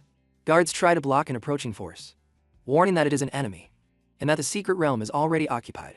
They barely finish speaking when a knight mercilessly strikes down the soldier. Chaos erupts as the guards sound the alarm, shouting to defend against the attack. Professor Gu witnesses the sudden massacre. The shock and concern paralyze her. A dying soldier falls into her arms, whispering that the attackers are from the Taji nation, asking her to escape and warn the Dragon Nation. Her heart pounds as she sees the unreachable teleportation gate, blocked by enemies. With only a random teleportation scroll, she knows escaping is her only option. She narrowly dodges an aerial attack from behind, activating the scroll. Light envelops her body, carrying her far away. The knight removes his mask, cursing her escape. His face reveals him to be Li Dai, the butcher god and leader of the Taji Nation's legion. Meanwhile, Fei awakens another skill, the Emerald Mirror. Lu Fan watches and notes that the skill creates clones, imagining an enemy in front of them. Facing the attack of 15 dragons at once would make even the strongest rival seem defenseless. With Fei barely over level 30, but already mastering the Dragon Domain and the Emerald Mirror, her growth has surged. Her strength boosts the team's power several times over, making her the most terrifying dragon companion. At that moment, the ground trembles as a level 70 tyrant servant emerges, unleashing destruction. Zhang Jing realizes the cause. The synthesis of the route map has summoned the dungeon's boss. Lu Fen just observes that at least this helps them, by saving them the trouble of searching. Above the battlefield, a golden platform rises, carrying the boss itself, the cursed tyrant, an imposing nightmare. At level 80, the sight of it makes Ji and Jing doubt their approach. Tao Zai proposes that the demonic army take the lead, while Lu Fan's dragons deliver the final blows. But he dismisses the idea, assuring them there's no need for such effort, as the Earth Berserker will crush everything. Alone, Tao Zai hesitates, reminding him that it's not just a nightmare boss, but also many level 70 elite commanders. Lu Fen just smiles, turns to Xiaofei, and asks the dragon to reveal its new power. She activates the emerald mirror, and two identical, radiant clones appear. The girls watch in disbelief, realizing that if all the dragons use this skill, the field would fill with 20 night clones. The ability seems almost unfair in its strength. The boss looms before them. Auntie asks what's next. Kuai points to the unstable ground beneath their feet, saying they can't even stand properly, let alone fight. Lu Fan remains calm, suggesting they rest and enjoy the show. The moment stretches before erupting into chaos. The Earth Berserkers charge forward, raising their massive, ancient weapons, before unleashing a storm of clubs. The sky seems to shatter from the impact, with violent winds roaring through the air. The golden platform trembles, and the cursed tyrant lets out a shriek before being crushed under the relentless blows. Smoke rises from the broken ground as silence falls. Our friend says it was too easy. Zhang Jing admits that he continues to surprise her, while Tao Zai, still stunned, wonders if the battle really ended before her eyes, before she could even see it happen. The system announces that the Sea of Deaths and dungeon has been cleared. Lu Fen steps forward and opens the treasure chest, eager for the rewards. Inside is an enhancement level removal scroll, just what he needed to save a lot on enhancement cost. Next to it is a seeker doll, a powerful tool for tracking and directing. He thinks that if Fate devours it and removes its usage limit, the doll would be invaluable. The chest also contains a cooking blueprint for the flying ox, and some candy, a platinum-grade down leather, and a title sheet of the same quality.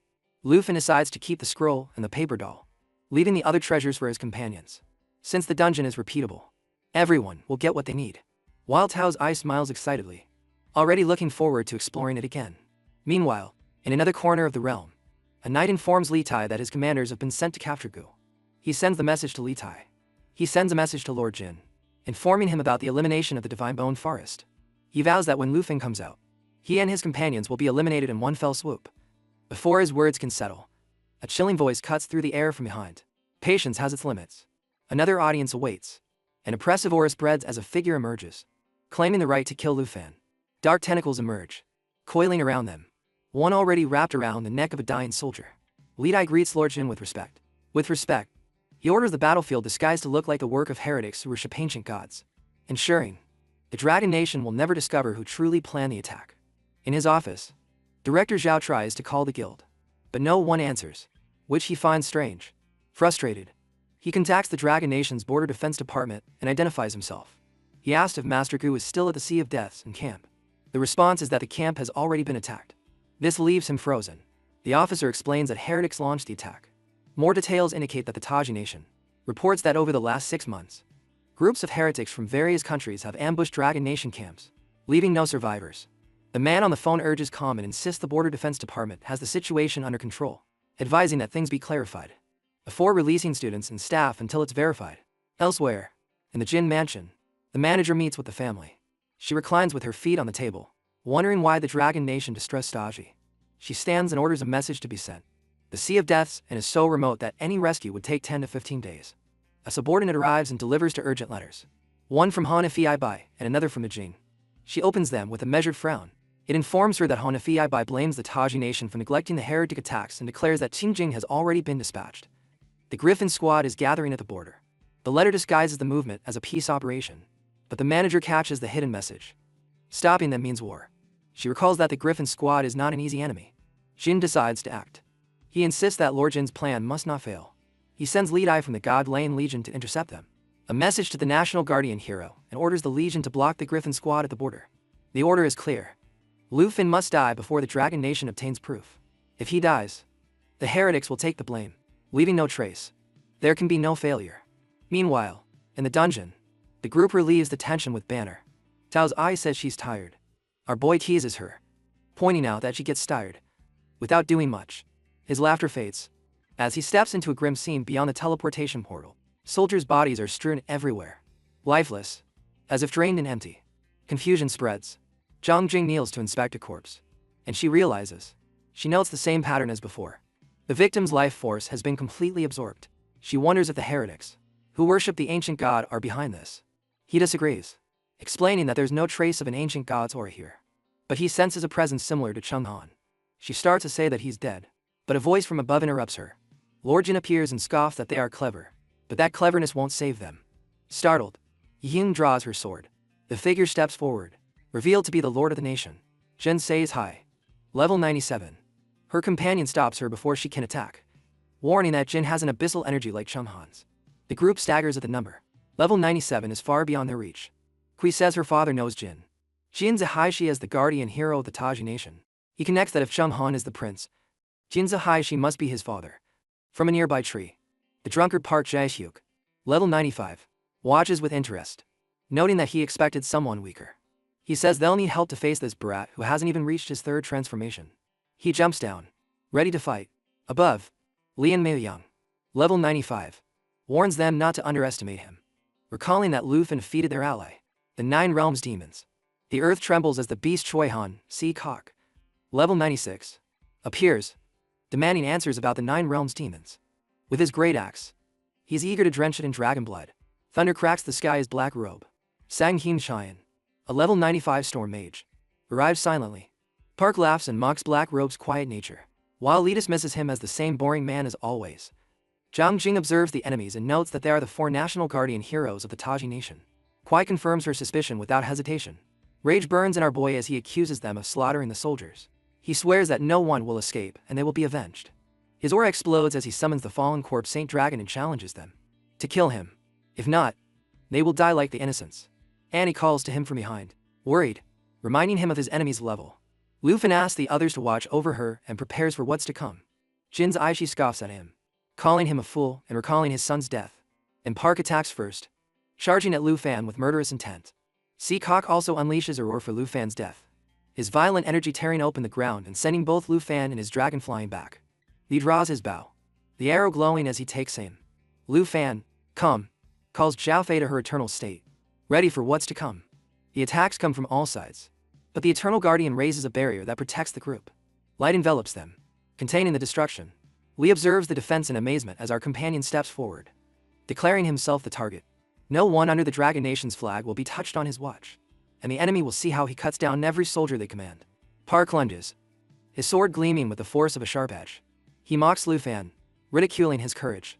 However, his offensive stops at the barrier, the sword failing to break through, while Sea Cock unleashes the Blood Prison Axe, channeling its power toward him, branding him a coward. It shatters before the draconic roars as he activates natural assimilation. He advances, thinking about what they called him. He activates the Gate of Sacred Light, and light surrounds him as he advises Zhang Jing to protect Annie on their side. Behind him, the summoned dragons roar together as he orders them to kill every enemy before him. The Nine Realms demons follow his command, and mud erupts around them, enveloping their bodies in violent energy. Sea Cock watches in disbelief, unable to understand what he's seen. Lee observes with grim understanding that Lu Fan has achieved the impossible by bringing the Nine Realms demons out of the secret realm. Jin Zihaishi dismisses it as a simple trick. Black Robe's voice resonates, recalling that the demons were already defeated by them before and can be again. The ground trembles under the dragon's fury as it roars. Lu Fan challenges them. If they say they can kill his demons again, then they should prove it. But the enemy notices something strange. The demons fight with a fierce determination, replicating themselves until their numbers grow. Panic spreads as Lee curses. Seeing the growing horde, Black Robe identifies them as clones, and there are already 18 swarming the battlefield. Jin steadies his forces, insisting the weaker stats make the duplicates mere shadows. His tentacles strike out, and 2 clones fall. Jin smirks, confident it's all just intimidation. Sea Cock insists on thinning out the clones first. Black Robe frowns, eyeing the glow surrounding Lu Fan. Since the beginning, the light has enveloped him. Jin notes that something dangerous is about to be released. The glow explodes. The light fades. Lu Fan's voice echoes in the chaos, warning that the wait is over, and their only future is death. The will of the fierce dragon warrior awakens within him, unlocking the hidden dragon bloodline. His form shifts, his body filling with power, until he rises as a golden dragon king. The girls, astonished, did not expect this. Even Kui can hardly believe it. Black Robe mutters in disbelief that Lu Fan not only controls dragons, but has become one. Lee, caught by a demon, screams for help. Her arrows are lost in the monsters with no effect. Park fights another clone, realizing with horror that what Jin struck down before is now untouchable in its draconic form. Lu Fen says his army has immense power, making the Nine Realms demons far stronger. The demons they once defeated are now strong enough to crush them. The radiance of the sacred light expands, flooding 100 meters with a holy glow. Lu Fen absorbs double the fire. His orb crushes everything it touches. There's no more time. Jai's high staggers under the weight, fear creeping in as Lu Fen attacks. The dragons were shattering the heavens, followed by a blow that instantly traps Jin. Agony floods his body as he falls, and his mind fills with regret. They should have never provoked our boy. A monster. They should have never underestimated the dragon tamer. Our boy stands over him. The dragon's domain burns like a prison of fire. Jin, broken and shaken, admits defeat and begs for a quick end. But no mercy comes. He brandishes his weapon and reminds him of his words. Fear grips Jin as he asks what fate awaits him. Our boy raises his sword and promises that every soldier of the Taji nation will fall, and Jin will watch it all with dying eyes before he is killed at the battle's end. Jiang Jing comments that the 5 heroes of Taji have fallen. Annie turns to Lu Fan, checking if he feels alright, while the others rush to clear the battlefield. No one expected Jin Sei's high, leader of the 5 heroes, to die like this. He smiles faintly and recalls that not all of them are gone. What's her name?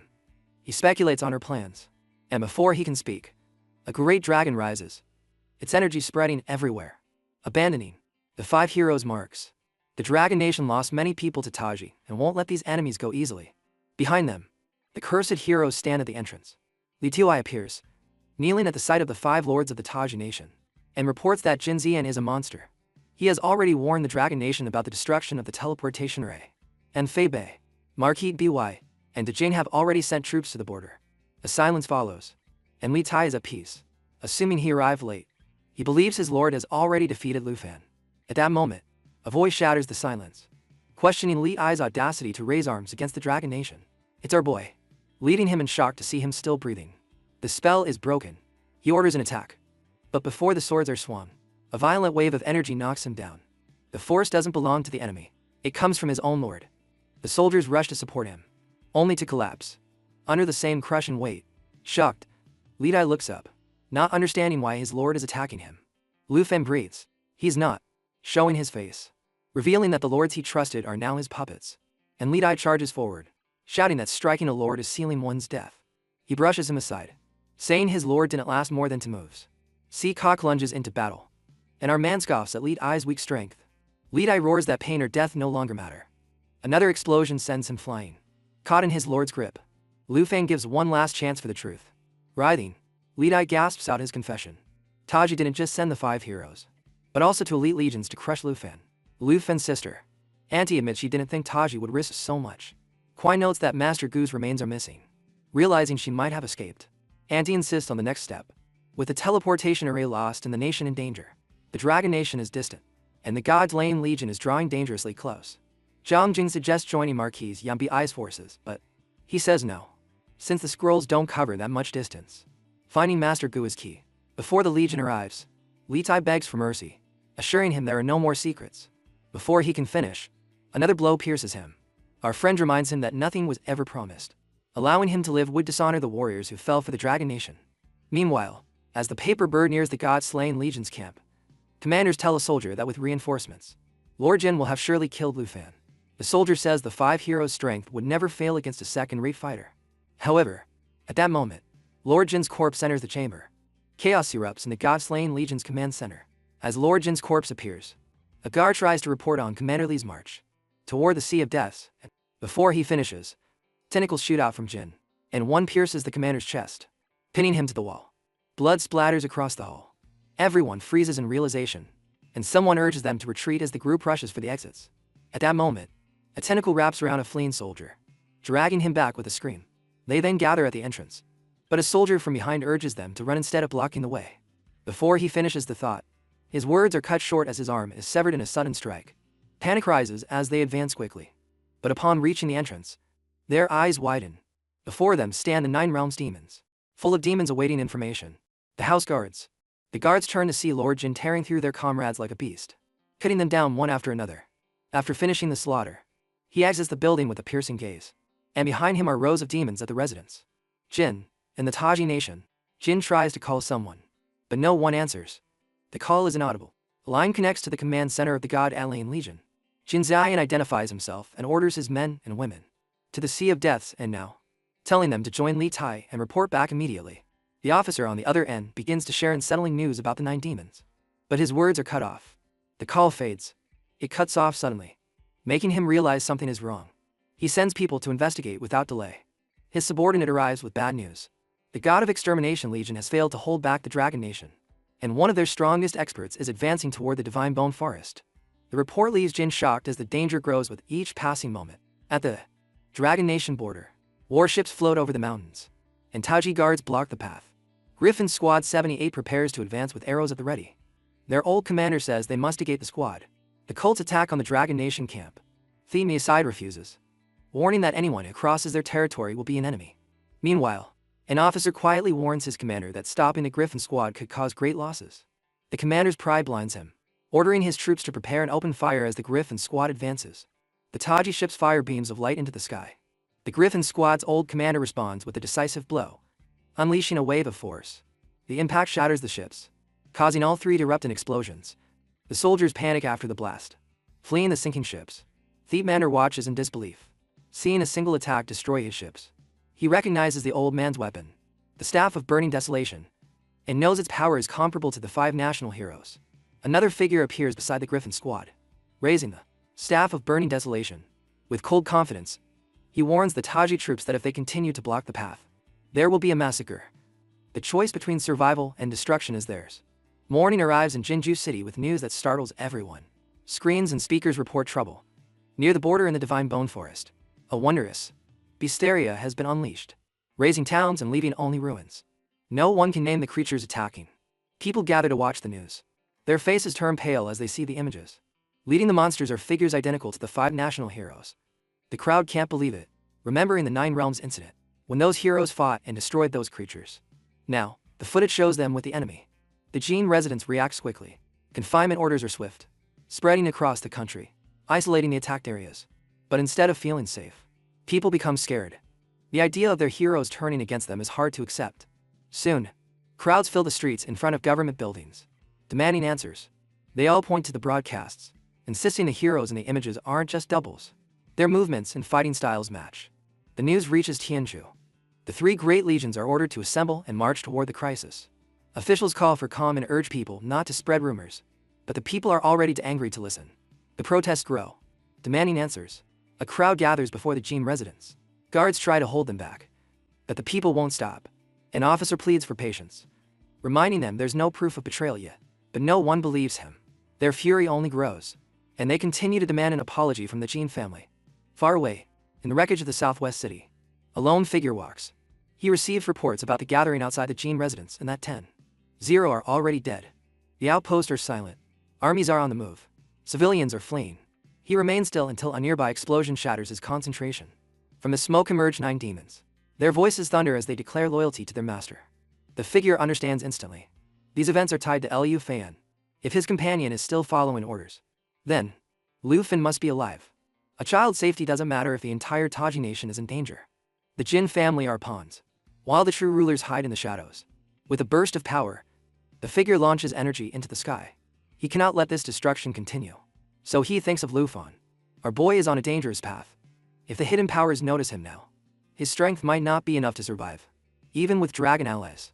Back at the Jin residence, Jin watches from his window as waves of protesters shout below. Their anger pierces through the glass. The subordinate reports that discontent is spreading fast on the streets and online. The armies are advancing, and the great legions are already marching toward the danger zone. But Jin barely listens, his thoughts racing. He never thought Liu Fan would release the 9 realms demons. And here they are. Even the heroes who defeated them now seem to be their allies. Nothing makes sense. When his subordinate brings him back to reality, Jin finally gives cold orders.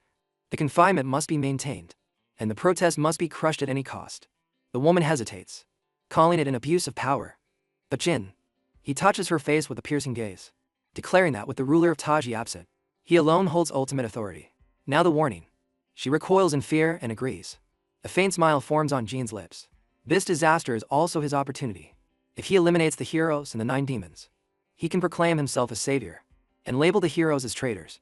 This way, he would gain total control over the Taji nation and the residents of Jin. In the Divine Bone Forest, Chaos grows, and an archer goes out of control. He orders the archer to stop, but the small beast roars, shaking the ground with its power.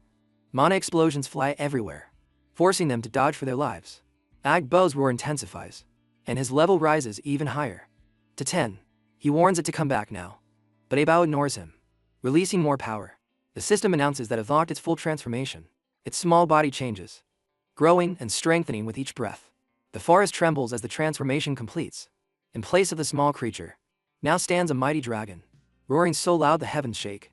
Our friend watches in awe as Agbao reveals its true dragon form. At level 10, just like Xiaoji. At level 9, Akebao completes its transformation, becoming a large blue dragon. Its strength rises to level 10, and the pressure around it makes everyone back away. He looks after her. Kui admits that even after seeing such things before, a dragon's transformation still feels overwhelming. Lufin notes that both Abao and Xiaoji unlock their true forms only at level 10. Abo, however, has only one dragon form, and that makes its spirit 5 times stronger than the others. This form gives it access to strong skills like Thunder Apocalypse and Leaping Thunder. Reading them, Lufin feels their power rivals Xingqian's deadly techniques.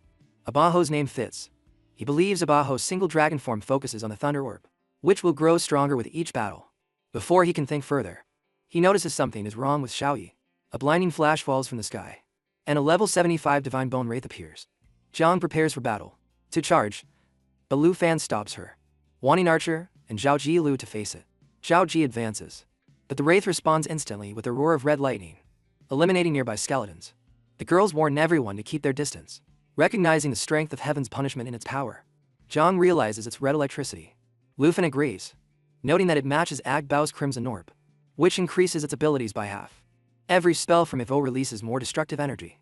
Our friend calls Archer back, sensing the danger, but Avia doesn't. Abo ignores him and unleashes Heaven's punishment. The Calamity Bolt falls, frying skeletons everywhere. His sister, Hanahan, jumps in fear while Auntie and Caillou watch nervously. A sudden bolt heads toward Ko, but Lu Fan pulls her away just in time. She blushes as he holds her close. Embarrassed, Annie thinks Sabo is losing control, but Han says it's just showing off its new strength. Our friend admits that Abo's impulsiveness is delaying their search for Master Gu. Suddenly, the trees tremble as something large stirs in the forest. Suddenly, the bones of the Revenant gather, forming a great bone dragon, its hollow eyes glowing with threats. Our boy urges Archer to fall back, but the dragon refuses. Too proud to retreat, the bone dragon rises, releasing a wave of mana, so strong that even Archer hesitates. Lufin realizes they have advanced far into the heart of the Divine Bone Forest, a place ruled by the deadliest creatures. Stay alert. He holds Kui close, apologizing when she asks him to let go. Zhaoji calls to Obo again. The dragon continues to ignore her, standing firm, ready to fight. Zhang notices the creature's power surpasses the frenzied bone dragon they faced before. She concludes this is the true ruler of the forest and regrets not understanding sooner. He decides they can't afford another confrontation. Finding Master Gu comes first. He activates natural assimilation, and the glowing paper rises, indicating where his master is. But the direction it shows leads straight toward the other bone dragons, leaving him confused. Just then, a flock of dragons crosses the sky, rushing toward the massive bone dragon, but it lets out a thunderous roar, and he alone annihilates them. Lufin watches, perplexed, wondering what the creatures are doing, while Kui finds the sight impressive. Tao Zai admits she never thought she'd live to see a real dragon migration. The roars echo, and Lu Fan wonders what force drives these dragons to keep coming, regardless of the danger. Their journey leads them to a black mountain where many dragons gather before landing. At the same time, the guide paper flies to the dark peak, unsettling everyone about the hidden secrets. Zhang Jing notes that the guide paper for the hidden secrets stops at the base of the mountain, assuming Master Gu might be trapped inside. Tao Zai watches intently, pointing out that the dragons seem to be inside the mountain. Lu Fan steps forward, telling the others to fall back, planning to force his way through alone. Tao Zai tells him not to harm Master Gu. Energy gathers, and his arm transforms into a dragon's claw, releasing a wave that surges forward. The blast shakes the ground and awakens the nearby dragons. One after another, they rise, their wings covering the sky. Fear spreads through the group as they wonder how to face so many at once. Lufin tells them these beasts are not just enemies. They are valuable for their growth, and leaves the battle to Xiaoji and Abao. Abao rises like a dragon, with blue, while Xiaoji activates the red orb and unleashes flames from its mouth. Their cries echo through the sky, answered by roars from the revenant dragons. Then, a voice cuts through the noise, but only in Le Fan's mind. It tells him to stop. He's not afraid. He notes that no one else hears it. The voice mentions the others don't deserve those words. The presence feels strangely familiar, like the coffin buried in the frozen lands of the north. He suspects it's from the ancient god of the divine bone. The god asks if he is bound to the wraith or the second mountain. Luffin considers giving his name first, but he can't. The voice interrupts, warning that if he has those ties, he must leave now. Do so, and you will be forgiven. But if you disturb this place again, there will be no mercy. Our boy remembers the second mountain god, attacking him even after recognizing the Revenant's power. This shows that gods are enemies, not allies. Though weakened and delayed, the threat of an ancient god is still real. The voice hardens, demanding his choice. But he's worried because Master Gu is still inside, and leaving would be letting her die. He asks Zhao Ji to summon the guardian to his side. The Eternal. She transforms into a jade dragon, forming a glowing barrier that protects the group. He tells them not to come out no matter what. Annie asks Furfulsi what he's going to do. He replies that something terrifying is about to awaken. He raises his arm toward the teleportation array, calling the Star Dragon. It emerges with a roar that shakes the sky. The ancient god's voice asked if that is his decision. The ground trembles in the sky, with a strong earthquake, and the girls are frightened. The divine being laughs scoldly, saying they will all become divine bone puppets. In the shadows of the mountain, a monstrous figure appears. A divine bone clone, level 90, with nightmare-level strength. Tao's eye is sharp by its size, and our boy notes that this is just a clone, not the god's real body. Still, the clone speaks with disdain, saying they will soon be dust. In front of them, the corridor forms, pressing against Zhao Ji's barrier. Then, the Star Dragon shines brightly. Its body changes, releasing energy as it takes the form of a young woman. He watches in disbelief, questioning why Shin chooses this exact moment to awaken a new form. Fan reflects on how she had risen. Could Shin never maintain a human form? Kuai and Tao's eye are amazed by this form. Their moment is cut short when an ancient god calls them ants and, ready to attack, responds to the threat of Thunder's favor. Shin Mi-chan attacks fiercely, combining lightning, fire, and blue soul energy in Thunder's favor. Crimson Jade and Stark Rush combine, erupting with unstoppable force. Xiaoyi summons Roaring Thunder, filling the battlefield with lightning and molten lava over their enemy. The ancient demon god just laughs, unfazed, mocking their power as weak and useless, leaving the group shocked. Luffy orders Zhao Ji to use the Emerald Mirror, but the skill fails and refuses to respond. The ancient god scoffs, saying mortal tricks are useless against divine power. On Bode, Luffy invokes bone reconstruction, transforming his body into a dragon. The will of the dragon warrior burns, taking power. When he forms the golden Dragon King, energy roars as he mocks the ancient god for not having a real body, existing only as a broken soul fragment. Beside him, his black dragon enters destroyer mode, while the red dragon vanishes. The Star Dragon ascends like a galaxy. Together, they challenge God's desire for a dragon body, promising to show him the true power of a dragon. The ancient god's anger rises. He warns them he will bring divine punishment, promising to repay their defiance with blood. In the eternal corridor it erupts, creating massive tornadoes that spread across the battlefield, dragging everything toward destruction. The Vaj responds with a burst of power, attacking without hesitation, while the Star Dragon swoops in with Sand Crush. Meanwhile, the Dragon of Destruction flaps its wings, releasing 5 violent tornadoes. Firestorms burn and thunder rips across the battlefield, shaking the dragons. Lu Fen advances, saying having a dragon body is useless without strength. He coils around the ancient god, provoking anger for the disrespect toward a god. The bones. His dark eyes crack under the strain until the deity roars, damning him to the abyss. Bone reconstruction activates again, repairing the divine clone with nearby bones. Lu Fen notes that this god can rebuild itself endlessly, as long as there are bones around. Quickly, he tells Zhao Ji to release the dragon's domain. The air changes, as the dragon's realm expands, strengthening every ally with dragon blood. The god scoffs, saying all abilities fade before its domain. The dragons roar together.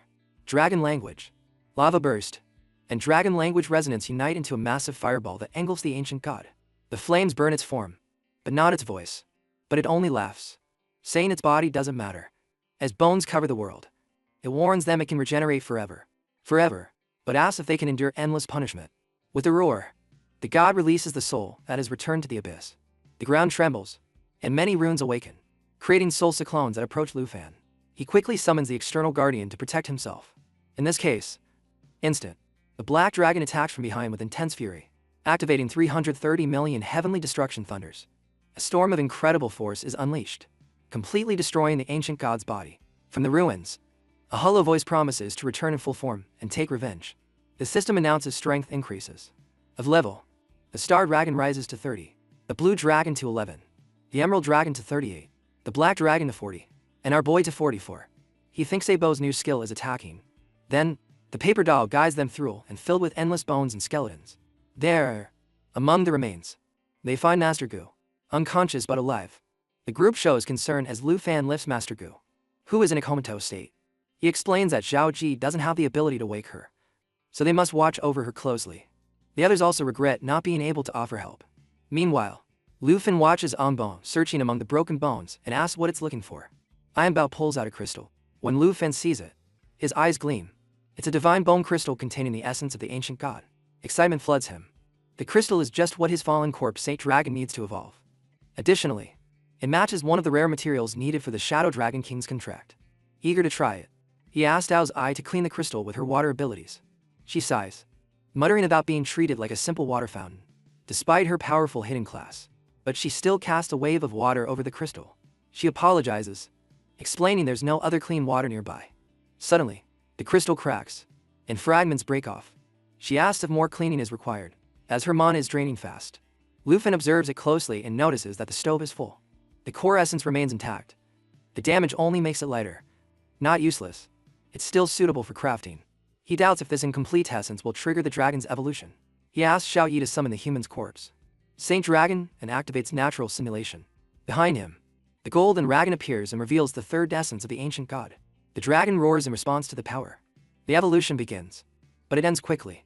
Lu Fan is disappointed until the system explains that the essence was not at its full energy, preventing a complete evolution. Still, the dragon gains a new skill. Div and EBO and EFUSU. The skill absorbs only 1% of a target's attributes. At first, it seems weak.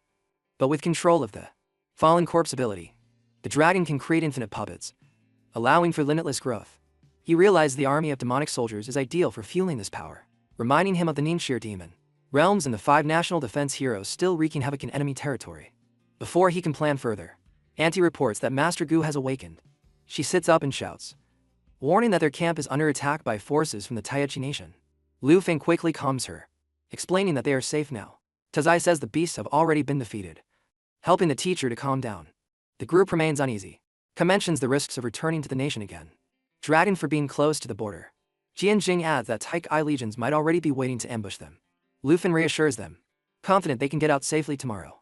Hours later, in Tensha, a car peels away. A police car approaches their hiding spot. The group ducks behind a wall until Lu Fan, his face covered, indicates it's safe. Safely. Upon exiting, they find themselves in front of a couple's hotel. The women look confused by the chosen destination. Lu Fan explains that due to the lockdown, only this place is open. Kui observes the walls with suggestive images. Feeling embarrassed, Tao's eye says the journey was fast, and Kuai Yui agrees, thinking about the flight and how they rode the bone dragon like a plane. Excited, while Kai Yui remains concerned, Luke approaches the door. Lu Fan silently reflects on the growing strength of the bone clone, the fallen corpse Saint Dragon, using a dragon's bone. The divine bone and fusion have absorbed every demonic soldier. By controlling the essential bodies, it retains their abilities, old skills, but it's now large enough to carry 20 passengers without a problem. At the reception, Auntie asks for rooms. The receptionist observes them and mentions their audacity in arriving with so many women. He books 3 rooms, with checkout the following night. But as the employee looks at him, the news broadcast behind him reports that the Jin government has issued a search warrant, an official search for Lu Fan, declaring him responsible for recent terrorist attacks. The staff member observes our hero standing before him and hesitates, wondering if he's seen him before. The news broadcast continues, reporting that Tensha City is under martial law. The receptionist glances at the news and hands the keys to the group. As he heads to their rooms, he gives the keys to Zhang Jin. She asks if he plans to leave, and he says he wants to observe the Jin family's activities. Master Gu reassures everyone that she's fine, downplaying their concern. Tao's eases quiet by pointing out the riscard on the wall, making her blush. Before leaving, Lu Fan tells Zhang Jing he'll be back in the morning, entrusting everyone's safety to her for the night. Zhang Jing accepts without hesitation. As he leaves, the receptionist watches him silently. Within that night, outside the Jin residence, guards comment that the 5 heroes of national defense have deserted and left. They are sending reinforcements to the Divine Valley Forest. Some feel lucky to be guarding the mansion instead of marching to Cert and death on the front lines. Their security shatters when an explosion destroys a nearby building. Chaos spreads quickly. Night falls. News arrives that demons from the 9 realms are appearing in Tensha City, scattering the troops. The defenders are paralyzed with fear as panic fills the streets. From the ruins emerges a giant demon, roaring destruction, with few soldiers left to protect the city. A voice urges the commander to retreat. The figure steps forward. Jin Shu-young, a former imperial guard of the Jin family. She explains that the lords of the mansion are still arguing and offers to handle the threat alone. Relieved, the commander agrees and retreats with the others, sending a message to call for reinforcements. Shu-young watches them go, then senses someone landing nearby. Lu Fen appears, and she calls him a rat for bypassing the defenses. He acknowledges her sharpness but doubts she can face him alone. Her sword is already burning with flames. Inside the Jin family's office, panic grows. Someone questions Jin's ability to complete a task. Jin replies that eliminating Lu Fan and taking the mansion might be overkill, especially since his true strength remains a mystery. The man is Jin Chang Xin, a former imperial guard, bitter about being expelled for not having an abyssal class. Following this, he complains that they prevented him from reaching his potential. Jin recalls how pathetic Chenxing was when he was expelled by his lord, though he later found him while recruiting national defense heroes. Now Jin can't risk letting Conxing leak anything to Lu Fan and ruin his plans. Goodbye. He warns that abyssal classes are often hollow, but Lu Fan's power should not be underestimated. Facing him alone would be suicidal. Jiang Xing smiles smugly, saying he has brought reinforcements. A woman skilled in combat. Their chat is interrupted by a roar that shakes the mansion. Both turn pale as they notice the hotel's demons have disappeared. Lu Fan's 9 realms are destroying the city. From the window, Conxing watches in disbelief as Jin curses, realizing our boy has already found them. Desperate, Jin agrees to Tianxing's terms and demands he call his ally at once. But Tianxing refuses, saying fighting the demon outside wasn't part of their deal. Before they can argue, a body crashes through the window. Jin Shu-yang's corpse is thrown inside by Lu Fan. He shatters the glass, saying he'll fulfill their wish to fight. He promises to use only sword techniques. The panic intensifies. It shows on Jin's face as he asks how Lu Fan managed to get in, shouting for Qianzhen to move. Qian laughs at his fear, mocking him for trembling despite being the strongest imperial guard. Our friend calls him a pawn of the war, of the Jin family, and smiles, eager to fight. A power emanates from him. His sword gleams with the strength of an ancient god. Outside, the bone clone's corpse ascends to level 90, roaring so loudly the ground trembles. The pressure makes them both shake. The person's eyes. Lu Fan's eyes fix on Tianxing. A flash from his icy blade, and Tianxing dies instantly. Blood drips from Jin's mouth as he staggers, furious that everything he created is crumbling. Defiant, refusing to die here, he pulls out an epic teleportation scroll, his last chance to escape. But before he can use it, our man attacks. His final slash falls precisely to defeat Jin. Lu Fan finishes his mission, his son and creatures still standing at his back. Facing Lord Jin, he makes it clear that the mansion's destruction is complete. Everyone from the Jin family is gone, except for one, Jinju. He vows to end her life when he discovers her hiding place, and keeps Lord Jin as a zombie so the entering citizens can see their supposed hero defeated. High above the city, his bone clone causes destruction under his control. At that moment, a burst of fire explodes in front of him. A voice behind him says to stop. The director seems relieved to have arrived in time. Before he gets completely lost, she warns that if she had been any later, the Tai Kai nation would already be in ashes. Lu Fan admits that was his plan from the start.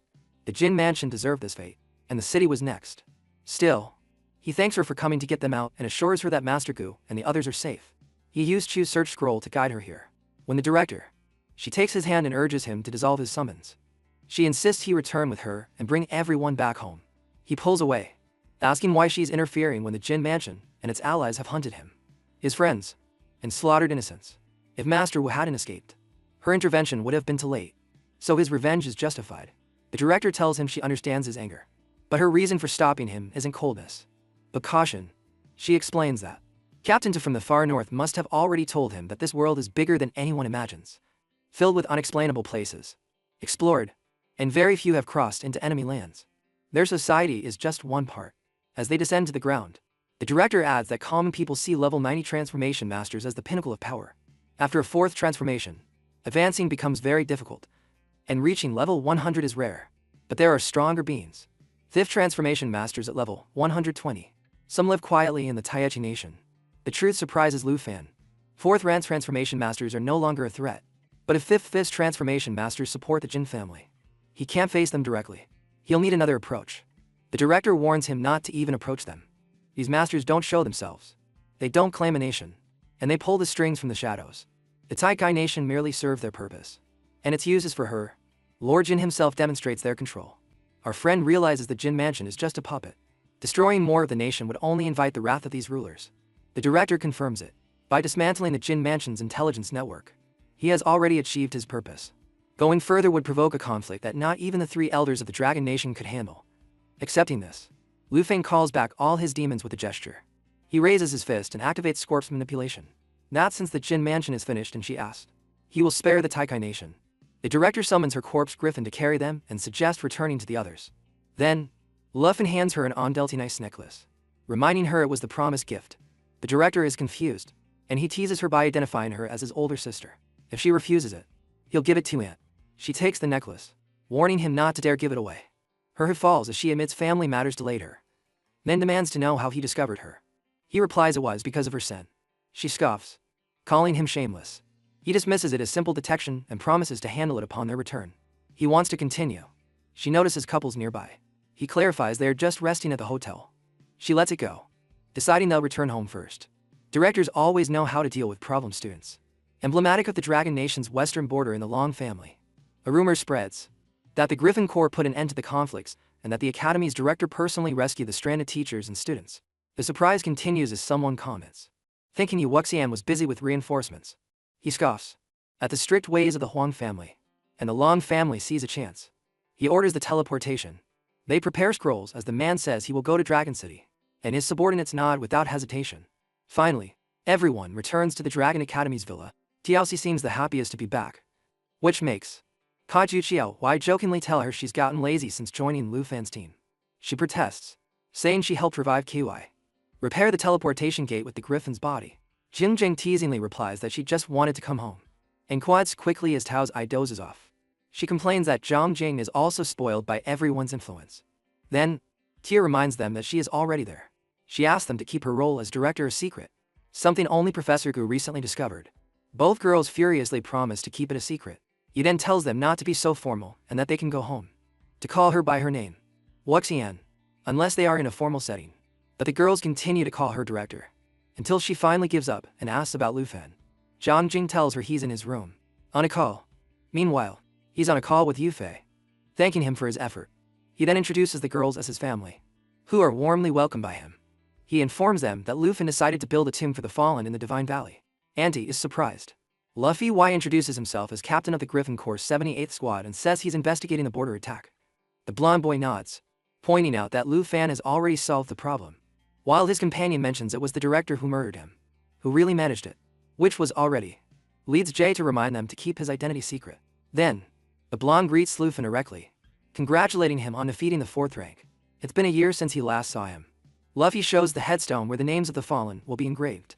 Noticing this, Luffy hopes they will help him carry it, saying he wants the destruction of the Jin Mansion to finally bring peace to the fallen. At that moment, a new voice intervenes, telling him he can come pay his respects when the matter with him is resolved. The Taji Nation. Looking over, he sees the newcomer who tells him he's here to lead the investigation. After concluding, they will announce to both countries that heretics attacked one nation after another, showing the ineptitude of the Jin family, while elevating the Griffin Corps and the Dragon Academy as heroes. Lu Fan protests, saying they are blaming the heretics for the Jin family sins. However, he points out that it's the best solution for a win-win outcome. Although the explanation confuses Kui, the leader agrees with Yi that it's the best option.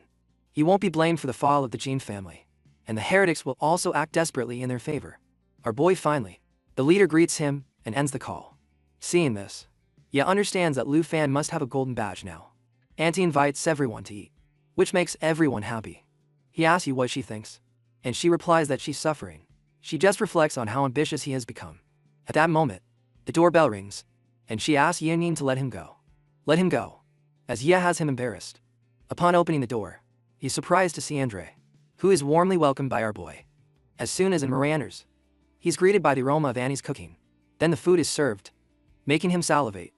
He starts eating immediately, and Ye comments that all the international students are fans of her cooking. He corrects her, saying he's not just any student, as he came to invite our boy to the snow country, which confuses his friend. Then, his friend shows him the breath of the Shadow Island, contaminated by the power of shadows. Do you understand? He understands that after obtaining the ancient god's crystal, they must gather 3 more materials to create the Dragon King's contract of the shadow, and among those elements is the breath of the Shadow Island. And comments that his family must go to the Shadow Island and destroy the Shadow Spring at its center to get a reward without excess. However, It's not simple. Because the place is surrounded by black fog and formidable monsters. He barely escaped with this material. Still, they must complete the mission. And he invites our friend to help. Who, to his surprise, accepts instantly. At that moment, a key figure from an influential family is at Lu Fan's door. Meanwhile, Enro mentions how valuable the materials they'll find on the island are. Our boy agrees, since they can investigate the breath and the shadow spring. He then asks Ye for her opinion. She coughs again, but encourages him to go. Although he notices she's not well.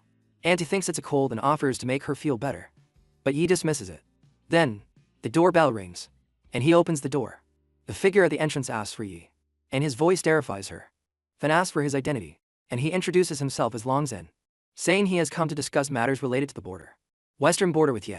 She quickly steps forward, reminding him they will discuss the matter in the south. But Long Xing is happy to see her here.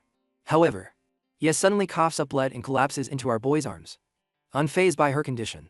This fox continues to offer his help if she commits the Yi family to the Long family. He even offers Choi Mountain as a bargaining chip and promises to protect the Yi family from the Huanes, as if throwing a bone to a dog. However, Yi is infuriated by his audacity. Meanwhile, our boy is very worried about Yi, but she downplays it, saying it's just an old injury. Long Xing comments that it was caused by the Huangs that won't heal in a month. Slyly, Yi Mind emphasizes that she should swear allegiance to the Long family, as she can't fight both the Huang Ches and the Longs in her condition. But our boy firmly replies that she will never do it. Long is enraged that Yi is seeking Lu Fang's help. Despite his national hero status, he tells our boy that, as a commoner, he can't comprehend the nation's politics. Of the Western family, Lu Fan insists he won't back down because Yi has always supported him. Long gets ready to face Lu Fan, saying that having a title doesn't make him untouchable. Lu Fan, confident, says he can beat him. The girls are very happy.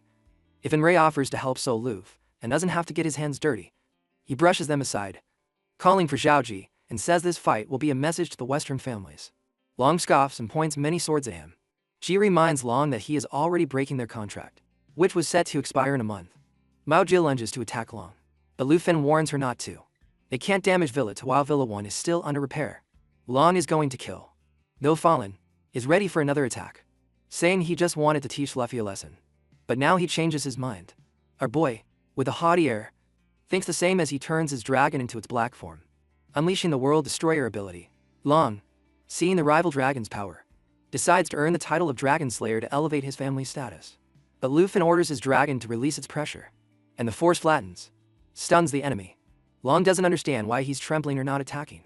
Still, he clings to family pride, refusing to kneel before such great power, launching many swords at Xiao Yi, but none touch her, leaving everything at peace.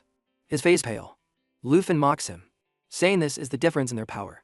The next moment, Xiao Yi screams and slashes the cunning fox with her claw. Lu Fan warns him to stay still, not to provoke his dragon further, and reminds him he can't win. Long growls that his family will not forgive this insult. Lu Fan spares him, but sends him with a message. He tells him, both the Long and Huang families should prepare. He will come to the western border to settle things in a month. With that, his dragon sends Long away. Then, Lu Fan turns to Yi, and assures her that now they will face the consequences together. Overwhelmed, she hugs him tightly and thanks him. The video ends.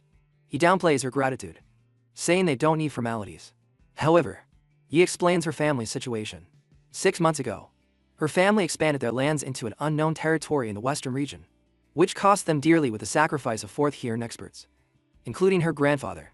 Taking advantage of their weakened state, the Huang and Long families came to devour them.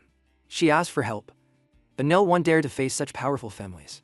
This desperation led her to prepare for her people's safety. Still, she thanks him for making her see she's not alone, nor helpless. Fan dismisses her gratitude, reminding her she had already helped him a lot before, even with the Taji kingdom. Now he can't stand to see her harassed by 2 powerful families. She smiles, relieved to find support in him. A month after the incident, our team is in the forest to help. Primitive, a reward realm given to our boy by Old Han. He goes there to get stronger alongside his family. His team before the dispute in the western region. Now everything is known. They are ready to fight in the realm, and each member has improved their level. His blue dragon reached level 25 and can now use Thunder's favor. He advanced his Crimson Jade to Yellow Awakening with new abilities, Thunder Vortex and Thundercloud Expansion. After a week in his secret conquest realm, and Ray returns to inform them that the teleportation arrays from Dragon Academy to Breakwave Port are ready for departure. Our boy chooses not to bring his other friends, only Enray. However, When Jessie offers to join, he can't refuse her talent, though he worries about her internal injuries. Then, they teleport to the Snow Country's breakwave port. Upon exiting the circle, Andre and Daniel and their team welcome them, and reintroduces his family's fourth Asian experts. Victor at level 9. Destroyer Mikhail Ibar. He has also gathered 20 more third 20 rotation experts for the journey. Then, Enray shows off the magnificent Emperor of the C-class magic warship, ready for the voyage. Both are amazed by the ship's luxury. Enray says he has made the best preparations for the trip, confident of winning. With Lu Fen at his side, they begin their journey. As dusk falls, a dark storm brews. Additionally, they face formidable sea monsters. The young man orders his dragon to use star rain, sending shooting stars crashing down on the monsters, eliminating several. One of the beasts is roasted by heavenly punishment, which casts a lightning bolt upon it. Enray is very satisfied with the scene, which makes navigation easier. Additionally, both the star dragon and the blue dragon level up. For Enray, the journey almost feels like a vacation. Lu Fan, on the other hand, is happy with his dragon's improvement and hopes to get valuable materials from the island as a reward. After a while, they reach the Shadow Island. His noisy friends remind him that what they faced on the journey was just the beginning. The real challenge is within the island. They also recommend going to the Shadow Isle and to enjoy their trip. He details how he made a safe route for the warship to dock smoothly on the island. Then, it's time to disembark on the Shadow Island. Meanwhile, in the Huang family, Huang Yuan, level 98 and a prominence or cultivator, approaches his elder. Diane tells her elder that he ascended from level 97 to 98 in the Anasio Ancestral Shrine.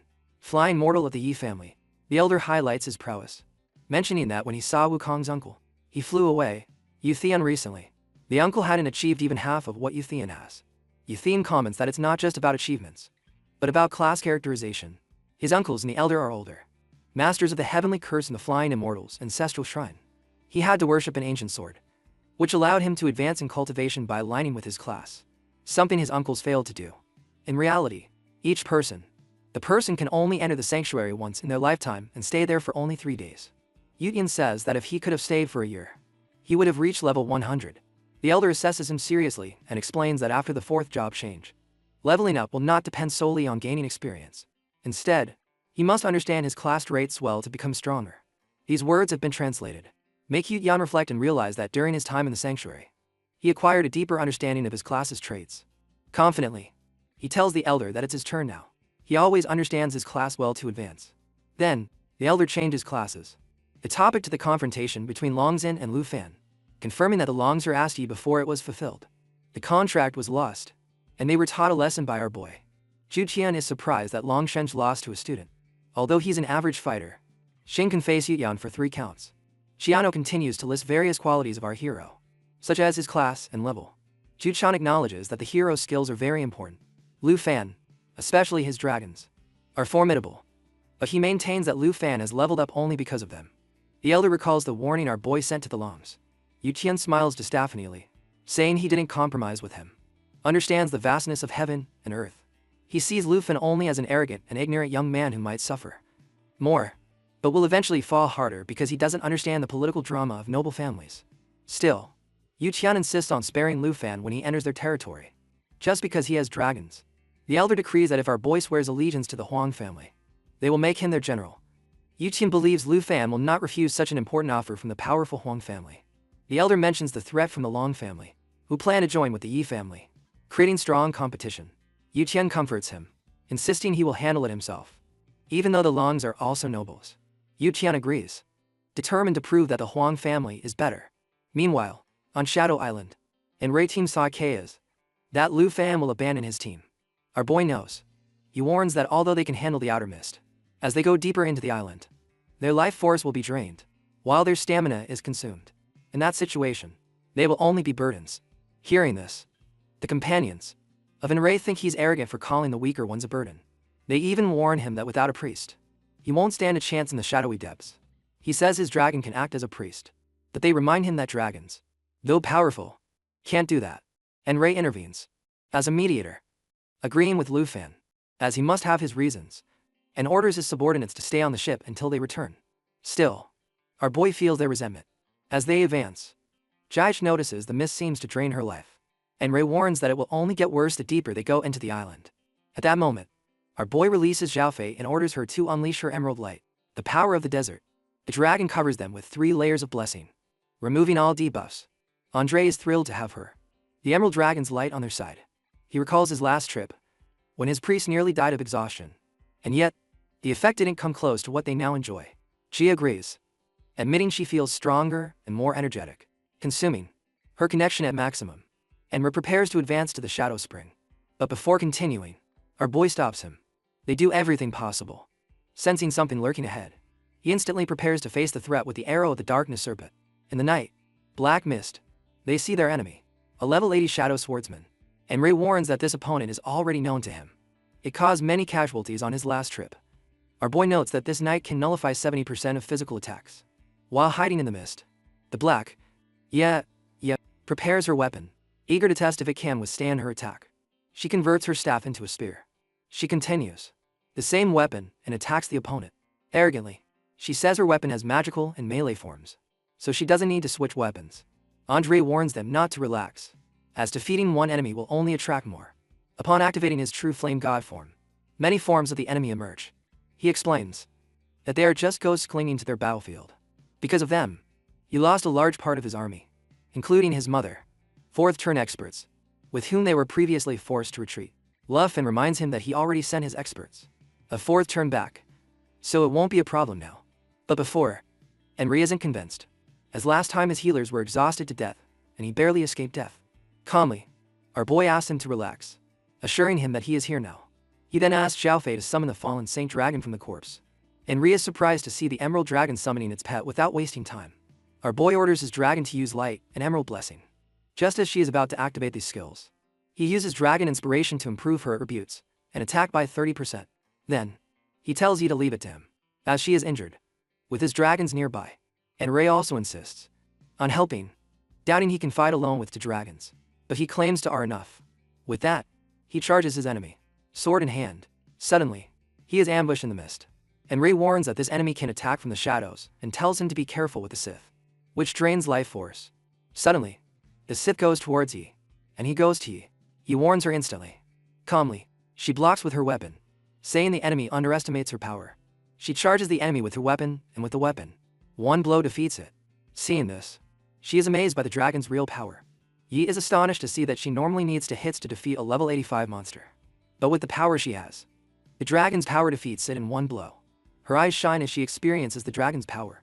Excited, she asks Luffy to stay away from the Western family disputes, because now she can handle them alone.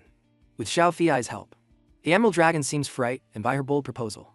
Our boy comforts his dragon, promising he won't let anyone take it away. He exclaims that his power makes her arrogant. Meanwhile, looking, our boy is not happy with the low drop rate of Shadow Breath, as they need to hunt more monsters, and Ray assures him they will face many more on their way. So Luffy encourages them to continue their journey, and Enray guides them toward the Shadow Spring.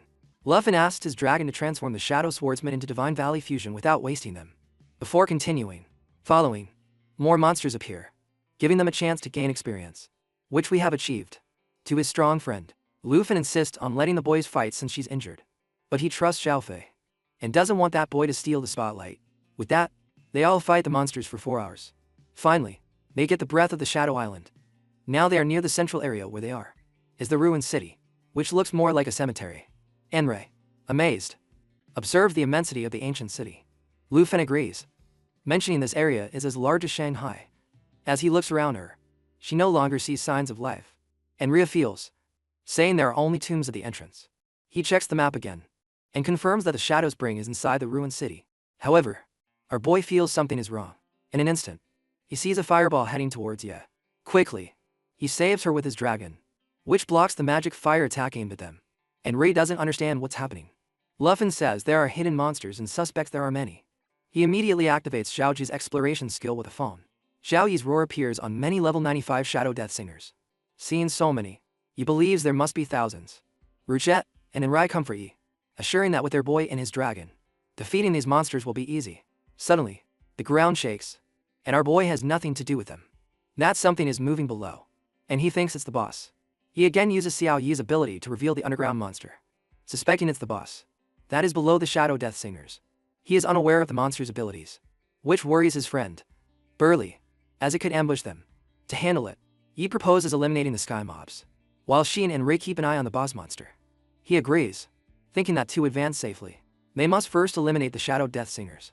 Jay and Dai prepare their skills and advance. Meanwhile, Xiao Fei points something out to him, and he sees a sealed letter on a cracked tombstone. On the way back, he discovers a hidden quest asking him to hunt the underground boss monster. He thanks his Emerald Dragon for finding another hidden quest. Luffin thinks that the extra reward makes the effort worthwhile when facing the Shadow Singers. When he gets the reward order, whirlwinds of ancient energy form. Ja becomes restless as the Emerald Dragon's bloodline awakens, doubling every skill and effect. Her stunning sword shines with the dragon's aura as she launches each slash in time with the dragon's rhythm beside her. Xiaofei casts Dragon Light at the same time, both in perfect sync. He observes from behind, wondering if she has doubted his strength all this time. And Rei's voice rises, urging them to retreat from the digger towards Lafan. The moment feels right. He orders Zhao Ji to release the world's enro while Xiao Fei casts the Emerald Mirror on the Holy Dragon at the corpse fall. Obeying quickly, Xiao Fei divides it into 8 gleaming copies, ready to attack at his signal. The mirrored army advances, and Rei and Andre. He ignores the danger, saying he will drag the enemy down with him. Jessie prepares to defend herself. The dragons roar together, sweeping across the field in waves. The dragon's assault delays. The demon continues, with swift and precise lunges, clearing enemies everywhere. And Rei observes the speed, counting how 10 lives fall in an instant. Ye leaves. She concentrates, doubting if they can clear enough before the digger arrives. Lufin advances without hesitation. His twin cuts of sky and sever clear a path, while Zhao Ji's aura enrages, and Rei encourages him to keep going, to continue. But Ye freezes as she notices the Shadow Digger has already reached them. The monster emerges with a sharp cry, its level 90 presence shaking the ground. A dark miasma cocoon envelops it, absorbing every trace of shadow energy. The tombs open as Tidewalker 3, Explorer 4, and others rise to fight again. And Rei worries about him, for the rebirth of so many, but Yi insists they are just summons. Xiao Yi switches to total destruction. The scales of its dragon form shine brightly, as Lufin orders it to burn everything. Xiao Fei raises the sun shelter as flames surge in a cataclysm.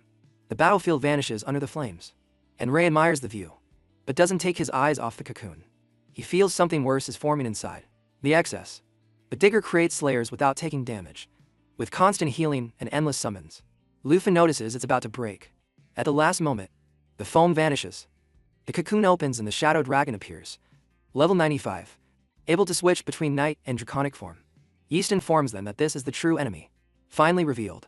And Rei asks our boy about his next move. Meanwhile, energy gathers in his hand. With his decision made to face the enemy, our boy launches Thunder's favor at the dragon. Xiao Fei protects Jean and Rei. While she waits, Emerald Mirror creates duplicates of Aveho and Xiao Ji. The Eternal Guard rises, a barrier that protects the team. The plan works well.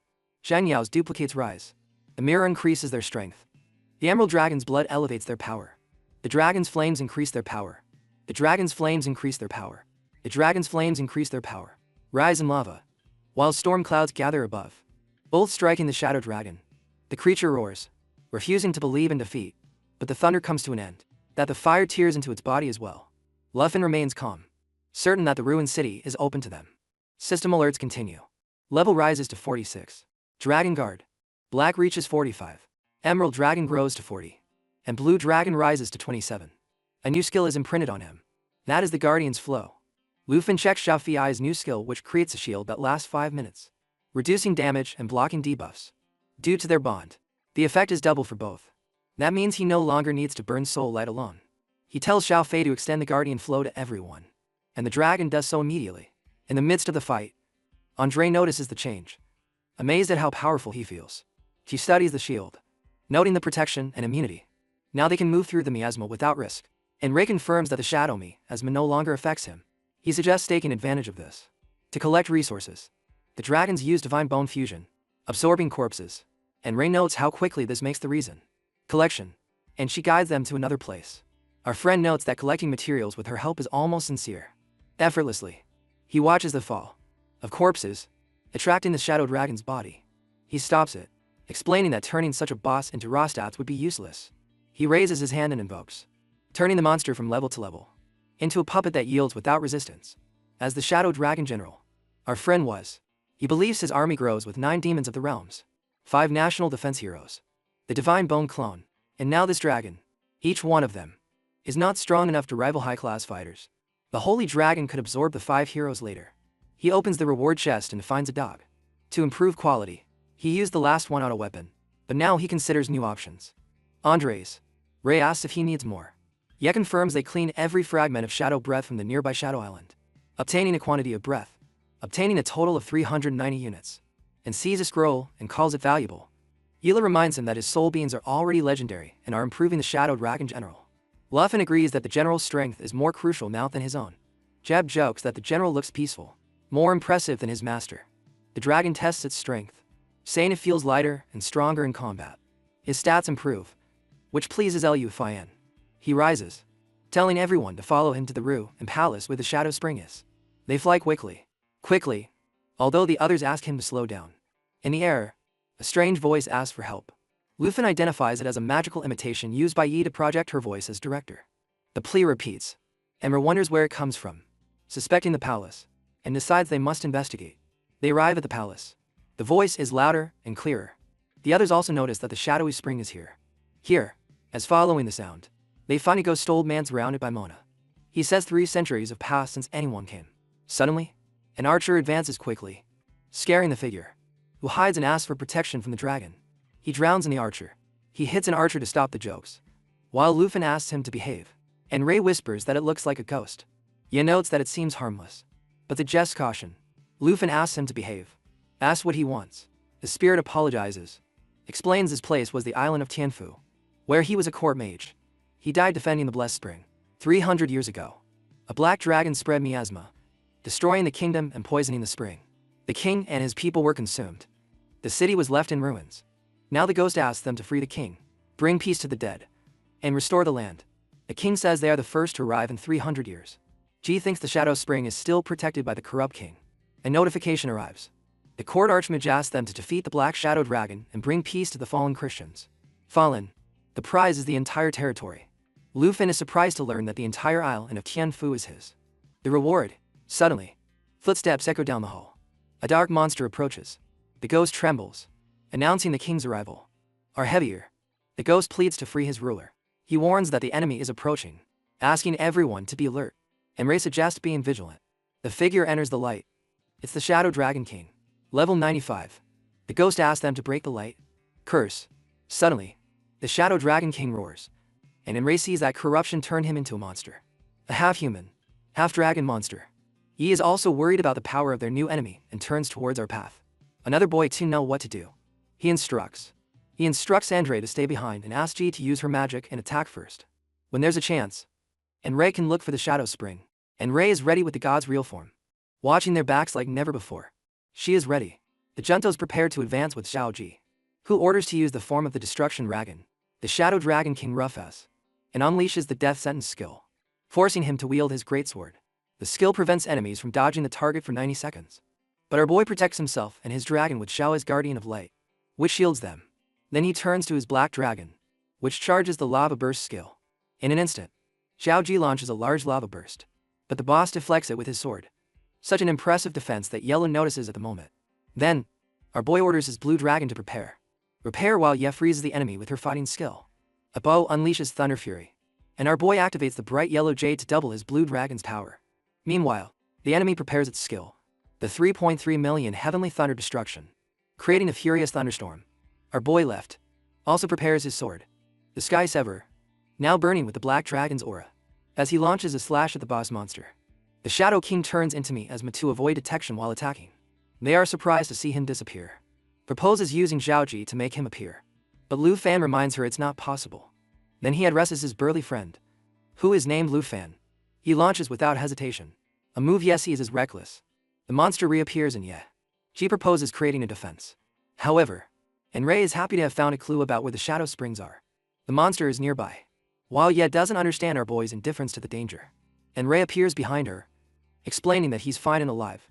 The monster attacked only a reflected image created by Xiaofei. It was his trick to lure the boss. He smiles, proud to have tricked her, while she fears for his safety. Our boy tells them to seize the opportunity. Maoji first uses Lava Burst while his Heavenly Punishment Calamity charges. He orders his Emerald Dragon to cast the dragon's domain, preventing the enemy from hiding in the miasma. Then, he orders Abbo and Xiaobo and Zhao Ji to deliver the killing blow. Ahoy uses Dragon Omination, while Xiao Ji launches the Lava Burst in the castle's Calamity, Celestial at the enemy, making him Being that the monster screams in pain, our boy also joins in, landing his own blow. With the monster's death, Boss Monster, Aba rises to level 28, Xiaoji to level 46, and Xiaofei to level 49. When the rain falls, King's Crown, Lufin also advances to level 47. Looking at the crown, our boy wonders if people know it. The jewel contains the stone of the gloomy gaze. Although the Shadow Dragon King's contract ended, the court archmage's request is updated. After defeating the Shadow King, he must now bring peace to the dead. Upon examining the crown, he sees the Shadow Flash Stone, the source of its corruption. By breaking it, he is glad that he will earn some extra dragon coins by selling the leftover material. Now he collects his target material, except for the Shadow Spring. After gathering 3 Shadow Flash Stones at the location, with the Shadow King's greatsword, entrusted to our boy, brings peace to the dead of the land. The court mage is happy to know his people rest in peace, and his land is at peace. Natal regains its former glory. Thus, our boy finishes his mission. Additionally, the court mage grants him the island of Tianfu, making him its new owner. The court's companions of Enray see that the thunderstorm stops and assume that Enray and our boy succeeded in their mission. At that moment, Jello congratulates and praises him for winning his own territory. Seeing his screen, he feels satisfied seeing it, noticing that this territory not only provides a steady income but also has wild monsters, offering them life opportunities to raise their experience points. After purifying the Shadow Island, the fog and thunderstorm dissipate. This allows him to trade resources and accept commissions to eliminate monsters. He can come here to explore caves. Additionally, he can summon fog and thunderstorms again if he doesn't want outsiders to be in this place. They arrive at the Shadow Spring. Our boy notes that its water can increase the user's attributes between 3% and 30%. Yi is impressed. She gets ready to store the water at a good price and asks our boy if he wants to make a deal with him. With the head of Tianhua to sell it, he refuses for now, reminding her that his main mission is to help Enray complete his task. Suddenly, everyone on the ship sees the defenses, the storm, and the fog covering the water, which makes them doubt their position of Enray and the other success. Meanwhile, our boy prepares his dragon with the guardian flow. Enray hesitates, worried that destroying the spring water will ruin the resources of his property. Our boy prepares his dragon with the guardian flow. Our boy comforts him, promising that upon completing the task, he will hire someone to repair it. He even suggests renovating the entire old city. Then, he obtains the Wrath of 10,0 Dragons, a skill book. After acquiring it, he thinks about the next task. Repair the Spirit of the Shadow Eye to gather the necessary materials and complete the Shadow Dragon King's contract. A week ago, our boy got Tianfu Island. First, he changes the defense system with his army of puppets. That now generates endless monsters. This makes the isle an ideal place for leveling up. Then, he installs a teleportation gate in his villa numbered so his friends can also come. Now they are having fun there on vacation, while he waits for the reconstruction of the Shadow Spring to collect its water. One day, he goes to the hot water bath. Jessie joins, complaining that he didn't let her know. Then, he goes to the bathroom. She slips and falls on him. He blushes from the closeness, and she teases him more. Finally, after she stops bothering him, she tells him that the repair of the Shadow Spring water is ready. Later, while he collects the water with a satisfied expression, Jess is curious to know what kind of creation he is working on. Meanwhile, his system draws up a Shadow Dragon King contract diagram and asks for his permission, which he grants. He then receives an elaborate summoning scroll, which he gives to Xiaofei to consume. But he explains that usually a scroll has a limited use. However, once Xiaofei consumes it, she can use it an unlimited number of times as her skill. Hell? With that, she activates her natural assimilation skill, which will allow her to contract and summon the Shadow Dragon King. Then, he asks Xiaofei to show her skill. But she can't. But even after 5 minutes, nothing happens. Looking at the screen, he notices that the Dragon King's great strength is now its weakness. However, James, anxious for results, asks what's happening. Then he orders his dragon to release the stealth. At that moment the Shadow Dragon appears, leaving him in peace, amazed that he has obtained another dragon, one that can disappear at will. He says this is not an ordinary dragon and encourages her to check its stats if she wants. Then, Venice, a Shadow Dragon General, a dragon boss second only to the Shadow Dragon King. He decides to try something and orders his dragon to use shadow concealment. The genius, the Dragon General detects an intruder and lunges towards him. But before he attacks, a bright light hits him and knocks him down. The attack makes him scream in pain although he can't see his enemy. She observes all this with a look of amazement. Then she decides to fan the flames and orders Xiao to cast soul protection on the Shadow Dragon King. She transforms into soul light and adds the protection to the Dragon King. With that, its concealment power grows, strong enough to hide Xiaofei, who is attached. The Dragon General roars furiously, and I'm sorry.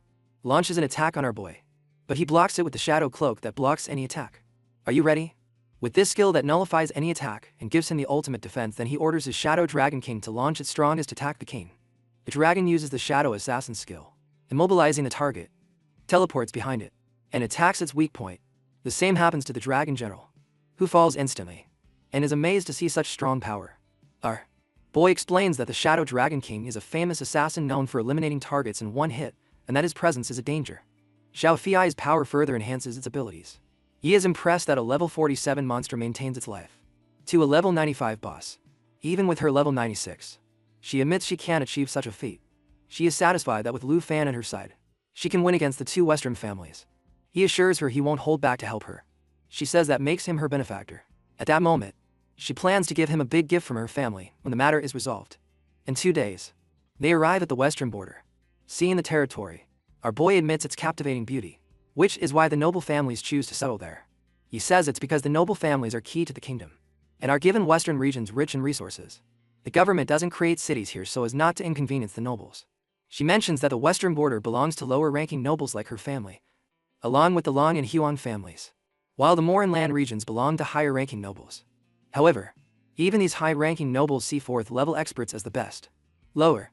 Hearing this, he realizes his ignorance about such political drama and understands that, for them, it's not a problem. He is nothing more than an ant. Still, he feels a surge of anticipation thinking about finally meeting them. And then she announces they have arrived and descends at her residence. Before entering her house, she warns him to think if he is ready to endure the drama inside. If he regrets it, he can still turn back. He says the only ones who will regret it are the Huang and Long families. Cheer them on. Because of his determination, she asks him to follow her as she begins to show him her childhood home. At that moment, in the Huang family's martial arts arena, Yu Qian practices against his elder.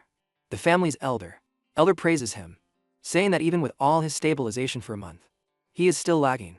However, the elder believes Yu Yan has already reached a higher level than his current one, and hopes this young man will help him.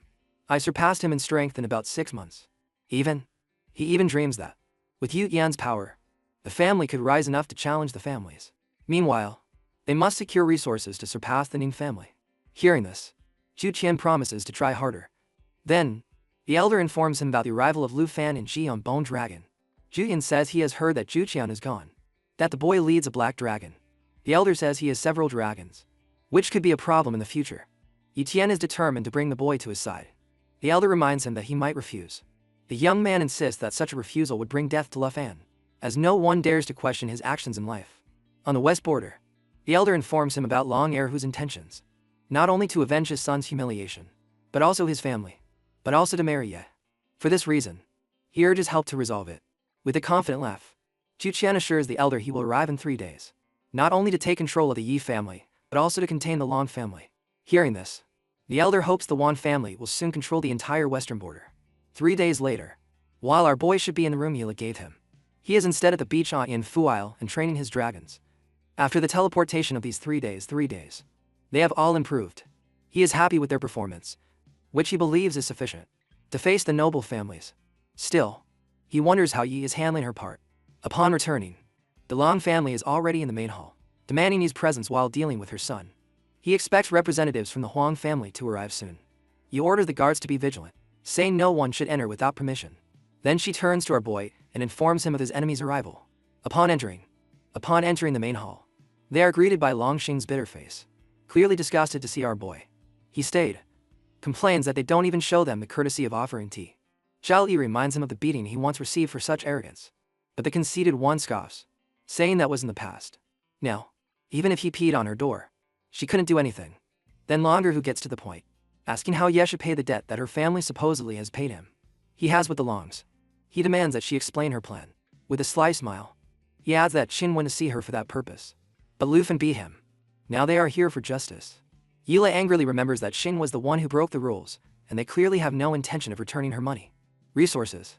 Yarju then proposes that if she becomes a disabled person, she should not be a disabled person, marries him. They can set aside Xian's grievance as they would become family and would even grant her protection against the Huang family. Qin agrees without a problem, saying that if she marries Erhu, everything will be resolved. The boy arrogantly challenges them, asking if he has ever looked in a mirror before making such an absurd proposal. Qin is enraged to hear the mockery. Fen promises Yi that he will take care of it. Then she seductively asks for his help, explaining that the Long family didn't bring much strength, but still wants to claim her hand by force. He promises he will do it for her. Hearing this, Erhu tells Lufin he is just her toy and shouldn't meddle in the affairs of noble families. He agrees that everything must be appropriate in noble families.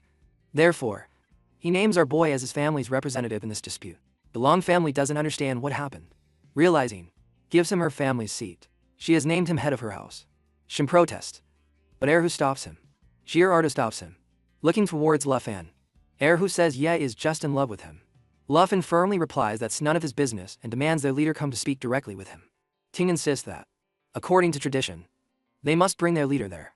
But Erhu ignores tradition and orders his subordinates to leave. Retreat. Enraged by the humiliation, although he himself is in love with Yi, he warns her that if she dares to interfere in his fight, he will disfigure her beautiful face.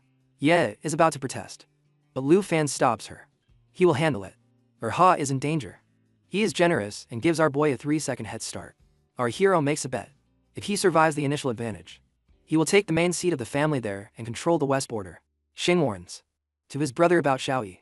He furiously reminds everyone that he is a 4th-level expert with 20-0 defense, and is confident in his ability. That's why he proposes a bet. If he survives the count, all the family's resources will win, including the Cloud's Edge Mountain, will be transferred to the Yi family and they will leave Yi in peace. Then our boy starts counting. When he reaches 2, he still doesn't move.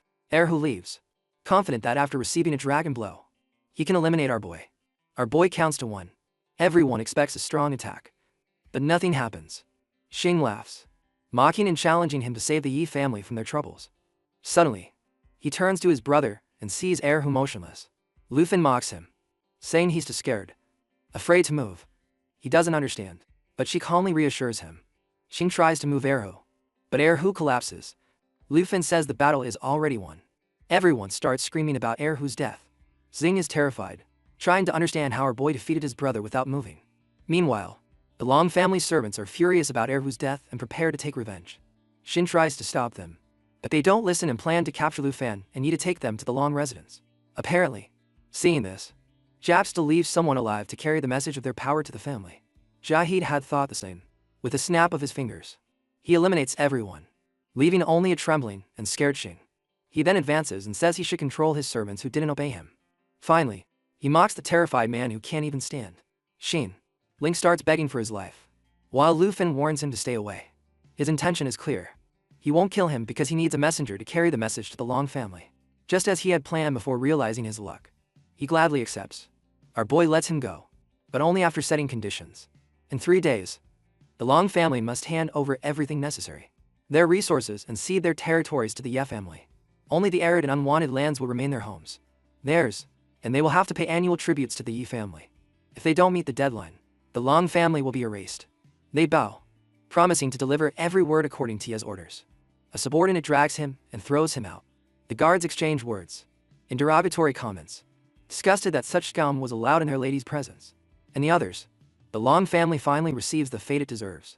At that moment, Xing struggles to understand what happened. Although he understands that he will not deliver the message, no one will believe him that our man massacred Longer Hu and others right in front of him. Without getting up from his chair, the method remains a total mystery. No explanation fits what he saw. His instincts tell him he must leave now or death will catch him. Suddenly, panic grips him. He runs, begging for his life. The guards laugh at his sad escape. As he runs, he notices something following him. It was the light, our boy's shadow concealment technique. The art of gliding unseen has been there, watching. Half an hour later, on the west border, a group of riders advances on mechanical birds. Among them is Huang Qiuyan, 4th among the swordsmen. His subordinate brings bad news. The family's ancestor discovered that the Long sent dozens of 3rd-level servants today. Doubts arise about their origin, about whether the young master can handle it alone. Wan ignores the concern. Level 60 or 70 servants are not a worry. They are no threat. But another subordinate points ahead. As someone approaches quickly, it's Cheng, running unrestrained. The group left. Wan laughs at his desperate escape. They believe family problems have broken him. Zhu Qian scoffs, saying his son hasn't. His strength is never up to his level, and he is nothing compared to his young master. He stops being distracted and urges them to continue. They must reach the family quickly. Still, seeing Longxing like this worries him. He admits to having a feeling that this mission will not be easy. An hour later, outside the Yi family's courtyard, the guards see the approaching force. Seeing the Huang family, a guard warns his partner not to let them pass and runs to inform Lady Yi. Yu Qian dismisses them arrogantly, saying he will see her himself. With a quick blow, he knocks down a guard and enters. Another guard flees inside, shouting for Yi and warning of a murder. Yu Qian calls the retreating man noisy and raises his weapon, his hand to finish him off before a wave of energy can cut his path. Jim's ma has arrived. She condemns his audacity to slaughter members of a noble family. Since he attacked first, there will be no discussion. Her voice rings firm. Any offender will be eliminated without mercy. The 7th layer fire mark ignites at her command. Yu Qian responds with his hate sword, mocking her challenge. He remembers how he injured her before, doubting her strength. This time, he promises to break her properly. His sword clashes with her flames. Then he gives the order to his men to attack. The Huang family advances, only to be interrupted by a sudden explosion. Long is dead. Who appears out of nowhere, his blow shaking the courtyard. The explosion leaves the attackers stunned. Everyone opens their eyes to see him. Lu Fan sits calmly, smiling slightly, as Long Who's corpse, still with level 98 strength, lunges at Huang's forces. Panic spreads among them. Yuan Tian asks why Who turned against them. But Lu Fan remains serene, finishing the synthesis of a divine treasure map above. Yi observes our companion, saying, feeling that the Huang family came prepared to face them. Lu Fan responds calmly, assuring that he doesn't need to lift a finger. Huang doesn't deserve his effort. Huang's pride burns. He summons the 9 incomparable swords. His blade splits into 9 copies. The swords launch towards Luffen in a deadly storm. While Luffen, Fan responds with the Shadow Dragon King. The great beast emerges, unleashing its shadow blade. 6 of the 9 swords break instantly. Only 3 survive the impact. Juan is surprised that the dragon appeared without warning, although its presence had always been hidden. Lu Fan's voice echoes, asking Juan to show the strength with which he injured Yi, warning that this time a penalty was due. Will turn. Love Nem. The concealment in the shadows, leaving his enemy confused.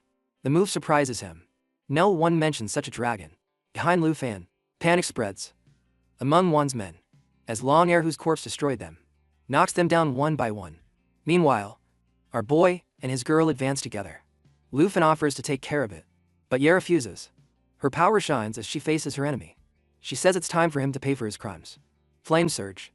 The fire mark burns with 7 stacks. Her strength multiplies several times. Use this. Qian responds with a blast of ice sword, cold energy enveloping his blade. He scoffs that a hid and dragon can contain him. His white jade sword clashes with Ye's fiery weapon. Light erupts, as he unleashes the radiance of his sword, pierces illusion, scattering sharp flashes across the ground. But when his feet touch the ground, frustration whisks his face. His ability has failed to break the dragon's stealth. Our boy appears behind, clapping, amused. The trick was clever, but useless against his dragon. Yu Tian turns to him, boiling with anger, launching his attack on Lu Fan. She blocks his path. The fire is unleashed. She exhibits her power. I wonder if he ever thought about crossing the line by stealing her lands and leaving her broken and bleeding. Only the Wan family can't do whatever they want. She attacks with force, knocking down the enemies to the ground, blood spurting from his mouth. Surprised, he can't believe she made him bleed. His eyes gleam. She won't stop until she sees him dead. He curses under his breath. If it weren't for that dragon, none of this would have happened. Anger drives him. If he's going down, he'll take them all with him. His first slash of the sword comes to life. It's done. Jai-H recognizes the storm of swords that almost killed her before. Luffen squints, noticing something is wrong. Instantly, Yu Qian's body trembles. He's not only targeting Yi, he's also provoking Lu Fan. Ji prepares, promising that this time she will finish it herself. Our man redirects the trap towards him, ordering the Shadow Dragon King to advance. Subtitles by the Amara, or community. His enemy seizes the opportunity, binding the dragon with blood sword shackles for 30 seconds. He laughs, guessing right. By attacking Ye, he forced Lu Fan to act. Riding his mechanical bird, he gets ready to flee. But before he succeeds, his mount falls. It crashes in flames against the ground. Lu Fang's voice continues, asking who allowed him to leave. He grabs Judy Ann by the hair, pressing his sword to his neck, mocking that his dragon was the only threat. His confidence shatters, and he says killing him is impossible. It's a duel between noble families, and the rules forbid it. Ja voice interrupts sharply. He no longer has the right to those rules. Then she reminds Jay of her family's old reactions, saying his words were born of anger, and he never meant to kill her. Turning to Lu Fan, he pleads for peace, promising to announce to the world that Lu Fan defeated him. Lu Fan turned away, leaving Yu Tian's fate in his hands. She hesitates for a moment, remembering how valuable he is to his family. She can't believe she almost fell for his tricks again. Her fire ignites again. Desperation leads her enemy to shout that the ancestor wished to invite her as a guest of honor. But before he finishes, her voice cuts him off. The dead of the Ye family cry out for justice. And he must answer. The fire mark explodes with force, consuming him. As the flames call him to the light, the flames die down. Silence settles. Jesse turns to Lu Fan and says the Wan family must know. He assures her he will take care of it and that one of Wan's followers will live to tell the tale. He tells Erhu to leave a survivor. He then approaches and hugs Lu Fan, asked if releasing her fury has eased her heart, and she replies yes. Among the forces under Lu Fan's control, Wan Yuyan observes his wife with curiosity. As she rises, Lu Fan evaluates the skill's effect and admits to himself how incredibly powerful it is to burn someone to ashes and then summon them again. In his fourth stage Puppet Legion, Longer who leads the defense while you die and takes the offensive and control. For the first time, theme is balanced. By now, the news of both deaths must have reached the Long and Hoang clans. He wonders how those families will react. Inside the Long family manor, in the main hall, Long Xing kneels before Chang Kong. He recounts everything he witnessed while trembling with fear. Then, Long Chang Kong asks if such madness could be true. Long Xing swears it is. His brother failed to attack before being struck down by the dragon. Each attack took a life without fail. Even third-level experts fell with a single blow. He comments that Ye, of the Ye family, has found a fearsome ally, a guardian. He steps forward, reminding the clan chief of the real problem. With the second master deceased, they now face the demand presented by Longxing. In 3 days, they must hand over lands and resources. The question is interrupted by a loud explosion above. At that moment, the Huang elder descends to their hall. His eyes burn as he shouts Long Chang Kong's name, demanding answers. Shang Kong's face hardens. Quan loses to the Yi family and then comes here seeking to provoke another war. But Old Wan shouts that the Longs allied with the Yi. Long heir who killed his grandson Yuqian. And now the debt must be paid. Long Xing stares in disbelief. He had seen with his own eyes how Lu Fan's dragon struck down Erhu. It was Yi who allied with Lu Fan to finish him, not Erhu. The old man was a fool. Huang approaches, demanding proof. If Longxing lies, he will regret being born. Trembling, Longxing insists he's telling the truth. Huanshang raises his hand, warning Huang to control himself. This is still the Longhouse. The truth is obvious. Erhu died. If he appeared alive, someone is using necromancy. Lu Fan let Longxing return with the warning. In 3 days, the Long clan must submit. His power grows as the leaders gather energy. Old Wan says he also received the message to hand over everything in 3 days. He was surprised by the Yi clan's rapid growth in just 2 months. Shang Kong comments on the family's growing arrogance. Yi family and assures they will pay for it. He reminds him of the real threat, as Lu Fan handles not one, but 2 powerful beasts. One hides like an assassin, attacking unseen, while the other crushes enemies of the city. Faced with brute force, Old Huang says a Tamer is still a summoner. So if they eliminate the master, the beast will disappear. Still, the Long dragon is not easy to corner. Cheng Gong assures there is no cause for concern about the dragon, because their clan has the user of the sun arrow, so they can locate the dragon's position wherever it hides. Old Huang responds with a grim smile that the Yi family thinks he is enough to overthrow centuries of power. They will soon learn otherwise. He admits he once thought of inviting Lu Fan to the Huang clan, but then those thoughts vanished. That night, outside the Yi mansion, the ground trembles. His guards steady themselves, wondering if it's an earthquake. But then they see a wave of beasts advancing towards them. Alarm bells ring as they call for their lady, warning her of the danger.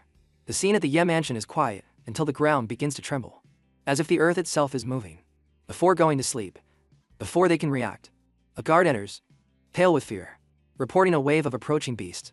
Ji is worried as the young man suggests checking outside. Outside, chaos reigns as a mass of beasts advances. In the world, among them are Old Huang and Long Chang Kong. Huang's voice echoes, accusing them of killing Long Zin. Yet they still demand the submission of the Huang clan. Chang Kong advances, recalling how Long and Ji had ties. That goodwill has been consumed and blood has been spilled. Today, the Ye clan pays the price. He raises his hand, ordering his beast to destroy the mansion and erase everything. The beast roars terrifyingly. The Ye guards abandon the place, with trembling swords, only to find enemies pressing from all sides. They attack, but do not come. In the end, a barrier emerges that halts the assault, surprising both comrades.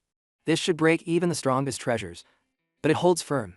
At the center is Lu Fan, serene in the storm. His technique, the external shield, envelops them all in its protection. He watches the attackers as if they were children who didn't listen. He understands they have passed for transitions, and yet they chose this path. Therefore, today's slaughter is theirs. He steps forward, indicating that Long and Huang have joined forces to attack together. Shang Kong's eyes fix on Lu Fan, noting he must be the dragon tamer everyone talks about. Lu Fan tells Chang Kong. He admits it without concern. The revelation makes Chang Kong laugh. Dragons or not, no upstart can face the power of two ancient clans. Today they will prove what true nobility is. Luffin observes the sea of beasts, seeing them as little more than fire. Numbers alone cannot bring down the Yi clan. With a gesture, he summons his dragons one after another. After another, wings fill the sky, their scales shining in the firelight. The enemies are in disbelief that there are rare dragons surrounding a single man. Then, Shao Kahn's presence intensifies as natural assimilation activates, making the scene even harder to comprehend. The rival leaders are frozen, unable to grasp the magnitude of what they face. Lu Fan warns them to wait. His true strength is yet to come. From the shadows march his corpse dragons, and each giant scaring the memories of fallen beasts. Er Huxing and others remain in a terrible silence. Their mere existence is a memory, a reminder of the JH clan's fall. Each puppet alone could rival a noble house. Yet, however, he manages them all. Panic spreads through the enemy lines. Even the beasts retreat with him. With fear, Shang Kong and Huang prepare, but hopelessness is evident. Retreat no longer exists. Yu Haim's golden aura ignites. His form twists until it becomes water, becoming a dragon. Ah sweeps through them, as he not only tames dragons, but becomes one. His voice thunders as he orders Zhao Fei to release the Jade Mirror.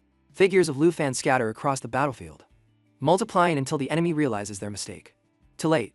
With wings spread, the golden dragon calls for annihilation. Lava erupts from its mouth. An archer responds with a roaring thunder, and the sky dragon airs through the heavens. With shooting stars, the battlefield drowns under their combined fury. For the enemies, it's no longer a war. It's a nightmare. In the next moment, the fall of stars and the eruption of lava crash together, illuminating the world. The battlefield with fire and shooting stars. The first strike annihilates countless enemies, leaving even the bravest stunned. Wan's voice cuts through the chaos, calling for Shang Kong to stop holding back, to protect each other at this stage. Toppa means nothing if they don't release everything now. Both clans will be wiped out. Shang Kong's nose twitches. Wan hides his true faith. His cursed power is much deeper than he shows. Today, he's not allowed to hold back. The two make a deal on the spot, to fight with all their strength, determined to finish off the Yi and then divide the spoils. For 3 months, their clans will have a truce. But the Yi family's legacy ends tonight. Wan's aura intensifies, heavy, as his curse spreads outward. A suffocating grip on the heart that can freeze even those of his level for 10 full seconds. As the tail mysnims glow, he declares that the time has come to kill him. Shang Kong responds. Of connection, red flames coil around him as his beasts howl frantically. A sphere of burning fire forms above, growing larger until it cuts through the air and cheapens. Launches towards Lu Fan's gold and dragon form, the explosion enveloping him. Behind the barrier, he screams Lu Fang's name in fear. Shang Kong smiles coldly. That it's over. He scoffs that a metamorphosed dragon cannot survive the combined power of the clan leaders. But then, golden eyes open, and Shang Kong's smile vanishes as he hears Lu Fan's voice echo across the battlefield, revealing it was only a Jade Mirror clone. Shang Kong's anger boils as he sees the true form. He charges again, but the rest do not. The result doesn't change. Lu Fan's body remains intact, while Shang Kong staggers back from the counterattack. Breathless, he stumbles, noticing his energy is depleted. Just one clone has drained him completely. A second transition at level 40 shouldn't have such strength. Arkai, Pico remains calm in the storm, asking what strength they think they have left. His dragons grow stronger before their eyes. The Jade Dragon levels up to 43, and the Star Dragon to 40. The Starlight Radiance evolves without limits. It gains a new destructive art, Celestial Annihilation, capable of summoning a star that grows as it devours the earth and the heavens. Even the Blue Dragon levels up to 32. Fear spreads. Huang sees clearly that his clan is finished. Shang Kong asks if Lu Fan has already finished them all off. The dragon's voice responds that, from now on, the names of Huang and Long will be erased from the western lands. Desperation drives them. Shang Kong ignites the forbidden flame of life. Soulborn. He burns years of his life and embraces his soul. Huang swallows a life-devouring potion, and his vitality is quickly restored. Together, they risk it all. Shang Kong declares that Lu Fan won't leave this battlefield alive. Huang summons the celestial calamity of 10. 0 tail mysnims. Endless tail mysnims of the 5 elements fill the sky one after another as the final showdown begins. Shang Kong lunges forward, flames consuming his body, while Huang unleashes waves of tail mysnims. Their combined attack strikes Lu Fan, surrounding him on all sides. Huang laughs, thinking he has succeeded. Our boy's voice cuts in, saying he was just testing the strength of Huang's ancestors. And the result is disappointing. In the next instant, The shield shatters. Lu Fan is free, as if nothing had touched him. Stunned, Huang watches in disbelief. That final attack failed to stop the Dragon Tamer for even a moment. Finally, it's Lu Fan's turn. He unleashes the dragon language retort, his aura swelling with fearsome power. Old Huang senses the danger too late and activates his mystical talisman Spirit Shield. 12 brilliant tail missiles from at its core. They spin around him in a defensive ring, each one absorbing a blow and returning the damage. Lu Fan unleashes a blast of lava. The flames roar like a storm, enveloping the tail missiles. The fire consumes them instantly, leaving only floating ashes. The shockwave sends old Huang flying through the air. Lu Fan returns to his human form as both enemies collapse to the ground. Broken and defeated, Shang Kong struggles for his life. Gasping for breath, he mutters about his divine archer, the one capable of piercing even the strongest concealment tests. He cannot understand it. He can't comprehend how their dragon slipped past such detection. Our boy just points to a nearby lifeless body, explaining that his dragon had gotten annoyed with the hidden scout and took him out without hesitation. Suddenly, blood gushes from the mouths of both patriarchs, their internal wounds tearing them apart. Lu Fan makes his position clear. He sends someone with a message: either the clans present a resource transfer agreement, or they face war. Extinction. The Huang and Long clans are suffering only because of their own decisions. If they wish to argue, they can explain themselves. In the afterlife, Shang Kong forces himself up, fighting through the pain to warn him. He might not fear either of their clans now, but the power backing them is more than he can handle. Old Huang interjects, revealing that the Ning clan, a C-mice class aristocratic family, supports them. A single level 100 expert from that clan could erase him effortlessly. He casually asked if they are finished with their last words, but they continue to shout, desperate to warn him. The Ning clan will not forgive him if he dares to kill them. Lu Fan replies that if their clans are so important, then they can go to the underworld first and prepare the way. Shang Kong still tries to reason, asking if he really wants to create an eternal blood feud. But his answer comes not in words, but in action. All his dragons awaken at once, their power shaking the air. He declares that someone from the Ning clan will hear their last screams very soon. Behind Lu Fan, 5 dragons float. The realization hits him. Our friend has summoned them all. With one move, Lu Fan invokes the wrath of the 1,000 dragons. His body transforms into the king of 1,000 dragons, a living storm of divine power. The 2 patriarchs are the perfect test for this unfathomable technique. The energy surges like a giant wave, engulfing the battlefield. Their screams echo, but he raises a hand and ends it in one blow.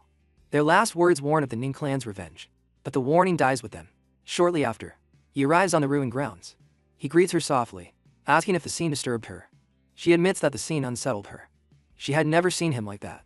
When he transformed earlier, she was worried. However, shortly after, he rose with terrifying strength and raised everything. He assures her that protecting her was never just a promise to calm her down.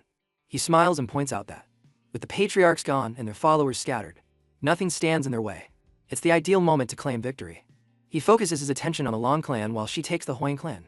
He then remembers that the Long clan fortress is on one of the sites marked on his divine sheer treasure maps. Seizing the opportunity, he summons 17 million celestial power that flows through him. As his Star Dragon's rank climbs to 40 and the Starlight Radiance form becomes eternal, the barriers that once limited him are gone. With a technique that shakes the heavens, he knows no force can stop him. A stellar core ignites above, shining with destructive radiance. Meanwhile, at the Long clan estate, Longxing paces restlessly, disturbed by the patriarch's silence. Ever since Lu Fan ascended, he has seemed uneasy. Suddenly, a torrent of light trains down. He looks up and fear floods him, crying out in awe. Lu Fan feels the weight of his new power. If he combines it with the dragon language resonance, even a city could fall in an instant. He then arrives at the treasure sites and opens the chest waiting for him. Inside, rewards shine one after another. First, the legacy of a fire dragon warrior. Then the Golden Dragon King's bracers. As he touches them, the Golden Dragon King set activates. More treasures continue to appear: a skill manual, a scroll to remove an enchantment's level requirement, then one to improve enchantment quality, another to strengthen pets, and finally, one that expands his summoning slots. He reviews the rewards with satisfaction. The extra slot allows him to keep the new egg and the secured pet scroll. The growth of the Shadow Dragon King. Although neither his serpent nor his dragon have reached legendary rank yet, the loot is more than worth it. Satisfied, he collects everything and leaves with his dragon, already thinking of returning to Yi. Meanwhile, she arrives at the grounds of the fallen Hian clan. A desperate man rushes forward, clinging to her legs. He was born crying her name. It's Huang Jingqing, the clan's former steward. With the patriarchs gone and the war's core of the shattered clan, only a few hundred members and scattered resources remain. He begs to serve her, promising to unite what he has. What remains? She doubts his loyalty. His devotion, he assures her, belongs to the Yi clan from this day on.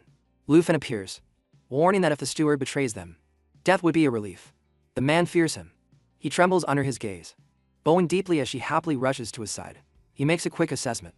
With no fighters and a lot of work to do, keeping the steward alive is practical. And she agrees. Jinking, eager to prove himself, promises that her orders will be law. Lothan gives him 3 days to gather the Huang clan's resources. Failure means the end. The steward hurries to begin. She asks about the Long clan. He confirms it's already been handled. Then, she pulls him aside and reveals that the resources of the 3 clans will be merged under her management, while the authority will ultimately be his. She prepared for this outcome long ago. In case he won. He thanks her. But he doesn't want to lead clans. He came to support her, not to seek power. She smiles, agreeing to oversee everything. For now, he can take the reins whenever he wishes. When he teases her, asking if this is her gift, she just laughs and waves it off. She suggests they review secret records and resource maps to see if anything interests him. As Lu Fen looks them over, a detail catches his eye. The treasure map points to a site on their lands. He indicates the old sanctuary of the Flying Immortal, which he recognizes. The next day, they go to the entrance together. She warns him about the rules. One can only enter once and, regardless of level, can only gain 1 rank inside. For someone like him, it could be a perfect opportunity. Lu Fen thinks waiting might be wiser. But after coming this far, the thought of leaving leaves a bitter taste. The regret would linger. As they land, soldiers bow, awaiting orders.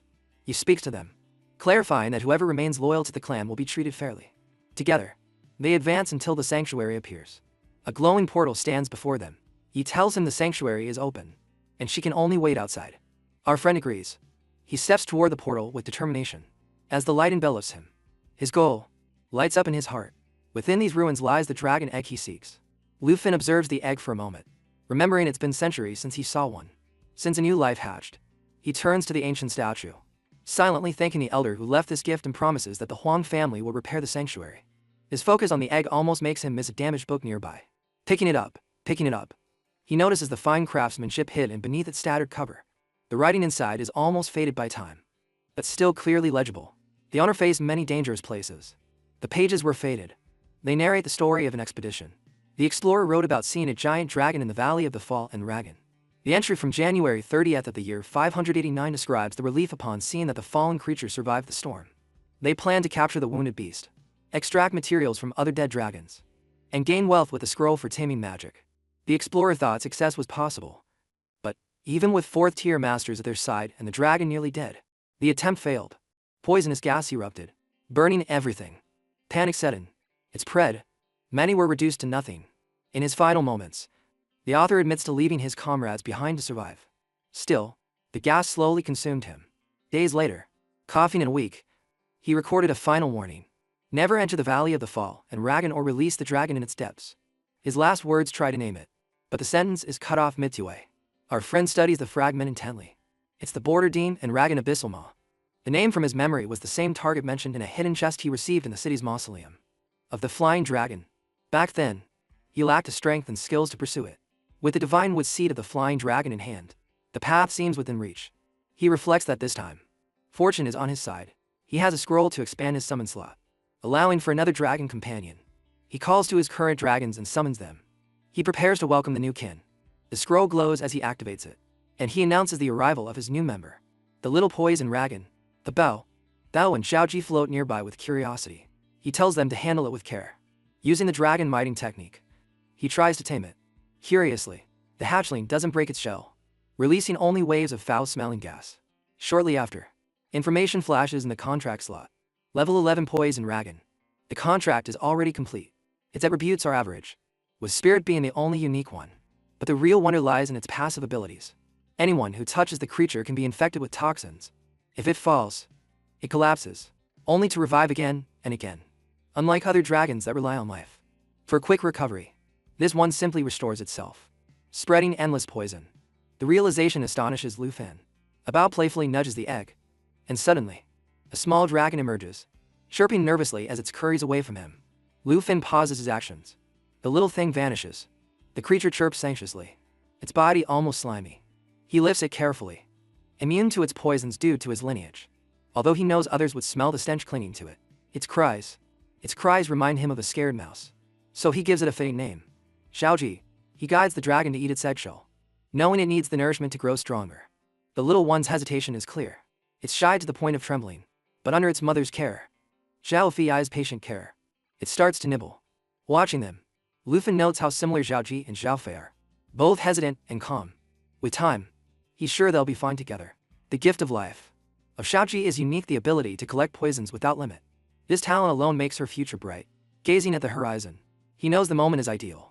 The Valley of the Fallen Dragon is filled with poison, and in 3 days, when they depart, Xiaoji will be able to unleash her potential.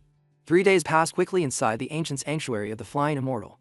During that time, Lu Fan's strength has just taken off. He rises to level 48, unlocking a new passive skill, Weapon Mastery. Xiaoji, starting from a lower level, progress is faster. By the end of the 3rd day, she reaches level 3 and awakens a new skill, Guardian of the Underworld. Those days allow our boy to get to know her better. Unlike other dragons, she isn't fierce. Timidity is her nature. It overwhelms her, and she struggles to interact with others. She has a rare gift. She hides easily and escapes danger instantly with a bow, guiding her in practice and our boy, offering constant calm. She gradually relaxes. By the last day, she even opens up to Xiaofei, creating a bond with her for the first time. When her new skill is fully learned, the sanctuary releases them into the outside world. Outside is Yi, and her eyes fix on the creature in Lu Fan's arms. She approaches curiously and extends a hand to touch the soft, jelly-like dragon. Xiaoyi squirms at the contact. Our friend quickly pulls her back, explaining that this dragon isn't like the others and its nature is fragile, burdened with the fear of strangers. Deciding it's safer, he puts Xiaoji away before turning to her and asking if she has been waiting long. She reminds him that she hasn't. She's here about something serious. In a formal tone, she delivers the message. Xu Shenming called yesterday. Dragon City Academy has begun preparing for the event. For the final assessment, Zhao suggested that Lu Fan could be exempted due to his strength, but the Academy's rules require every student to participate. Lu Fan laughs and tells her to ignore the principal's son. She relaxes, returning to her friendly self. Together, they think about how quickly time has changed, and their choice seems close. She says his constant missions make the days blend together. Then, Lu Fan speaks of a place he wants to visit before the exam, the Valley of the Fallen Dragon. Concern shows on her face at the mention of it. He wants to know where it is, and she admits she doesn't know. She knows it well. The valley brings back sad memories. Her grandfather passed away there 6 months ago. She tells him the story. Her grandfather led an expedition into the valley's deepest ravine with 3/4 masters. A commander reported an open space ahead. As they advanced, they believed they could claim the territory for the Yi family. But the place wasn't an ordinary valley. It was a forest. Forbidden ground. Strange trees surrounded them, and eyes glinted in the shadows. The commander was amazed at the clearing, only for the trees to attack. The strength of the creatures surpassed their ability. Her grandfather ordered a retreat. The poison had already seeped into their wounds. The priest of Dragon City found no cure. On his deathbed, he told her he heard a dragon's roar from the abyss. He passed away, holding her hand, leaving behind the hope that the valley would become a treasure for their clan. She heard the sound. She watches Lu Fan, worried about his desire to go. He reveals that a secret mission drives him, one that requires him to defeat a being on the level of a Dragon King, and only someone like him could accept such a mission. Although danger is near, he trusts his current strength. What he needs is support. Without hesitation, she gives it. As heirs of the Yi family, they have the right to know. She promises to guide him. Grateful, Lu Fan suggests returning to the Yi mansion to prepare for the journey the next day. That night, in the ruins of the old Huang mansion, a guard's cry breaks the silence. Ning Tu approaches the gate. He's mounted on a monstrous beast, his voice dripping with mockery as he mentions it. The overdue tribute that has not been delivered. The fallen family faces trouble again. A soldier gathers his courage and shouts that the mansion no longer belongs to the Huangyes. Panic spreads as the guards flee, shouting that the estate now bears the Yi banner and that the intruders must leave. Ning Tu ignores their protests. The property doesn't matter to him. He only desires the core for his sister. Terror grips the defenders. Some shout that young Master Ning has arrived. Their fate is sealed. Confusion rises among the new guards, wondering who this figure is. Ning Tu responds coldly that he won't lose tribute and orders his ghost general to advance. As a bell rings, the creature's eyes glow with deadly chaos. An earthquake erupts, the ground cracking as if bombarded. Soldiers are thrown into the air. Desperate screams echo through the mansion. As Ning Tu smirks, comparing them to insects crushed underfoot. A man is paralyzed with shock. His body roars. He's frozen stiff as bodies fall around him. The ghost general appears before him and tells him. And Ning Tu approaches, calm and confident as he introduces himself. Fear tightens the man's chest, as there's no way to warn the Yi family. Birds fly as Lu Fan arrives at his destination. The Union, the location she gave him, matches. This is the western frontier. The unexplored place called the Valley of the Fall and Dragon. 19 regional levels stretch across this dangerous land. A place the Yi family tried to claim without success. He adjusts the sturdy backpack he prepared for him yesterday. Inside are carefully chosen supplies. Scrolls, potions, tools, even reinforcing food, all gathered according to the old notes of her grandfather. At first, Lu Fen thinks she has overdone it with her preparations, but she insists, reminding him, telling him how many expeditions perish due to carelessness. He regrets not being able to take her, but she plays it down, consciously, aware that she can't match him in battles against dragons. Her focus remains on family matters, especially the struggle with the Huang-s. Before he leaves, she asks him to handle the danger of the Dragon King. Meanwhile, she receives reports about the delivery of the molten core cavern by the Huang family. Huang Jingqing is already gathering resources there, so she decides she will inspect the cavern herself.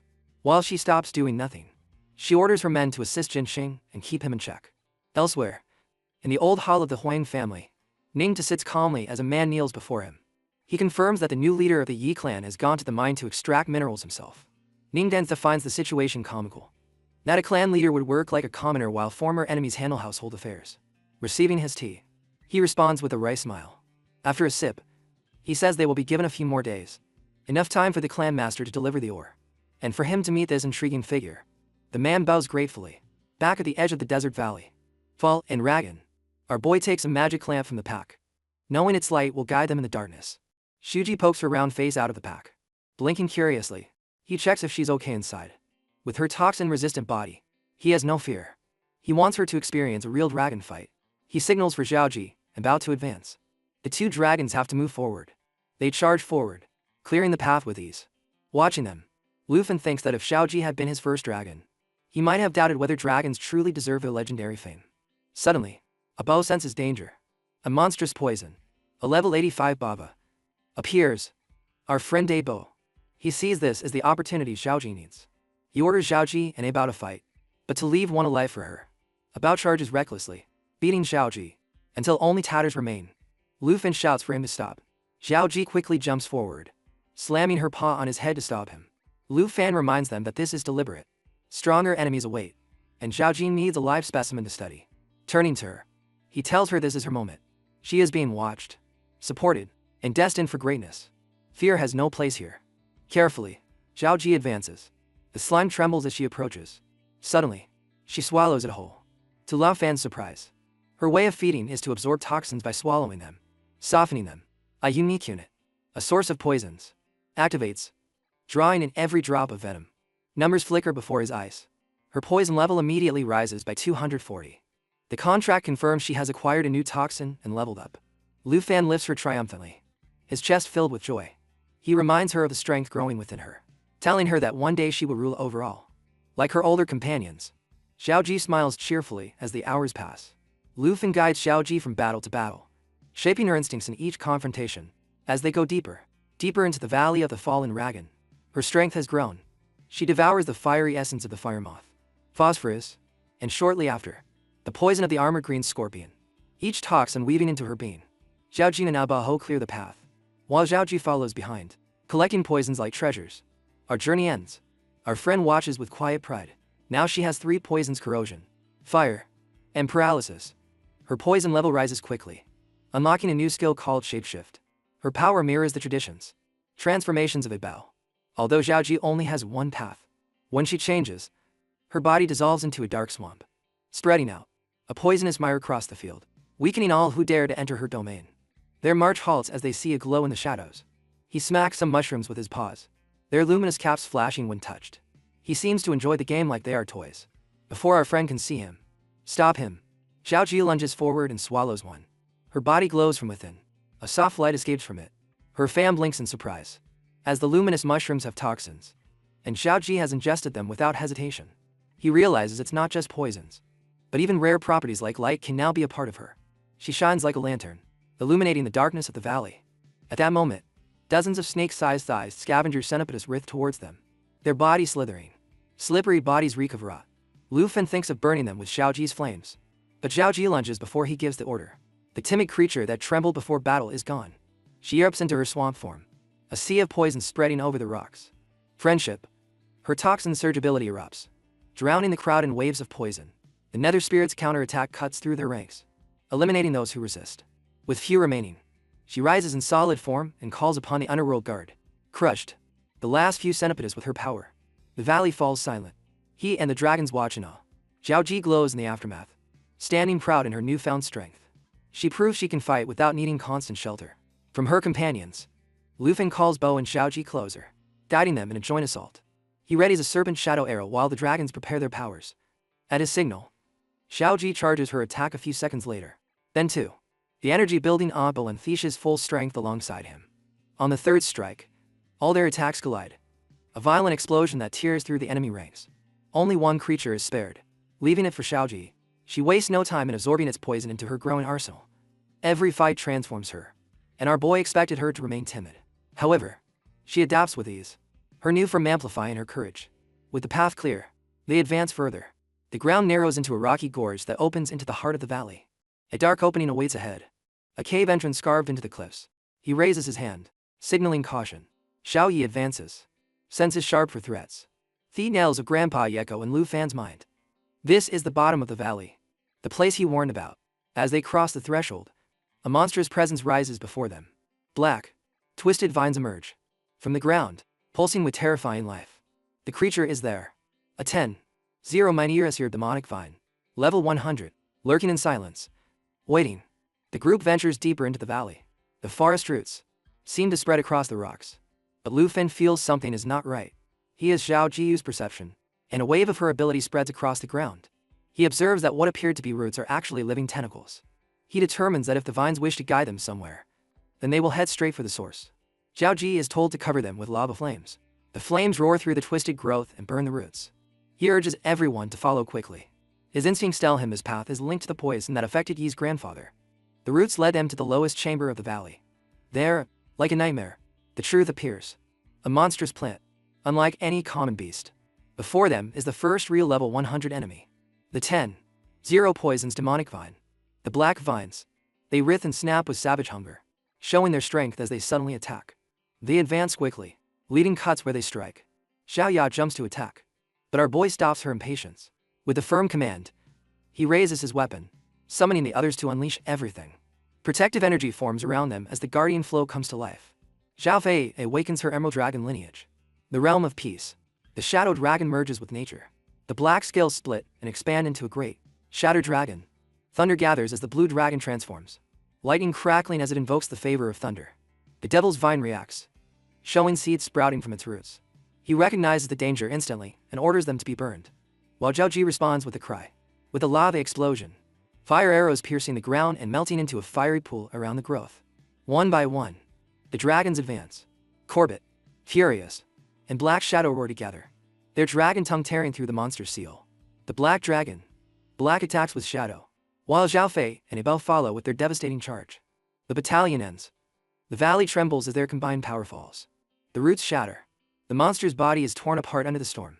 He lunges with void synergy. His attack synchronized with the dragon's lightning, splitting the air twice. For an instant, the truth, victory seems certain. He tells Zhao Ji to start absorbing, but she doesn't. The triumph is an illusion. Although the devil's vine falls, its roots twist and intertwine again. Lu Fan's eyes widen. This thing regenerates endlessly. No matter how many times it falls, it rises again. He realizes this is why level 100 bosses stand out. And it's said that only 5th turn warriors can lead nations. An immoral creature is a disaster waiting to happen. Zhao Ji, however, doesn't hesitate. She is filled with pain, determination, transforming into her swamp form. Poison spreads across the field, suffocating the regenerating vines. The dragon's domain reduces the scarcity of the monster by half. Then, she applies corruption toxins, weakening it further as the surge increases. The toxic seas attack amplifies the effect until the boss weakens and becomes suitable prey. Our friend calls on Zanza Naivi for support. An emerald light surges as she channels her lineage, strengthening Zhao Shi's Titan ability.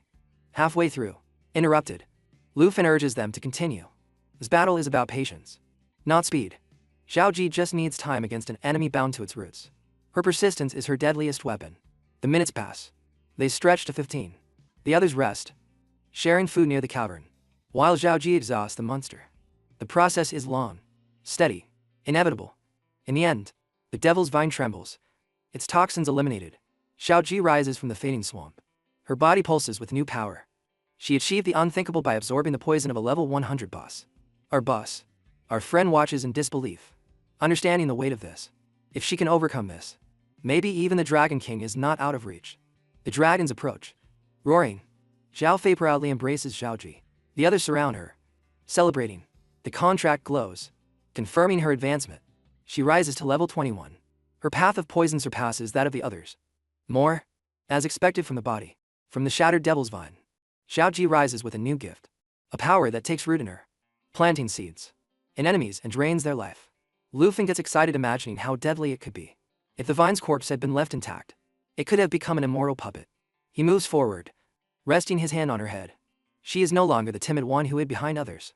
Now she stands as a fighter. From now on, her companions will stay behind and watch her forge her own path.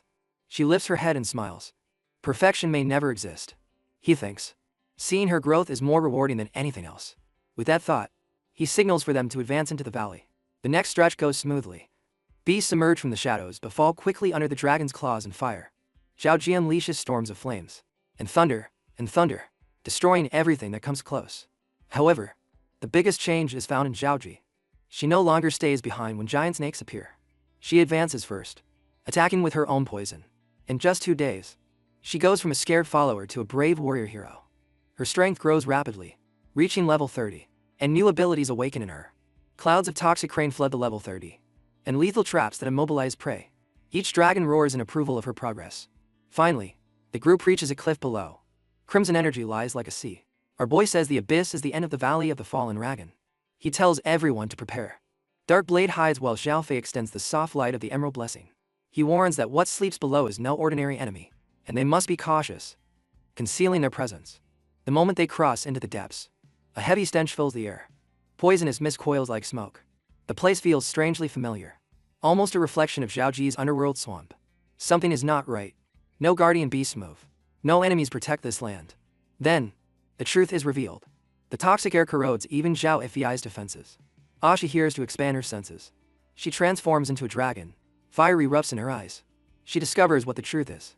What lurks behind the mist. 2 enormous eyes open in the darkness and the ground.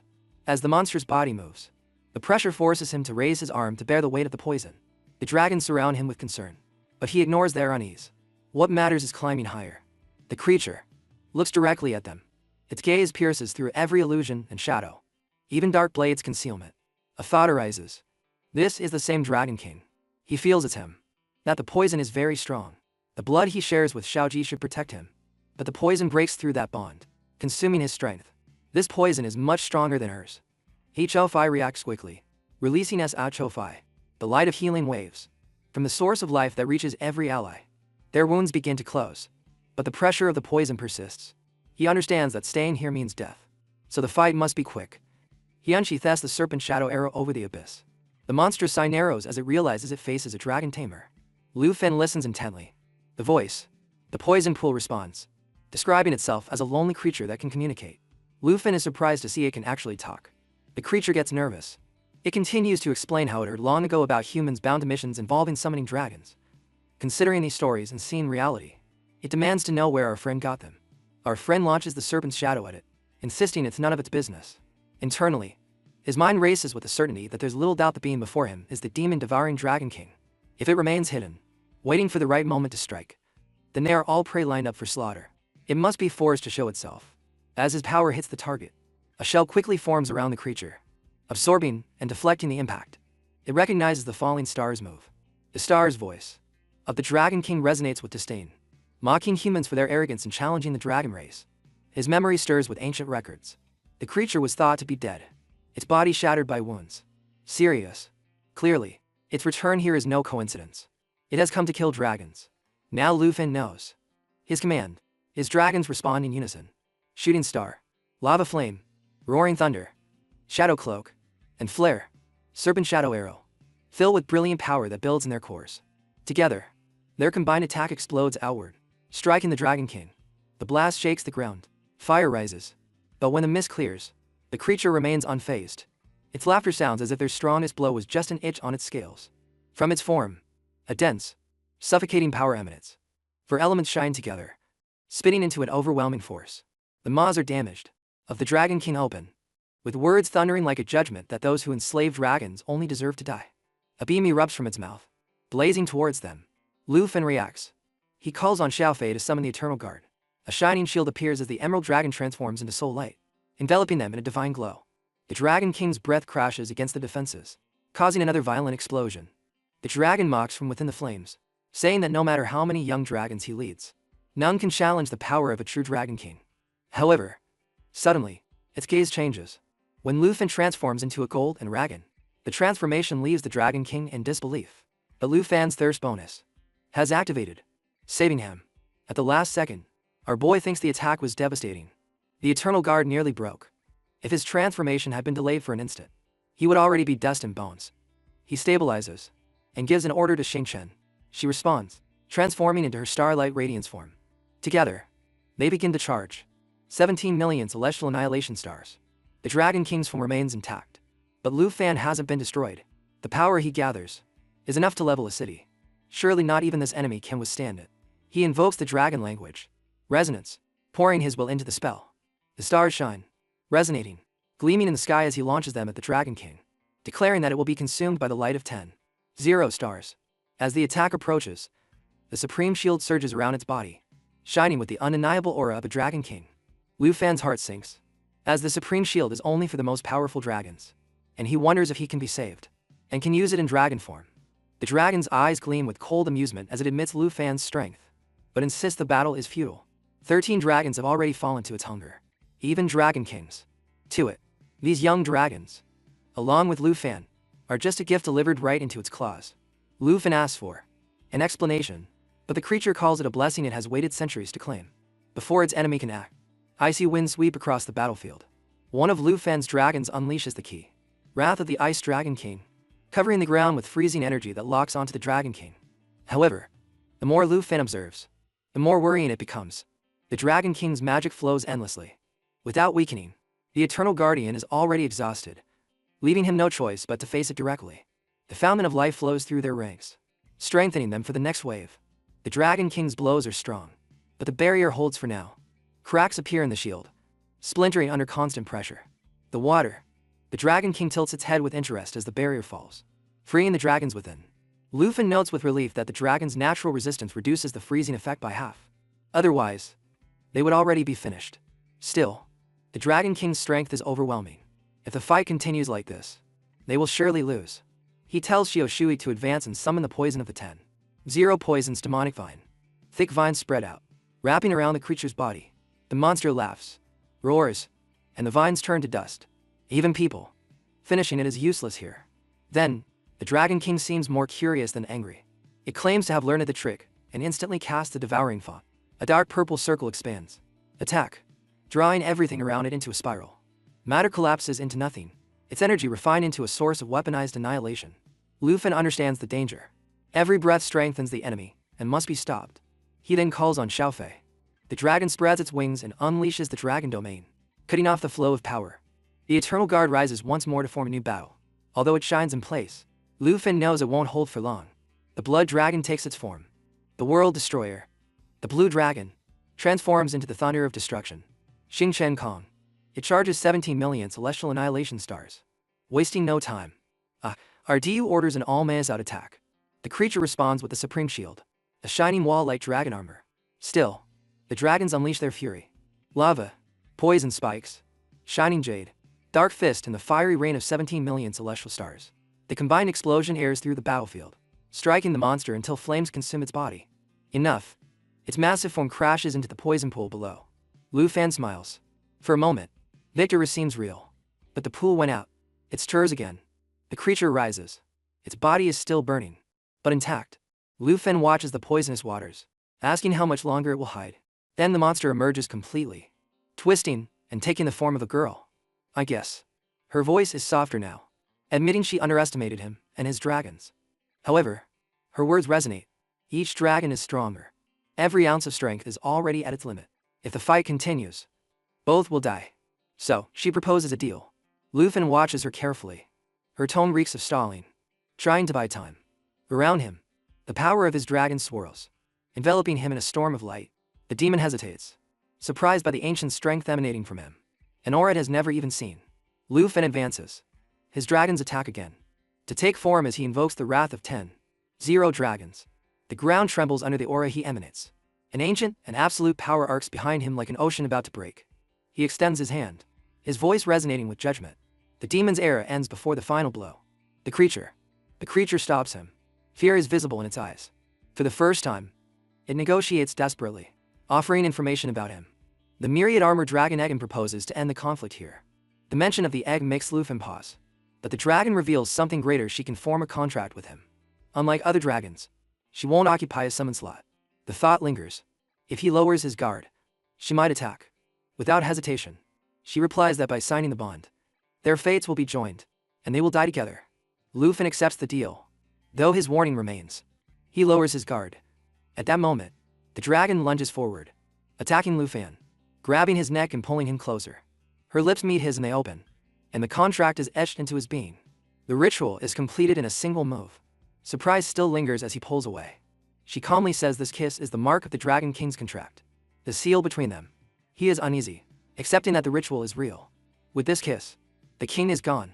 That thought, his strength fades, and darkness pulls him into the poison pool. When he opens his eyes, he is at the bottom of the Valley of the Fallen Dragon. The abyss is quiet, its poison thick, but his body is reviving. He asks Xiaoji how long he was out. She watches him with concern, but he brushes off her unease, saying he feels energetic.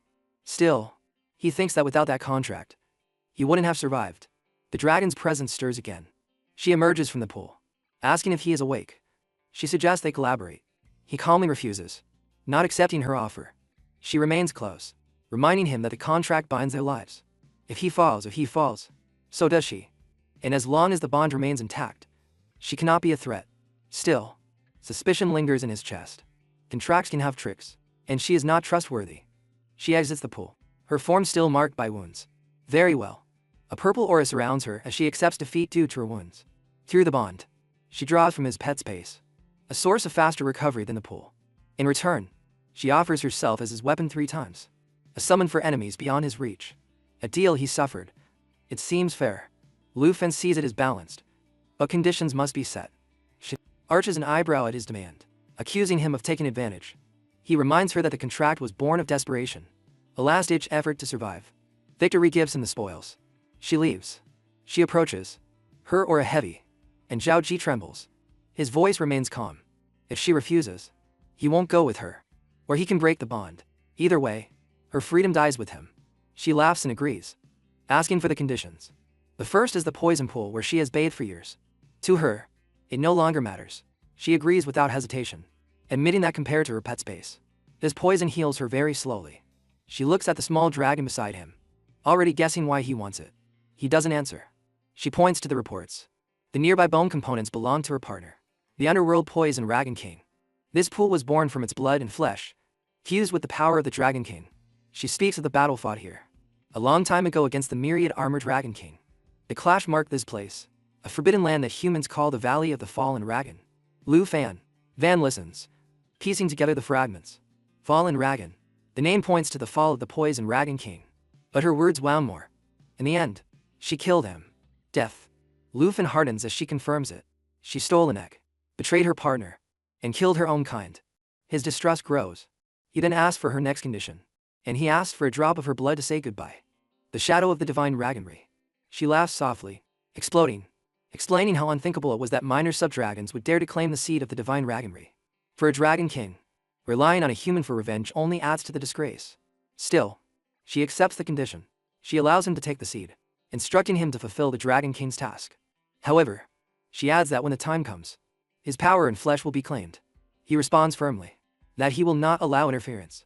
She comments that the truth will reveal itself, and then admits to being tired as she approaches. He, uneasy, asks what she will do now. She replies that she plans to rest in his pet's pace before leaving. He reminds her of the third condition. She must reveal the origin of the myriad armored dragon egg. She warns him to be patient and clarifies that his strength will not let him to the egg. Not even with her help. Only when he needs her. When her body recovers, she will give him the answer, assuring him that her word is true, even if her actions say otherwise. She moves as she pleases, vanishing as if his threats to cancel the contract didn't matter. Watching her leave, he accepts that she never took those warnings seriously. Still, the quest comes to an end.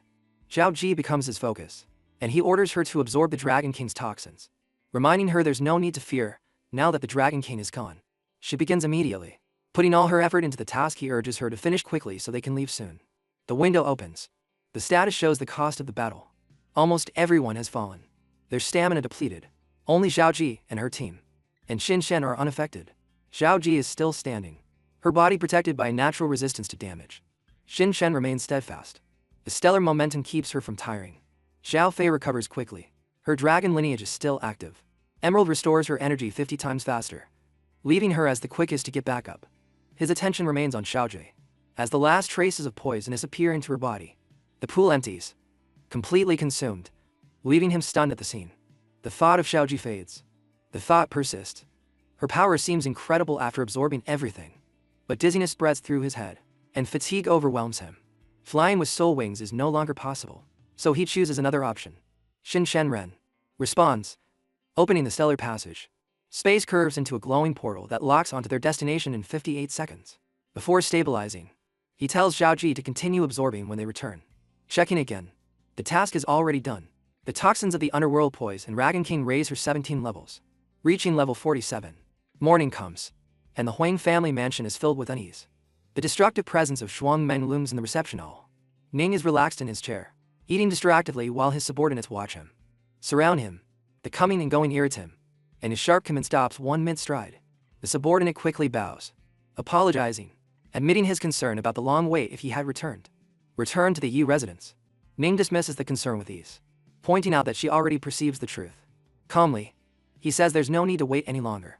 Yi has already left. On the way up, central mining area. Workers continue their labor under the heavy air.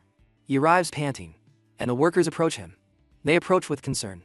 She waves them away, insisting she can handle it alone. Her thoughts stop. They turn to Lu Fan's swift tries. Half a year ago, she taught him hand-hand combat techniques. Now the master. The gap between them has widened so much that she feels the pressure to train harder or risk losing her place as a superior. Fatigue weighs on her body, and a strange pressure builds in her chest. A faint call from above. The sensation barely forms before the sky splits open. Shang Mong descends with Ning on his back. The impact shakes the ground, shattering rocks and knocking down. Carrying workers, Yi is trapped in Chang Mong's grip, helpless against his strength. Ning advances with authority, explaining that Shuang Meng, formerly the leader of the Shuang family, is now his puppet, and calls himself the second master of the Ning family. His gaze fixes on Yi as he says he has waited days for this moment. Finally, the meeting he wanted has arrived. She thinks that both families are third-tier clans. So, perhaps this was revenge for the Huang family, and she wonders about the case. About the puppet he mentioned. His subordinates rush forward, begging for Yi's release. He says he has gathered many puppet cores, and they are ready to hand them over at once. Ning responds, coldly, clarifying that since his family has already joined the Yi family, all tributes are now under Yi's control. He describes it as a blessing, saying that joining the Ning family gave them the chance to rise among the third-tier clans. The subordinate continues to beg for an agreement. He is exhausted after days in the Earth Core Cave. He feels his strength is gone. Ning with the Dark Aura. He demands they hand over every Earth Core and warns that they should bow their heads like dogs before the Huang family, or risk being wiped from the Western territory with a simple wave of the Ning family's hand. The subordinate pleads for her to surrender. But Yi, proud, hurls an insult, refusing to hand over her family's possessions, grabs her and slams her to the ground, while the subordinate shouts for restraint, begging for another chance. Ning squints, amused by the defiance. He declares that if she refuses, she deserves to die. He throws her far, causing a huge explosion that leaves the subordinate frozen in awe. Ning then orders his puppet to crush her completely. That's it. Hu advances, unleashing flame mathematics, covering his weapon with fiery power. Some blows clash. Some are interrupted. Others penetrate deep, burning parts of the puppet's strength. She responds to Ning, accusing him of being just like the Huang S. Her words only amuse him. He calls her arrogant, and says he has been too lenient. Enjoying the fight, he orders his puppet to use her legs. The creature raises its fist, a brutal blow filled with destructive force. At that moment, in that instant, our hero emerges, pulling Yi out of danger. Ning recoils, surprised by the interruption. He sets her down gently, assuring her she's safe. Relief washes over her as he arrives just before she falls. She coughs, embarrassed that he saw her defeated and helpless again. He tells her to rest while he takes care of the one who dared to harm her. Shortly before, at the Yi family's garden restaurant, a subordinate girl had run to him in fear. In tears, she explained that Yi went to the mines after ordering her to watch Jinking. But the Ning family arrived, demanding tribute and taking Jinking, and now they are heading straight for Yi. She begged him to act quickly. He promised that Yi would not face this alone. Now, back in the Western Territories mines, his arrival makes sense. He had arrived just in time to save her life. Yi coughs weakly, admitting her strength had vanished when the brat hit her. She calls the police. Mai Shofai, who rushes to her side, using the foundation of life to heal her wounds. As the energy flows into her body, she warns him to be careful. The life force is in his body. The burly figure is no ordinary man. He is a puppet controlled by Ning. Just like his fallen core puppet. Ning scoffs, recognizing him as the dragon Tamer, accusing him of ambushing and damaging his puppet. Unaware of the cost of such provocation, Dragon in with a sharp voice promises to pay for the damage, raising the serpent shadow arrow as his dark energy heads towards Ning. And with a sharp voice promises to pay for the damage, raising the serpent shadow arrow as his dark energy heads towards Ning. He sneers at the challenge, mocking him as a D-grade noble daring to face him. The serpent's shadow advances towards his puppet. He scoffs, considering him only worthy of being one of his puppets. In a firm command, he sends the ghost general to attack the intruder. He Zhuang advances, his fist coming down with force, but before the blow lands, our boy's form changes, scales rippling across his body as he transforms into a dragon. A mocking tone lingers as he asks if this puppet is really all that Ning has to offer. Of his transformation comes to life. Ning lets go. He's surprised to see this wasn't the fighting style of a typical dragon tamer. Lu Feng calls for Xiaofei to join. She advances without hesitation, casting Soul Light and Soul Sanctuary, sending a devastating blow that knocks the puppet down. Neither of them. He curses, ordering the ghost general to rise. He remembers when he tried to be a dragon at level 100 to fight Zhuang. But this transformation was something else entirely. The dragon-blooded leader looks at him, remembering his boasts of crushing him and turning him into a puppet. Then, the leader's voice roars loudly as he activates the dragon language replica. A great lava explosion forms, burning the air as it heads towards Ning. The attack almost engulfs him, but he shakes his bell, laughing as the ghost general rises to block it with its body. Lu Fen stops, squinting in disbelief. Ning smiles maliciously, declaring that not even in dragon form can his enemy touch him. His status shows. Nini level 103 Puppet Master. Grades Eero. And his Ghost General. Mountain Breaker level 100. Our friend responds furiously with, conjuring a green light that knocks the puppet down again, right at Ning's feet. Ning laughs, mocking that none of these blows can harm him. His strength shines brighter. The claw of judgment burning with golden fire, enveloping the gold and Dragon King's claws. Resistance transforms into pure power. And with one blow, the puppet is sent flying. He approaches, radiating power, declaring that now Ning must face him. But before he can strike, Ning rings his bell. His soul reappears, intercepting the blow and protecting him. Ning dares to, laughs out loud, delighted with the struggle. He enjoys seeing his opponent try his best, but still fail to advance. It's over. Caressing the puppet with a twisted affection, Ning promises to show something more fun. The Ghost General rises. Its body trembles with new power. The aura around it becomes heavier and denser as it channels the essence of the mountain god. The poetry. Possession awakens. The mountain breaker fuses with divine power, its form filled with the strength of a divine ability. Ultimate level 100. Ning holds 3 soul nails in his hand, each increasing the strength of his puppet. He smiles with the triple enhancement and the mountain god's blessing. But he's not finished and decides to reveal one more hit-on weapon from his century level techniques. The Ghost General stirs, ready to unleash its full power. The enormous puppet moves, its power multiplied. For Ning, letting his enemy face such strength is a rare honor. Lu Fen watches. He quickly calculates that 10 times the normal stats allow Ning to face 3 elites. From the century level, even a dragon's lineage would struggle against such mastery. Lu Fen returns to his human form, and Ning mocks his surrender, mocks his supreme technique amplified 10 times, calling it an embarrassment. Ning asks what he means. Lu Fen says that whether it's 10 or 100 times, the flaw is the same. He thinks Shung moves by force, while he moves by strength. The cell hides behind external control. Neither is balance. Both the puppet and the master would be great enemies. Trophies for his collection. Ning, I trust you. Accuses his rival's calmness with arrogance, eager to see what the dragon Lu Fan will do. Xiao Ji advances but vanishes. He freezes as the Ghost General approaches, his courage fading, and he hides behind Lu Fan. Trembling, Ning laughs out loud, calling him a scared worm. He lifts Xiaofei, Oji, asking why he's trembling. A muscular puppet and a low brood shouldn't scare the one who defeated the Devil's Vine. Devil of 10, 0 poisons and the demon dowering Dragon King. Hearing this, Xiaoji calms down, regaining his soul. He overcomes his confidence and says he's ready again. Ning dismisses it with a wave, mocking that such a small creature could harm his century-level puppet. He smiles slightly. I never said I only had one dragon. He turns to Xiaofei and gives the order. The shadow dragon appears, its presence shaking the air with a loud roar. Ning's eyes widen. That look, full of killing intent, sends a shiver down his spine. He cannot allow such a beast to attack first. Finish him. He activates his protection bell.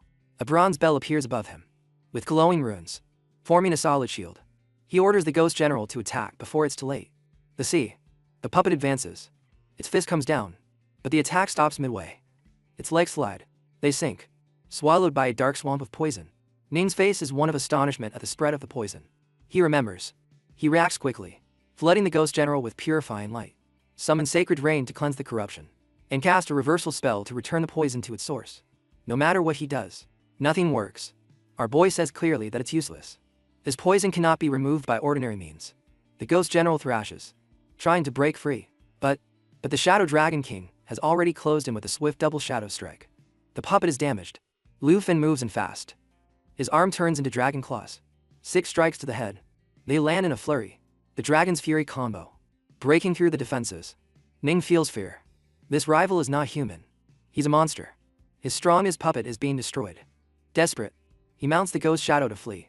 This dragon tamer must be faced another day. But Lu Fen blocks the path with his dragons. Our boy traps him and says someone of his value is too precious to let go. In that instant, he and Xiaoji advance, ready to block the retreat. Frustration burns in Ning's chest, cursing Lu Fan's stubbornness and ordering the ghost guard to block him. Our boy raises the serpent shadow arrow in his hand, mocking that Ning only has 2 defenders left. His power grows as he casts Heaven Cleaver. Then, the dragon's fury strikes in quick succession, with his dragon supporting him at his side. His intention is that nothing will stand in his way. Xiaofei intervenes, accumulating dragon aura for the soul impact. The energy builds, layer after layer, until it reaches 8 charges. With our signal, boy, the explosion is released. All the accumulated dragon aura launches forward and strikes Ning, who is still asleep, is mounted on the Shadow King. Ning scoffs at the attack in his thoughts. Sure, it will only last a second, but his smirk vanishes as the Shadow King falls beneath him. Struck by the devastating blow of the Shadow Dragon, he crashes to the ground, stunned. Panic consumes him. There is no trace of the haughty noble left. In his place is a boy begging for his life, asking for someone to save him. He watches Ning with disappointment. Ning was proud. Now his pleas are sad. Perhaps remaking him will bring back that spark. Broken and bleeding, Ning gasps out promises. As the second young master of the Ning family, he can guarantee rewards, wealth, treasures, whatever he wants. His clan would pay anything for his safe return. Lu Fen ignores the negotiation. Instead, he tells Xiaofei to summon the fallen holy corpse dragon. In an instant, the dragon arrives and begins its assimilation. Ning's voice cracks as he asks what Lu Fen plans to do. The answer is cruel. Well, what will a puppet be? Ning screams that his family will get revenge. His sister will never let this go unpunished. His protests fade into agony as the dragon activates corpse manipulation. In an instant, Ning's body transforms into something new. A terror master. Fallen corpse puppeteer. A window shows the details. Level 103. Puppet expert. 3 soul nails. Clarity and calm. Purifying rain and corruption reversal. Light and light. Lu Fen observes the results with interest. Every skill is focused on puppets. A fighter like this, once one, converted, not only strengthens his puppet army, but also creates new ones from corpses. With good hope, he could form a legion. At that moment, Ye approaches, calling his name. Her eyes fix on the transformed corpse of the Ning family's young master. She exhales, aware that the deed is done. A scion of a sea-level noble house eliminated so quickly. Our boy says that wasting such talent would be a mistake. This boy's skills are very useful. Enhancements like his can take puppets to terrifying heights. If experiments allow these corpse puppets to maintain a human form, their potential will grow even more. She smiles. Crushing a sea-level family was always her desire. Now the opportunity is near. He asks if she is recovering well, and she assures him her wounds have almost completely healed. Shofai's treatment worked well. Satisfied. He says it's time to begin and calls all the fallen corpses. Instantly, a formation begins. And into the new puppet master raises his hand and casts Great. The energy of the puppet guide expands, enveloping each corpse. In an instant, they transform into controllable puppets, ready for battle. And they are. She can only watch and Lu Fen barely needs to act. Eninta commands them all as an extension of his will. But he has more to show. He orders amplification. 3 keys. Soul nails activate. Dr. Wooden stakes into each puppet. Their auras ignite violently. Their attack power doubles instantly. He calmly says that as long as these puppets are not completely destroyed, the dark lines carved on them will allow their resurrection. He watches in amazement. On one hand, he controls 9 demons of the realm. On the other, he commands a squad of level 4 puppets. Facing him is to accept certain defeat. Our friend agrees that neither the Ning clan nor another house. He disagrees. Of level C can oppose him now. His option is next. His goal is to elevate the Yi family as the strongest clan in the Western lands. Hearing that, Yi laughs. Yi laughs, her faith in him firm. The subordinate stumbles forward, relieved to see her. Lu Fan, the old fallen steward from the sea, on his knees, clinging to Lu Fan's leg, babbling through tears. He says Ning burst into the estate like an eye demon, demanding the young lady. At first, he prepares to die resisting, but then fear grips him. If he falls, the estate is lost. So he feigns smiles, stalls with flattery and excuses, and prays please for his return. Our boy sees the situation differently. He suggests that perhaps the steward already saw the Yi family as an enemy, a sinking ship, and was preparing to cling to the golden branch of the Ning family. The steward cries harder, swearing loyalty, even with 100 lives. Betrayal would never cross his mind. He only wished to be as brave as him. But if he had resisted, without his master's return, the entire Huan estate would be destroyed. Yi intervenes and says that, facing the power of the Ning family, even a 4th-tier master would have had greater powers. For a non-combatant like the steward, surviving was a miracle. He did what he could, and it was enough. Our guy. The boy watches the man in silence before setting a condition 1 month. If the Huang property remains in the city's ruins, after that time, the steward will lose his position. The steward bows, swearing with all his soul that he will avenge her. He will restore it to its former glory. In just 1 month, he promises they will have a new and magnificent home. If he fails, no one will need to kick him out. He will leave on his own before she can return.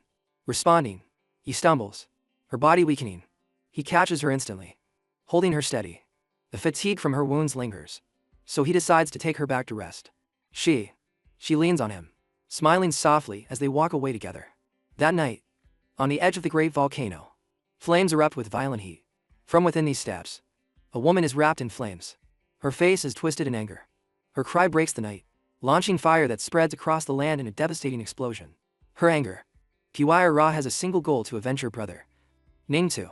She is Ning Zhuan, a level 109 Phoenix warrior from a great noble clan of the West. A voice urges her to calm down.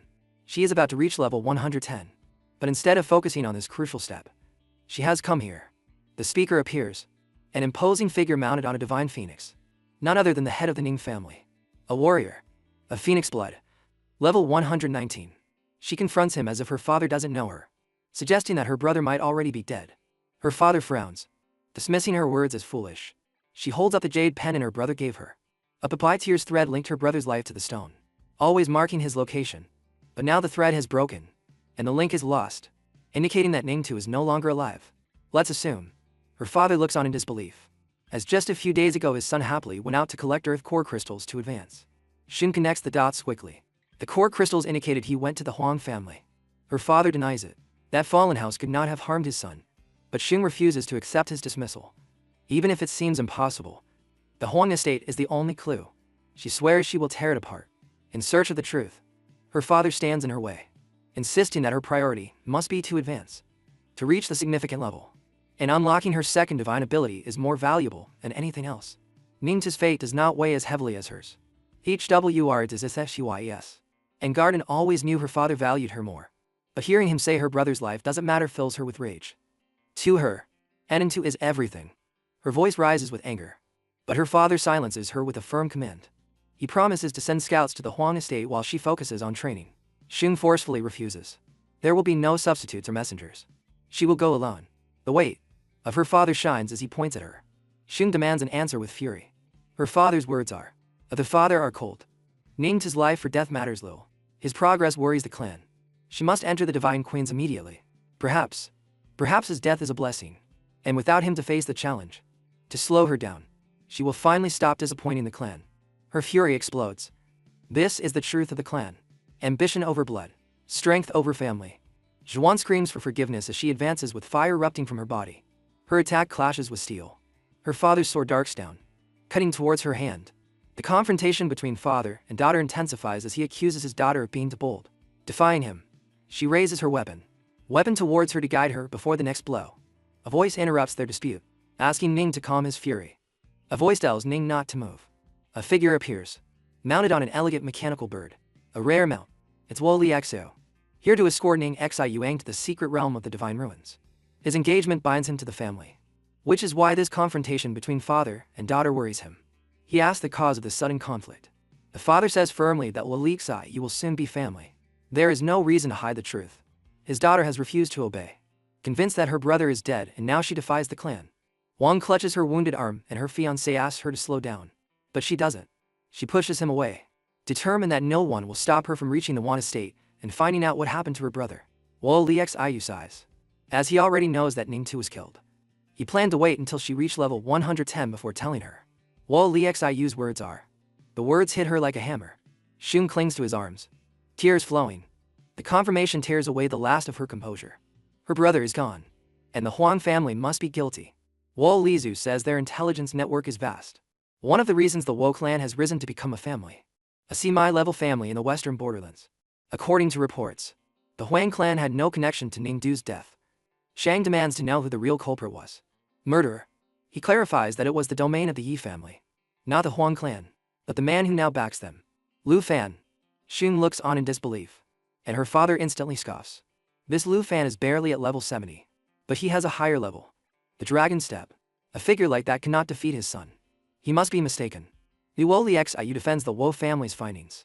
The investigation shows that Lu Fan not only helped the Yi family dominate the Huang and Long clans, but he also controls 8 dragon packs.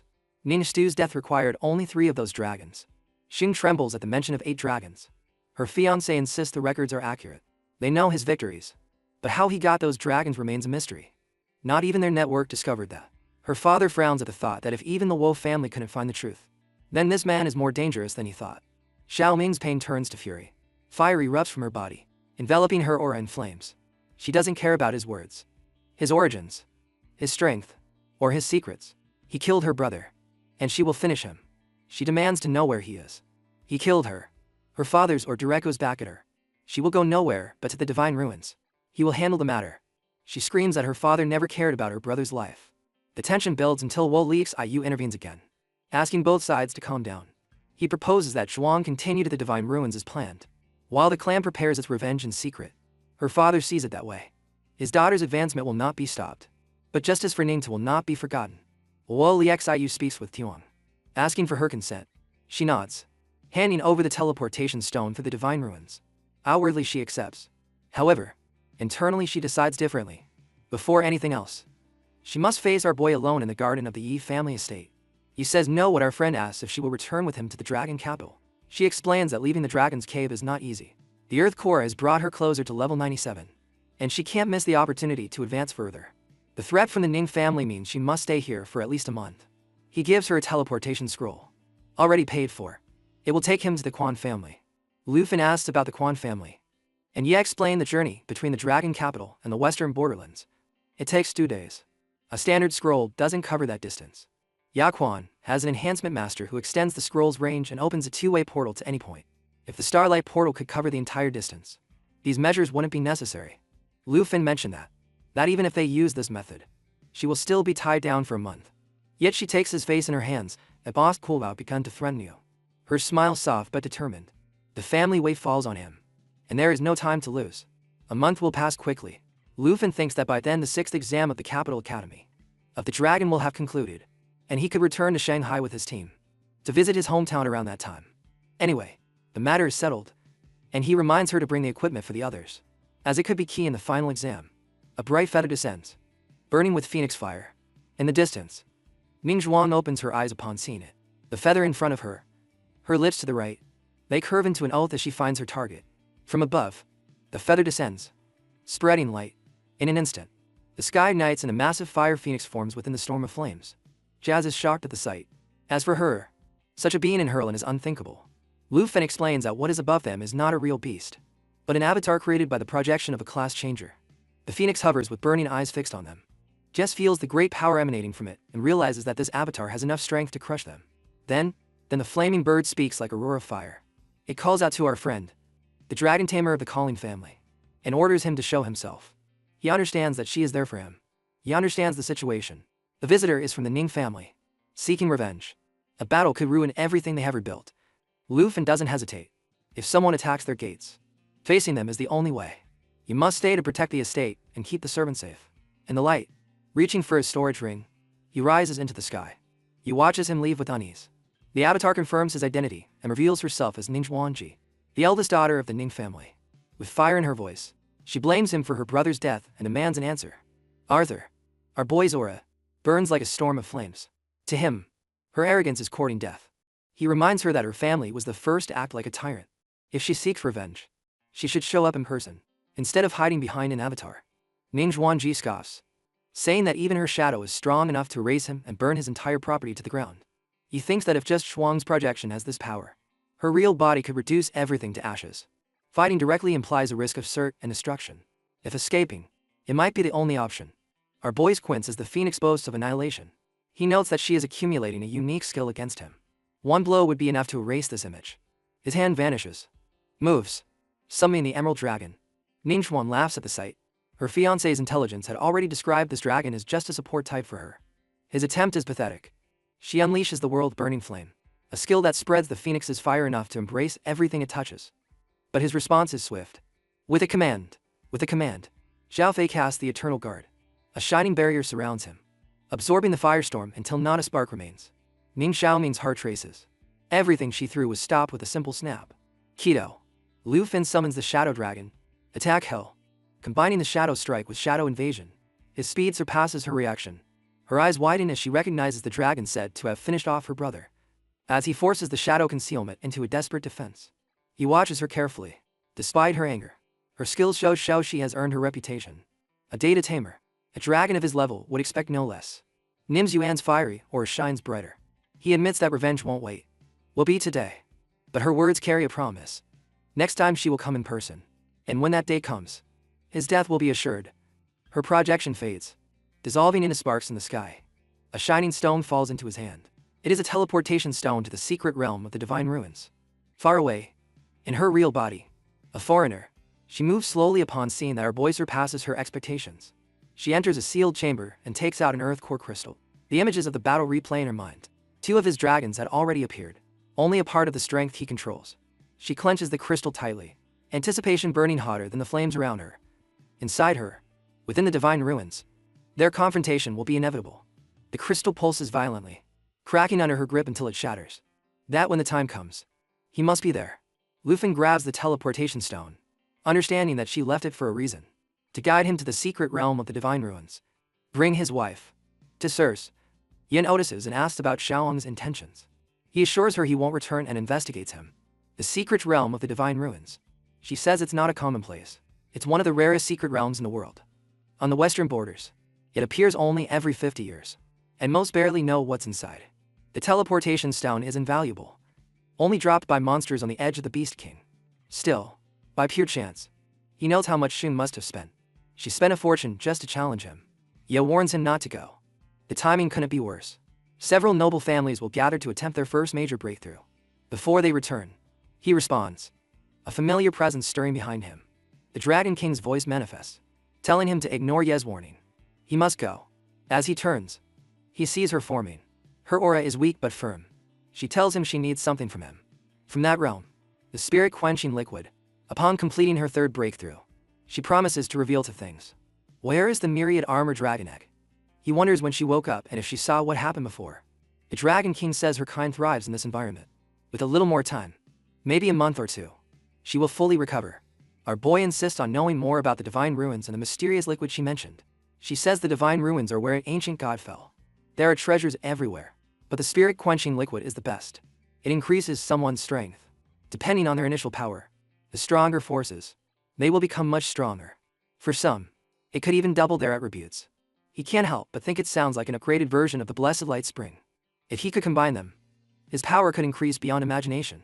The Dragon King smiles at his reaction and asks if he's impressed. Now she points out that she's offering a corn egg of a multi-armored dragon in exchange. When? It means the liquid won't be easy to get. She admits it won't be. Shuang's challenge was not random. She chose this realm because it's ideal for her plans. Yi, hearing this, asks what makes it special. That's the answer. The Dragon King reveals that within that space, No one can use weapons or summons. Only one's own strength matters. He stops, realizing his puppet army, his greatest advantage, would be useless there. Entering that realm would be falling into Shaolin's trap. The Dragon King ignores his concern. She reminds him that his Gold and Dragon King set and transformation abilities will still work. Although she can't be summoned inside, as she is his pet, she still urges him to go. She approaches and gently takes his face. Lufin frowns, thinking this woman is sending him to his death. If he dies, she dies too. She laughs softly, asking if he still doubts. Good luck. Harming him would be useless. The spiritual tempering liquid benefits them both. When he achieves his third breakthrough and finds the dragon egg, his power will surpass anything he has known. Ning Zhuangji won't be able to face him. Our friend wonders how strong that egg would be, but the thought only confuses him more. Summons won't work in the realm, and he wonders about the Demon King's plans. Before he can think further, he calls him from behind, pulling him from his reverie. Shun won't be back soon. If they don't leave now, they'll miss the final exams. Lufin believes overthinking won't help. What's important is getting stronger. Reaching level 60 before entering level 100 in the Divine Ruins. That way he'll have the strength of Fei Shun. Find the spiritual tempering liquid, and maybe tame that egg from him. The next morning, at the Dragon Capital Academy, Lufin runs across campus. His delay with Shun made him miss the opening of the final exams. The students from the Dragon Capital Academy have been captured. They pass by quickly, complaining about the new exam format. Arena battles again, now in teams of 5. Finding for reliable teammates is almost impossible. He quickly processes the information, so the exams are easy. Finals are based on team rankings. As he rounds a line, corner, he runs into Teacher Gu, almost knocking her over. She steadies herself and gives him a stern look. Lufin apologizes instantly. With her is the principal, surprised to see him. Everyone thought he wouldn't make it in time for the exams. Ask the principal. She smiles, grateful to be alive after the incident in the Taiki realm. Without the others' help, she wouldn't have survived.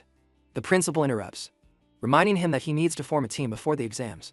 A nearby student approaches Jian Ying, the president of China, sitting as a level 31 dual lane fighter. He asks if she will join his team. Jian Ying refuses without hesitation. Before he can insist, Tao Xiaomin yells at him for bothering her again. Since the semester started, he hasn't learned to give up. Hugh laughs and tells him they already have a full team anyway. Seeing our friend, the group cheers up. Ko mentions rumors that he skipped the exams. Tao scolds him for not greeting them sooner.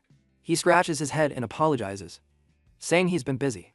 Jian Jing looks at him and smiles slightly. With his return, Big Sister Han. Their team now has 5 members. Tao cheers, saying that maybe this time they'll get a good score. Lufin jokes that maybe they just brought back for the heavy lifting. The principal, nearby, reminds them that he hasn't explained all the exam rules yet. Teacher Gu laughs, saying they can enjoy their reunion for a while. Tao assures him he won't do all the work alone. While he was away, Zhang Jing trained hard in dungeon battles. Both have improved a lot since the last test. Jian Jing says her current strength almost reaches the level of the King Yun class. Lu Fan is relieved to hear that. He asks if he's looking for Jinju and Chen Chenju. No one has seen them since the group returned from the realm. Lu Fan isn't worried. If they're hiding, they'll have to face him soon. For now, he just needs to rest before the exams in 3 days. Ku shakes hands with Han and tells Lu Fang to relax. The journey back must have been exhausting. As they walk away, our boy notices that most of the students in his year are around level 20. Maybe a little more or less. 30 at most. Without Jinju and Chen Yanji, their team has a good chance of doing well now. From behind, someone calls out, asking if they are looking for a team. To men in uniform of martial arts stand proudly, saying they only accept players in the top 10. They only need 1 more. Tao approaches and identifies them as Zhang Fengjun and Gu Jing from the Fundamental Pavilion group. Their flashy recruitment style hasn't changed. He remembers how they went quiet after the humiliation, and now they're back as if nothing happened. Our boy suggests leaving, as people like that don't deserve attention. Just as they are about to leave, another student excitedly shouts about joining the Fengyan Pavilion team, which is located in the city center. The man takes his weapon, declaring he will join only if the team meets his standards. His goal is to get first place in the final evaluation. Zhang Fengyan reminds him that the Fengyan Pavilion tried to recruit him, but he rejected the offer. The man admits that the academy's rules made him think again.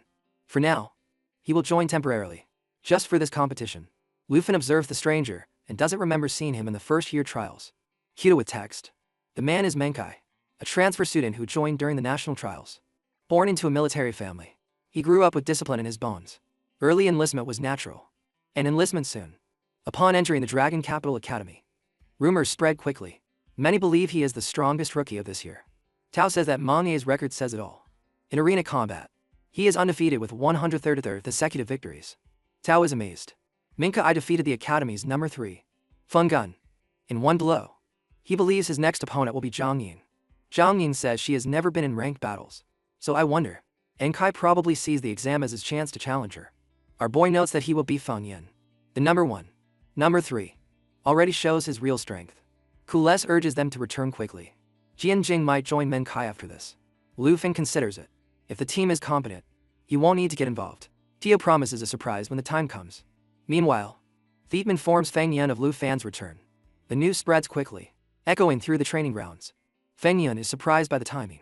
Menkai, not knowing him, asks who Lu Fan is, and why everyone is reacting this way. Feng Yun tells him he's not an ordinary student. He's the best dragon tamer in the King Yin class. With his return, Menkai's dream of being first has become complicated. But Menkai doesn't accept defeat before starting. He joined along the way, because he believed in the pavilion's potential and will not bow to anyone's reputation. As he speaks, a teammate of Feng Yun notices a mark on Menkai's arm. 3 dots. Blood-red plum blossoms. The crowd gasps. It's the emblem of the Clad Blood Army. The escape. The most elite force behind the 4 great armies. Some doubt that someone so young can wear it. However, the truth is that he does. The mark is clear, symbolizing command over 100 soldiers. Menkai confirms their suspicions. He grew up fighting on the frontier, facing beasts while others studied. His combat skill emerged in the midst of war. In the midst of chaos and blood, he became the youngest general in the Blood Armor Army. A soldier forged in war. In real war, not in simulated combat. The crowd looks at him, half amazed, half incredulous. The idea that someone barely older than them has killed and led in real battles seems incredible. Menkai says that if he achieves first place in every exam, he can be the leader, to graduate soon and return to the army where he belongs. He extends his hand to Feng Yun, asking if he really wants him. Trust in facing Lu Fan. Feng Yun hesitates for a moment. Having a battle-forged warrior on his team could finally redeem the tarnished name of the Feng Yun Pavilion. He shakes Monkey's hand, sealing the deal. Victor is a hero. They erupt around them. Students murmur that with Monkey's strength, the academy might have a new number 1. But Zhu Jing steps forward and warns him not to celebrate so soon, reminding them that he is a national hero who passed the trials. Feng Yun dismisses the concern. Lu Fan's achievements don't compare to someone who has fought in real wars. Menkai remembers hearing about those trials. He's curious about our friend with several strong beasts. He has never been on a bloody battlefield testing his limits. It sounds exciting. Meanwhile, in Villanelle, 2 of the Dragon Capital Academy, our boys put several weapons on the table. The girls gather around, amazed. Q says the equipment is not only impressive, but valuable enough to last until level 60. Tao almost jumps with excitement, asking if all these treasures are from Mr. Yushin. She jokes that if they were hers, she would keep them all. Lu Fan denies it. These items are for the whole team, not just one person. He mentions that Mr. Yushin skill books, enhancements, and defenses for everyone.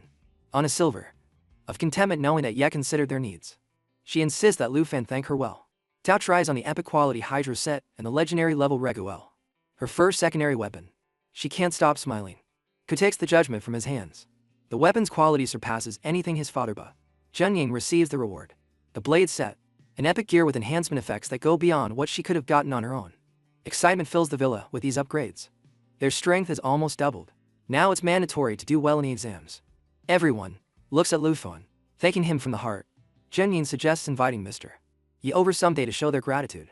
Lu Fan says that might take a while. Yi is busy with family matters and won't be available for at least a month. A presence approaches the villa. Our boy goes out to meet the newcomer. He tells him. The stranger confirms Lu Fan's name before introducing himself politely. He is Morozov, from the Snow Country, sent on behalf of young master Henry. His task is to oversee the renovation project of the territory newly granted to Lu Fan. Enray works faster, and in a matter of days, he manages to attract Morozov, a famous designer with no national loyalty, who finds Lu Fan and presents him with the island's plans. The design surprises him. It's more than he imagined. Around the island's edge, Morozov places epic-grade Shadow Demon crystal cannons, each strong for its strength, to erase a fourth-tier master. With a single blow, the entire resort tile and becomes a fortress. Lu Fan doesn't lose. Can't help but feel pleased, as the transformation exceeds his expectations. Morozov promises to finish a teleportation formation connecting the Dragon Capital Academy, the heart of the dungeon, and Shadow Island in 3 days, just in time for the Academy's final exam. Tao and the others offer to take on this task. They agree that, unless a true opponent appears, Dangerous. Liu Fei Tian will not intervene. It's their chance to prove what they've learned. And Liu Fa Tian, we thank you. The idea of watching from the stands for once. Before the big day. He takes them through intense training. They unleash a sacredly, causing magic damage to enemies, while combining it with earth-splitting, mountain shaking, and water prison. The results are incredible. Tao reaches level 38. Kaiyuai 39. Ninth before 30. Jianyin reaches 40. And Lu Fan surpasses level 50. After 3 days, the group enters the Dragon Capital Academy's arena. Our boy gets number 8 and wonders who he will face. Tao's excitement is palpable. Eager for the challenge. A nervous student approaches, asks for a selfie, and praises his performance in the nation's trial broadcast. He smiles and agrees. Posing together. As they part ways, the student hesitates, confessing with fear that his team also has number 8 and that they will face Liu Fan's group. Fear grips him, and he insists on surrendering before the match begins. Aware of his limits, Tao follows him, warning him that running away will make him retake the exam. He still refuses, saying no opponent could beat Lu Fan. She calms her voice and leaves. His panic, assuring him they will let him act before finishing things. Soon, the opposing team gathers with that man in front, 2 men and 2 women behind. A girl mutters with joy to her older sister, asking why they have to fight Lufthansa's team. Tao interrupts her abruptly. Unfazed, the student who took the selfie calls to start the match and moves forward quickly. Tao follows, jumps to face him with fierce energy. Kuai acts first, activating the light lock. 6 in the morning rise. Shining barriers trapping their rivals. Tao rises above them, mocking that they've already lost their chance. Launches abyssal coagulation, and thousands of water needles descend, piercing from all sides. The opponents raise their weapons in panic. Before they can react further, QI finishes it with telematic light annihilation, summoning a divine light that goes to, sweeps the field. In the stands, the crowd blinks in disbelief. Some barely process what happened before the 5 opponents fell. They whisper. They fill the arena, saying that 2 girls from Lu Fan's team defeated an entire squad in seconds. Many note that even without him, his teammates are very strong. Alongside Dan and Jinying, our observing friend. Surprised, Anne praises Jinying's leadership, but she attributes the credit to the group, saying their effort and discipline made the difference. On the ground, Fenggun approaches Meng with a proposal. He wants to form a permanent team after graduation, admired the blood-colored army, and dreams of joining its ranks under Meng's command. Xu Jian nods, Xu Jin nods, calling Meng her role model and promising to follow him to glory. Meng listens calmly and promises that if they beat Lu Fan's team in the finals, he will recommend them to the Blood Cloud Army. As they approach the arena, they hear about Kuai Yui and Tao's devastating match. Some students are already betting on the battle, that our boy will win the event without fighting. Kuai Yui's mastery of light and Tao's fierce momentum have everyone talking. From above, Meng watches in silence. To him, Lu Fan is not a true warrior, just a lucky man with a dragon he didn't deserve. Meng clenches his fist. His determination burns. To him, real strength comes from surviving blood and death. He swears he will be the one to destroy Lu Fan's shining reputation. Yes. 6 days later, the arena buzzes with excitement. Crowds fill the stands, betting on the long-awaited duel between them. Between Lu Fan and Meng Jia. One group confidently supports Lu Fan for his performance in the nation's secret realm. Others murmur about a leaked video from the previous day that showed Meng's brutal strength. When the teams take their positions, the atmosphere becomes electric. Rumors fly about how Meng defeated his rival, a third-tier master in minutes. As the match begins, the crowd sees that Lu Fan and Meng are off the field. It is said that Zhang Jing's team is at a disadvantage, 3 against 4, and some doubt their chances, calling the Lice-type member a dangerous weakness. In the stands, La Fano watches calmly beside Ant. Opposite him, Meng Guo studies him with a cold, calculating gaze. In Ant's case, battlefield, Feng Yin smiles smugly, sure that their arrogance will cost them first place. Our friend reminds him to prove his worth. Feng Yin, full of pride, orders his team to finish quickly and restore the pavilion's honor. His teammates prepare to attack. Tao hears the threat, and Kuai Yui urges everyone to focus as there is no time and room for error. The judge's signal cuts through the noise and the combat erupts into action. He casts abyssal coagulation, followed by star annihilation. While, after Jian Jing shakes the ground with the mountain's tremor, the enemy responds with equal force, and the battlefield vanishes, disappears under a storm of light and dust. When the smoke clears, Tao frowns, not seeing the opponents. Kuai Yui tenses, warning of an ambush.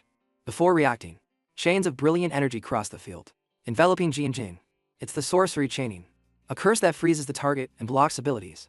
For 5 seconds, the baseball fighters, the pavilion members lunge towards Kuai Yui and Tao, while Fan Yin approaches Zhang Yin. He smiles and says the battle is over. As he falls, He vanishes into black mist, splitting into 16 shadow clones.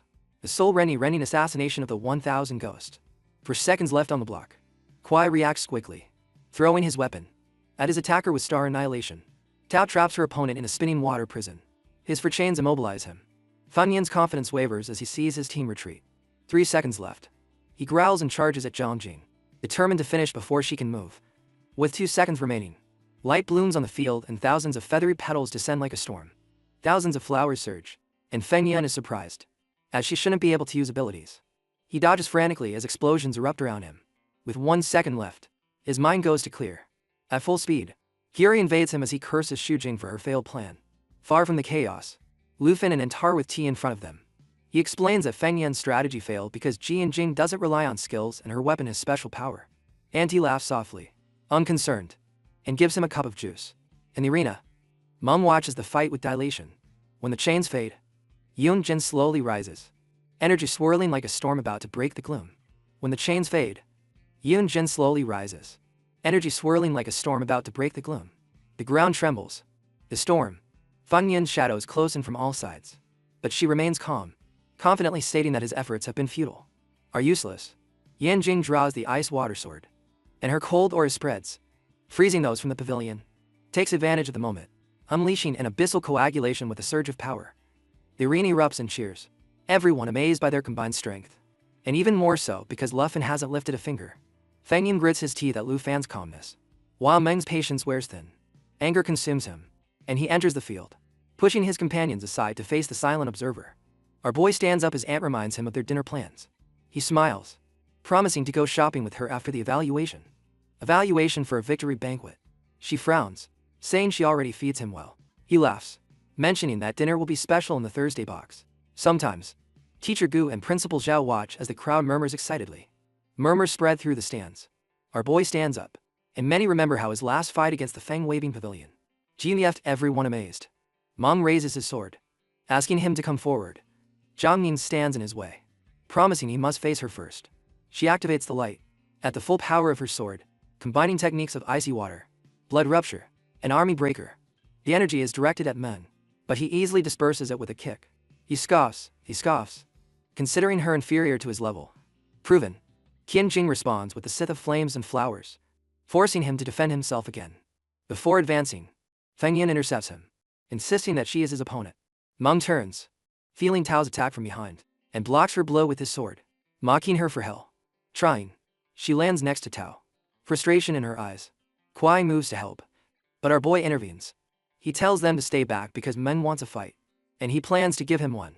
Then he praises their teamwork, adding that if this had been a real battle, the Fang Fang Jump Pavilion would already be gone. Mok walks Tao again, hurling insults about Lu Fin hiding behind women. Tao tries to block him when a dark shadow crosses the air. That is the hellish serpent's arrow. Sil goes past Men, forcing him to retreat. Lu Fin orders Zhang Jing and Tao to fall back and protect Ant with Keyue. Men and Tao leave. Ning tells Feng Yin to retreat as well, saying he won't be responsible for friendly fire. The spectators lean in, whispering whether Lu Fan will call his dragons, and if winning like that would be fair. Mengzerk glows deep red as he declares himself a true warrior, forged in battle against beasts. His weapon spins, cutting the air, and he throws it at Lu Fan, who easily dodges, his energy increasing, darkening to a total silence. Meng rises, invoking Skybreaker, and launches 2 immense slashes that fall with force. He roars, demanding to know why Lu Fan doesn't summon his dragons. His serene voice echoes in the arena, saying, "Seeing a dragon requires surviving long enough to deserve it." He gestures for Meng to come closer. FURYCOME, Huen Selovi, as his body begins to twist and swell. His companions freeze in horror as his form overflows. He becomes an imposing beast. Fur ripples across his body, claws glisten, and his eyes burn crimson. It's the transformation of the berserk blood wolf. His true strength revealed. The werewolf's roar shakes the sky. Ground. Every breath radiates violent energy. Our man advances without hesitation, recognizing the danger, but unperturbed from a distance. He raises his hand and fires another underworld serpent arrow. The gleaming projectile heads towards Men. Lu Fin warns him and threatens in the air. He realizes his mind is gone, and only he realizes his sanity has been lost. Consumed by a rage that blinds him to friend or foe, Lu Fin raws his bow and launches the serpent's shadow arrow. The creature abandons, belly, breaking the ground as he warns that continuing like this will turn him into a mindless killer. Meng doesn't stop. He lunges towards Feng Yan, whose terrified voice echoes across the field, begging him to regain his sanity. Xu Jing reacts quickly, raising a protective wall of sorcery in front of Feng Yan and apologizing as he orders Wang Hu and Shen Zhang to fall back. The audience gasps as they see Meng attacking his own teammates. Panic spreads. People scream. Some flee the stands while others call for the teachers to intervene before someone gets skilled. Teacher will ask the principal to stop the match, but he hesitates. Lu Fen has already advanced, preparing for the match. His next attack. His bow glows with spiraling black energy, warning that it's the only way to stop him. Get Mom before the beast takes full control. In an instant, he shoots and follows up with the dragon language replica. Leaping thunder. Lightning crackles in the sky, trapping the werewolf in an electrical storm. Feng Yan's scream pierces through the thunder as the current jumps repeatedly. First jump. Second. Third. Fourth. Each bolt chaining from one pavilion member to another. The audience runs for the exits, fearing the lightning will spread. The principal shouts in alarm, asking if the audience and Luffen plans to kill them. But he does. He remains calm and assures the principal that he is not killing them. He's just making sure they spend a few days recovering. When the lightning fades, Mom returns to his human form. Exhausted, the crowd is in silence, amazed at how it all ended with a single skill. Moments later, the crowd cheers. Teacher Gu declares the end of the exam, naming Lu Fan, Jin Jing, Kuai Yuaitao, and their external support Tia Han as the champions. Kuai smiles with pride at Luffen's outstanding performance. Ant reminds him of their dinner plans and invites his family.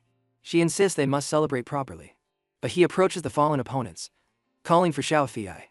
Cast, do it. They sweep through the crowd at the sight of the little dragon girl. Some wonder if she is the human form of the great black dragon from before. Others remember his fight with Chen Yanxi and murmur that perhaps Lufen uses dragons to soak grudges. Mom weakly rises and asks about his intentions. He remains silent as Xiao Fei raises her hand, casting the foundation of life. A warm light spreads, healing everyone on the field. Mong is astonished as he sees his wounds disappear. He turns away, telling him not to waste his potential by staying with the weak, like the Feng Yem Pavilion. Meng clenches his fist, refusing to accept it. He doesn't. He roars in disbelief, saying it's impossible for him to get the fastest promotion to the 3rd level in the history of the blood-coated army.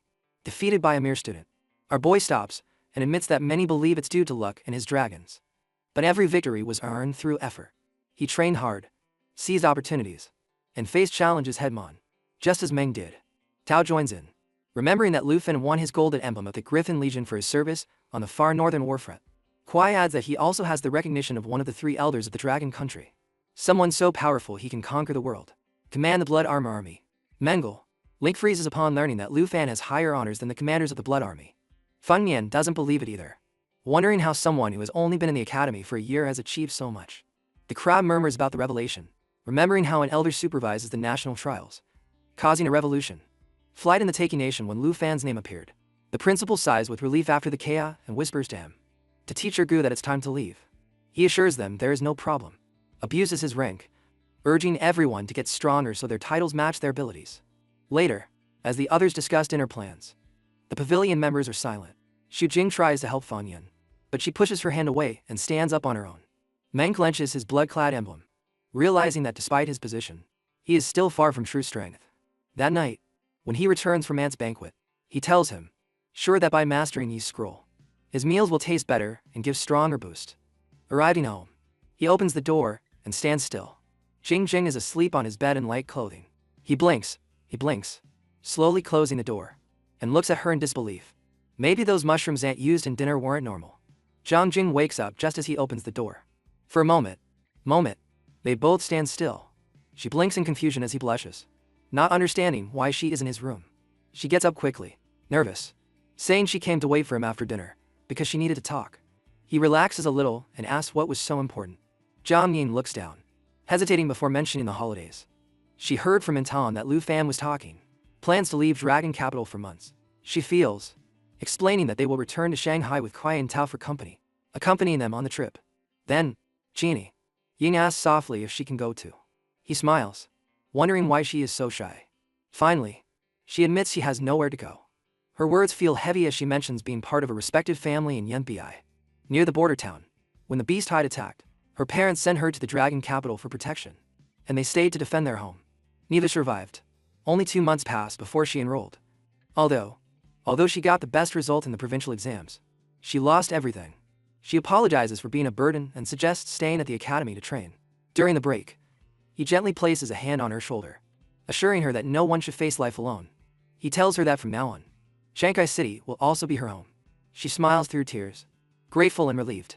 Deep in Shangyu, in the Taji nation, the divine bones awaken. His power stirs with a purpose to hunt Lu Fan. The news travels fast as Lu Fan's group hears about a great beast in the Taiki nation, paralyzing endless flights. And sighs, breathes, joking, saying it seems everyone has something against them. But our boy suspects the Liu family took power after the Jin family's fall. Although his bounty is no longer up, he can't help but feel that hidden forces are at play again, and brushes off the worry, saying that what happens there no longer concerns them. It's been a long time since they saw the video in Shanghai City, so she prefers to think about showing him her new home. Our boy agrees, choosing not to worry about things beyond his reach. For now, rest should be about peace, not paranoia. Meanwhile, chaos erupts in Tianshu City. The divine bone dragon descends, turning everything to ash and rubble. Where the city lord, panic reigns. Lord Liu arrives, bringing the guest the dragon requested. The great divine dragon looms, while smaller ones circle like vultures. Lord Liu notices the messenger is gone. Survival depends on pleasing this creature. He orders his men to bring the person he wants. Two figures are dragged forward. Chen Yanzi and his sister demand the divine bone dragon, the dragon Tamer. Dragon's Liu points to Chen Yanzi, saying he is the only one in the Taikai nation who can control dragons. Shen understands that the creature hunts dragon tamers and must flee. He pushes her, urging her to run. But the divine bone dragon blocks all paths. A suffocating aura fills the air as the dragon sneers, calling him a pathetic imitation of true dragons. It advances and crushes a dragon, cruelly warning that if Lu Fan doesn't surrender, no one will be spared for being useless. Flames erupt as its power grows. The guards lift Lord Liu, shouting to fall back as chaos spreads. In the confusion, Shen Qinxianzahai sneaks away and crouches behind the rocks, hiding in silence. His sister's panic screams cut through the noise. She calls his name over and over as the monsters surround her, begging for help and pleading for him to come out of hiding. Shen watches coldly. A bitter thought rises within him. Both he and Lu Fan were tamers of dragons, but only he ended up trapped in the sad fate. The thought echoes in his mind. It must be Lu Fan's fault. The creature lunges towards his home, but as he opens his eyes, hesitating, he sees the beast stern against Chen, dragging him and beating him. The creature approaches, asking for recognition. Trembling, Shen admits his target is Lu Fan from the Dragon Academy. Now at home for the break, he continues. The beast commands him to lead the way. Then it throws him to the ground, setting its conditions. Obedience gives him the power of an ancient god. Refusal means he will die for it. Desperation overcomes fear, and Shen accepts, asking for whatever will give him the strength to kill Lu Fan. The beast opens its jaws, releasing a purple sphere that pulses with evil energy. It says hatred and unwillingness are ideal vessels, and it throws the sphere into Chen's chest. His scream is heard. The scream echoes in the cave as the energy envelops him. Return, twisting his form until a monstrous figure rises. Divine Bone Slave, Shen Yanshi. Level 110. The beast says Chan has been reborn as its slave, his life bound to its will. Emerges into his pet's pace, warning that if he doesn't find it, he will die instantly. Chen, trembling with his new power, bows and promises to serve faithfully.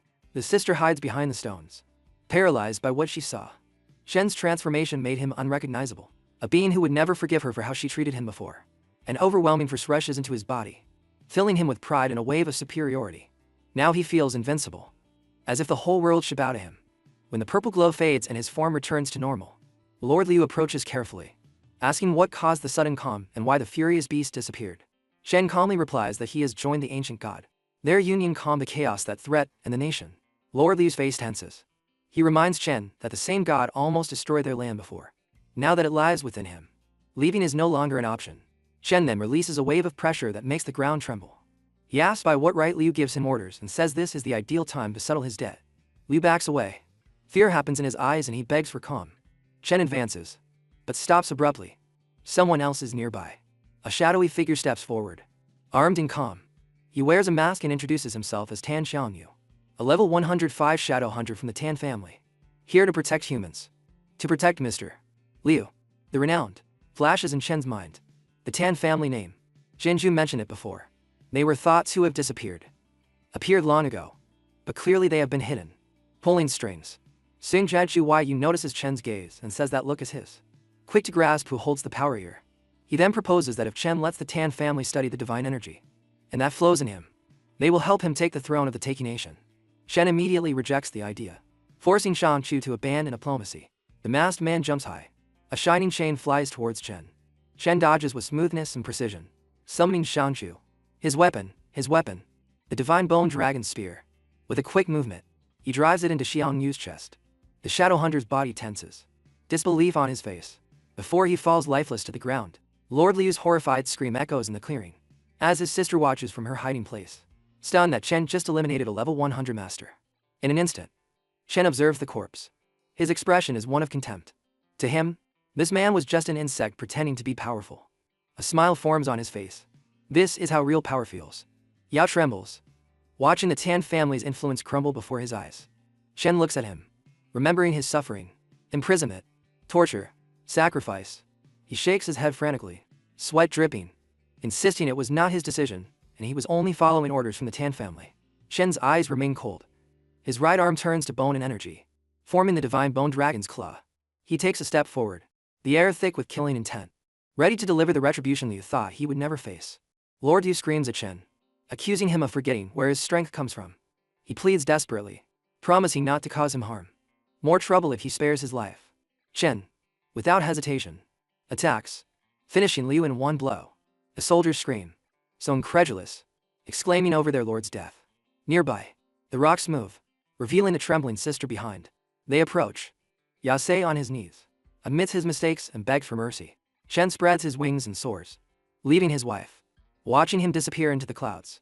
In the afternoon in Shanghai, Lu Feng and his group return home. At the entrance, Sung Ge, the Qin family's loyal steward, greets them warmly. He praises Lu Fan, saying he watched every match and admired how his rivals didn't even understand how they lost. He still can't believe he leads a group of legendary dragons. Our boy responds humbly, thanking Zhang He for leading his first expedition to the secret realm and expressing joy at seeing him again. And happily tells Zhang Jing that they will be staying at Hengsheng Garden, a luxurious residence given to Lu Fan for winning first place. Tao mentions that she misses her parents and wonders if they miss her too. Kuei Lo dismisses it, saying his uncle already called to arrange a royal banquet to welcome her that night. Soon, it's enjoyed. The news spreads that the great beast-tide crisis of the Taiki Nation has officially ended. Reports from the Taiki Nation, they say Lord Liu died bravely in the final battle, sacrificing himself to save the civilians and led the resistance. Tao sighs in disappointment, admitting she partly hoped the beast tide would completely wipe the nation off the map. Aunt disagrees, saying the country changes rulers frequently. Perhaps the throne brings bad luck. Our boy is a man. He wonders if he caused it, thinking that a beast tide strong enough to destroy Taiki is almost impossible. Since he mentioned that there are still several hidden 5th advancement experts there. The car stops in front of the Qin family's villa. Cuiv sees her father and uncle at the door and runs excitedly towards them. The girls receive warm hugs. Kui's father, Qinshin Haishai, introduces himself to Lu Fan and Anmi, describing himself as a combat knight and mentioning his father, how much his daughter has grown in half a year. He thanks Lu Fan for taking care of her on their travels, and thanks him for sending his private car to pick them up. But he brushes it off as a small favor. He introduces Tao's father, Tao Shan, the richest man in Shanghai, who jokes telling him that he is just a simple businessman, while claiming that Shan is the truly rich one. Tao Shan's profession focuses on increasing pleasure, which makes the group smile. Lu Feng greets them kindly. Tao Shan gives him a kiss, praises him as an exceptional young man, saying his daughter often mentioned how he helped her train, guiding her to level up and even sharing equipment. Tao blushes, denying she praised him so much. Shin laughs, impressed that our boy helped Qi reach level 40. Tao Shin adds that Tao's class upgrade wouldn't have happened without him either, saying both families are very grateful. Our boy responds modestly, saying they just helped each other as companions. Tao quickly intervenes, insisting she didn't talk about him all the time, only sometimes, which makes everyone laugh. Kim turns to Jiang Ying, noticing she is quiet because the day has been long. He suggests they all rest. The next morning, he and Tao Shan plan a welcome banquet for the group. Tao Shan invites Lu Fan, asking him to honor them with his presence to express their gratitude. Lu Fan, Tiu, accepts with a nod. After the visit, the group returns. Shin asks the driver to take them to Zhongshan Garden. Kuai thanks him, thanks her father for thinking of her friend and arranging everything. He laughs, warning her not to say later that her old father reacts slowly to her needs. On the way, our boy apologizes to Ji and Jing for not introducing her sooner. She plays it down, saying she's still new to the city. Auntie assures her she will adapt soon and promises to show her around. The doctor adds that there is little to prepare. Din Zhongshan is always ready because Mr. Shen sends people every week to clean and maintain it. Lu Fen thanks him, and asks the driver to pass on his thanks upon arrival. and proudly shows Jean Jing her new home. Jian Jing observes in awe, calling it impressive. In the next morning, the group gathers at a large restaurant in Shanghai for breakfast. Lu Fan sits in silence, realizing that accepting yesterday's invitation without thinking might have been a mistake. Both fathers are quite drunk, praising Lu Fan while trying to claim him as a future son Tiela. That Lu Fan is a perfect match for his daughter, while Tao Shan insists that his daughter is the ideal partner for him. The young people just look at each other. Tao Shan raises his hand, a glass towards Lu Fan, saying his calm is balance is Tao's fiery spirit. Lu Fan politely declines the drink, thanking him anyway. Shin disagrees, joking with Tao Shan that he hasn't noticed how softly Lu Fan speaks to him when he addresses Caillou. Why? Tao Shan. He laughs, insisting that his own daughter is cheerful, honest, and incapable of scheming. He watches her with pride as she eats. Shin smiles and mentions that his daughter has had feelings for Lu Fan since she was little, calling them destined sweethearts whose union seems inevitable. Kui almost chokes on her food, blushing, begging her father to stop before he says more.